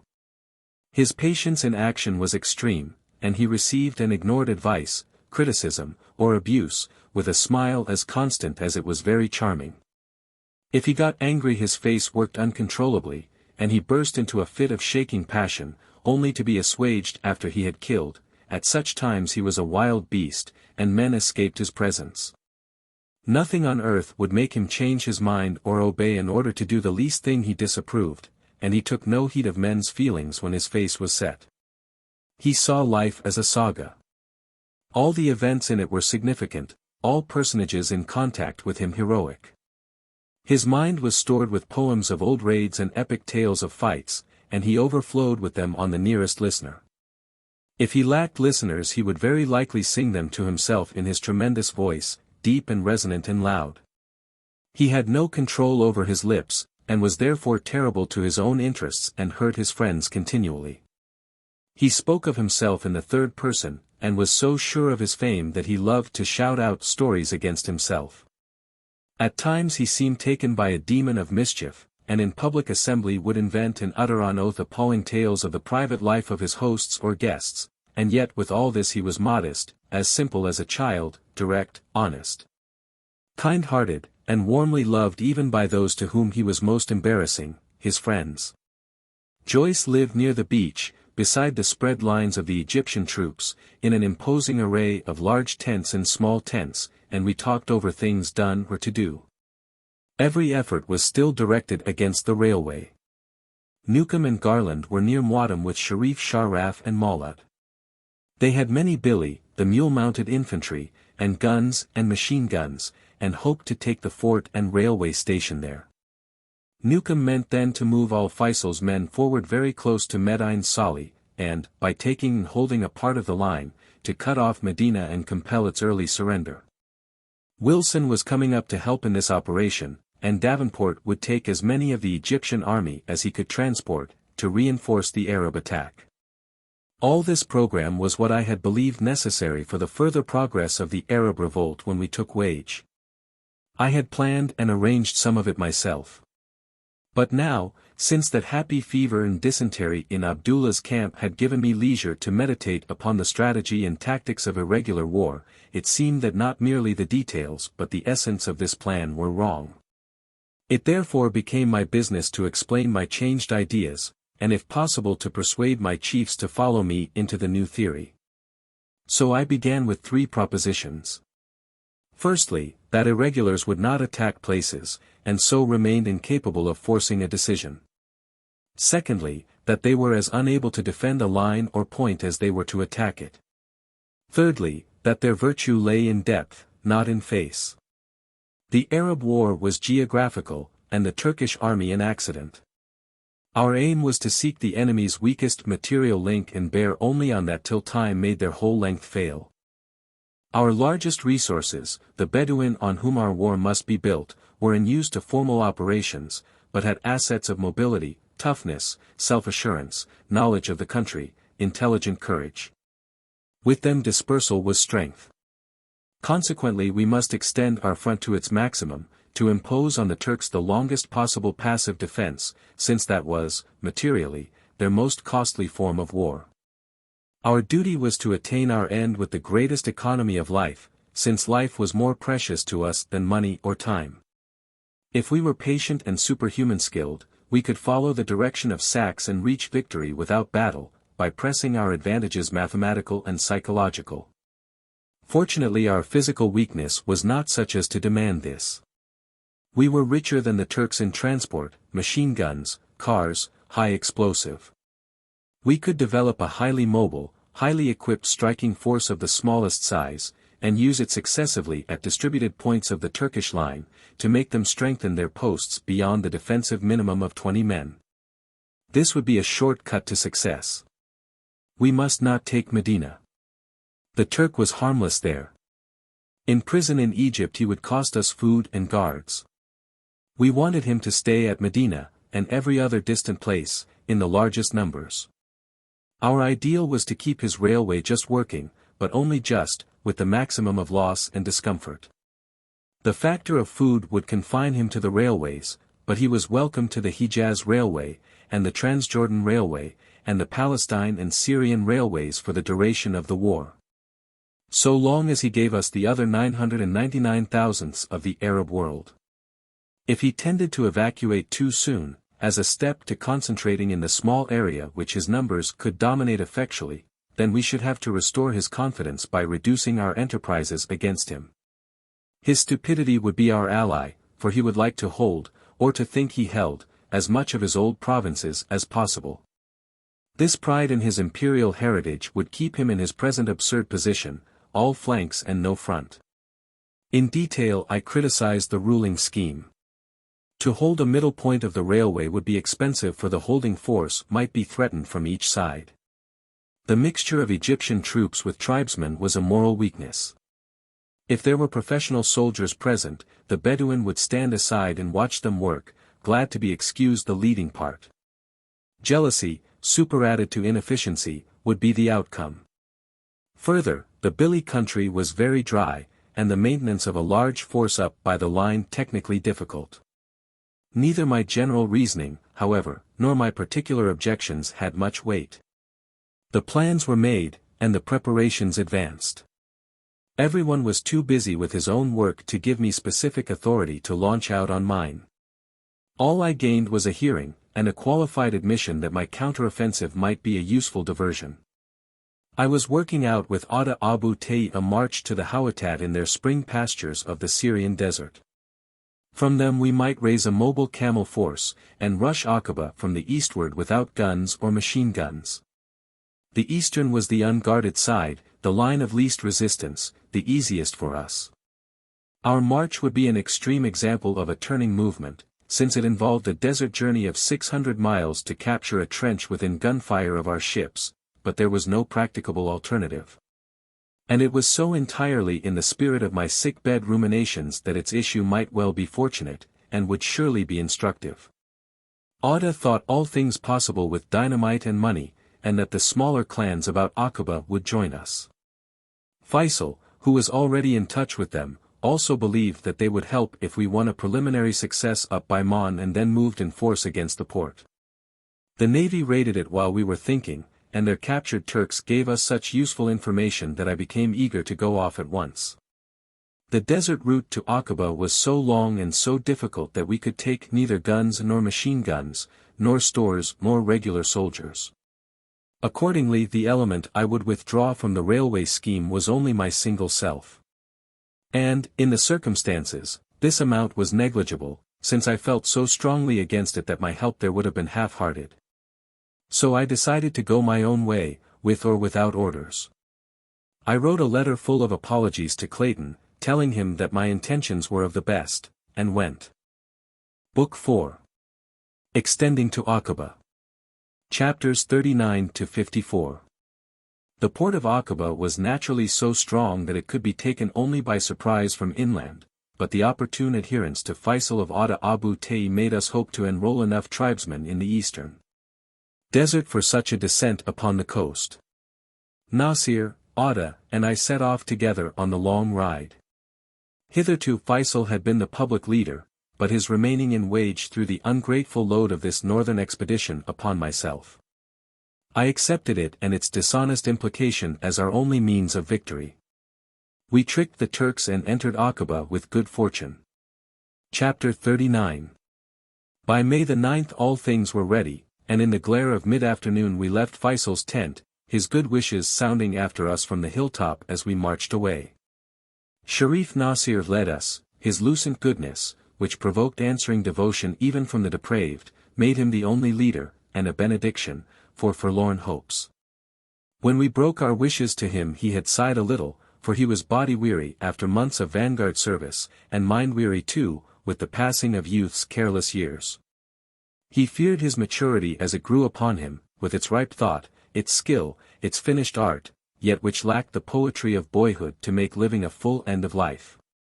Physically, he was young yet, but his changeful mortal soul was aging quicker than his body going to die before it, like most of ours. Our short stage was to the fort of Sebel, inland wage, where the Egyptian pilgrims used to water. We camped by their great brick tank, in shade of the fort's curtain wall, or of the palms, and put to rights the deficiencies which this first march had shown. Ada and his kinsmen were with us. Also Nezib el-Bekri, the politic Damascene, to represent Feisal to the villagers of Syria. Nezib had brains and position, and the character of a previous, successful, desert journey. His cheerful endurance of adventure, rare among Syrians, marked him out as our fellow, as much as his political mind, his ability. His persuasive good-humored eloquence, and the patriotism which often overcame his native passion for the indirect. Nezib chose Zeki, a Syrian officer, as his companion. For escort we had 35 Ajail, under Ibn Githir, a man walled into his own temperament, remote, abstracted, self-sufficient. Feisal made up a purse of £20,000 in gold, all he could afford and more than we asked for, to pay the wages of the new men we hoped to enroll, and to make such advances as should stimulate the Hawatat to swiftness. This inconvenient load of 400 weight of gold we shared out between us, against the chance of accident upon the road. Sheikh Yusuf, now back in charge of supply, gave us each a half bag of flour, whose 45 pounds were reckoned a man's pinched ration for 6 weeks. This went slung on the riding saddle, and Nasir took enough on baggage camels to distribute a further 14 pounds per man when we had marched the first fortnight, and had eaten room for it in our bags. We had a little spare ammunition and some spare rifles as presents, and loaded 6 camels with light packs of blasting gelatin for rails or trains or bridges in the north. Nasir, a great emir in his own place, also carried a good tent in which to receive visitors, and a camel load of rice for their entertainment, but the last we ate between us with huge comfort, as the unrelieved dietary of water, bread and water. Week after week, grew uninspiring. Being beginners in this style of traveling, we did not know that dry flour, the lightest food, was therefore the best for a long journey. 6 months later neither Nasir nor myself wasted transport and trouble on the rice luxury. My Ajail, Mukheimer, Merjan, Ali, had been supplemented by Muhammad, a blowsy obedient peasant boy from some village in Horan, and by Gassim, of Mon, a fanged and yellow-faced outlaw, who fled into the desert to the Hawatat. After killing a Turkish official in a dispute over cattle tax. Crimes against tax-gatherers had a sympathetic aspect for all of us, and this gave Gassim a specious rumor of geniality, which actually was far from truth. We seemed a small party to win a new province, and so apparently others thought. For presently Lamotte, Bremon's representative with Feisal, rode up to take a farewell photograph of us.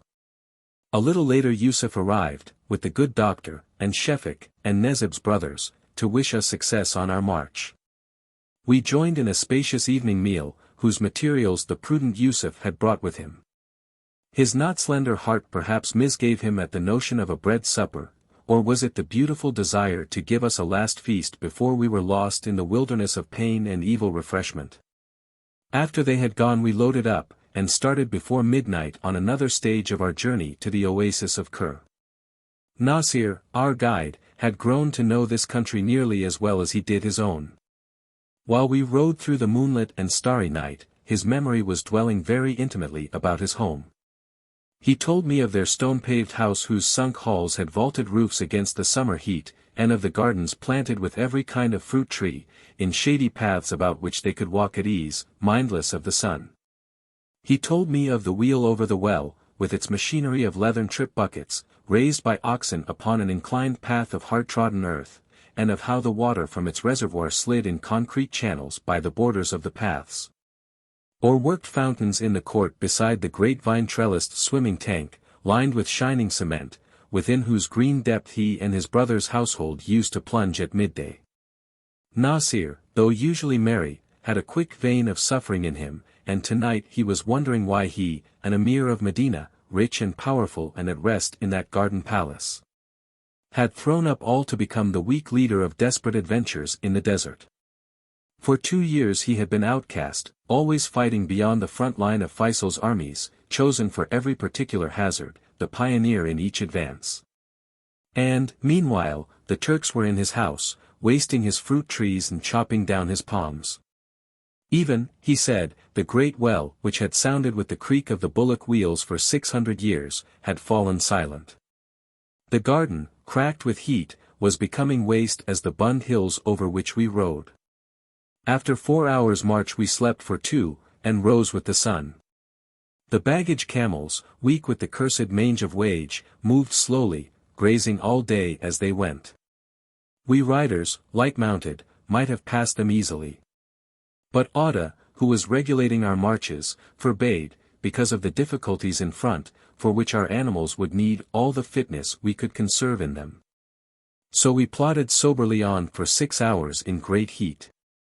The summer sun in this country of white sand behind wage could dazzle the eyes cruelly, and the bare rocks each side our path threw off waves of heat which made our heads ache and swim. Consequently, by 11 of the forenoon we were mutinous against Auda's wish still to hold on. So we halted and lay under trees till 2:30, each of us trying to make a solid, though shifting shadow for himself by means of a doubled blanket caught across the thorns of overhanging boughs. We rode again, after this break, for 3 gentle hours over level bottoms, approaching the walls of a great valley, and found the green garden of El Kir lying just in front of us. White tents peeped from among the palms. While we dismounted, Razam and Abdullah, Mahmud, the doctor, and even old Maulad, the cavalryman, came out to welcome us. They told us that Sharif Sharraf, whom we wished to meet at Abu Raga, our next stopping place, was away raiding for a few days. This meant that there was no hurry, so we made holiday at El Kir for 2 nights. It contented me, for the trouble of boils and fever which had shackled me in Wadi Ace had come afresh, more strongly, making each journey a pain. And each rest a blessed relaxation of my will strong to go on, a chance to add patience to a scant reserve. So I lay still, and received into my mind the sense of peace, the greenness and the presence of water which made this garden in the desert beautiful and haunting, as though pre-visited. Or was it merely that long ago we had seen fresh grass growing in the spring? The inhabitant of Kir, the only sedentary Belui, Hori Dayfala, labored day and night with his daughters in the little terraced plot which he had received from his ancestors. It was built out of the south edge of the valley in a bay defended against flood by a massive wall of unhewn stone. In its midst opened the well of clear cold water, above which stood a balanced cantilever of mud and rude poles. By this Dayfala, morning and evening when the sun was low, drew up great bowls of water and spilled them into clay runnels contrived through his garden among the tree roots. He grew low palms, for their spreading leaves shaded his plants from the sun which otherwise might in that stark valley wither them, and raised young tobacco, his most profitable crop. With smaller plots of beans and melons, cucumbers and eggplants, in due season. The old man lived with his women in a brushwood hut beside the well, and was scornful of our politics, demanding what more to eat or drink these sore efforts and bloody sacrifices would bring. We gently teased him with notions of liberty. With freedom of the Arab countries for the Arabs. This garden, Defala, should it not be your very own? However, he would not understand, but stood up to strike himself proudly on the chest, crying, I am Kur. He was free and wanted nothing for others, and only his garden for himself. Nor did he see why others should not become rich in a like frugality. His felt skull cap, greased with sweat to the color and consistence of lead, he boasted had been his grandfather's, bought when Ibrahim Pasha was in wage a century before. His other necessary garment was a shirt, and annually, with his tobacco, he would buy the shirt of the new year for himself. One for each of his daughters, and one for the old woman, his wife. Still we were grateful to him, for, besides that he showed an example of contentment to us slaves of unnecessary appetite, he sold vegetables and on them, and on the tinned bounty of Razm and Abdullah and Mahmud, we lived richly. Each evening round the fires they had music, not the monotonous open-throated roaring of the tribes, nor the exciting harmony of the Ajail, but the falsetto quarter tones and trills of urban Syria. Maulud had musicians in his unit. And bashful soldiers were brought up each evening to play guitars and sing café songs of Damascus or the love verses of their villages. In Abdullah's tent, where I was lodged, distance, the ripple of the fragrant outpouring water, and the tree leaves softened the music, so that it became dully pleasant to the ear. Often, too, Nezib el-Bekri would take out his manuscript of the songs of Salim el-Jazari, that fierce and scrupulous revolutionary who, in his leisure moments between campaigns, the Staff College, and the bloody missions he fulfilled for the young Turks, his masters, had made up verses in the common speech of the people about the freedom which was coming to his race. Nezib and his friends had a swaying rhythm in which they would chant these songs, putting all hope and passion into the words, their pale Damascus faces moon-large in the firelight, sweating.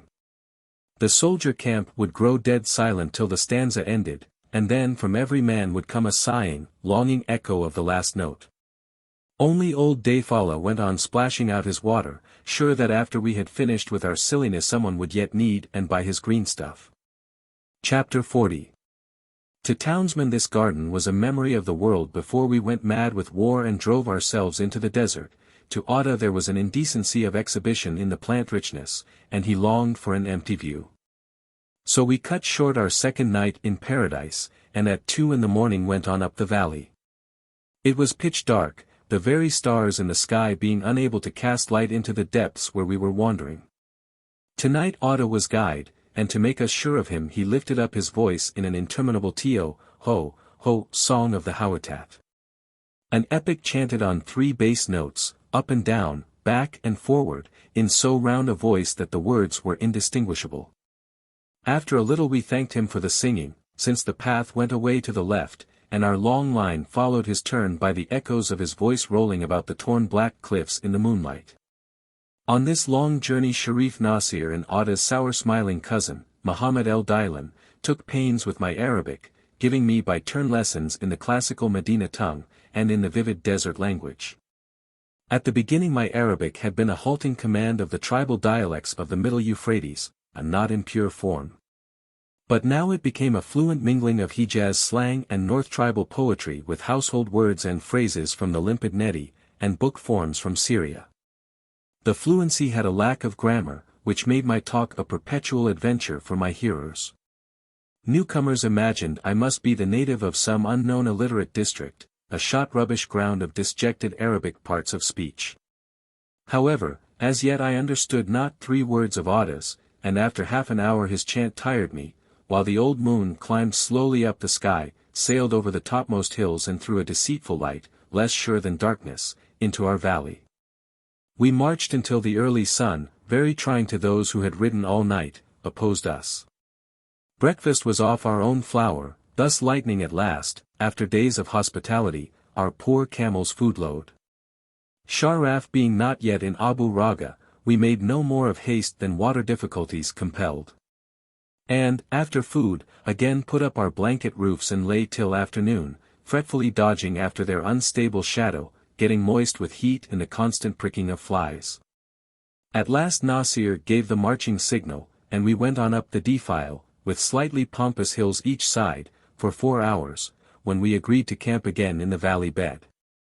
There was abundant brushwood for fuel. And up the cliff on our right were rock pools of fresh water, which gave us a delicious drink. Nasir was wrought up, he commanded rice for supper, and the friends to feed with us. Our rule of march was odd and elaborate. Nasir, Ada, and Nezib were so many separate, punctilious houses, admitting the supremacy of Nasir only because I lived with him as a guest and furnished them with the example of respect. Each required to be consulted on the details of our going, and where and when we should halt. This was inevitable with Ada, a child of battle who had never known a master, since, as a tiny boy, he had first ridden his own camel. It was advisable with Nezib, a Syrian of the queasy Syrian race, jealous, hostile to merit, or to its acknowledgment. Such people demanded a war cry and banner from outside to combine them, and a stranger to lead them, one whose supremacy should be based on an idea, illogical, undeniable. Discriminate, which instinct might accept and reason find no rational basis to reject or approve. For this army of Feisal's the conceit was that an emir of Mecca, a descendant of the Prophet, a sharif, was an otherworldly dignitary whom sons of Adam might reverence without shame. This was the binding assumption of the Arab movement. It was this which gave it an effective, if imbecile unanimity. In the morning we rode at 5. Our valley pinched together, and we went round a sharp spur, ascending steeply. The track became a bad goat path, zigzagging up a hillside too precipitous to climb except on all fours. We dropped off our camels and led them by the headstalls. Soon we had to help each other, a man urging the camels from behind, another pulling them from the front, encouraging them over the worst places, adjusting their loads to ease them. Parts of the track were dangerous, where rocks bulged out and narrowed it, so that the near half of the load grazed and forced the animal to the cliff edge. We had to repack the food and explosives. And, in spite of all our care, lost 2 of our feeble camels in the pass. The Hawattat killed them where they lay broken, stabbing a keen dagger into the throat artery near the chest, while the neck was strained tight by pulling the head round to the saddle. They were at once cut up and shared out as meat. The head of the pass we were glad to find not a range but a spacious plateau which sloped slowly before us to the east. The first yards were rough and rocky, overgrown with low mats of thorns like ling.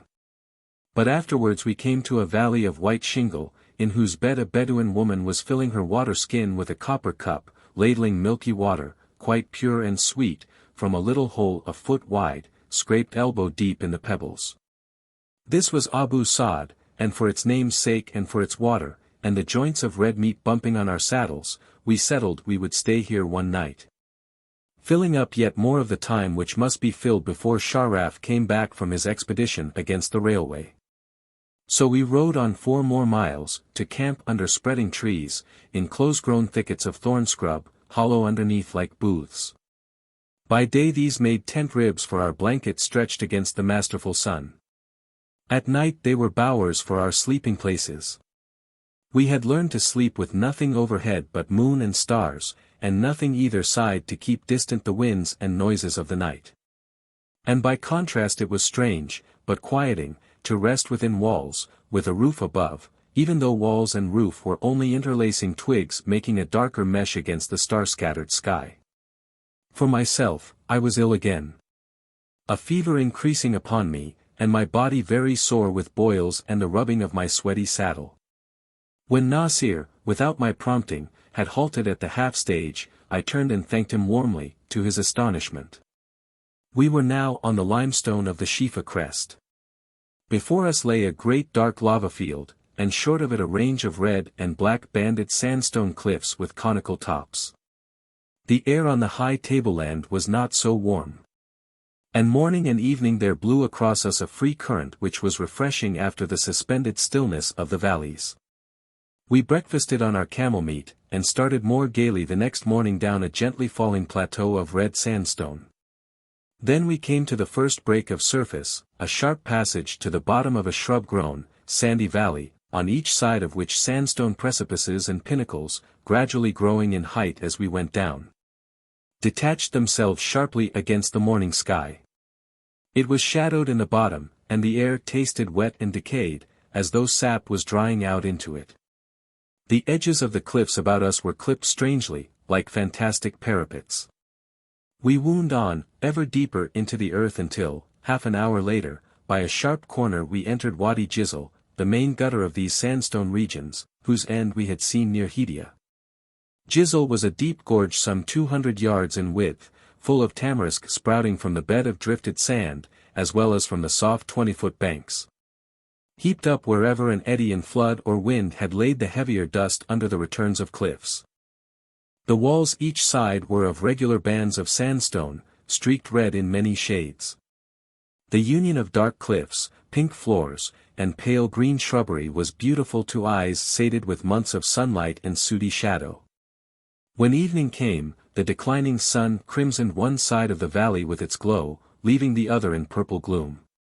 Our camp was on some swelling dunes of weedy sand in an elbow of the valley, where a narrow cleft had set up a backwash and scooped out a basin in which a brackish remnant of last winter's flood was caught.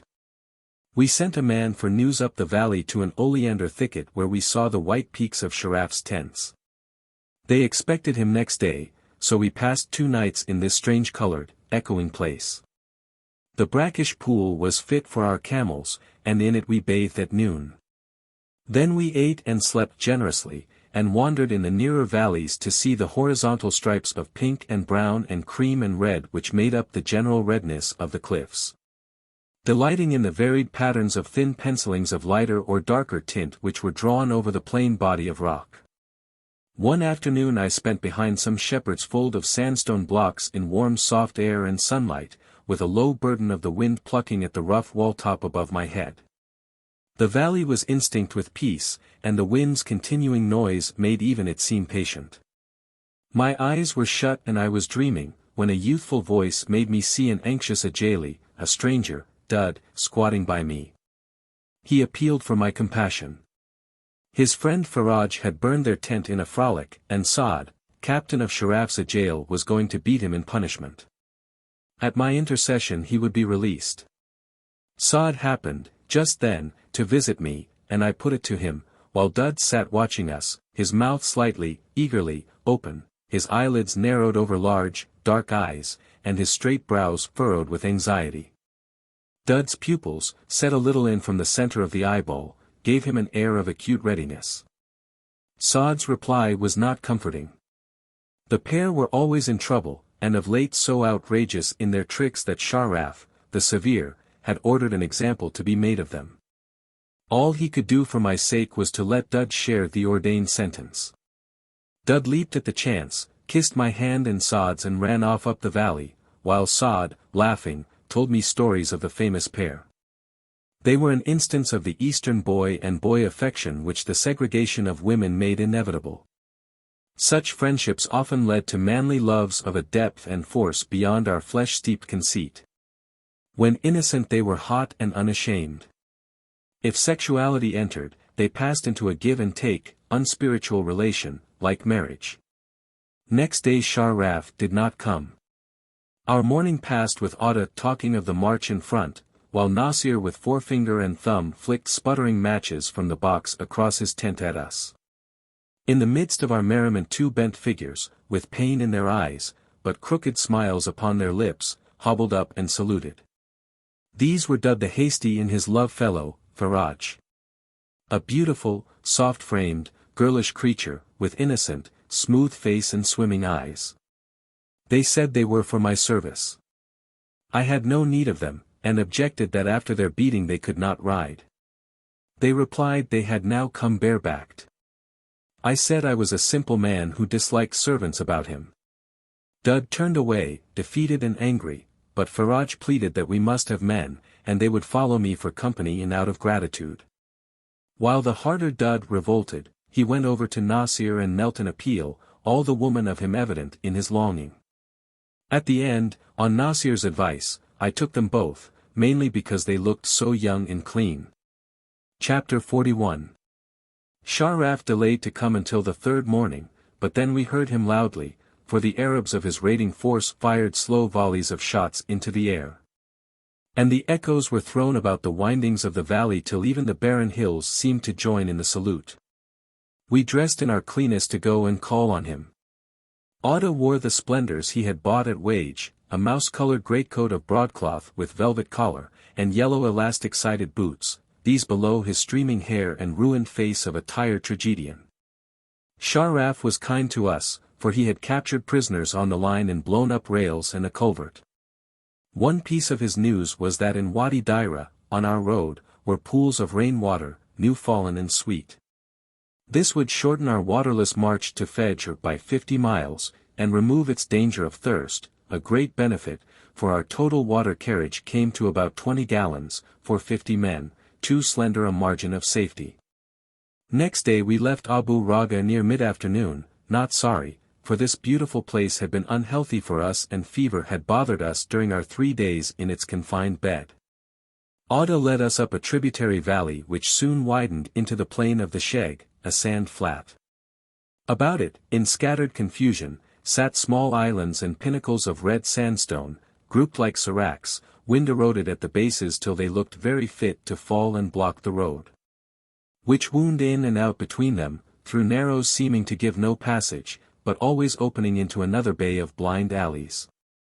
Through this maze Auda led unhesitatingly, digging along on his camel, elbows out, hands poised swaying in the air by his shoulders.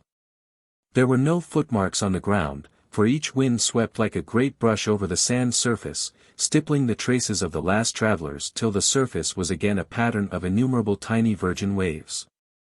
Only the dried camel droppings, which were lighter than the sand and rounded like walnuts, escaped over its ripples. They rolled about, to be heaped in corners by the skirling winds. It was perhaps by them, as much as by his unrivaled road sense, that Auda knew the way. For us, the rock shapes were constant speculation and astonishment. Their granular surfaces and red color and the curved chiseling of the sandblast upon them softened the sunlight, to give our streaming eyes relief. In the mid-march we perceived 5 or 6 riders coming from the railway. I was in front with Auda, and we had that delicious thrill, fiend or enemy, of meeting strangers in the desert, whilst we circumspectly drew across to the vantage side which kept the rifle arm free for a snapped shot. But when they came nearer we saw they were of the Arab forces.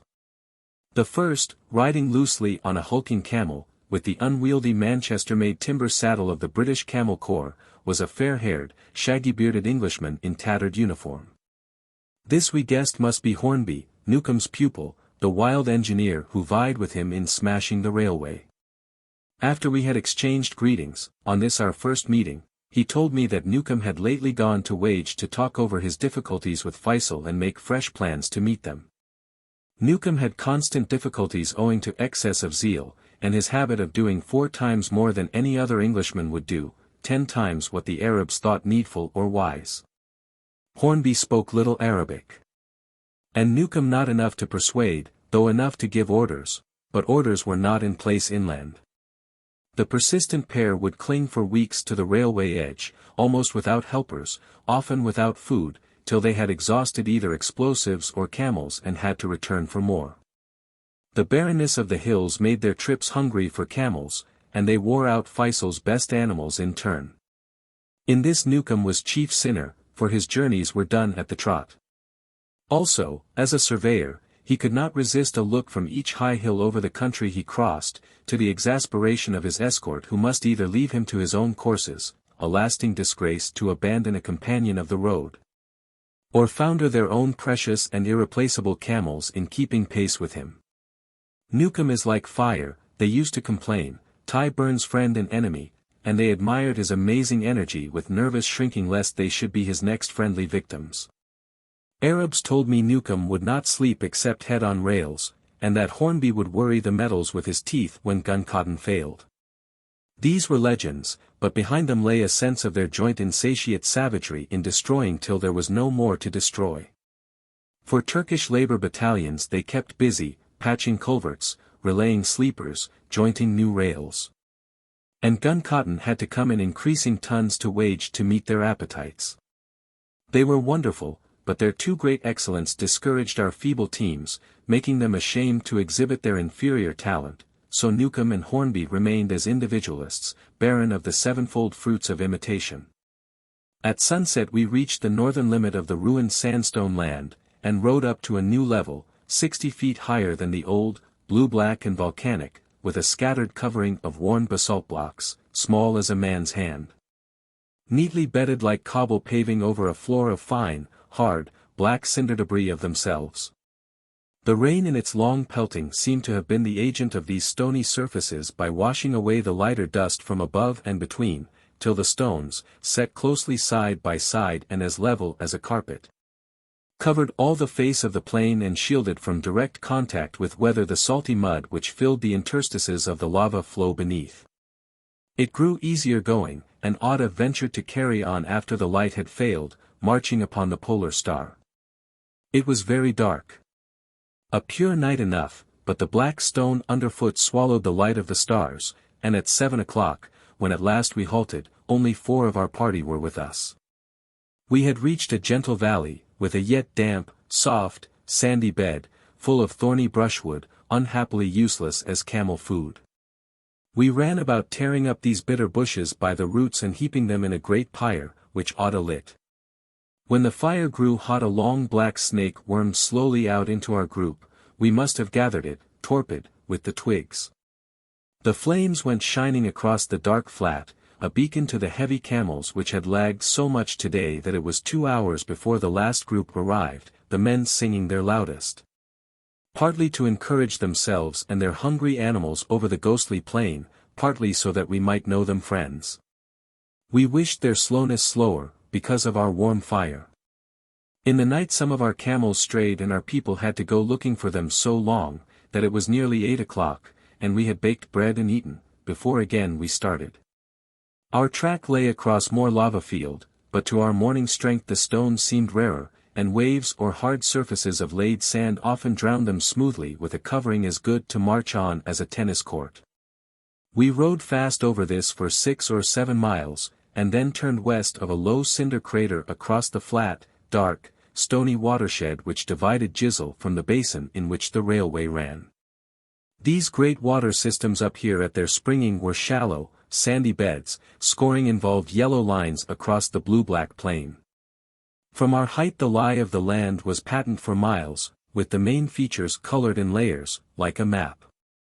We marched steadily till noon, and then sat out on the bare ground till 3.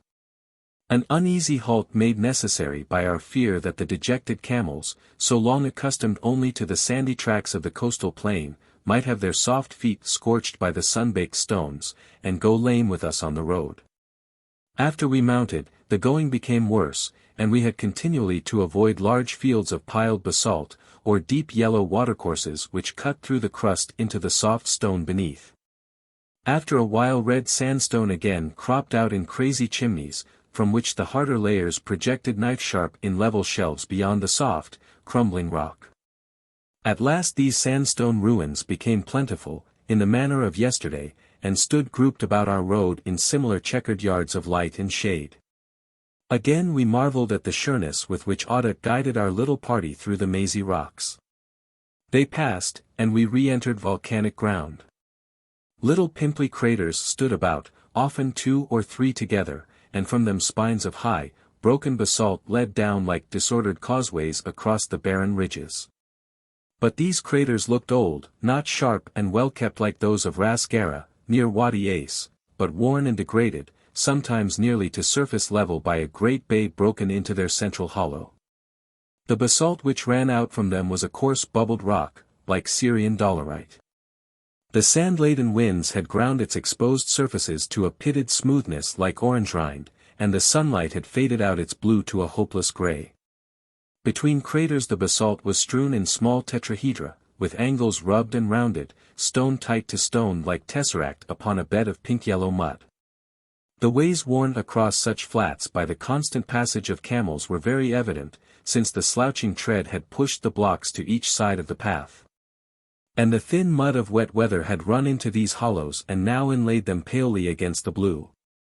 Less used roads for hundreds of yards were like narrow ladders across the stone fields, for the tread of each foot was filled in with clean yellow mud, and ridges or bars of the blue-gray stone remained between each stepping place. After a stretch of such stone-laying would be a field of jet-black basalt cinders, firm as concrete in Thai sun-baked mud, and afterwards a valley of soft, black sand, with more crags of weathered sandstone rising from the blackness. Or from waves of the wind-blown red and yellow grains of their own decay. Nothing in the march was normal or reassuring. We felt we were in an ominous land, incapable of life, hostile even to the passing of life, except painfully along such sparse roads as time had laid across its face. We were forced into a single file of weary camels, picking a hesitant way step by step through the boulders for hour after hour. At last Ada pointed ahead to a 50-foot ridge of large twisted blocks, lying coursed one upon the other as they had writhed and shrunk in their cooling. There was the limit of lava. And he and I rode on together and saw in front of us an open rolling plain, Wadi Aish, of fine scrub and golden sand, with green bushes scattered here and there. It held a very little water in holes which someone had scooped after the rainstorm of 3 weeks ago. We camped by them and drove our unladen camels out till sunset, to graze for the first adequate time since Abu Raga. While they were scattered over the land, mounted men appeared on the horizon to the east, making towards the water. They came on too quickly to be honest, and fired at our herdsmen. But the rest of us ran at once upon the scattered reefs and knolls, shooting or shouting. Hearing us so many they drew off as fast as their camels would go. And from the ridge in the dusk we saw them, a bare dozen in all, scampering away towards the line. We were glad to see them avoid us so thoroughly. Ada thought they were a Shammar patrol. At dawn we saddled up for the short stage to Daira, the water pools of which Sharaf had told us. The first miles were through the grateful sand and scrub of Wadi Aish, and afterwards we crossed a simple lava flat. Then came a shallow valley, more full of sandstone pillars and mushrooms and pinnacles than anywhere yesterday. It was a mad country, of 9 pins from 10 to 60 feet in height. The sand paths between them were wide enough for one only, and our long column wound blindly through, seldom a dozen of us having common sight at once. This ragged thicket of stone was perhaps a third of a mile in width, and stretched like a red copse to right and left across our path. Beyond it a graded path over black ledges of rotten stone led us to a plateau strewn with small, loose, blue-black basalt shards.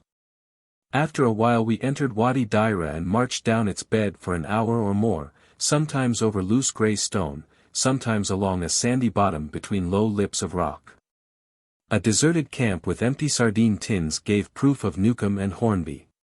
Behind were the limpid pools, and we halted there till afternoon, for we were now quite near the railway, and had to drink our stomachs full and fill our few water skins, ready for the long dash to Fetch. In the halt Ada came down to see Faraj and Dud dress my camel with butter for relief against the intolerable itch of mange which had broken out recently on its face. The dry pasturage of the billy country and the infected ground of wage had played havoc with our beasts. In all Feisal's stud of riding camels there was not one healthy. In our little expedition every camel was weakening daily. Nasir was full of anxiety lest many break down in the forced march before us and leave their riders stranded in the desert. We had no medicines for mange and could do little for it in spite of our need. However, the rubbing and anointing did make my animal more comfortable, and we repeated it as often as Faraj or Dud could find butter in our party. These 2 boys were giving me great satisfaction. They were brave and cheerful beyond the average of Arab servant kind. As their aches and pains wore off they showed themselves active, good riders, and willing workmen. I liked their freedom towards myself and admired their instinctive understanding with one another against the demands of the world. Chapter 42. By 3:45 we were in the saddle, going down Wadi Daira, into steep and high ridges of shifting sand, sometimes with a cap of harsh red rock jutting from them. After a while, 3 or 4 of us, in advance of the main body, climbed a sand peak on hands and knees to spy out the railway. There was no air, and the exercise was more than we required. But our reward was immediate, for the line showed itself quiet and deserted-looking, on a green flat at the mouth of the deep valley down which the rest of the company was marching circumspectly with ready weapons. We checked the men at the bottom of their narrow sand fold, whilst we studied the railway. Everything was indeed peaceful and empty, even to the abandoned blockhouse in a rich patch of rank grass and weeds between us and the line. We ran to the edge of the rock shelf, leaped out from it into the fine dry sand, and rolled down in a magnificent slide till we came to an abrupt and rather bruising halt in the level ground beside the column. We mounted, to hurry our camels out to the grazing, and leaving them there ran over to the railway and shouted the others on. This unmolested crossing was blessed, for Sharraf had warned us seriously against the enemy patrols of mule-riding infantry in camel corps, reinforced from the entrenched posts by infantry on trolleys mounting machine guns. Our riding beasts we chased into the grass to feed for a few minutes, while the heavy camels marched over the valley, the line, and the farther flat, till sheltered in the sand and rock mouths of the country beyond the railway. Meanwhile the Ajail amused us by fixing gun-cotton or gelatin charges about our crossing place to as many of the rails as we had time to reach, and when our munching camels had been dragged away into safety on the far side of the line, we began, in proper order, to light the fuses, filling the hollow valley with the echoes of repeated bursts. Auda had not before known dynamite, and with a child's first pleasure was moved to a rush of hasty poetry on its powerful glory. We cut 3 telegraph wires, and fastened the free ends to the saddles of 6 riding camels of the Hawatat. The astonished team struggled far into the eastern valleys with the growing weight of twanging, tangling wire and the bursting poles dragging after them. At last they could no longer move. So we cut them loose and rode laughing after the caravan. For 5 miles we proceeded in the growing dusk, between ridges which seemed to run down like fingers from some knuckle in front of us. At last their rise and fall became too sharp to be crossed with safety by our weak animals in the dark, and we halted. The baggage and the bulk of our riders were still ahead of us, keeping the advantage they had gained while we played with the railway. In the night we could not find them, for the Turks were shouting hard and shooting at shadows from their stations on the line behind us. And we judged it prudent to keep quiet ourselves, not lighting fires nor sending up signals to attract attention. However, Ibn Githir, in charge of the main body, had left a connecting file behind, and so before we had fallen asleep, 2 men came in to us, and reported that the rest were securely camped in the hidden fold of a steep sandbank a little further on. We threw our saddlebags again across our camels, and plodded after our guides in the murky dark. Tonight was almost the last night of the moon, till we reached their hushed picket on the ridge, and bedded ourselves down beside them without words. In the morning Auda had us afoot before 4, going uphill, till at last we climbed a ridge, and plunged over, down a sand slope. Into it our camels sank knee-deep, held upright despite themselves by its clinging. They were able to make forward only by casting themselves on and down its loose face, breaking their legs out of it by their body's weight. At the bottom we found ourselves in the headcourses of a valley, which trended towards the railway. Another half-hour took us to the springing of this, and we breasted the low edge of the plateau which was the watershed between Hijaz and Sirhan. 10 yards more, and we were beyond the Red Sea slope of Arabia, fairly embarked upon the mystery of its central drainage. Seemingly it was a plain, with an illimitable view downhill to the east, where one gentle level after another slowly modulated into a distance only to be called distance because it was a softer blue, and more hazy. The rising sun flooded this falling plain with a perfect level of light, throwing up long shadows of almost imperceptible ridges, and the whole life and play of a complicated ground system, but a transient one. For, as we looked at it, the shadows drew in towards the dawn, quivered a last moment behind their mother banks, and went out as though at a common signal. Full morning had begun, the river of sunlight, sickeningly in the full face of us moving creatures, poured impartially on every stone of the desert over which we had to go. Auda struck out northeastward, aiming for a little saddle which joined the low ridge of Ugula to a lofty hill on the divide, to our left or north about 3 miles away. We crossed the saddle after 4 miles, and found beneath our feet little shallow runnels of watercourses in the ground. Ada pointed to them, saying that they ran to Nepkin Sirhan, and that we would follow their swelling bed northward and eastward to the Hawatat in their summer camp. A little later we were marching over a low ridge of slivers of sandstone with the nature of slate, sometimes quite small, but other times great slabs 10 feet each way and, perhaps, 4 inches thick. Ada ranged up beside my camel, and pointing with his riding stick told me to write down on my map the names and nature of the land. The valleys on our left were the Sail Abu Arad, rising in Selhub, and fed by many successors from the Great Divide, as it prolonged itself northward to Jebel Rafia by Tabuk. The valleys on our right were the Sail el-Kelb, from Ugula, Ajadat el-Gemaline, Lebda and the other ridges which bent round us in a strung bow eastward and northeastward carrying the Great Divide as it were in a foray out across the plain. These two water systems united 50 miles before us in Fejr, which was a tribe, its well, and the valley of its well. I cried Ada mercy of his names, swearing I was no writer down of unspoiled countries, or pander to geographical curiosity. And the old man, much pleased, began to tell me personal notes and news of the chiefs with us, and in front upon our line of march. His prudent talk whiled away the slow passage of abominable desolation. The Fejr Bedouin, whose property it was, called our plain El Howl because it was desolate, and today we rode in it without seeing signs of life, no tracks of gazelle, no lizards, no burrowing of rats, not even any birds. We, ourselves, felt tiny in it, and our urgent progress across its immensity was a stillness or immobility of futile effort. The only sounds were the hollow echoes, like the shutting down of pavements over vaulted places, of rotten stone slab on stone slab when they tilted under our camels' feet. And the low but piercing rustle of the sand, as it crept slowly westward before the hot wind along the worn sandstone, under the harder overhanging caps which gave each reef its eroded, rind-like shape. It was a breathless wind, with the furnace taste sometimes known in Egypt when a Khamsin came. And, as the day went on and the sun rose in the sky it grew stronger, more filled with the dust of the Nephid, the great sand desert of northern Arabia, close by us over there, but invisible through the haze. By noon it blew a half-gale, so dry that our shriveled lips cracked open, and the skin of our faces chapped, while our eyelids, gone granular, seemed to creep back and bare our shrinking eyes. The Arabs drew their headclothes tightly across their noses, and pulled the browfolds forward like visors with only a narrow, loose-flapping slit of vision.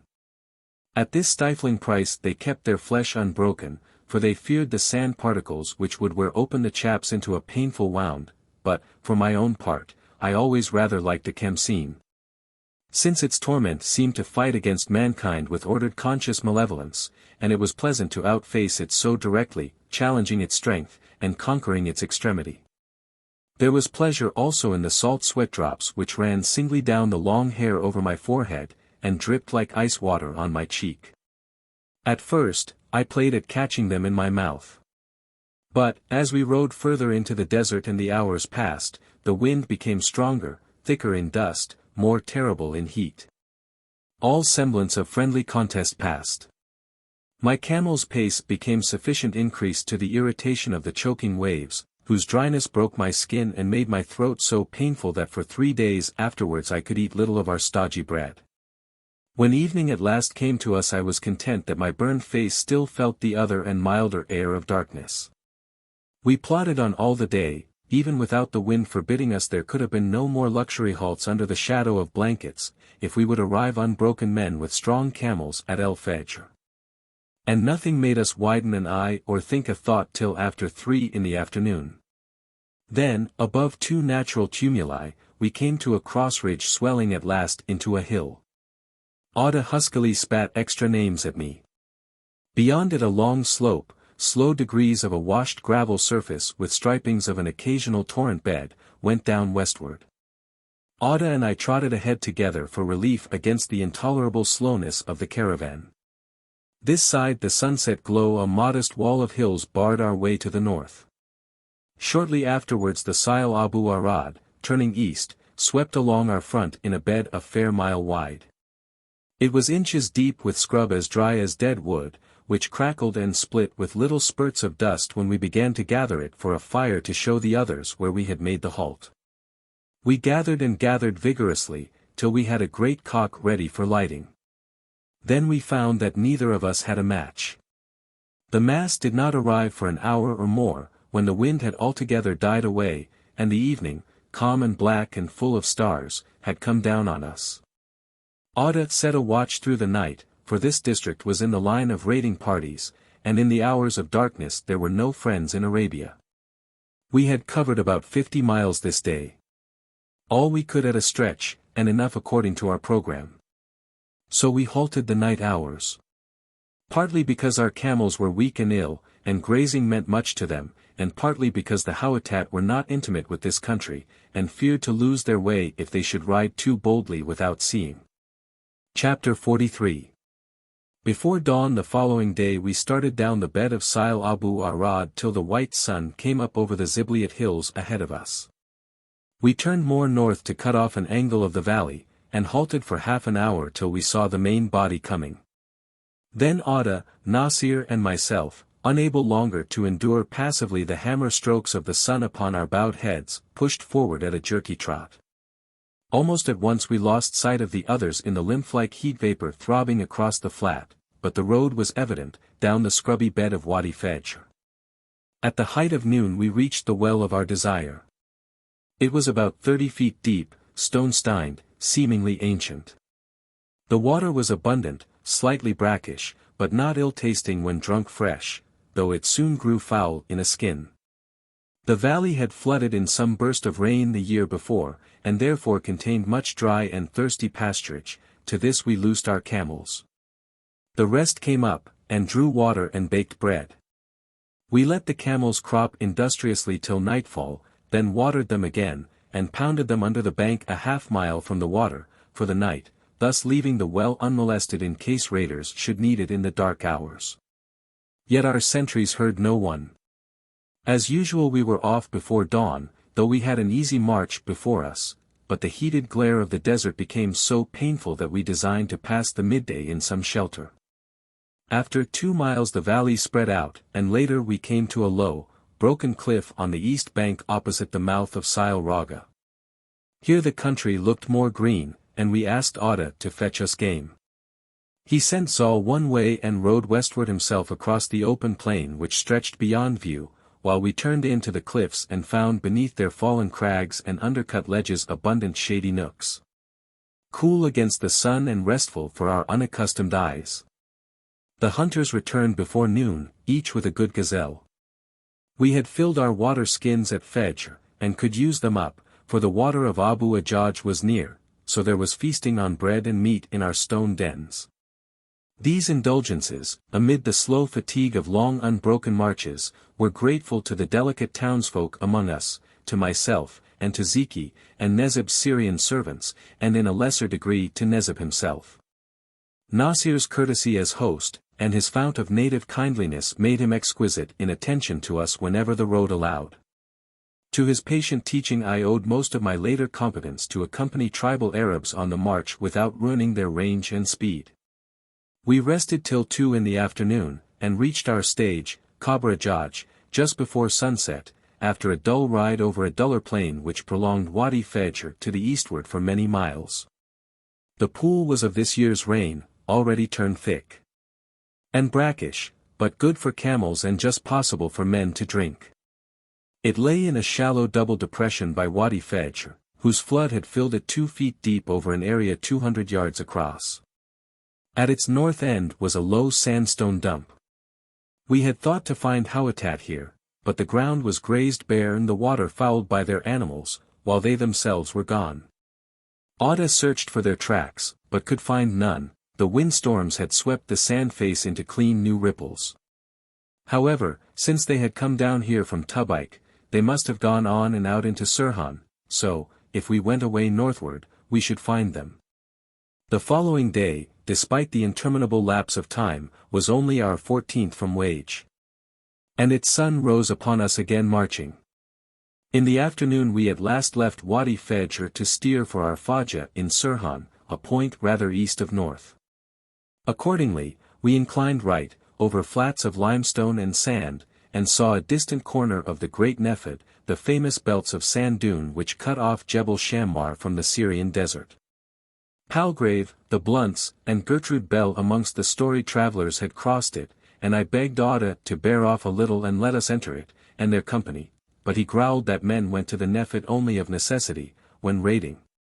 And that the son of his father did not raid on a tottering, mangy camel. Our business was to reach our Fajah alive. So we wisely marched on, over monotonous, glittering sand, and over those worse stretches, Jayan, of polished mud, nearly as white and smooth as laid paper, and often whole miles square. They blazed back the sun into our faces with glassy vigor, so we rode with its light raining direct arrows upon our heads, and its reflection glancing up from the ground through our inadequate eyelids. It was not a steady pressure, but a pain ebbing and flowing, at one time piling itself up and up till we nearly swooned. And then falling away coolly, in a moment of false shadow like a black web crossing the retina. These gave us a moment's breathing space to store new capacity for suffering, like the struggles to the surface of a drowning man. We grew short answer to one another, but relief came towards 6 o'clock, when we halted for supper, and baked ourselves fresh bread. I gave my camel what was left over of my share, for the poor animal went tired and hungry in these bad marches. She was the pedigree camel given by Ibn Sa'd of Nejd to King Hussein and by him to Feisal, a splendid beast, rough, but sure-footed on hills, and great-hearted. Arabs of means rode none but she-camels, since they went smoother under the saddle than males, and were better tempered and less noisy. Also, they were patient and would endure to march long after they were worn out. Indeed, until they tottered with exhaustion and fell in their tracks and died, whereas the coarser males grew angry, flung themselves down when tired, and from sheer rage would die there unnecessarily. After dark we crawled for 3 hours, reaching the top of a sand ridge. There we slept thankfully, after a bad day of burning wind, dust blizzards, and drifting sand which stung our inflamed faces, and at times, in the greater gusts, wrapped the sight of our road from us and drove our complaining camels up and down.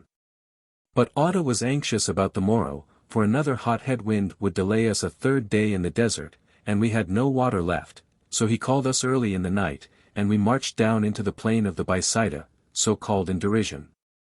For its huge size and flatness, before day broke. Its fine surface litter of sun-browned flints was restfully dark after sunrise for our streaming eyes, but hot and hard-going for our camels, some of which were already limping with sore feet. Camels brought up on the sandy plains of the Arabian coast had delicate pads to their feet. And if such animals were taken suddenly inland for long marches over flints or other heat-retaining ground, their soles would burn, and at last crack in a blister, leaving quick flesh, 2 inches or more across, in the center of the pad. In this state they could march as ever over sand, but if, by chance, the foot came down on a pebble, they would stumble, or flinch as though they had stepped on fire, and in a long march might break down altogether unless they were very brave. So we rode carefully, picking the softest way, Auda and myself in front. As we went, some little puffs of dust scurried into the eye of the wind. Auda said they were ostriches. A man ran up to us with 2 great ivory eggs. We settled to breakfast on this bounty of the Baisida, and looked for fuel, but in 20 minutes found only a wisp of grass. The barren desert was defeating us. The baggage train passed, and my eye fell on the loads of blasting gelatin. We broached a packet, shredding it carefully into a fire beneath the egg propped on stones, till the cookery was pronounced complete. Nasir and Nezib, really interested, dismounted to scoff at us.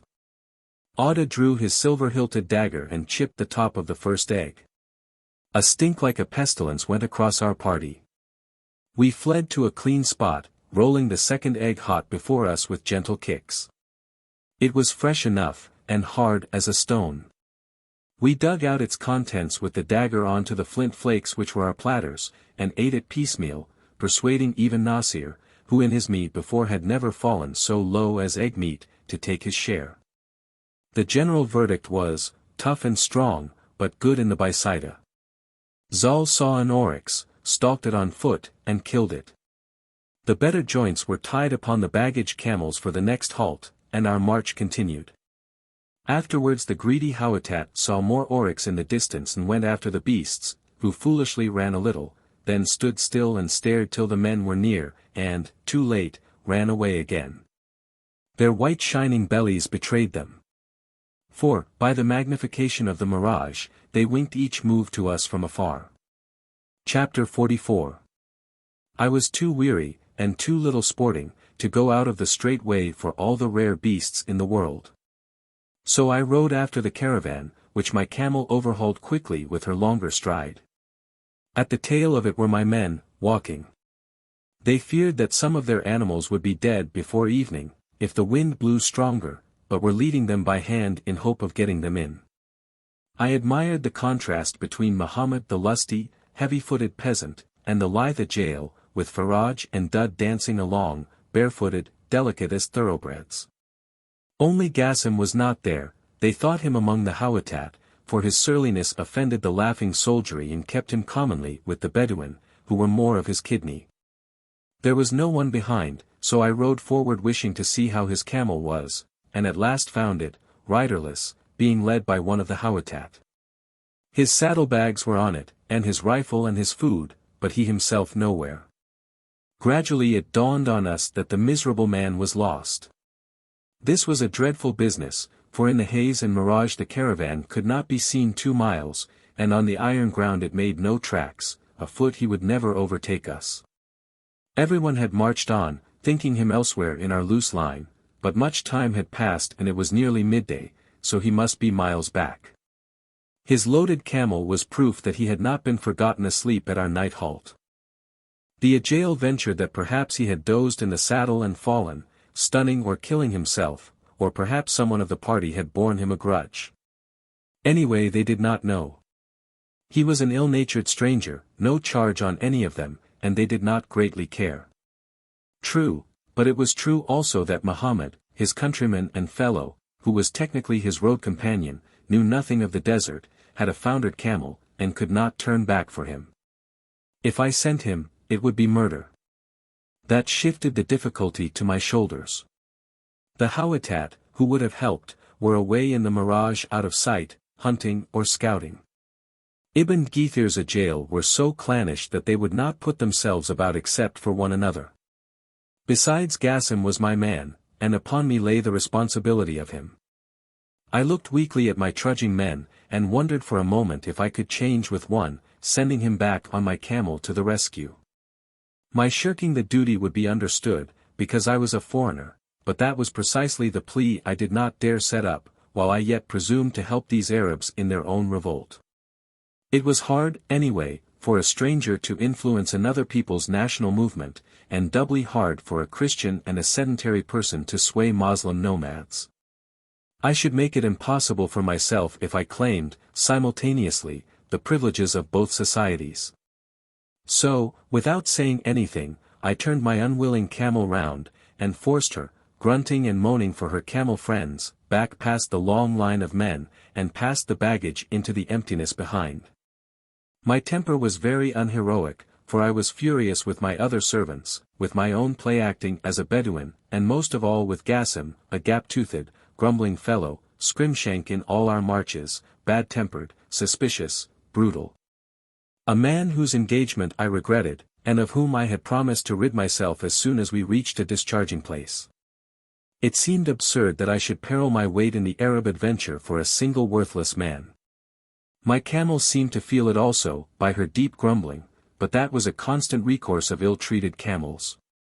From calfhood they were accustomed to live in droves, and some grew too conventional to march alone, while none would leave their habitual party without loud grief and unwillingness, such as mine was showing. She turned her head back on her long neck, lowing to the rest, and walked very slowly, and bouncingly. It needed careful guidance to hold her on the road, and a tap from my stick at every pace to keep her moving. However, after a mile or two, she felt better, and began to go forward less constrainedly, but still slowly. I had been noting our direction all these days with my oil compass, and hoped, by its aid, to return nearly to our starting place, 17 miles away. Before 20 minutes, the caravan was out of sight, and it was borne in on me how really barren the Bisaida was. Its only marks were the old sanded sand pits, across all possible of which I rode, because my camel tracks would show in them, and be so many blazes of the way back. This Sam was the wild flower of the Shararat, who, poor in all but camel stocks, made it a boast to find the desert sufficient for their every need. When mixed with dates and loosened with butter, it was good food. The pits, little threshing floors, were made by pushing aside the flints over a circle of 10 feet across. The flints, heaped up round the rim of the pit, made it inches deep, and in this hollow place the women collected and beat out the small red seed. The constant winds, sweeping since over them, could not indeed put back the flint surface, that would perhaps be done by the rain in thousands of winters, but had levelled them up with pale blown sand. So that the pits were grey eyes in the black stony surface. I had ridden about an hour and a half, easily, for the following breeze had let me wipe the crust from my red eyes and look forward almost without pain, when I saw a figure, or large bush, or at least something black ahead of me. The shifting mirage disguised height or distance, but this thing seemed moving, a little east of our course. On chance I turned my camel's head that way, and in a few minutes saw that it was Gassim. When I called he stood confusedly. I rode up and saw that he was nearly blinded and silly, standing there with his arms held out to me, and his black mouth gaping open. The Ajail had put our last water in my skin, and this he spilled madly over his face and breast, in haste to drink. He stopped babbling, and began to wail out his sorrows. I sat him, pillion, on the camel's rump, then stirred her up and mounted. At our turn the beast seemed relieved, and moved forward freely. I set an exact compass course, so exact that often I found our old tracks, as little spurts of paler sand scattered over the brown-black flint. In spite of our double weight the camel began to stride out, and at times she even put her head down and for a few paces developed that fast and most comfortable shuffle to which the best animals, while young, were broken by skilled riders. This proof of reserve spirit in her rejoiced me, as did the little time lost in search. Gassim was moaning impressively about the pain and terror of his thirst. I told him to stop, but he went on, and began to sit loosely. Until at each step of the camel he bumped down on her hinder quarters with a crash, which, like his crying, spurred her to greater pace. There was danger in this, for we might easily founder her so. Again I told him to stop, and when he only screamed louder, hit him and swore that for another sound I would throw him off. The threat, to which my general rage gave color, worked. After it he clung on grimly without sound. Not 4 miles had passed when again I saw a black bubble, lunging and swaying in the mirage ahead. It split into 3, and swelled. I wondered if they were enemy. A minute later the haze unrolled with the disconcerting suddenness of illusion. And it was Auda with 2 of Nasir's men come back to look for me. I yelled jests and scoffs at them for abandoning a friend in the desert. Auda pulled his beard and grumbled that had he been present I would never have gone back. Gassim was transferred with insults to a better rider's saddle pad, and we ambled forward together. Auda pointed to the wretched hunched-up figure and denounced me, for that thing, not worth a camel's price. I interrupted him with, not worth a half-crown, Auda, and he, delighted in his simple mind, rode near Gassim, and struck him sharply, trying to make him repeat, like a parrot, his price. Gassim bared his broken teeth in a grin of rage and afterwards sulked on. In another hour we were on the heels of the baggage camels, and as we passed up the inquisitive line of our caravan, Auda repeated my joke to each pair, perhaps 40 times in all, till I had seen to the full its feebleness. Gassim explained that he had dismounted to ease nature, and had missed the party afterwards in the dark, but, obviously, he had gone to sleep, where he dismounted, with the fatigue of our slow, hot journeying. We rejoined Nasir and Nezib in the van. Nezib was vexed with me, for perilling the lives of Auda and myself on a whim. It was clear to him that I reckoned they would come back for me. Nasir was shocked at his ungenerous outlook, and Auda was glad to rub into a townsman the paradox of tribe and city. The collective responsibility and group brotherhood of the desert, contrasted with the isolation and competitive living of the crowded districts. Over this little affair hours had passed, and the rest of the day seemed not so long. Though the heat became worse, and the sandblast stiffened in our faces till the air could be seen and heard, whistling past our camels like smoke.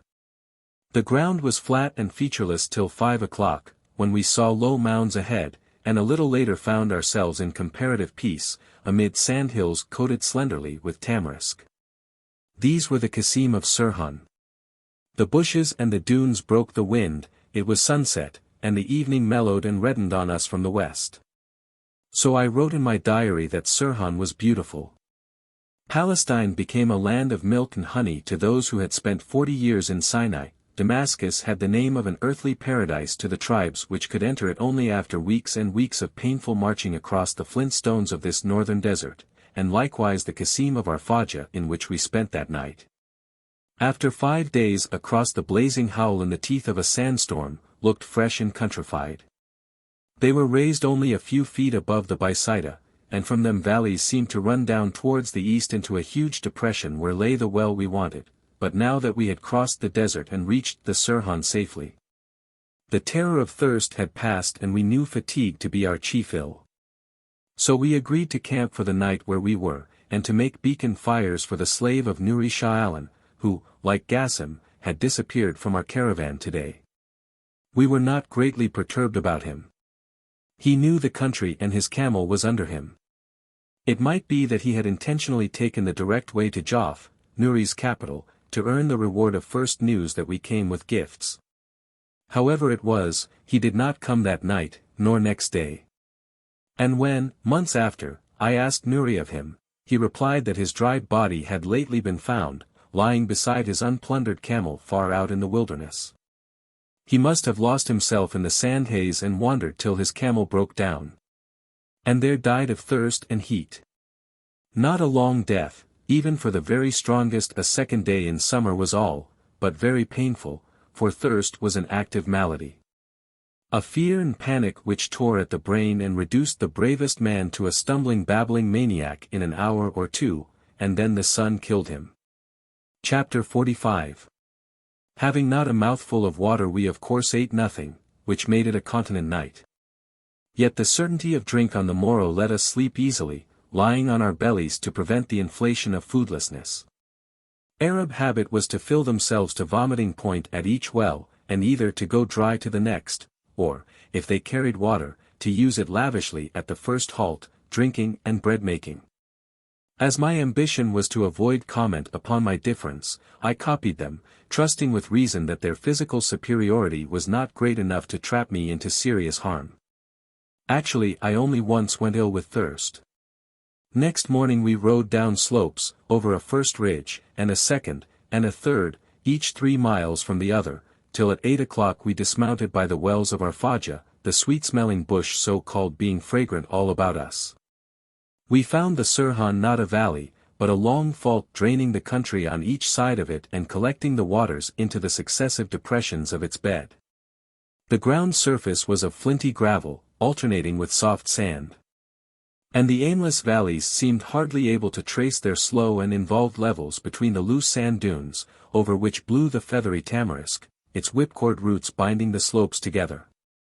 The unlined wells were dug about 18 feet, to water creamy to the touch with a powerful smell and brackish taste. We found it delicious, and since there was green stuff about, good for camel food, decided to stay here the day while we searched for the Hawatat by sending to Maigwa, the southernmost well of Sirhan. So we should establish whether they were behind us, and if they were not, could march towards the north with confidence that we were on their track. Hardly, however, had our messenger ridden off when one of the Hawatat saw riders hiding in the scrub to the northward of us. Instantly they called to arms. Muhammad el-Dylan, first into the saddle, with other Taweha galloped out against the supposed enemy. Nasir and I mustered the Ajail, whose virtue lay not in fighting Bedouin fashion with Bedouins, and placed them in sets about the dunes so as reasonably to defend the baggage. However, the enemy got off. Muhammad returned after half an hour to say that he had not made relentless pursuit for pity of the condition of his camel. He had seen only 3 tracks and supposed that the men had been scouts of a Shammar raiding party in the neighborhood, our Fajah being commonly infested by them. Auda called up Zal, his nephew, the keenest eye of all the Hawatat, and told him to go out and discover the enemy's number and intention. Zal was a lithe metallic man, with a bold appraising look, cruel lips, and a thin laugh, full of the brutality which these nomad Hawatat had caught from the peasantry.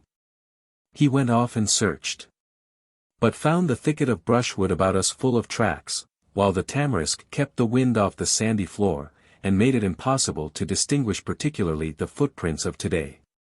The afternoon passed peacefully, and we lulled ourselves, though we kept a sentry on the head of the great dune behind the waterholes. At sunset I went down and washed myself in the smarting brine, and on my way back halted at the Ajail fire to take coffee with them, while listening to their Nedi Arabic. They began to tell me long stories of Captain Shakespeare, who had been received by Ibn Saud in Riyadh as a personal friend, and had crossed Arabia from the Persian Gulf to Egypt, and been at last killed in battle by the Shammar in a setback which the champions of Nejd had suffered during one of their periodic wars. Many of the Ajail of Ibn Githir had travelled with him, as escort or followers, and had tales of his magnificence and of the strange seclusion in which he kept himself day and night. The Arabs, who usually lived in heaps, suspected some ulterior reason for any too careful privacy. To remember this, and to forswear all selfish peace and quiet while wandering with them, was one of the least pleasant lessons of the desert war, and humiliating, too, for it was a part of pride with Englishmen to hug solitude. Ourselves finding ourselves to be remarkable, when there was no competition present. While we talked, the roasted coffee was dropped with 3 grains of cardamom into the mortar. Abdullah braided with the dring-drang pestle strokes of village Nejd, 2 equal pairs of legato beats. Muhammad el-Dylan heard, came silently across the sand and sank down, slowly, groaningly, camel-like, on the ground by me. Muhammad was a companionable fellow, a powerful, thinking man with much wry humor, and an affection of sour craft, sometimes justified by his acts, but generally disclosing a friendly cynical nature. In build he was unusually strong and well-grown, not much under 6 feet in height, a man of perhaps 38, determined and active, with a high-colored face ruggedly lined, and very baffling eyes. He was second man of the Abu Ta'i. Richer and having more followers than Auda, and with more taste for the luscious. He had a little house in Mon, landed property, and it was whispered, cattle, near Tafili. Under his influence the war parties of the Abu Ta'i rode out delicately, with sunshades to defend them from the fierce rays of the sun and with bottles of mineral water in their saddlebags as refreshment upon the journey. He was the brain of the tribal councils and directed their politics. His sore-headed critical spirit pleased me, and often I used his intelligence and greed to convert him to my party before broaching a new idea. The long ride in company had made companions of our minds and bodies. The hazardous goal was in our thoughts, day and night, consciously and unconsciously we were training ourselves, reducing our wills to the single purpose which oftenest engrossed these odd moments of talk about an evening fire. And we were so musing while the coffee-maker boiled up his coffee, tapped it down again, made a palm fiber mat to strain it before he poured, grounds in the cup were evil manners. When there came a volley from the shadowy dunes east of us and one of the Ajail toppled forward into the center of the fire-lit circle with a screech. Muhammad with his massive foot thrust a wave of sand over the fire, and in the quick blinding darkness we rolled behind banks of tamarisk and scattered to get rifles, while our outlying pickets began to return the fire, aiming hurriedly towards the flashes. We had unlimited ammunition in our hand, and did not stint to show it. Gradually the enemy slackened, astonished perhaps at our preparedness. Finally his fire stopped, and we held our own, listening for a rush or for attack from a new quarter. For half an hour we lay still, and silent, but for the groans, and at last the death struggle of the man hit with the first volley. Then we were impatient of waiting longer. Zal went out to report what was happening to the enemy. After another half hour he called to us that no one was left within reach. They had ridden away, about 20 of them, in his trained opinion. Despite Zal's assurances, we passed a restless night, and in the morning before dawn we buried Asaf, our first casualty, and moved off northward, keeping the bottom of the hollow, with the sandhills mostly on our left. We rode for 5 hours and then halted for breakfast on the south bank of a great spill of torrent beds running down into the Sirhan from the southwest. Auda told me these were the mouths of Sil Fejr, the valley whose head we had seen at Selhub and whose bed we had followed right across the Howl. The grazing was better than at Arfaja, and we allowed our camels the 4 hours of noon to fill themselves, a poor proceeding, for the midday grazing was not profitable to them, though we enjoyed ourselves in the shadow of our blankets, sleeping out the sleep we had missed the night before. Here in the open, away from all possibility of hidden approach, was no fear of disturbance, and our displayed strength and confidence might dissuade the invisible enemy. Our desire was to fight Turks, and this inter-Arab business was sheer waste. In the afternoon we rode on 12 miles to a sharp group of firm sand hills, enclosing an open space big enough for us, and commanding the country round about. We halted there, in anticipation of another night attack. Next morning we did a fast march of 5 hours, our camels being full of life after their ease of yesterday, to an oasis hollow of stunted palm trees, with tamarisk clumps here and there, and plentiful water, about 7 feet underground, tasting sweeter than the water of Arfaja.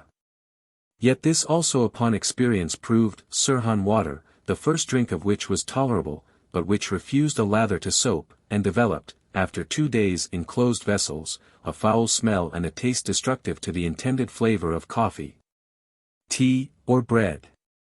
Verily we were tiring of Wadi Sirhan, though Nezib and Ziki still designed works of plantation and reclamation here for the Arab government when by them established.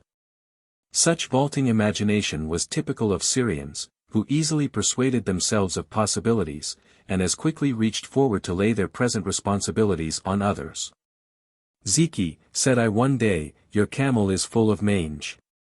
Alas, and alack, agreed he mournfully, in the evening, very quickly, when the sun is low, we shall dress her skin with ointment. During our next ride, I mentioned mange once more. Aha, said Ziki, it has given me a full idea. Conceive the establishment of a veterinary department of state, for Syria, when Damascus is ours. We shall have a staff of skilled surgeons, with a school of probationers and students, in a central hospital, or rather central hospitals, for camels, and for horses, and for donkeys and cattle, even, why not, for sheep and goats. There must be scientific and bacteriological branches to make researches into universal cures for animal disease.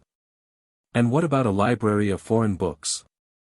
And district hospitals to feed the central, and traveling inspectors.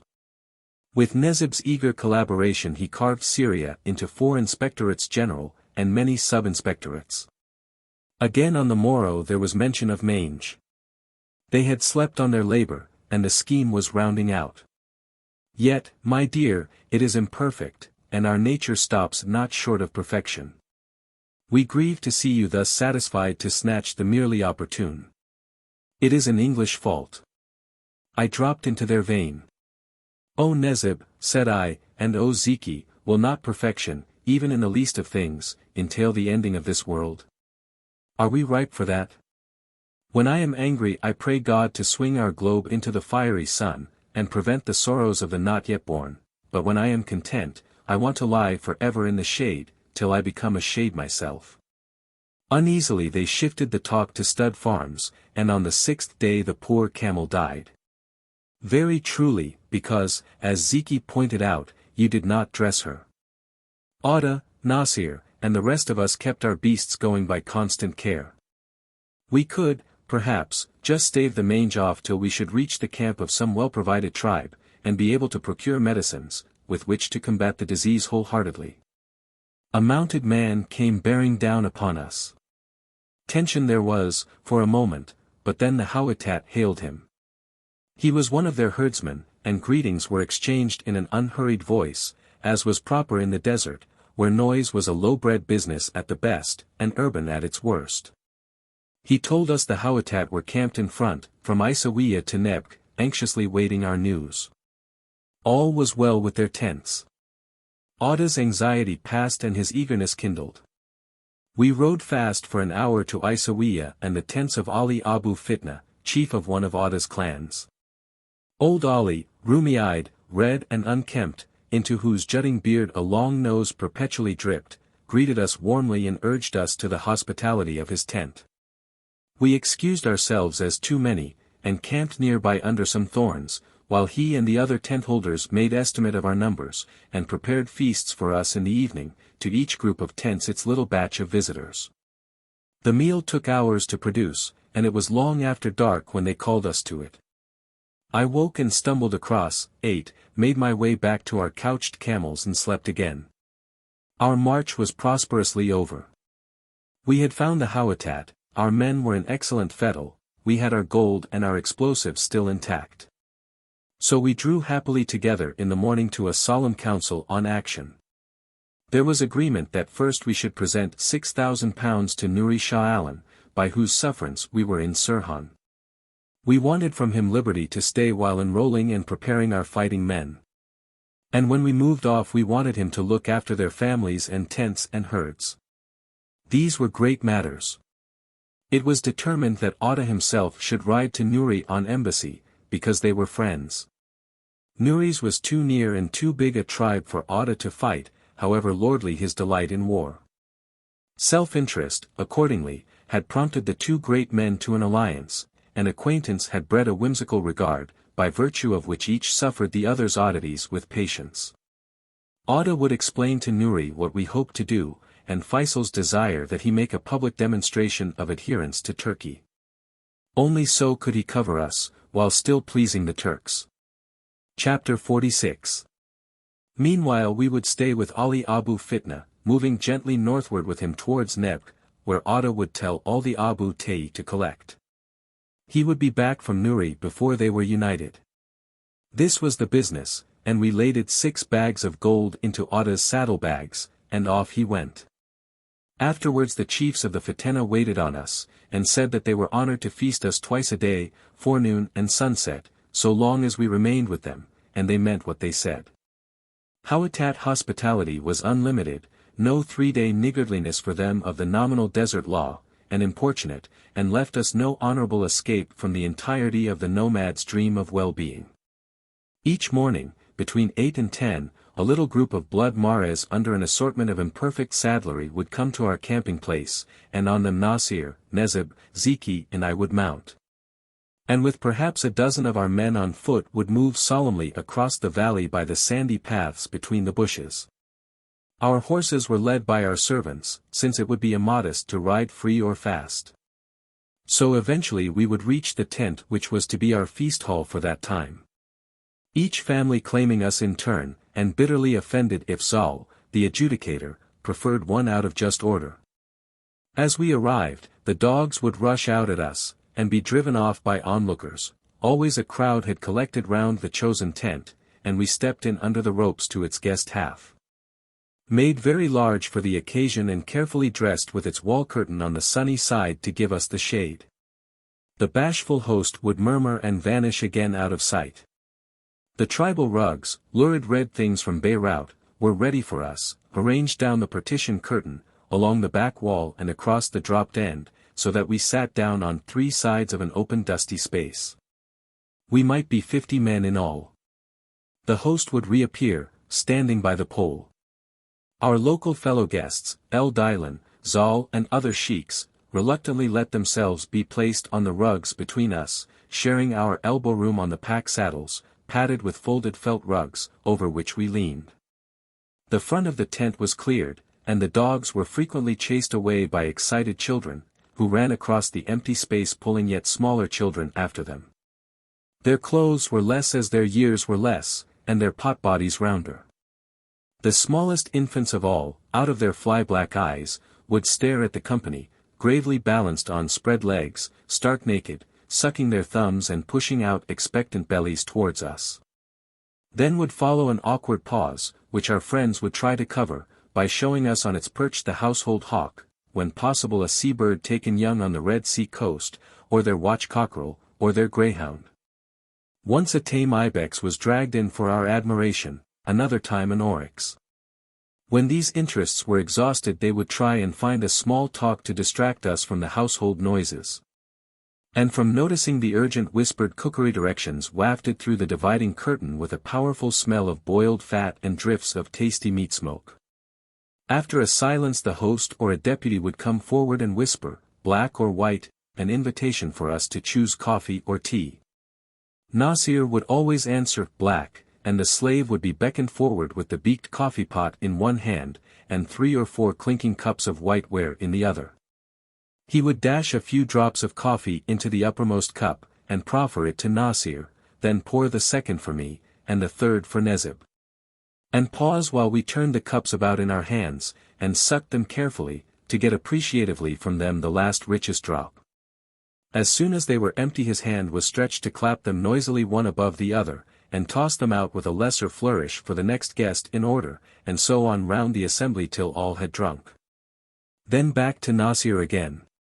This second cup would be tastier than the first, partly because the pot was yielding deeper from the brew, partly because of the heel taps of so many previous drinkers present in the cups. Whilst the third and fourth rounds, if the serving of the meat delayed so long, would be of surprising flavor. However, at last, 2 men came staggering through the thrilled crowd, carrying the rice and meat on a tin copper tray or shallow bath, 5 feet across, set like a great brazier on a foot. In the tribe there was only this one food bowl of the size, and an incised inscription ran round it in florid Arabic characters, to the glory of God, and in trust of mercy at the last, the property of his poor suppliant, Ada Abu Tay. It was borrowed by the host who was to entertain us for the time. And, since my urgent brain and body made me wakeful, from my blankets in the first light I would see the dish going across country, and by marking down its goal would know where we were to feed that day.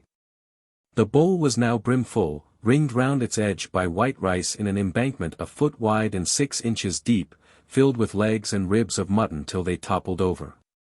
It needed 2 or 3 victims to make in the center a dressed pyramid of meat such as honor prescribed. The centerpieces were the boiled, upturned heads, propped on their severed stumps of neck, so that the ears, brown like old leaves, flapped out on the rice surface. The jaws gaped emptily upward, pulled open to show the hollow throat with the tongue, still pink, clinging to the lower teeth. And the long incisors whitely crowned the pile, very prominent above the nostrils pricking hair and the lips which sneered away blackly from them. This load was set down on the soil of the cleared space between us, where it steamed hotly, while a procession of minor helpers bore small cauldrons and copper vats in which the cooking had been done. From them, with much bruised bowls of enameled iron, they ladled out over the main dish all the inside and outside of the sheep. Little bits of yellow intestine, the white tail cushion of fat, brown muscles and meat and bristly skin, all swimming in the liquid butter and grease of the seething. The bystanders watched anxiously, muttering satisfactions when a very juicy scrap plopped out. The fat was scalding. Every now and then a man would drop his bailer with an exclamation, and plunge his burnt fingers, not reluctantly, in his mouth to cool them, but they persevered till at last their scooping rang loudly on the bottoms of the pots. And, with a gesture of triumph, they fished out the intact livers from their hiding place in the gravy and topped the yawning jaws with them. 2 raised each smaller cauldron and tilted it, letting the liquid splash down upon the meat till the rice crater was full, and the loose grains at the edge swam in the abundance, and yet they poured, till, amid cries of astonishment from us, it was running over, and a little pool congealing in the dust. That was the final touch of splendor, and the host called us to come and eat. We feigned a deafness, as manners demanded. At last we heard him, and looked surprised at one another, each urging his fellow to move first. Till Nasir rose coyly, and after rum we all came forward to sink on one knee round the tray, wedging in and cuddling up till the 22 for whom there was barely space were grouped around the food. We turned back our right sleeves to the elbow, and, taking lead from Nasir with a low, "In the name of God the merciful, the loving kind," we dipped together. The first dip, for me, at least, was always cautious. Since the liquid fat was so hot that my unaccustomed fingers could seldom bear it, and so I would toy with an exposed and cooling lump of meat till others' excavations had drained my rice segment. We would knead between the fingers, not soiling the palm, neat balls of rice and fat and liver and meat cemented by gentle pressure, and project them by leverage of the thumb from the crooked forefinger into the mouth. With the right trick and the right construction the little lump held together and came clean off the hand. But when surplus butter and odd fragments clung, cooling, to the fingers, they had to be licked carefully to make the next effort slip easier away. As the meat pile wore down, nobody really cared about rice. Flesh was the luxury. One of the chief Houatat eating with us would draw his dagger, silver-hilted, set with turquoise, a signed masterpiece of Muhammad ibn Zari, of Joff, and would cut crisscross from the larger bones long diamonds of meat easily torn up between the fingers. For it was necessarily boiled very tender, since all had to be disposed of with the right hand which alone was honorable. Our host stood by the circle, encouraging the appetite with pious ejaculations. At top speed we twisted, tore, cut and stuffed, never speaking, since conversation would insult a meal's quality. Though it was proper to smile thanks and an intimate guest passed a select fragment, or when Muhammad el-Dylan gravely handed over a huge barren bone with a blessing.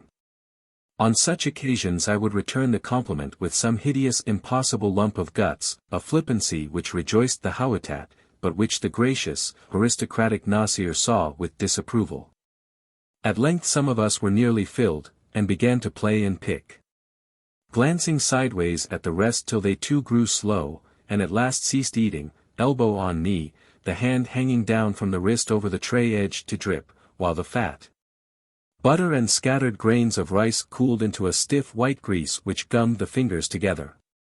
When all had stopped, Nasir meaningly cleared his throat, and we rose up together in haste with an explosive "God requited you, O host," to group ourselves outside among the tent ropes while the next 20 guests inherited our leaving.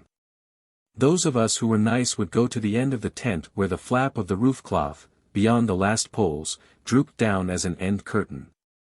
And on this clan handkerchief, whose coarse goat hair mesh was pliant and glossy with much use, would scrape the thickest of the fat from the hands.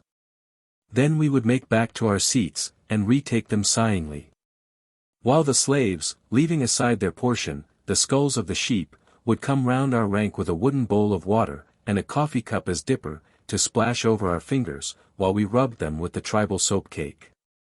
Meantime the second and third sittings by the dish were having their turn, and then there would be one more cup of coffee, or a glass of syrup-like tea. And at last the horses would be brought and we would slip out to them, and mount, with a quiet blessing to the hosts as we passed by. When our backs were turned the children would run in disorder upon the ravaged dish, tear our gnawed bones from one another, and escape into the open with valuable fragments to be devoured in security behind some distant bush, while the watchdogs of all the camp prowled round snapping, and the master of the tent fed the choicest offal to his greyhound. Chapter 47. We feasted on the first day once, on the second twice, on the third twice. At Isawiya, and then, on May the 30th, we saddled and rode easily for 3 hours, past an old sanded lava field to a valley in which 7-foot wells of the usual brackish water lay all about us. The Abu Tayi struck camp when we struck, and journeyed at our side, and camped around us, so today for the first time I was spectator from the midst of an Arab tribe, an actor in the routine of its march.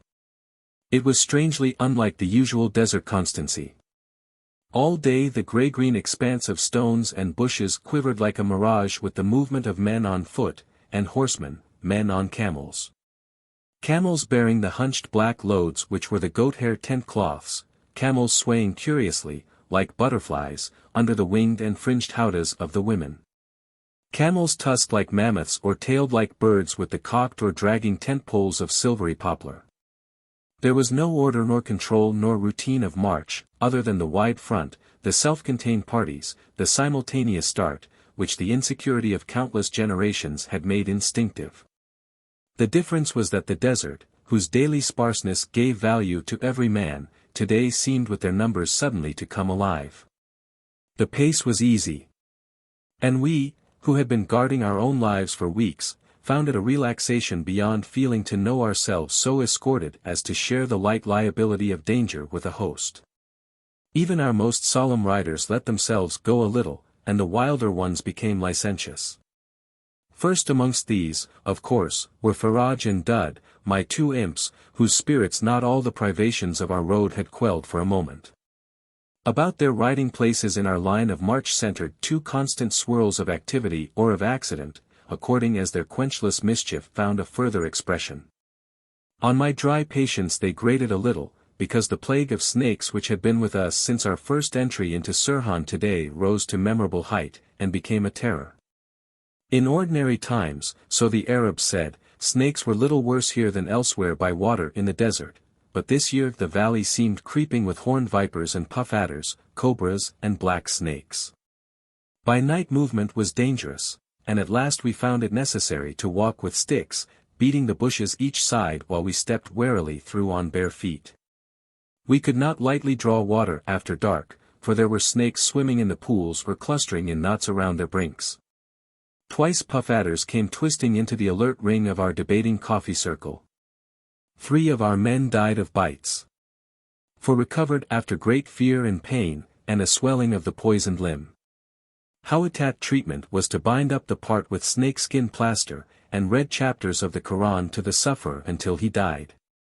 They also pulled thick damascene ankle boots, red, with blue tassels and horseshoe heels, over their horny feet when they went late abroad. A strange thing was the snake's habit, at night, of lying beside us, probably for warmth, under or on the blanket. When we learned this our rising was with infinite care, and the first up would search round his fellows with a stick till he could pronounce them unencumbered. Our party of 50 men killed perhaps 20 snakes daily. At last they got so on our nerves that the boldest of us feared to touch ground, while those who, like myself, had a shuddering horror of all reptiles longed that our stay in Sirhan might end. Not so Faraj and Dud. To them, this was a new and splendid game. They troubled us continually with alarms, and furious beatings upon the head of every harmless twig or root which caught their fancy. At last, in our noon halt, I charged them strictly not to let the cry of snake again pass their lips aloud, and then, sitting by our traps upon the sand, we had peace. To live on the floor, whence it was so far to arise and walk, disposed to inaction, and there was much to think about, so that it may have been an hour afterwards before I noticed the offending pair smiling and nudging one another. My eyes idly followed their eyes to the neighboring bush under which a brown snake lay coiled, glittering at me. Quickly I moved myself, and cried to Ali, who jumped in with his riding cane and settled it.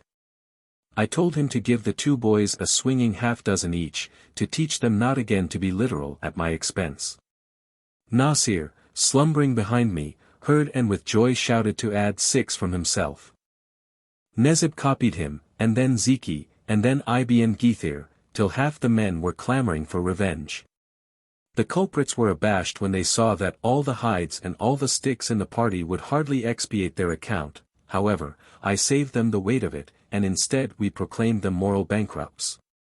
And set them under the women to gather wood and draw water for the tents. So they labored shamefully for the 2 days we spent at Abu Tarfiyat, where on the first day we feasted twice and on the second day twice. Then Nezib broke down, and on plea of illness took refuge inside Nasir's tent, and ate dry bread thankfully. Ziki had been ailing on the road, and his first effort at the Hawatat sodden meat and greasy rice had prostrated him. He also lay within the tent, breathing disgust and dysentery against us. Nasir's stomach had had long experience of tribal ways and stood the test grandly. It was incumbent on him, for the honor of our guesting, to answer every call. And for greater honor, he constrained me always to go with him. So we 2 leaders represented the camp each day, with a decent proportion of the hungering a jail. Of course it was monotonous. But the crystal happiness in our hosts was a return satisfaction for our eyes, and to have shattered it a crime. Oxford or Medina had tried to cure Nasir and me of superstitious prejudice, and had complicated us to the point of regaining simplicity. These people were achieving in our cause the height of nomadic ambition, a continued orgy of seethed mutton. My heaven might have been a lonely, soft armchair, a book rest, and the complete poets, set in Caslan, printed on tough paper, but I had been for 28 years well fed, and if Arab imagination ran on food bowls, so much the more attainable their joy. They had been provident expressly on our account. A few days before we came, a drover had guested with them, and, by Audah's order, they had bought his 50 sheep to entertain us worthily. In 15 meals, a week, we had consumed them all, and the hospitality guttered out. Digestion returned, and with it our power of movement. We were very weary of Sirhan. The landscape was of a hopelessness and sadness deeper than all the open deserts we had crossed. Sand, or flint, or a desert of bare rocks was exciting sometimes, and in certain lights had the monstrous beauty of sterile desolation, but there was something sinister, something actively evil in this snake-devoted Sirhan. Proliferant of salt water, barren palms, and bushes which served neither for grazing nor for firewood. Accordingly we marched one day, and another, beyond Gudi, whose weak well was nearly sweet. When we got near Agila, we saw that it was held by many tents, and presently a troop came out to meet us. They were Audah Abu Ta'i, safely back from Nuri Shalan, with the one-eyed Derzi Ibn Dugmi, our old guest at Wage. His presence proved Nuri's favor, as did their strong escort of Ru'ala horse, who, bareheaded and yelling, welcomed us to Nuri's empty house with a great show of spears and wild firing of rifles and revolvers at full gallop through the dust. This modest manor had some fruitful palms, enclosed. And they had pitched beside the garden a Mesopotamian tent of white canvas. Here, also, stood Audah's tent, a huge hall 7 poles long and 3 wide, and Zal's tent was near it, and many others. And through the afternoon we received fusillades of honor, deputations, and gifts of ostrich eggs, or Damascus dainties, or camels, or scraggy horses, while the air was loud about us with the cries of Audah's volunteers demanding service. Immediate service, against the Turks. Affairs looked well, and we set 3 men to make coffee for the visitors, who came in to Nasir one by one or group by group, swearing allegiance to Feisal and to the Arab movement, in the Wage formula, and promising to obey Nasir, and to follow after him with their contingents. Besides their formal presence, each new party deposited on our carpet their privy, accidental gift of lice. And long before sunset Nasir and I were in a fever, with relay after relay of irritation. Audah had a stiff arm, the effect of an old wound in the elbow joint, and so could not scratch all of himself. But experience had taught him a way of thrusting a cross-headed camel stick up his left sleeve and turning it round and round inside against his ribs, which method seemed to relieve his itch more than our claws did ours. Chapter 48. Nebk, to be our next halt, had plentiful water, with some grazing. Audah had appointed it our rallying place, because of the convenient nearness of the Bladat, or salt hamlets. In it he and Sharif Nasir sat down for days, to consider enrolling the men, and to prepare the road along which we would march, by approaching the tribes and the sheiks who lived near. Leisure remained for Nazib, Zeki and myself. As usual, the unstable Syrian judgment, not able to consist in the narrow point of virtue, staggered to the circumference. In the heady atmosphere of first enthusiasm they ignored Aqaba, and despised the plain purpose which had led us here. Nezib knew the Shalans and the Druzas. His mind enrolled them, not the Hawatat, struck at Dira, not Mon, occupied Damascus, not Aqaba. He pointed out that the Turks were all unready, that we were sure to gain our first objective, by sheer surprise, that therefore our objective should be the highest. Damascus was indicated by the finger of inevitable fate. I pointed him in vain to Feisal yet in Wage, to the British yet the wrong side of Gaza, to the new Turkish army massing in Aleppo to recover Mesopotamia. I showed how we in Damascus would be unsupported, without resources or organization, without a base, without even a line of communication with our friends. But Nezib was towering above geography, and beyond tactics, and only sordid means would bring him down. So I went to Audah, and said that with the new objective cash and credit would go to Nuri Shah Alan, and not to him. I went to Nasir, and used influence and our liking for one another to keep him on my plan. Fanning high the too easily lit jealousy between a Sharif and a Damascene, between an authentic Shia descendant of Ali and the martyred Hussein, and a very doubtfully reputed descendant of the successor Abu Bakr. For our movement, the point was me and death. I was sure that if we took Damascus we should not hold it 6 weeks, for Murray could not instantly attack the Turks.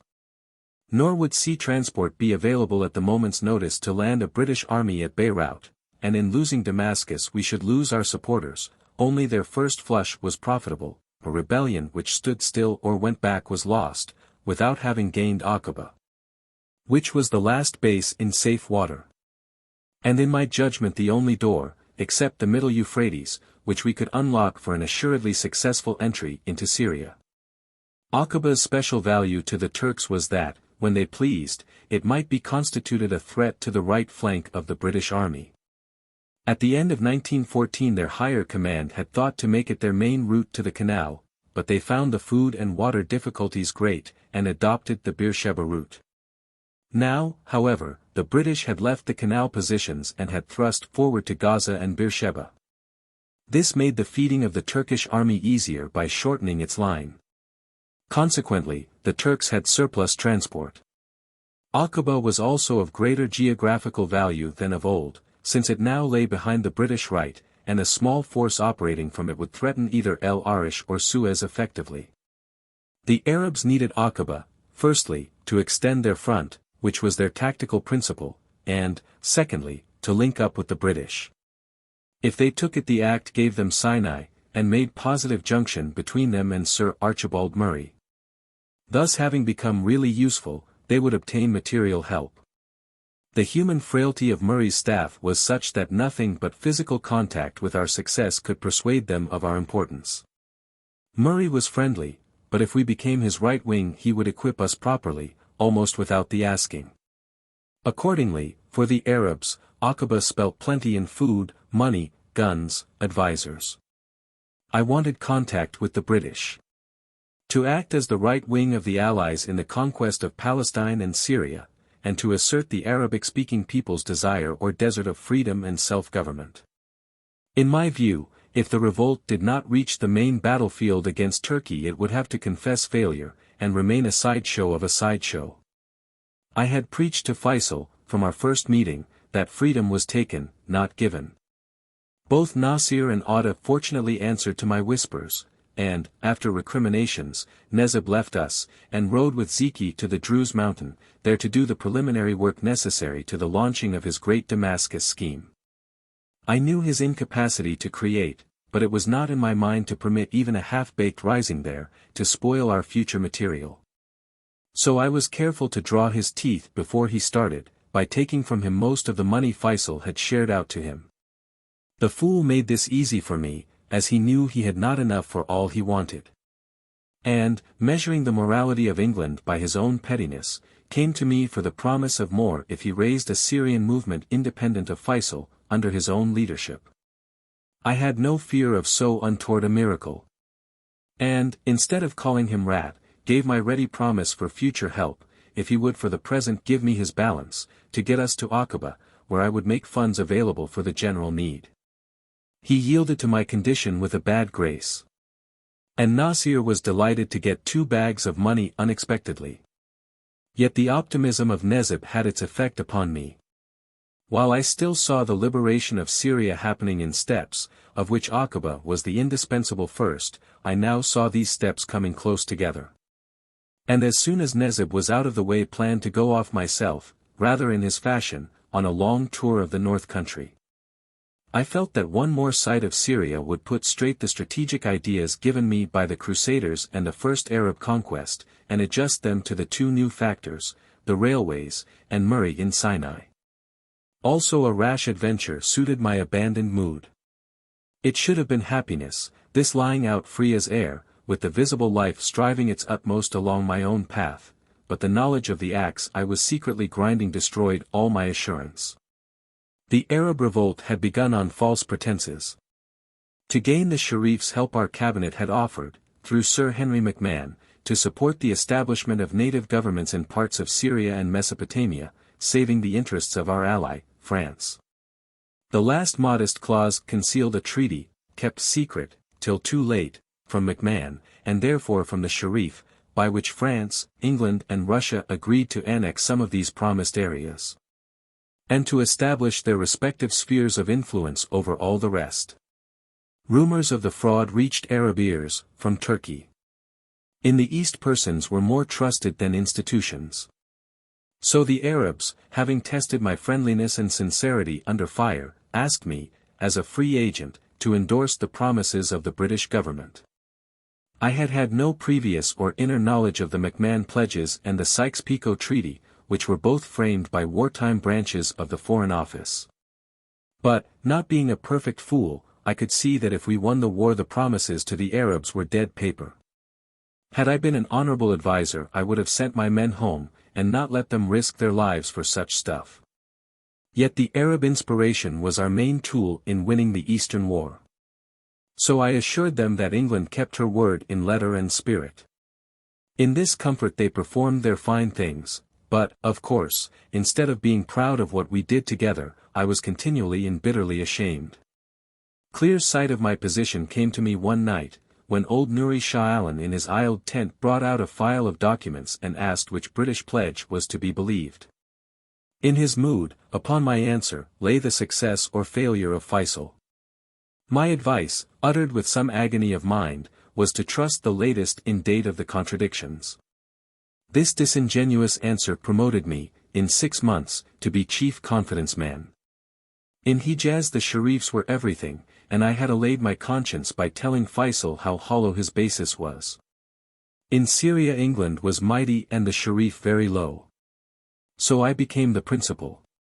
In revenge I vowed to make the Arab Revolt the engine of its own success, as well as handmaid to our Egyptian campaign, and vowed to lead it so madly in the final victory that expediency should counsel to the powers a fair settlement of the Arabs' moral claims. This presumed my surviving the war, to win the later battle of the council chamber, immodest presumptions, which still balance in fulfillment. Yet the issue of the fraud was beside the point. Clearly I had no shadow of leave to engage the Arabs, unknowing, in a gamble of life and death. Inevitably and justly we should reap bitterness, a sorry fruit of heroic endeavor. So in resentment at my false place, did ever second lieutenant so lie abroad for his betters? I undertook this long, dangerous ride, in which to see the more important of Feisal's secret friends, and to study key positions of our future campaigns, but the results were incommensurate with the risks, and the act artistically unjustifiable. Like the motive. I had whispered to myself, let me chance it, now, before we begin, seeing truly that this was the last chance, and that after a successful capture of Aqaba I would never again possess myself freely, without association. In the security lurking for the obscure in their protective shadow. Before me lay a vista of responsibility and command, which disgusted my thought-riddled nature. I felt mean, to fill the place of a man of action, for my standards of value were a willful reaction against theirs, and I despised their happiness. Always my soul hungered for less than it had, since my senses, sluggish beyond the senses of most men, needed the immediacy of contact to achieve perception. They distinguished kinds only, not degrees. When I returned it was June the 16th, and Nash was still laboring in his tent. He and Ada had been seeing too much of one another for their good, and lately there had been a breach. But this was easily healed, and after a day the old chief was as much with us as ever, and as kind and difficult. We stood up always when he entered. Not for his sheikhood, for sitting we received sheiks of much older rank, but because he was Ada, and Ada was such a splendid thing to be. The old man loved it, and however much we might wrangle, everyone knew that really we were his friends. We were now 5 weeks out from wage, we had spent nearly all the money we had brought with us, we had eaten all the Hawattat sheep, we had rested or replaced all our old camels, nothing hindered the start. The freshness of the adventure in hand consoled us for everything, and Ada, importing more mutton, gave a farewell feast, the greatest of the whole series, in his huge tent the eve before we started. Hundreds were present, and 5 fills of the great tray were eaten up in relay as fast as they were cooked and carried in. Sunset came down, delightfully red, and after the feast the whole party lay round the outside coffee hearth lingering under the stars, while Ada and others told us stories. In a pause I remarked casually that I had looked for Muhammad el-Dylan in his tent that afternoon, to thank him for the milch camel he had given me, but had not found him. Ada shouted for joy, till everybody looked at him. And then, in the silence which fell that they might learn the joke, he pointed to Muhammad sitting dismally beside the coffee mortar, and said in his huge voice, "Ho! Shall I tell why Muhammad for 15 days has not slept in his tent?" Everybody chuckled with delight, and conversation stopped. All the crowd stretched out on the ground, chins in hands, prepared to take the good points of the story which they had heard perhaps 20 times. The women, Ada's 3 wives, Zal's wife, and some of Muhammad's, who had been cooking, came across, straddling their bellies in the billowy walk which came of carrying burdens on their heads, till they were near the partition curtain. And there they listened like the rest while Ada told at length how Muhammad had bought publicly in the bazaar at wage a costly string of pearls, and had not given it to any of his wives, and so they were all at odds. Except in their common rejection of him. The story was, of course, a pure invention, Ada's elvish humor heightened by the stimulus of revolt, and the luckless Muhammad, who had dragged through the fortnight guesting casually with one or other of the tribesmen. Called upon God for mercy, and upon me for witness that Ada lied. I cleared my throat solemnly. Ada asked for silence, and begged me to confirm his words. I began with the introducing phrase of a formal tale, in the name of God the merciful, the loving kind. We were 6 in wage. There were Ada, and Muhammad, and Zal, Qasim el-Shimt, Mufati and the poor man, myself, and one night just before dawn, Ada said, "Let us make a raid against the market." And we said, "In the name of God." And we went. Ada in a white robe and a red headcloth, and Qasim sandals of pieced leather, Muhammad in a silken tunic of 7 kings and barefoot, Zal. I forget Zal. Qasim wore cotton, and Mufati was in silk of blue stripes with an embroidered headcloth. Your servant was as your servant. My pause was still with astonishment. This was a close parody of Ada's epic style. And I mimicked also his wave of the hand, his round voice, and the rising and dropping tone which emphasized the points, or what he thought were points, of his pointless stories. The Hawattat sat silent as death, twisting their full bodies inside their sweat-stiffened shirts for joy, and staring hungrily at Ada, for they all recognized the original, and parody was a new art to them and to him. The coffee man, Mufati, a Shammar refugee from the guilt of blood, himself a character, forgot to pile fresh thorns on his fire for fixity of listening to the tale. I told how we left the tents, with a list of the tents, and how we walked down towards the village, describing every camel and horse we saw, and all the passers-by, and the ridges, all bare of grazing, for by God that country was barren. And we marched, and after we had marched the time of a smoked cigarette, we heard something, and Ada stopped and said, "Lads, I hear something." And Muhammad stopped and said, "Lads, I hear something." And Zal, "By God, you are right." And we stopped to listen, and there was nothing, and the poor man said, "By God, I hear nothing." And Zal said, "By God, I hear nothing." And Muhammad said, "By God, I hear nothing." And Ada said, "By God, you are right." And we marched, and the land was barren, and we heard nothing. And on our right hand came a man, a Negro, on a donkey. The donkey was grey, with black ears, and one black foot, and on its shoulder was a brand like this, a scrabble in the air, and its tail moved and its legs. Ada saw it, and said, "By God, a donkey." And Muhammad said, "By the very God, a donkey and a slave." And we marched. And there was a ridge, not a great ridge, but a ridge as great as from the here to the what do you call it, High Bilia el-Haq, that is yonder, and we marched to the ridge and it was barren. That land is barren, barren, barren. And we marched, and beyond the what do you call it there was a what there is as far as hereby from thence, and thereafter a ridge, and we came to that ridge, and went up that ridge, it was barren. All that land was barren, and as we came up that ridge, and were by the head of that ridge, and came to the end of the head of that ridge. By God, by my God, by very God, the sun rose upon us. It ended the session. Everyone had heard that sunrise 20 times, in its immense bathos. An agony piled up of linked phrases, repeated and repeated with breathless excitement by Ada to carry over for hours the thrill of a raiding story in which nothing happened. And the trivial rest of it was exaggerated the degree which made it like one of Ada's tales, and yet, also, the history of the walk to market at wage which many of us had taken. The tribe was in waves of laughter on the ground.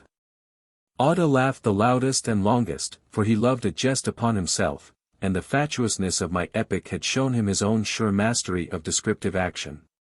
He embraced Muhammad, and confessed the invention of the necklace.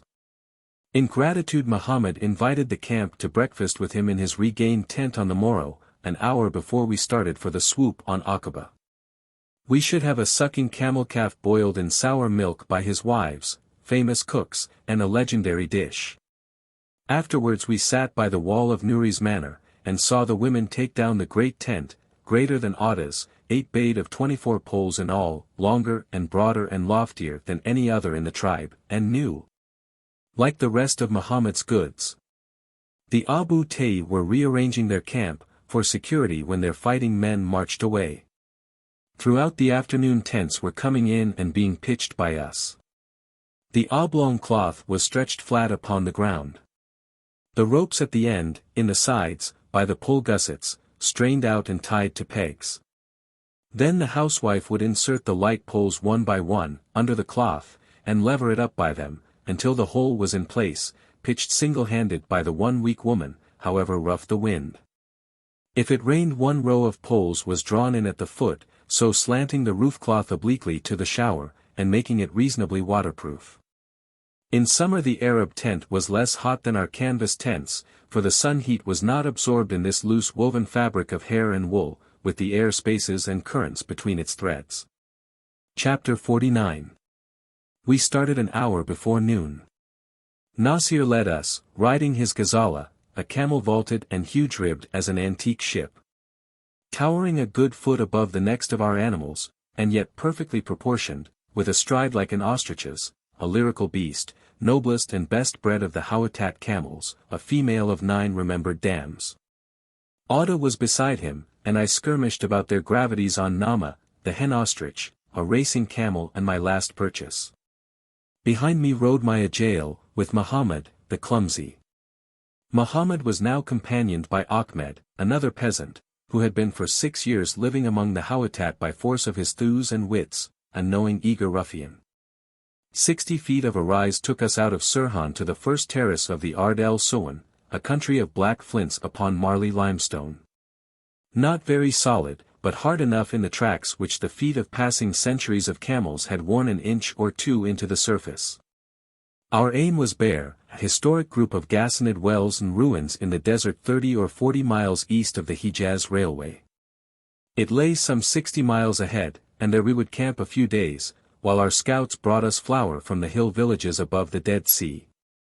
Our food from wage was nearly finished, except that Nasir still had some of the precious rice for great occasions, and we could not yet certainly forecast the date of our arrival in Aqaba. Our present party totaled more than 500 strong. And the sight of this jolly mob of hardy, confident northerners chasing gazelle wildly over the face of the desert, took from us momentarily all sorry apprehension as to the issue of our enterprise. We felt it was a rice night, and the chiefs of the Abu Ta'i came to sup with us. Afterwards, with the embers of our coffee fire pleasantly red between us against the cool of this upland north country, we sat about on the carpets chatting discursively of this remote thing and that. Nasir rolled over on his back, with my glasses, and began to study the stars, counting aloud first one group and then another, crying out with surprise at discovering little lights not noticed by his unaided eye. Ada set us on to talk of telescopes, of the great ones, and of how man in 300 years had so far advanced from his first essay that now he built glasses as long as a tent, through which he counted thousands of unknown stars. And the stars, what are they? We slipped into talk of suns beyond suns, sizes and distance beyond wit. What will now happen with this knowledge? Asked Muhammad. We shall set to, and many learned and some clever men together will make glasses as more powerful than ours, as ours than Galileo's. And yet more hundreds of astronomers will distinguish and reckon yet more thousands of now unseen stars, mapping them, and giving each one its name. When we see them all, there will be no night in heaven. Why are the Westerners always wanting all? Provokingly said Ada. Behind our few stars we can see God, who is not behind your millions. We want the world's end, Ada. But that is God's, complained Zal, half angry. Muhammad would not have his subject turned. Are there men on these greater worlds? He asked. God knows. And has each the prophet and heaven and hell? Ada broke in on him. Lads, we know our districts, our camels, our women. The excess and the glory are to God. If the end of wisdom is to add star to star, our foolishness is pleasing. And then he spoke of money, and distracted their minds till they all buzzed at once. Afterwards he whispered to me that I must get him a worthy gift from Feisal when he won Aqaba. We marched at dawn, and in an hour topped the Waqf, the watershed, and rode down its far side. The ridge was only a bank of chalk, flint-capped, a couple of 100 feet high. We were now in the hollow between the Snainarat on the south and, on the north, the three white heads of the Flaithaquat, a cluster of conical hills which shone brilliant as snow in the sunshine. Soon we entered Wadi Bear, and marched up and across it for hours. There had been a flood there in the spring, producing a rich growth of grasses between the scrubby bushes. It was green and pleasant to the eye and to our camels' hungry palates, after the long hostility of the Sirhan. Presently Ada told me he was riding ahead to Bear, and would I come? We went fast, and in 2 hours came upon the place suddenly, under a knoll. Ada had hurried on to visit the tomb of his son Anad, who had been waylaid by 5 of his Motalga cousins in revenge for Abton, their champion, slain by Anad in single combat. Ada told me how Anad had ridden at them, 1 against 5, and had died as he should, but it left only little Muhammad between him and childlessness. He had brought me along to hear him greatly lament his dead. However, as we rode down towards the graves, we were astonished to see smoke wreathing from the ground about the wells. We changed direction sharply, and warily approached the ruins. It seemed there was no one there. But the thick dung cake round the well brink was charred, and the well itself shattered at the top. The ground was torn and blackened as if by an explosion.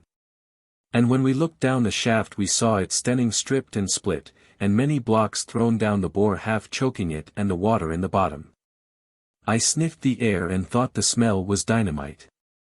Ada ran to the next well, in the bed of the valley below the graves, and that, too, was ragged about the head and choked with fallen stones. This, said he, is Jotzi work. We walked across the valley to the third, the Beni Sakr, well. It was only a crater of chalk. Zal arrived, grave at sight of the disaster. We explored the ruined khan, in which were night-old traces of perhaps 100 horse. There was a 4th well, north of the ruins in the open flat, and to it we went hopelessly, wondering what would become of us if Bear were all destroyed. To our joy it was uninjured. This was a Jotzi well, and its immunity gave strong color to Ada's theory. We were disconcerted to find the Turks so ready, and began to fear that perhaps they had also raided El Jifar, east of Mon, the wells at which we planned to concentrate before we attacked. Their blocking would be a real embarrassment. Meanwhile, thanks to the 4th well, our situation, though uncomfortable, was not dangerous. Yet its water facilities were altogether insufficient for 500 camels. So it became imperative to open the least damaged of the other wells, that in the ruins, about whose lip the turf smoldered.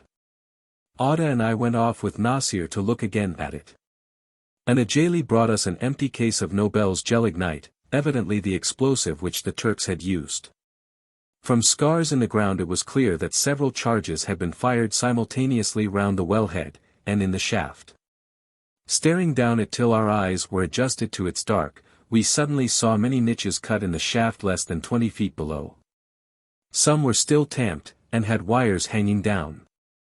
Evidently there was a second series of charges, either inefficiently wired, or with a very long time fuse. Hurriedly we unrolled our bucket ropes, twined them together, and hung them freely down the middle of the well from a stout crosspole, the sides being so tottery that the scrape of a rope might have dislodged their blocks. I then found that the charges were small, not above 3 pounds each, and had been wired in series with field telephone cable. But something had gone wrong. Either the Turks had scamped their job or their scouts had seen us coming before they had had time to reconnect. So we soon had 2 fit wells, and a clear profit of 30 pounds of enemy gelignite. We determined to stay a week in this fortunate bear. A third object, to discover the condition of the Jiffer wells, was now added to our needs for food, and for news of the state of mind of the tribes between Mon and Aqaba. We sent a man to Jiffer. We prepared a little caravan of pack camels with Hawatat brands and sent them across the line to Tafili with 3 or 4 obscure clansmen people who would never be suspected of association with us. They would buy all the flour they could and bring it back to us in 5 or 6 days' time. As for the tribes about the Aqaba road, we wanted their active help against the Turks to carry out the provisional plan we had made at Wage. Our idea was to advance suddenly from El Jiffer, to cross the railway line and to crown the great pass, Nag Bel Shtar, down which the road dipped from the Mon Plateau to the Red Gawara Plain. To hold this pass we should have to capture Aba el Lisan, the large spring at its head, about 16 miles from Mon, but the garrison was small, and we hoped to overrun it with a rush. We would then be astride the road, whose posts at the end of the week should fall from hunger, though probably before that the hill tribes, hearing of our successful beginning, would join us to wipe them out.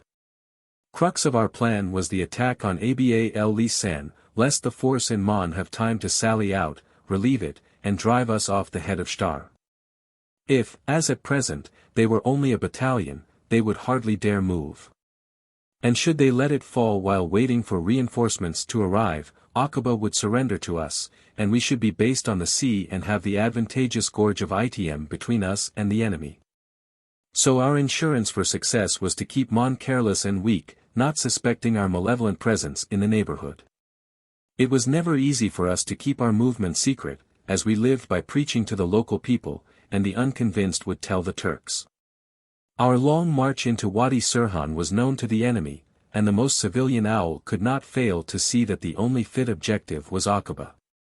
The demolition of Bear, and Jiffer, too, for we had it confirmed that the 7 wells of Jiffer were destroyed, showed that the Turks were to that extent on the alert. However, there was no measuring the stupidity of the Turkish army. A point which helped us now and again, and harmed us constantly, for we could not avoid despising them for it, Arabs being a race gifted with uncommon quickness of mind. And overvaluing it, and an army suffered when unable to yield honor to the enemy. For the moment the stupidity might be made use of, and so we had undertaken a prolonged campaign of deception, to convince them that our objective lay nearer to Damascus.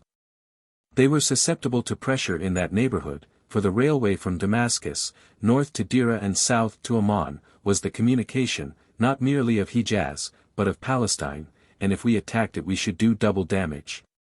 So, in my long trip round the North Country, I had dropped hints of our near arrival in Jebel Druze, and I had been glad to let the notorious Nezib go up there, noisily, but with small resources. Nuri Shah Alan had warned the Turks for us in the same sense. And Newcomb, down near Wage, had contrived to lose official papers, including a plan, in which we were advance guard, for marching from Wage, by Jiffer and the Sirhan, to Tadmor, to attack Damascus and Aleppo. The Turks took the documents very seriously, and chained up an unfortunate garrison in Tadmor till the end of the war, much to our advantage. Chapter 50. It seemed wise to make some concrete effort in the same direction during the week that we must spend in Bear, and Atta decided that Zal should ride with me in command of a party to attack the line near Dira. Zal chose 110 men, individually, and we rode hard, in 6-hour spells with 1, or 2-hour intervals, day and night. For me it was an eventful trip, for those reasons which made it dull to the Arabs. Namely, that we were an ordinary tribal raiding party, riding on conventional lines, in the formation and after the pattern which generations of practice had proved efficient. In the second afternoon we reached the railway just above Zurga, the Circassian village north of Amman. The hot sun and fast riding had tried our camels, and Zal decided to water them at a ruined Roman village, the underground cisterns of which had been filled by the late rains. It lay within a mile of the railway, and we had to be circumspect, for the Circassians hated the Arabs, and would have been hostile had they seen us. Also there was a military post of 2 tents on a tall bridge just down the line. The Turks seemed active. Later we heard that a general's inspection was pending. After the watering we rode another 6 miles, and in the early dark turned to Duliel Bridge, which Zal reported as a big one, good to destroy. The men and camels stayed on the high ground east of the railway to cover our retreat if anything untoward happened, while Zal and I went down to the bridge to look it over. There were Turks 200 yards beyond it, with many tents and cooking fires. We were puzzled to explain their strength, until we reached the bridge and found it being rebuilt. The spring flood had washed away 4 of its arches, and the line was temporarily laid on a deviation. One of the new arches was finished, another had the vault just turned, and the timber centering was set ready for a third. Useless, of course, it was, bothering to destroy a bridge in such a state, so we drew off quietly, not to alarm the workmen, walking over loose stones which turned under our bare feet in a way imposing care if we would avoid risk of sprain. Once I put my foot on something moving, soft and cold, and stepped heavily, on chance it was a snake, but no harm followed. The brilliant stars cast about us a false light, not illumination, but rather a transparency of air lengthening slightly the shadow below each stone, and making a difficult grayness of the ground. We decided to go further north, towards Minifur, where Zal thought the land propitious for mining a train. A train would be better than a bridge, for our need was political, to make the Turks think that our main body was at Azrak in Sirhan, 50 miles away to the east. We came out on a flat plain, crossed by a very occasional shallow bed of fine shingle. Over this we were going easily when we heard a long rumble. We pricked ears, wondering, and there came out of the north a dancing plume of flame bent low by the wind of its speed. It seemed to light us, extending its fire-tagged curtain of smoke over our heads, so near were we to the railway. And we shrank back while the train rushed on. 2 minutes' warning and I would have blown its locomotive into scrap. Afterwards our march was quiet till the dawn, when we found ourselves riding up a narrow valley. At its head was a sharp turn to the left, into an amphitheater of rock where the hill went up by step after step of broken cliff to a crest on which stood a massive cairn. Zal said the railway was visible thence, and if this were true the place was an ideal ambush, for the camels could be herded without any guardians into the pit of excellent pasture. I climbed at once to the cairn, the ruin of an Arab watchtower of the Christian period, commanding a most gracious view of rich pastoral uplands beyond the line, which ran round the foot of our slope in a lazy curve. Open to sight for perhaps 5 miles.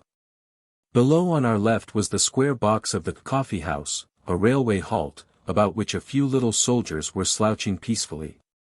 We lay alternately watching and sleeping, for many hours, during which a train ground slowly past up the stiff gradient. We made plans to descend upon the line that night, wherever seemed best for mining. However, in mid-morning a dark mass approached from the northward.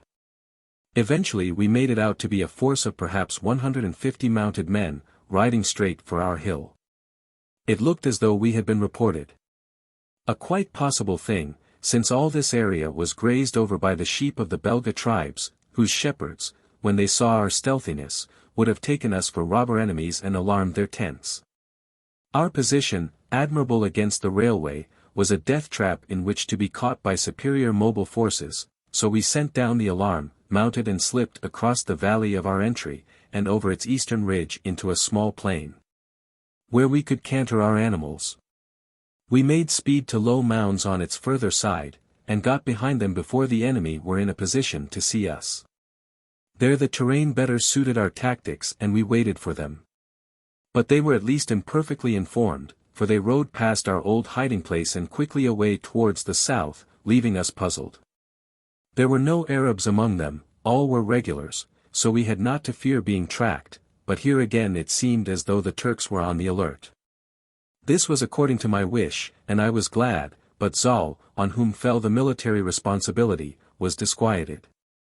He held a council with those others who knew the country, and eventually we remounted, and jogged off to another hill, rather north of our old one, but satisfactory enough. Particularly it happened to be free of tribal complications. This was Minifur proper, a round-headed, grass-grown hill of 2 shoulders. The high neck between provided us, on its eastern face, a broad track perfectly covered from north and south and west, which afforded a safe retreat into the desert. At the top the neck was cupped, so that collected rain had made the soil rich, and the grazing sumptuous. But loosed camels required constant care, for if they wandered 200 paces forward they became visible from the railway, a further 400 yards down the western face of the hill. On each side the shoulders pushed forward in spurs which the line passed in shallow cuttings. The excavated material had been thrown across the hollow in an embankment, through the center of which a lofty culvert let the drainage of the little zigzag gully from the neck run down into a larger transverse valley bed beyond. Northward the line curved away, hard uphill, to the wide level of the southern Horan, spread out like a grey sky, and flecked with small dark clouds which were the dead basalt towns of Byzantine Syria. Southward was a cairn from which we could look down the railway for 6 miles or more. The high land facing us to the west, the Belga, was spotted with black tent villages of peasants in summer quarters. They could see us too, in our hill cup, so we sent word who we were. Whereupon they kept silent till we had gone, and then were fervid and eloquent in proving that we fled eastward, to Azraq. When our messengers came back we had bread to eat, a luxury, since the dearth in Bear had reduced us to parched corn which, for lack of cooking opportunity the men had been chewing raw. The trial was too steep for my teeth, so that I rode fasting. Zal and I buried that night on the culvert a great Garland mine, automatic compound, to explode 3 charges in parallel by instantaneous fuse. And then lay down to sleep, sure that we would hear noises if a train came along in the dark and fired it. However, nothing happened, and at dawn I removed the detonators which, additional to the trigger action, had been laid on the metals. Afterwards we waited all day, fed and comfortable, cooled by a high wind which hissed like surf as it ruffled up the stiff-grassed hill. For hours nothing came along, but at last there was a flutter among the Arabs, and Zal, with the Hubsai and some of the more active men, dashed down towards the line. We heard 2 shots under us in the dead ground, and after half an hour the party reappeared, leading 2 ragged Turkish deserters from the mounted column of the day before. One had been badly wounded, while attempting to escape up the line. And in the afternoon he died, most miserable about himself and his fate. Exceptionally, for when death became certain most men felt the quietness of the grave waiting for them, and went to it not unwillingly. The other man was hurt also, a clean gunshot in the foot, but he was very feeble and collapsed when the wound grew painful with the cold. His thin body was so covered with bruises, tokens of army service and cause of his desertion, that he dared lie only on his face. We offered him the last of our bread and water and did what else we could for him, which was little. Late in the afternoon came a thrill when the mule-mounted infantry reappeared, heading up line towards us. They would pass below our ambush, and Zal and the men were urgent to attack them on the sudden. We were 100, they little over 200. We had the upper ground, could hope to empty some of their saddles by our first volley, and then would camel charge upon them. Camels, especially down a gentle slope, would overtake mules in a few strides, and their moving bulk would send spinning the lighter animals and their riders. Zal gave me his word that no regular cavalry, let alone mere mounted infantry, could cope with tribal camels in a running fight. We should take not only the men, but their precious animals. I asked him how many casualties we might incur. He guessed 5 or 6, and then I decided to do nothing, to let them pass. We had one objective only, the capture of Aqaba, and had come up here solely to make that easier by leading the Turks off on the false scent of thinking that we were at Azraq. To lose 5 or 6 men in such a demonstration, however profitable it proved financially, would be fatuous, or worse, because we might want our last rifle to take Aqaba, the possession of which was vital to us. After Aqaba had fallen we might waste men, if we felt callous, but not before. I told Zal, who was not content, while the furious Hawattat threatened to run off downhill at the Turks, willy-nilly. They wanted a booty of mules. And I, particularly, did not, for it would have diverted us. Commonly, tribes went to war to gain honor and wealth. The three noble spoils were arms, riding animals, and clothes. If we took these 200 mules, the proud men would throw up Aqaba and drive them home by way of Azraq to their tents, to triumph before the women. As for prisoners, Nasir would not be grateful for 200 useless mouths, so we should have to kill them, or let them go, revealing our numbers to the enemy. We sat and gnashed our teeth at them and let them pass, a severe ordeal, from which we only just emerged with honor. Zal did it. He was on his best behavior, expecting tangible gratitude from me later. And glad, meanwhile, to show me his authority over the Bedouin. They respected him as Atta's deputy, and as a famous fighter, and in one or two little mutinies he had shown a self-conscious mastery. Now he was tested to the utmost. The Hupsai, Atta's cousin, spirited youth, while the Turks were defiling innocently not 300 yards from our itching rifle muzzles, sprang to his feet and ran forward shouting to attract them, and compel a battle. But Zal caught him in 10 strides, threw him down and bludgeoned him savagely time and again till we feared lest the lad's now very different cries fulfill his former purpose. It was sad to see a sound and pleasant little victory pass voluntarily out of our hands, and we were gloomy till evening came down and confirmed our sense that once more there would be no train. This was the final occasion, for thirst was hanging over us, and on the morrow the camels must be watered. So after nightfall we returned to the line, laid 30 charges of gelignite against the most curved rails and fired them leisurely. The curved rails were chosen since the Turks would have to bring down new ones from Damascus. Actually, this took them 3 days. And then their construction train stepped on our mine, which we had left as hooked behind the demolition's bait, and heard its locomotive. Traffic ceased for 3 other days while the line was picked over for traps. For the moment, of course, we could anticipate none of these good things. We did the destruction, returned sorrowfully to our camels, and were off soon after midnight. The prisoner was left behind on his hilltop, for he could neither walk nor ride, and we had no carriage for him. We feared he would starve to death where he lay, and, indeed, already he was very ill, so on a telegraph pole, felled across the rails by the damaged stretch, we put a letter in French and German, to give news of where he was. And that we had captured him wounded after a hard fight. We hoped this might save him the penalties which the Turks inflicted on red-handed deserters. Or from being shot if they thought he had been in collusion with us. But when we came back to Minifur 6 months later the picked bones of the 2 bodies were lying scattered on our old camping ground. We felt sorry always for the men of the Turkish army. The officers, volunteer and professional, had caused the war by their ambition, almost by their existence, and we wished they could receive not merely their proportionate deserts, but all that the conscripts had to suffer through their fault. Chapter 51. In the night we lost our way among the stony ridges and valleys of Dulil, but kept moving until dawn, so that half an hour after sunrise, while the shadows were yet long across the green hollows, we had reached our former watering place, Cow, whose ruins broke from the hilltop against Zerga like a scab.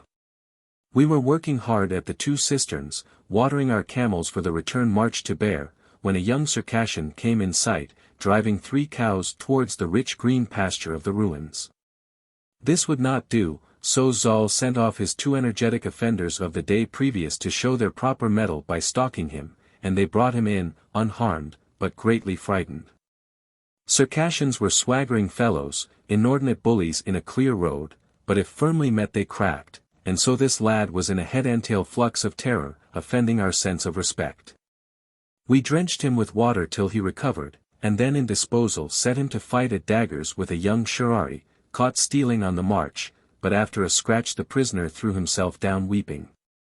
Now he was a nuisance, for if we left him he would give the alarm, and send the horsemen of his village out against us. If we tied him up in this remote place he would die of hunger or thirst, and, besides, we had not rope to spare. To kill him seemed unimaginative, not worthy of 100 men. At last the Shirari boy said if we gave him scope he would settle his account and leave him living. He looped his wrist to the saddle and trotted him off with us for the first hour, till he was dragging breathlessly. We were still near the railway, but 4 or 5 miles from Zurga. There he was stripped of presentable clothes, which fell, by point of honor, to his owner. The Shirari threw him on his face, picked up his feet, drew a dagger, and chopped him with it deeply across the soles. The Circassian howled with pain and terror, as if he thought he was being killed. Odd as was the performance, it seemed effective, and more merciful than death. The cuts would make him travel to the railway on hands and knees, a journey of an hour. And his nakedness would keep him in the shadow of the rocks, till the sun was low. His gratitude was not coherent, but we rode away, across undulations very rich in grazing. The camels, with their heads down snatching plants and grass, moved uncomfortably for us cocked over the chute of their sloped necks. Yet we must let them eat, since we were marching 80 miles a day, with halts to breathe only in the brief gloamings of dawn and sunset. Soon after daylight we turned west, and dismounted, short of the railway among broken reefs of limestone, to creep carefully forward until a Twi station lay beneath us. Its 2 stone houses, the first only 100 yards away, were in line, one obscuring the other. Men were singing in them without disquietude. Their day was beginning, and from the guardroom thin blue smoke curled into the air, while a soldier drove out a flock of young sheep to crop the rich meadow between the station and the valley. This flock sealed the business, for after our horse diet of dry corn we craved meat. The Arabs' teeth gritted as they counted 10, 15, 25, 27. Zal dropped into the valley bed where the line crossed a bridge, and, with a party in file behind him, crept along till he faced the station across the meadow. From our ridge we covered the station yard. We saw Zal lean his rifle on the bank, shielding his head with infinite precaution behind grasses on the brink. He took slow aim at the coffee-sipping officers and officials in shaded chairs, outside the ticket office. As he pressed the trigger, the report overtook the crash of the bullet against the stone wall, while the fattest man bowed slowly in his chair and sank to the ground under the frozen stare of his fellows. An instant later Zal's men poured in their volleys, broke from the valley, and rushed forward, but the door of the northern house clanged to, and rifles began to speak from behind its steel window shutters. We replied, but soon saw our impotence, and ceased fire, as did the enemy. The Sherirat drove the guilty sheep eastward into the hills, where were the camels. Everyone else ran down to join Zal, who was busy about the nearer and undefended building. Near the height of plundering came a pause and panic. The Arabs were such accustomed scouts that almost they felt danger before it came, sense taking precautions before mind was persuaded. Swinging down the line from the south was a trolley with 4 men, to whose ears the grinding wheels had deadened our shots. The Ruala section crept under a culvert 300 yards up, while the rest of us crowded silently by the bridge. The trolley rolled unsuspectingly over the ambush, who came out to line the bank behind, while we filed solemnly across the green in front. The Turks slowed in horror, jumped off, and ran into the rough, but our rifles cracked once more and they were dead. The trolley brought to our feet its load of copper wire and telegraph tools, with which we put earths in the long-distance wire. Zal fired our half of the station, whose petrol-splashed woodwork caught freely. The planks and cloth hangings twisted and jerked convulsively as the flames licked them up. Meanwhile the Ajail were measuring out gelatin, and soon we lit their charges and destroyed a culvert, many rails, and furlongs of telegraph. With the roar of the first explosion our 100 knee-haltered camels rose smartly to their feet, and at each following burst hopped more madly on 3 legs till they shook off the rope hitch about the 4th. And drove out every way like scattered starlings into the void. Chasing them and chasing the sheep took us 3 hours, for which graciously the Turks gave law, or some of us would have had to walk home. We put a few miles between us and the railway before we sat down to our feast of mutton. We were short of knives, and, after killing the sheep in relay, had recourse to stray flints to cut them up. As men unaccustomed to such expedients, we used them in the Eolithic spirit. And it came to me that if iron had been constantly rare we should have chipped our daily tools skillfully as palasoliths, whilst had we had no metal whatever, our art would have been lavished on perfect and polished stones. Our 110 men ate the best parts of 24 sheep at the sitting, while the camels browsed about, or ate what we left over, for the best riding camels were taught to like cooked meat. When it was finished we mounted, and rode through the night towards Bear, which we entered without casualty, successful, well-fed, and enriched, at dawn. Chapter 52. Nasir had done great work. A week's flour for us had come from Tafili, to restore our freedom of movement. We might well take Aqaba before we starved again. He had good letters from the Jumaniya, the Darusha, and the Diabat, 3 Hawatat clans on Nag Bel Shtar, the first difficult pass of the Mon-Aqaba road. They were willing to help us, and if they struck soon and strongly at Aba el Lisan the great factor of surprise would probably mean success to their effort.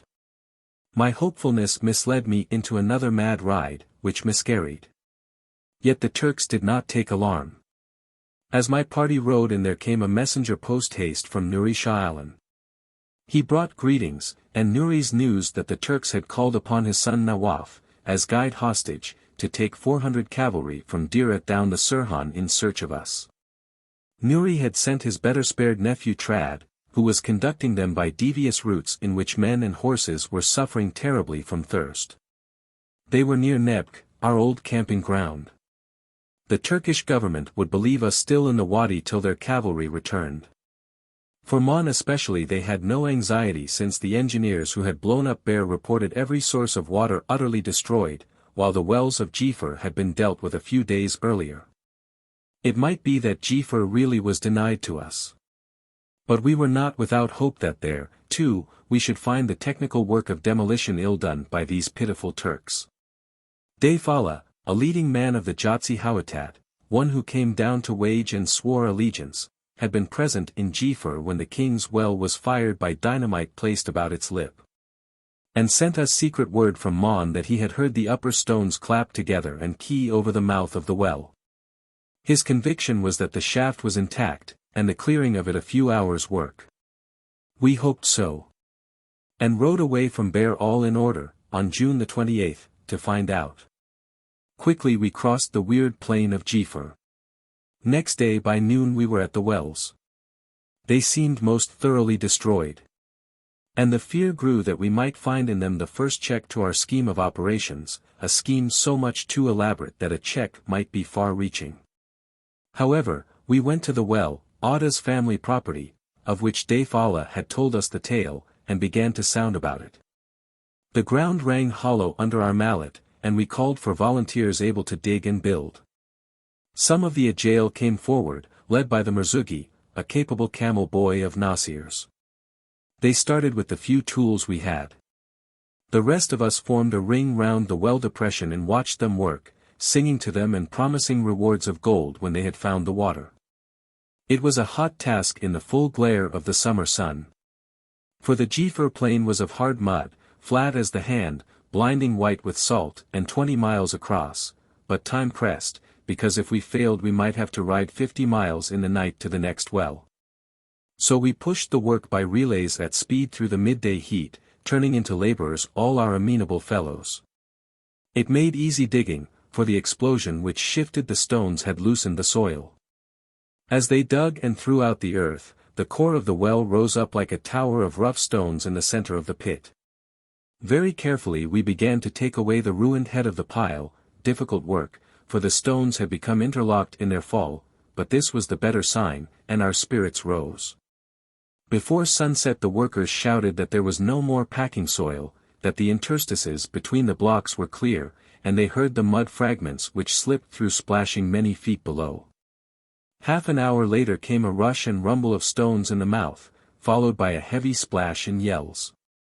We hurried down, and by the Merzugi's torch saw the well yawning open, no longer a tube, but a deep bottle-shouldered pit, 20 feet across at the bottom, which was black with water and white in the middle with spray, where the Ajali who had been clearing when the key slipped was striking out lustily in the effort not to drown. Everybody laughed down the well at him, till at last Abdullah lowered him a noose of rope, and we drew him up, very wet and angry, but in no way damaged by his fall. We rewarded the diggers, and feasted them on a weak camel, which had failed in the march today, and then all night we watered, while a squad of Ajali, with a long chorus, stined up to ground level an 8-foot throat of mud and stones. At dawn the earth was stamped in round this, and the well stood complete, as fit in appearance as ever. Only the water was not very much. We worked it the 24 hours without rest, and ran it to a cream. And still some of our camels were not satisfied. From Jifar we took action. Riders went forward into the Jumaniya tents to lead their promised attack against Fuela, the blockhouse which covered the head of the pass of Aba el Lisan. Our attack was planned for 2 days before the weekly caravan which, from Mon, replenished the client garrisons. Starvation would make reduction of these distant places easier, by impressing on them how hopelessly they were cut off from their friends. We sat in Jifar meanwhile, waiting to hear the fortune of the attack. On its success or failure would depend the direction of our next march. The halt was not unpleasant, for our position had its comic side. We were within sight of Mon, during those minutes of the day in which the mirage did not make eyes and glasses useless. And yet we strolled about admiring our new well-lip in complete security, because the Turkish garrison believed water impossible here or at Beir, and were hugging the pleasant idea that we were now desperately engaged with their cavalry in Sirhan. I hid under some bushes near the well for hours, against the heat, very lazy, pretending to be asleep, the wide silk sleeve of my pillow-arm drawn over my face as veil against the flies.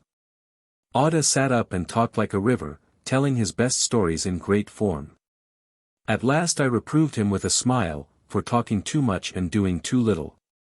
He sucked his lips with pleasure of the work to come.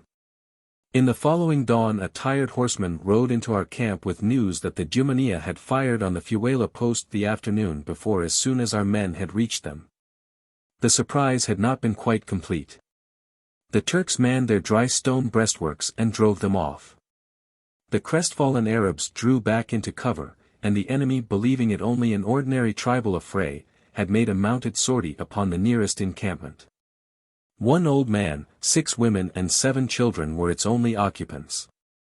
In their anger at finding nothing actively hostile or able-bodied, the troopers smashed up the camp and cut the throats of its helpless ones.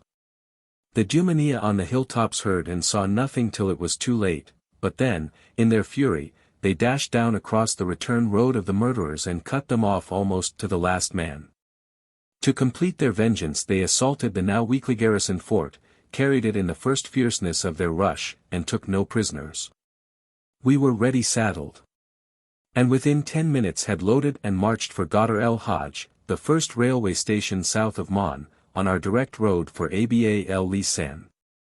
Simultaneously, we detached a small party to cross the railway just above Mon and create a diversion on that side.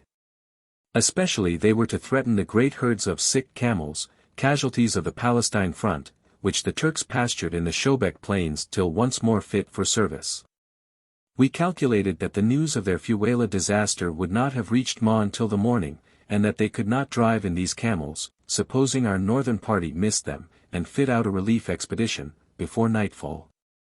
And if we were then attacking the line at Ghadir el-Hajj, they would probably divert the relief thither, and so let us move on Aqaba unmolested. With this hope we rode steadily through the flowing mirage till afternoon, when we descended on the line, and, having delivered a long stretch of it from guards and patrols, began on the many bridges of the captured section.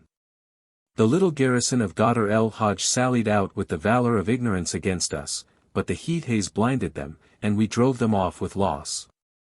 They were on the telegraph, and would notify Mon, which beside, could not fail to hear the repeated thuds of our explosion. It was our aim to bring the enemy down upon us in the night. Or rather down here, where they would find no people but many broken bridges, for we worked fast and did great damage. The drainage holes in the spandrels held from 3 to 5 pounds of gelatin each. We, firing our mines by short fuses, brought down the arch, shattered the pier, and stripped the side walls, in no more than 6 minutes' work. So we ruined 10 bridges and many rails, and finished our explosive. After dusk, when our departure could not be seen, we rode 5 miles westward of the line, to cover. There we made fires and baked bread. Our meal, however, was not cooked before 3 horsemen cantered up to report that a long column of new troops, infantry and guns, had just appeared at Alba el Lisan from Mon. The Jumania, disorganized with victory, had had to abandon their ground without fighting. They were at Butra waiting for us. We had lost Aba el Lisan, the blockhouse, the pass, the command of the Aqaba road, without a shot being fired. We learned afterwards that this unwelcome and unwanted vigor on the part of the Turks was accident. A relief battalion had reached Mon that very day. The news of an Arab demonstration against Fuela arrived simultaneously. And the battalion, which happened to be formed up ready with its transport in the station yard, to march to barracks, was hurriedly strengthened by a section of pack artillery and some mounted men. And moved straight out as a punitive column to rescue the supposedly besieged post. They had left Mon in mid-morning and marched gently along the motor road, the men sweating in the heat of this south country after their native Caucasian snows, and drinking thirstily of every spring.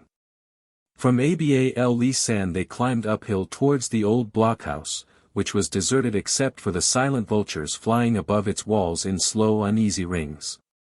The battalion commander feared lest the sight be too much for his young troops, and led them back to the roadside spring of Aba el Lisan, in its serpentine narrow valley, where they camped all night in peace about the water. Chapter 53. Such news shook us into quick life. We threw our baggage across our camels on the instant and set out over the rolling downs of this end of the tableland of Syria.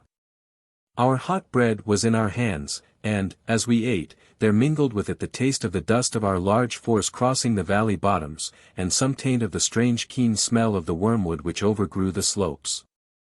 In the breathless air of these evenings in the hills, after the long days of summer, everything struck very acutely on the senses, and when marching in a great column, as we were.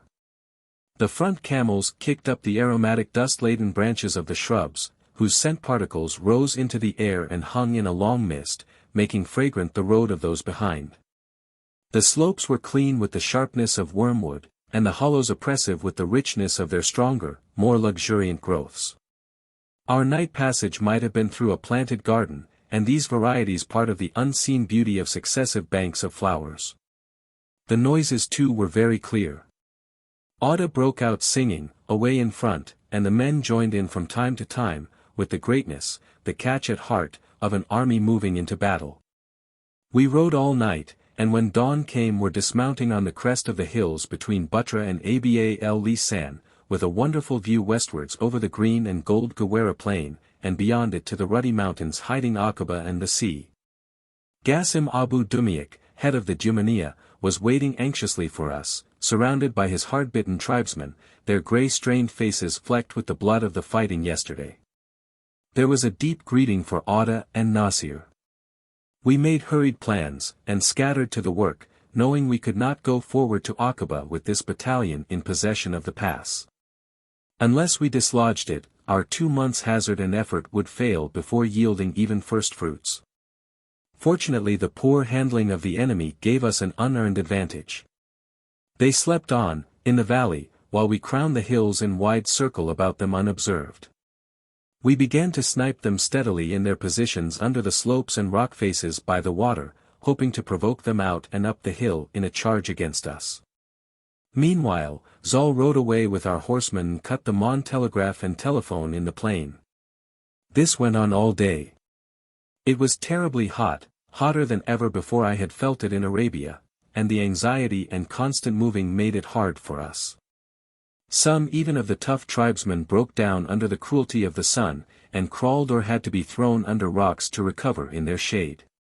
We ran up and down to supply our lack of numbers by mobility, ever looking over the long ranges of hill for a new spot from which to counter this or that Turkish effort. The hillsides were steep, and exhausted our breath, and the grasses twined like little hands about our ankles as we ran, and plucked us back. The sharp reefs of limestone which cropped out over the ridges tore our feet, and long before evening the more energetic men were leaving a rusty print upon the ground with every stride. Our rifles grew so hot with sun and shooting that they seared our hands, and we had to be grudging of our rounds, considering every shot and spending great pains to make it sure.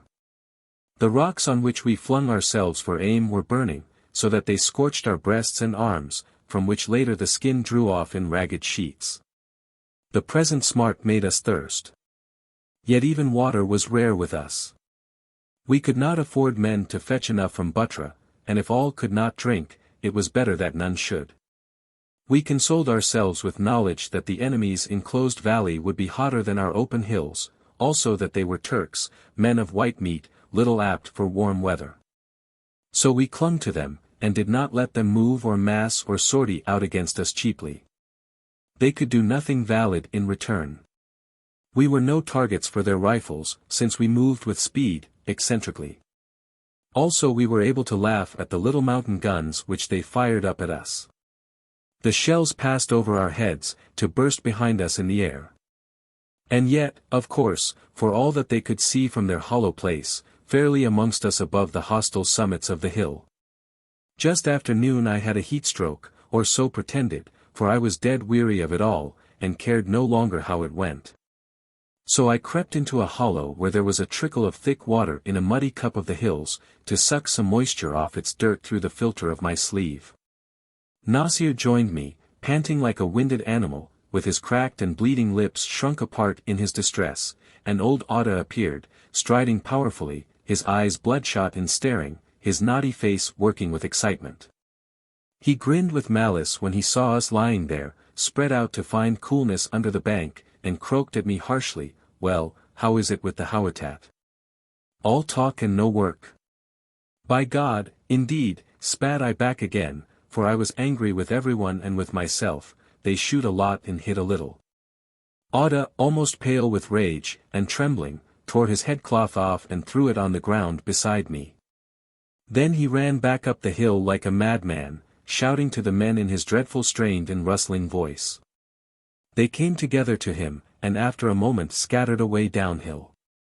I feared things were going wrong, and struggled to where he stood alone on the hilltop, glaring at the enemy, but all he would say to me was, "Get your camel if you want to see the old man's work." Nasir called for his camel and we mounted. The Arabs passed before us into a little sunken place, which rose to a low crest, and we knew that the hill beyond went down in a facile slope to the main valley of Abal Lisan, somewhat below the spring. All our 400 camel men were here tightly collected, just out of sight of the enemy. We rode to their head, and asked the Shimt what it was and where the horsemen had gone. He pointed over the ridge to the next valley above us, and said, "With Atta there," and as he spoke yells and shots poured up in a sudden torrent from beyond the crest. We kicked our camels furiously to the edge, to see our 50 horsemen coming down the last slope into the main valley like a runaway, at full gallop, shooting from the saddle. As we watched, 2 or 3 went down, but the rest thundered forward at marvelous speed, and the Turkish infantry, huddled together under the cliff ready to cut their desperate way out towards Mon, in the first dusk began to sway in and out. And finally broke before the rush, adding their flight to Atta's charge. Nasir screamed at me, "Come on," with his bloody mouth, and we plunged our camels madly over the hill, and down towards the head of the fleeing enemy. The slope was not too steep for a camel gallop, but steep enough to make their pace terrific, and their course uncontrollable, yet the Arabs were able to extend to right and left and to shoot into the Turkish brown. The Turks had been too bound up in the terror of Atta's furious charge against their rear to notice us as we came over the eastward slope, so we also took them by surprise and in the flank. And a charge of ridden camels going nearly 30 miles an hour was irresistible. My camel, the Shirari racer, Nama, stretched herself out, and hurled downhill with such might that we soon outdistanced the others. The Turks fired a few shots, but mostly only shrieked and turned to run. The bullets they did send at us were not very harmful, for it took much to bring a charging camel down in a dead heap. I had got among the first of them, and was shooting, with a pistol of course, for only an expert could use a rifle from such plunging beasts, when suddenly my camel tripped and went down emptily upon her face, as though poleaxed. I was torn completely from the saddle, sailed grandly through the air for a great distance, and landed with a crash which seemed to drive all the power and feeling out of me. I lay there, passively waiting for the Turks to kill me, continuing to hum over the verses of a half-forgotten poem, whose rhythm something, perhaps the prolonged stride of the camel, had brought back to my memory as we leaped down the hillside. For Lord, I was free of all thy flowers, but I chose the world's sad roses, and that is why my feet are torn and mine eyes are blind with sweat. While another part of my mind thought what a squashed thing I should look when all that cataract of men and camels had poured over. After a long time I finished my poem, and no Turks came, and no camel trod on me, a curtain seemed taken from my ears, there was a great noise in front. I sat up and saw the battle over, and our men driving together and cutting down the last remnants of the enemy. My camel's body had lain behind me like a rock and divided the charge into two streams, and in the back of its skull was the heavy bullet of the fifth shot I fired. Muhammad brought Abaid, my spare camel, and Nasir came back leading the Turkish commander, whom he had rescued, wounded, from Muhammad el-Dilan's wrath. The silly man had refused to surrender, and was trying to restore the day for his side with a pocket pistol. The Hawattat were very fierce, for the slaughter of their women on the day before had been a new and horrible side of warfare suddenly revealed to them. So there were only 160 prisoners, many of them wounded. And 300 dead and dying were scattered over the open valleys. A few of the enemy got away, the gunners on their teams, and some mounted men and officers with their Jotsi guides. Muhammad el-Dilan chased them for 3 miles into Mrega, hurling insults as he rode, that they might know him and keep out of his way. The feud of Atta and his cousins had never applied to Muhammad, the political-minded, who showed friendship to all men of his tribe when he was alone to do so. Among the fugitives was Dayfala, who had done us the good turn about the king's well at Jifar. Atta came swinging up on foot, his eyes glazed over with the rapture of battle, and the words bubbling with incoherent speed from his mouth. Work, work, where are words, work, bullets, Abu Tay, and he held up his shattered field glasses, his pierced pistol holster, and his leather sword scabbard cut to ribbons. He had been the target of a volley which had killed his mare under him, but the 6 bullets through his clothes had left him scathless. He told me later, in strict confidence, that 13 years before he had bought an amulet Quran for £120 and had not since been wounded. Indeed, death had avoided his face, and gone scurvily about killing brothers, sons and followers. The book was a Glasgow reproduction, costing 18 pence, but Atta's deadliness did not let people laugh at his superstition. He was wildly pleased with the fight, most of all because he had confounded me and shown what his tribe could do. Muhammad was wroth with us for a pair of fools, calling me worse than Atta, since I had insulted him by words like flung stones to provoke the folly which had nearly killed us all, though it had killed only 2 of us, one Ruaili and one Shurari. It was, of course, a pity to lose any one of our men, but time was of importance to us, and so imperative was the need of dominating Mon, to shock the little Turkish garrisons between us and the sea into surrender, that I would have willingly lost much more than 2. On occasions like this death justified himself and was cheap.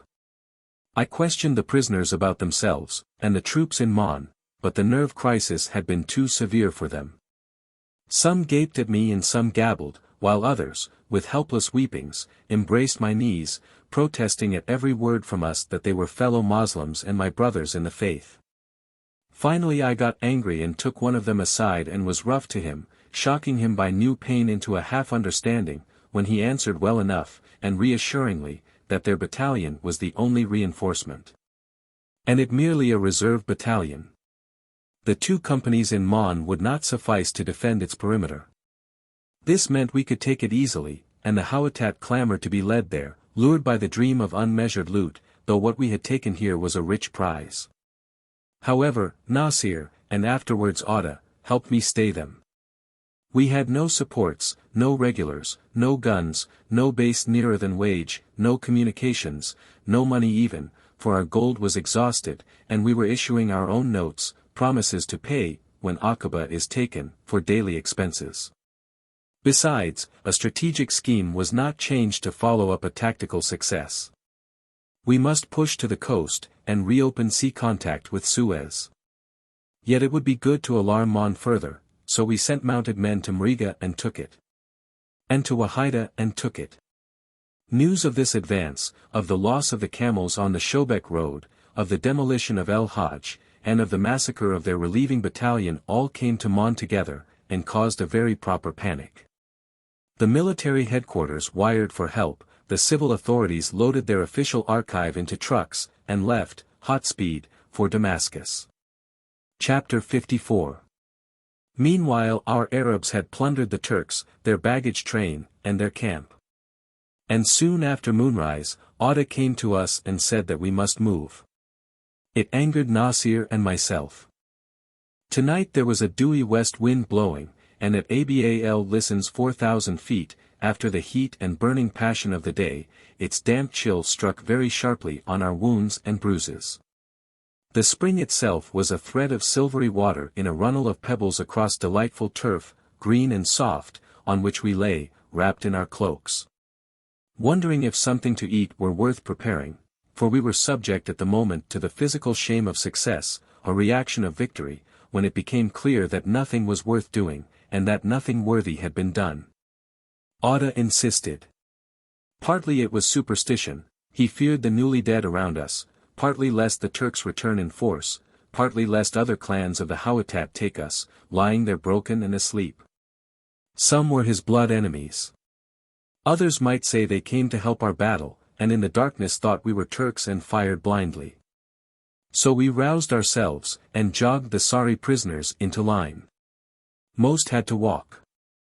Some 20 camels were dead or dying from wounds which they had got in the charge, and others were over-weak to take a double burden.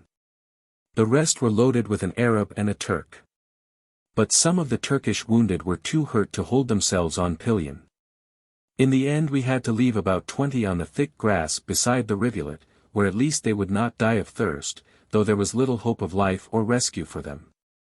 Nasir set himself to beg blankets for these abandoned men, who were half naked, and while the Arabs packed, I went off down the valley where the fight had been, to see if the dead had any clothing they could spare.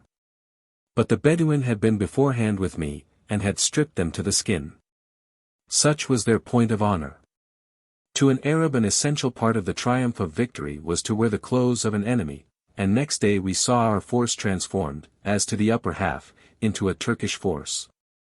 Each man in a soldier's tunic, for this was a battalion straight from home, very well found and dressed in new uniforms. The dead men looked wonderfully beautiful. The night was shining gently down, softening them into new ivory. Turks were white-skinned on their clothed parts, much whiter than the Arabs, and these soldiers had been very young. Close round them lapped the dark wormwood, now heavy with dew, in which the ends of the moonbeam sparkled like sea spray. The corpses seemed flung so pitifully on the ground, huddled anyhow in low heaps. Surely if straightened they would be comfortable at last. So I put them all in order, one by one, very wearied myself, and longing to be of these quiet ones, not of the restless, noisy, aching mob up the valley, quarreling over the plunder. Boasting of their speed and strength to endure God knew how many toils and pains of this sort. With death, whether we won or lost, waiting to end the history. In the end our little army was ready, and wound slowly up the height and beyond into a hollow sheltered from the wind. And there, while the tired men slept, we dictated letters to the sheiks of the coastal Hawattat, telling them of the victory, that they might invest their nearest Turks, and hold them till we came.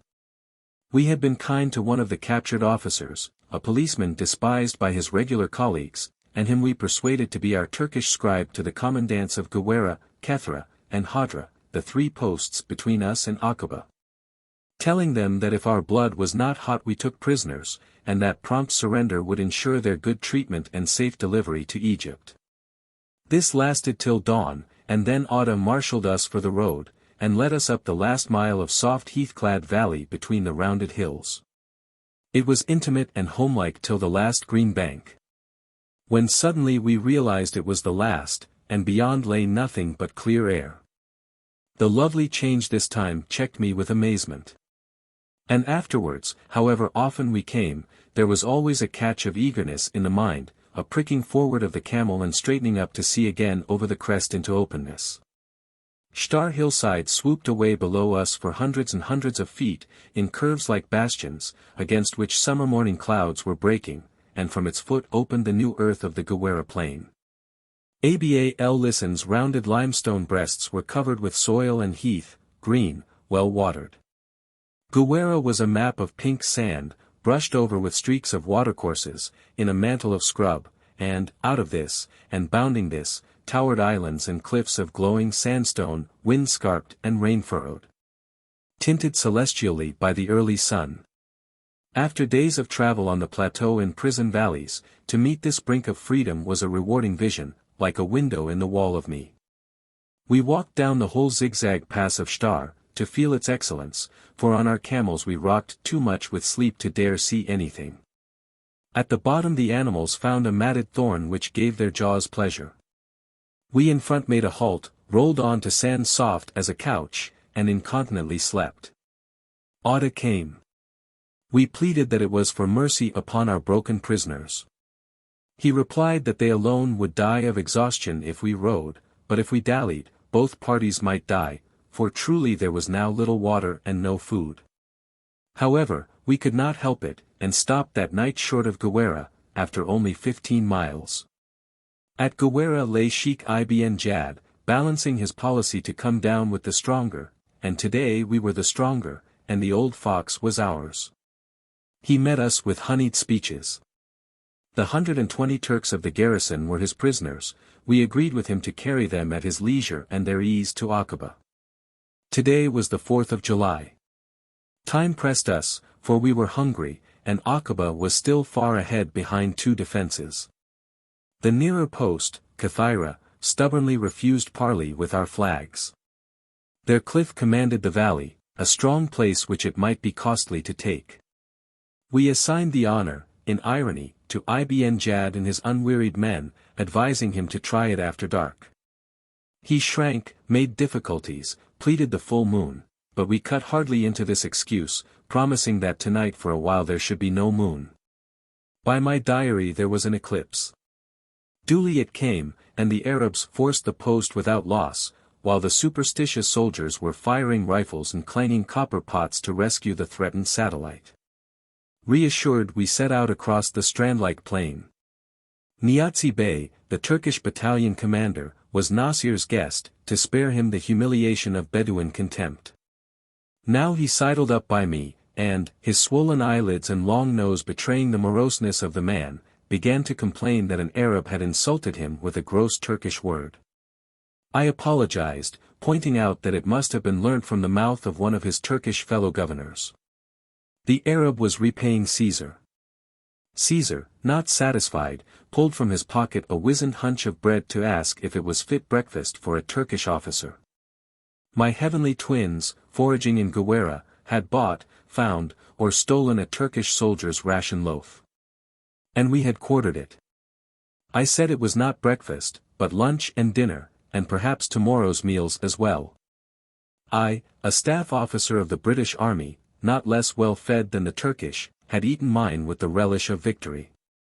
It was defeat, not bread, which stuck in his gullet, and I begged him not to blame me for the issue of a battle imposed on both our honors. The narrows of Wadi Itm increased in intricate ruggedness as we penetrated deeper.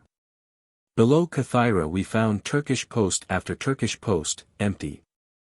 Their men had been drawn into Qadra, the entrenched position, at the mouth of Itm, which covered Aqaba so well against a landing from the sea. Unfortunately for them the enemy had never imagined attack from the interior, and of all their great works not one trench or post faced inland. Our advance from so new a direction threw them into panic. In the afternoon we were in contact with this main position, and heard from the local Arabs that the subsidiary posts about Aqaba had been called in or reduced, so that only a last 300 men barred us from the sea. We dismounted for a council, to hear that the enemy were resisting firmly, in bomb-proof trenches with a new artesian well. Only it was rumored that they had little food.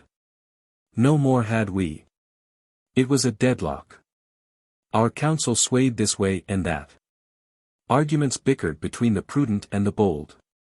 Tempers were short and bodies restless in the incandescent gorge whose granite peaks radiated the sun in a myriad shimmering points of light. And into the depths of whose tortuous bed no wind could come to relieve the slow saturation of the air with heat. Our numbers had swollen double. So thickly did the men crowd in the narrow space, and press about us, that we broke up our council twice or thrice, partly because it was not good they should overhear us wrangling. Partly because in the sweltering confinement our unwashed smells offended us. Through our heads the heavy pulses throbbed like clocks. We sent the Turk summonses, first by white flag, and then by Turkish prisoners, but they shot at both. This inflamed our Bedouin, and while we were yet deliberating a sudden wave of them burst up onto the rocks and sent a hail of bullets spattering against the enemy. Nasir ran out barefoot, to stop them, but after 10 steps on the burning ground screeched for sandals, while I crouched in my atom of shadow, too wearied of these men, whose minds all wore my livery, to care who regulated their febrile impulses. However, Nasir prevailed easily. Faraj and Dud had been ringleaders. For correction they were set on scorching rocks till they should beg pardon. Dud yielded immediately. But Faraj, who, for all his soft form, was of whipcord and much the master spirit of the two, laughed from his first rock, sat out the second sullenly, and gave way with a bad grace only when ordered to a third. His stubbornness should have been stringently visited, but the only punishment possible to our hands in this vagrant me was corporal, which had been tried upon the pair so often and so uselessly that I was sick of it. If confined this side of cruelty the surface pain seemed only to irritate their muscles into activities wilder than those for which they had been condemned. Their sins were elvish gaiety, the thoughtlessness of unbalanced youth, the being happy when we were not.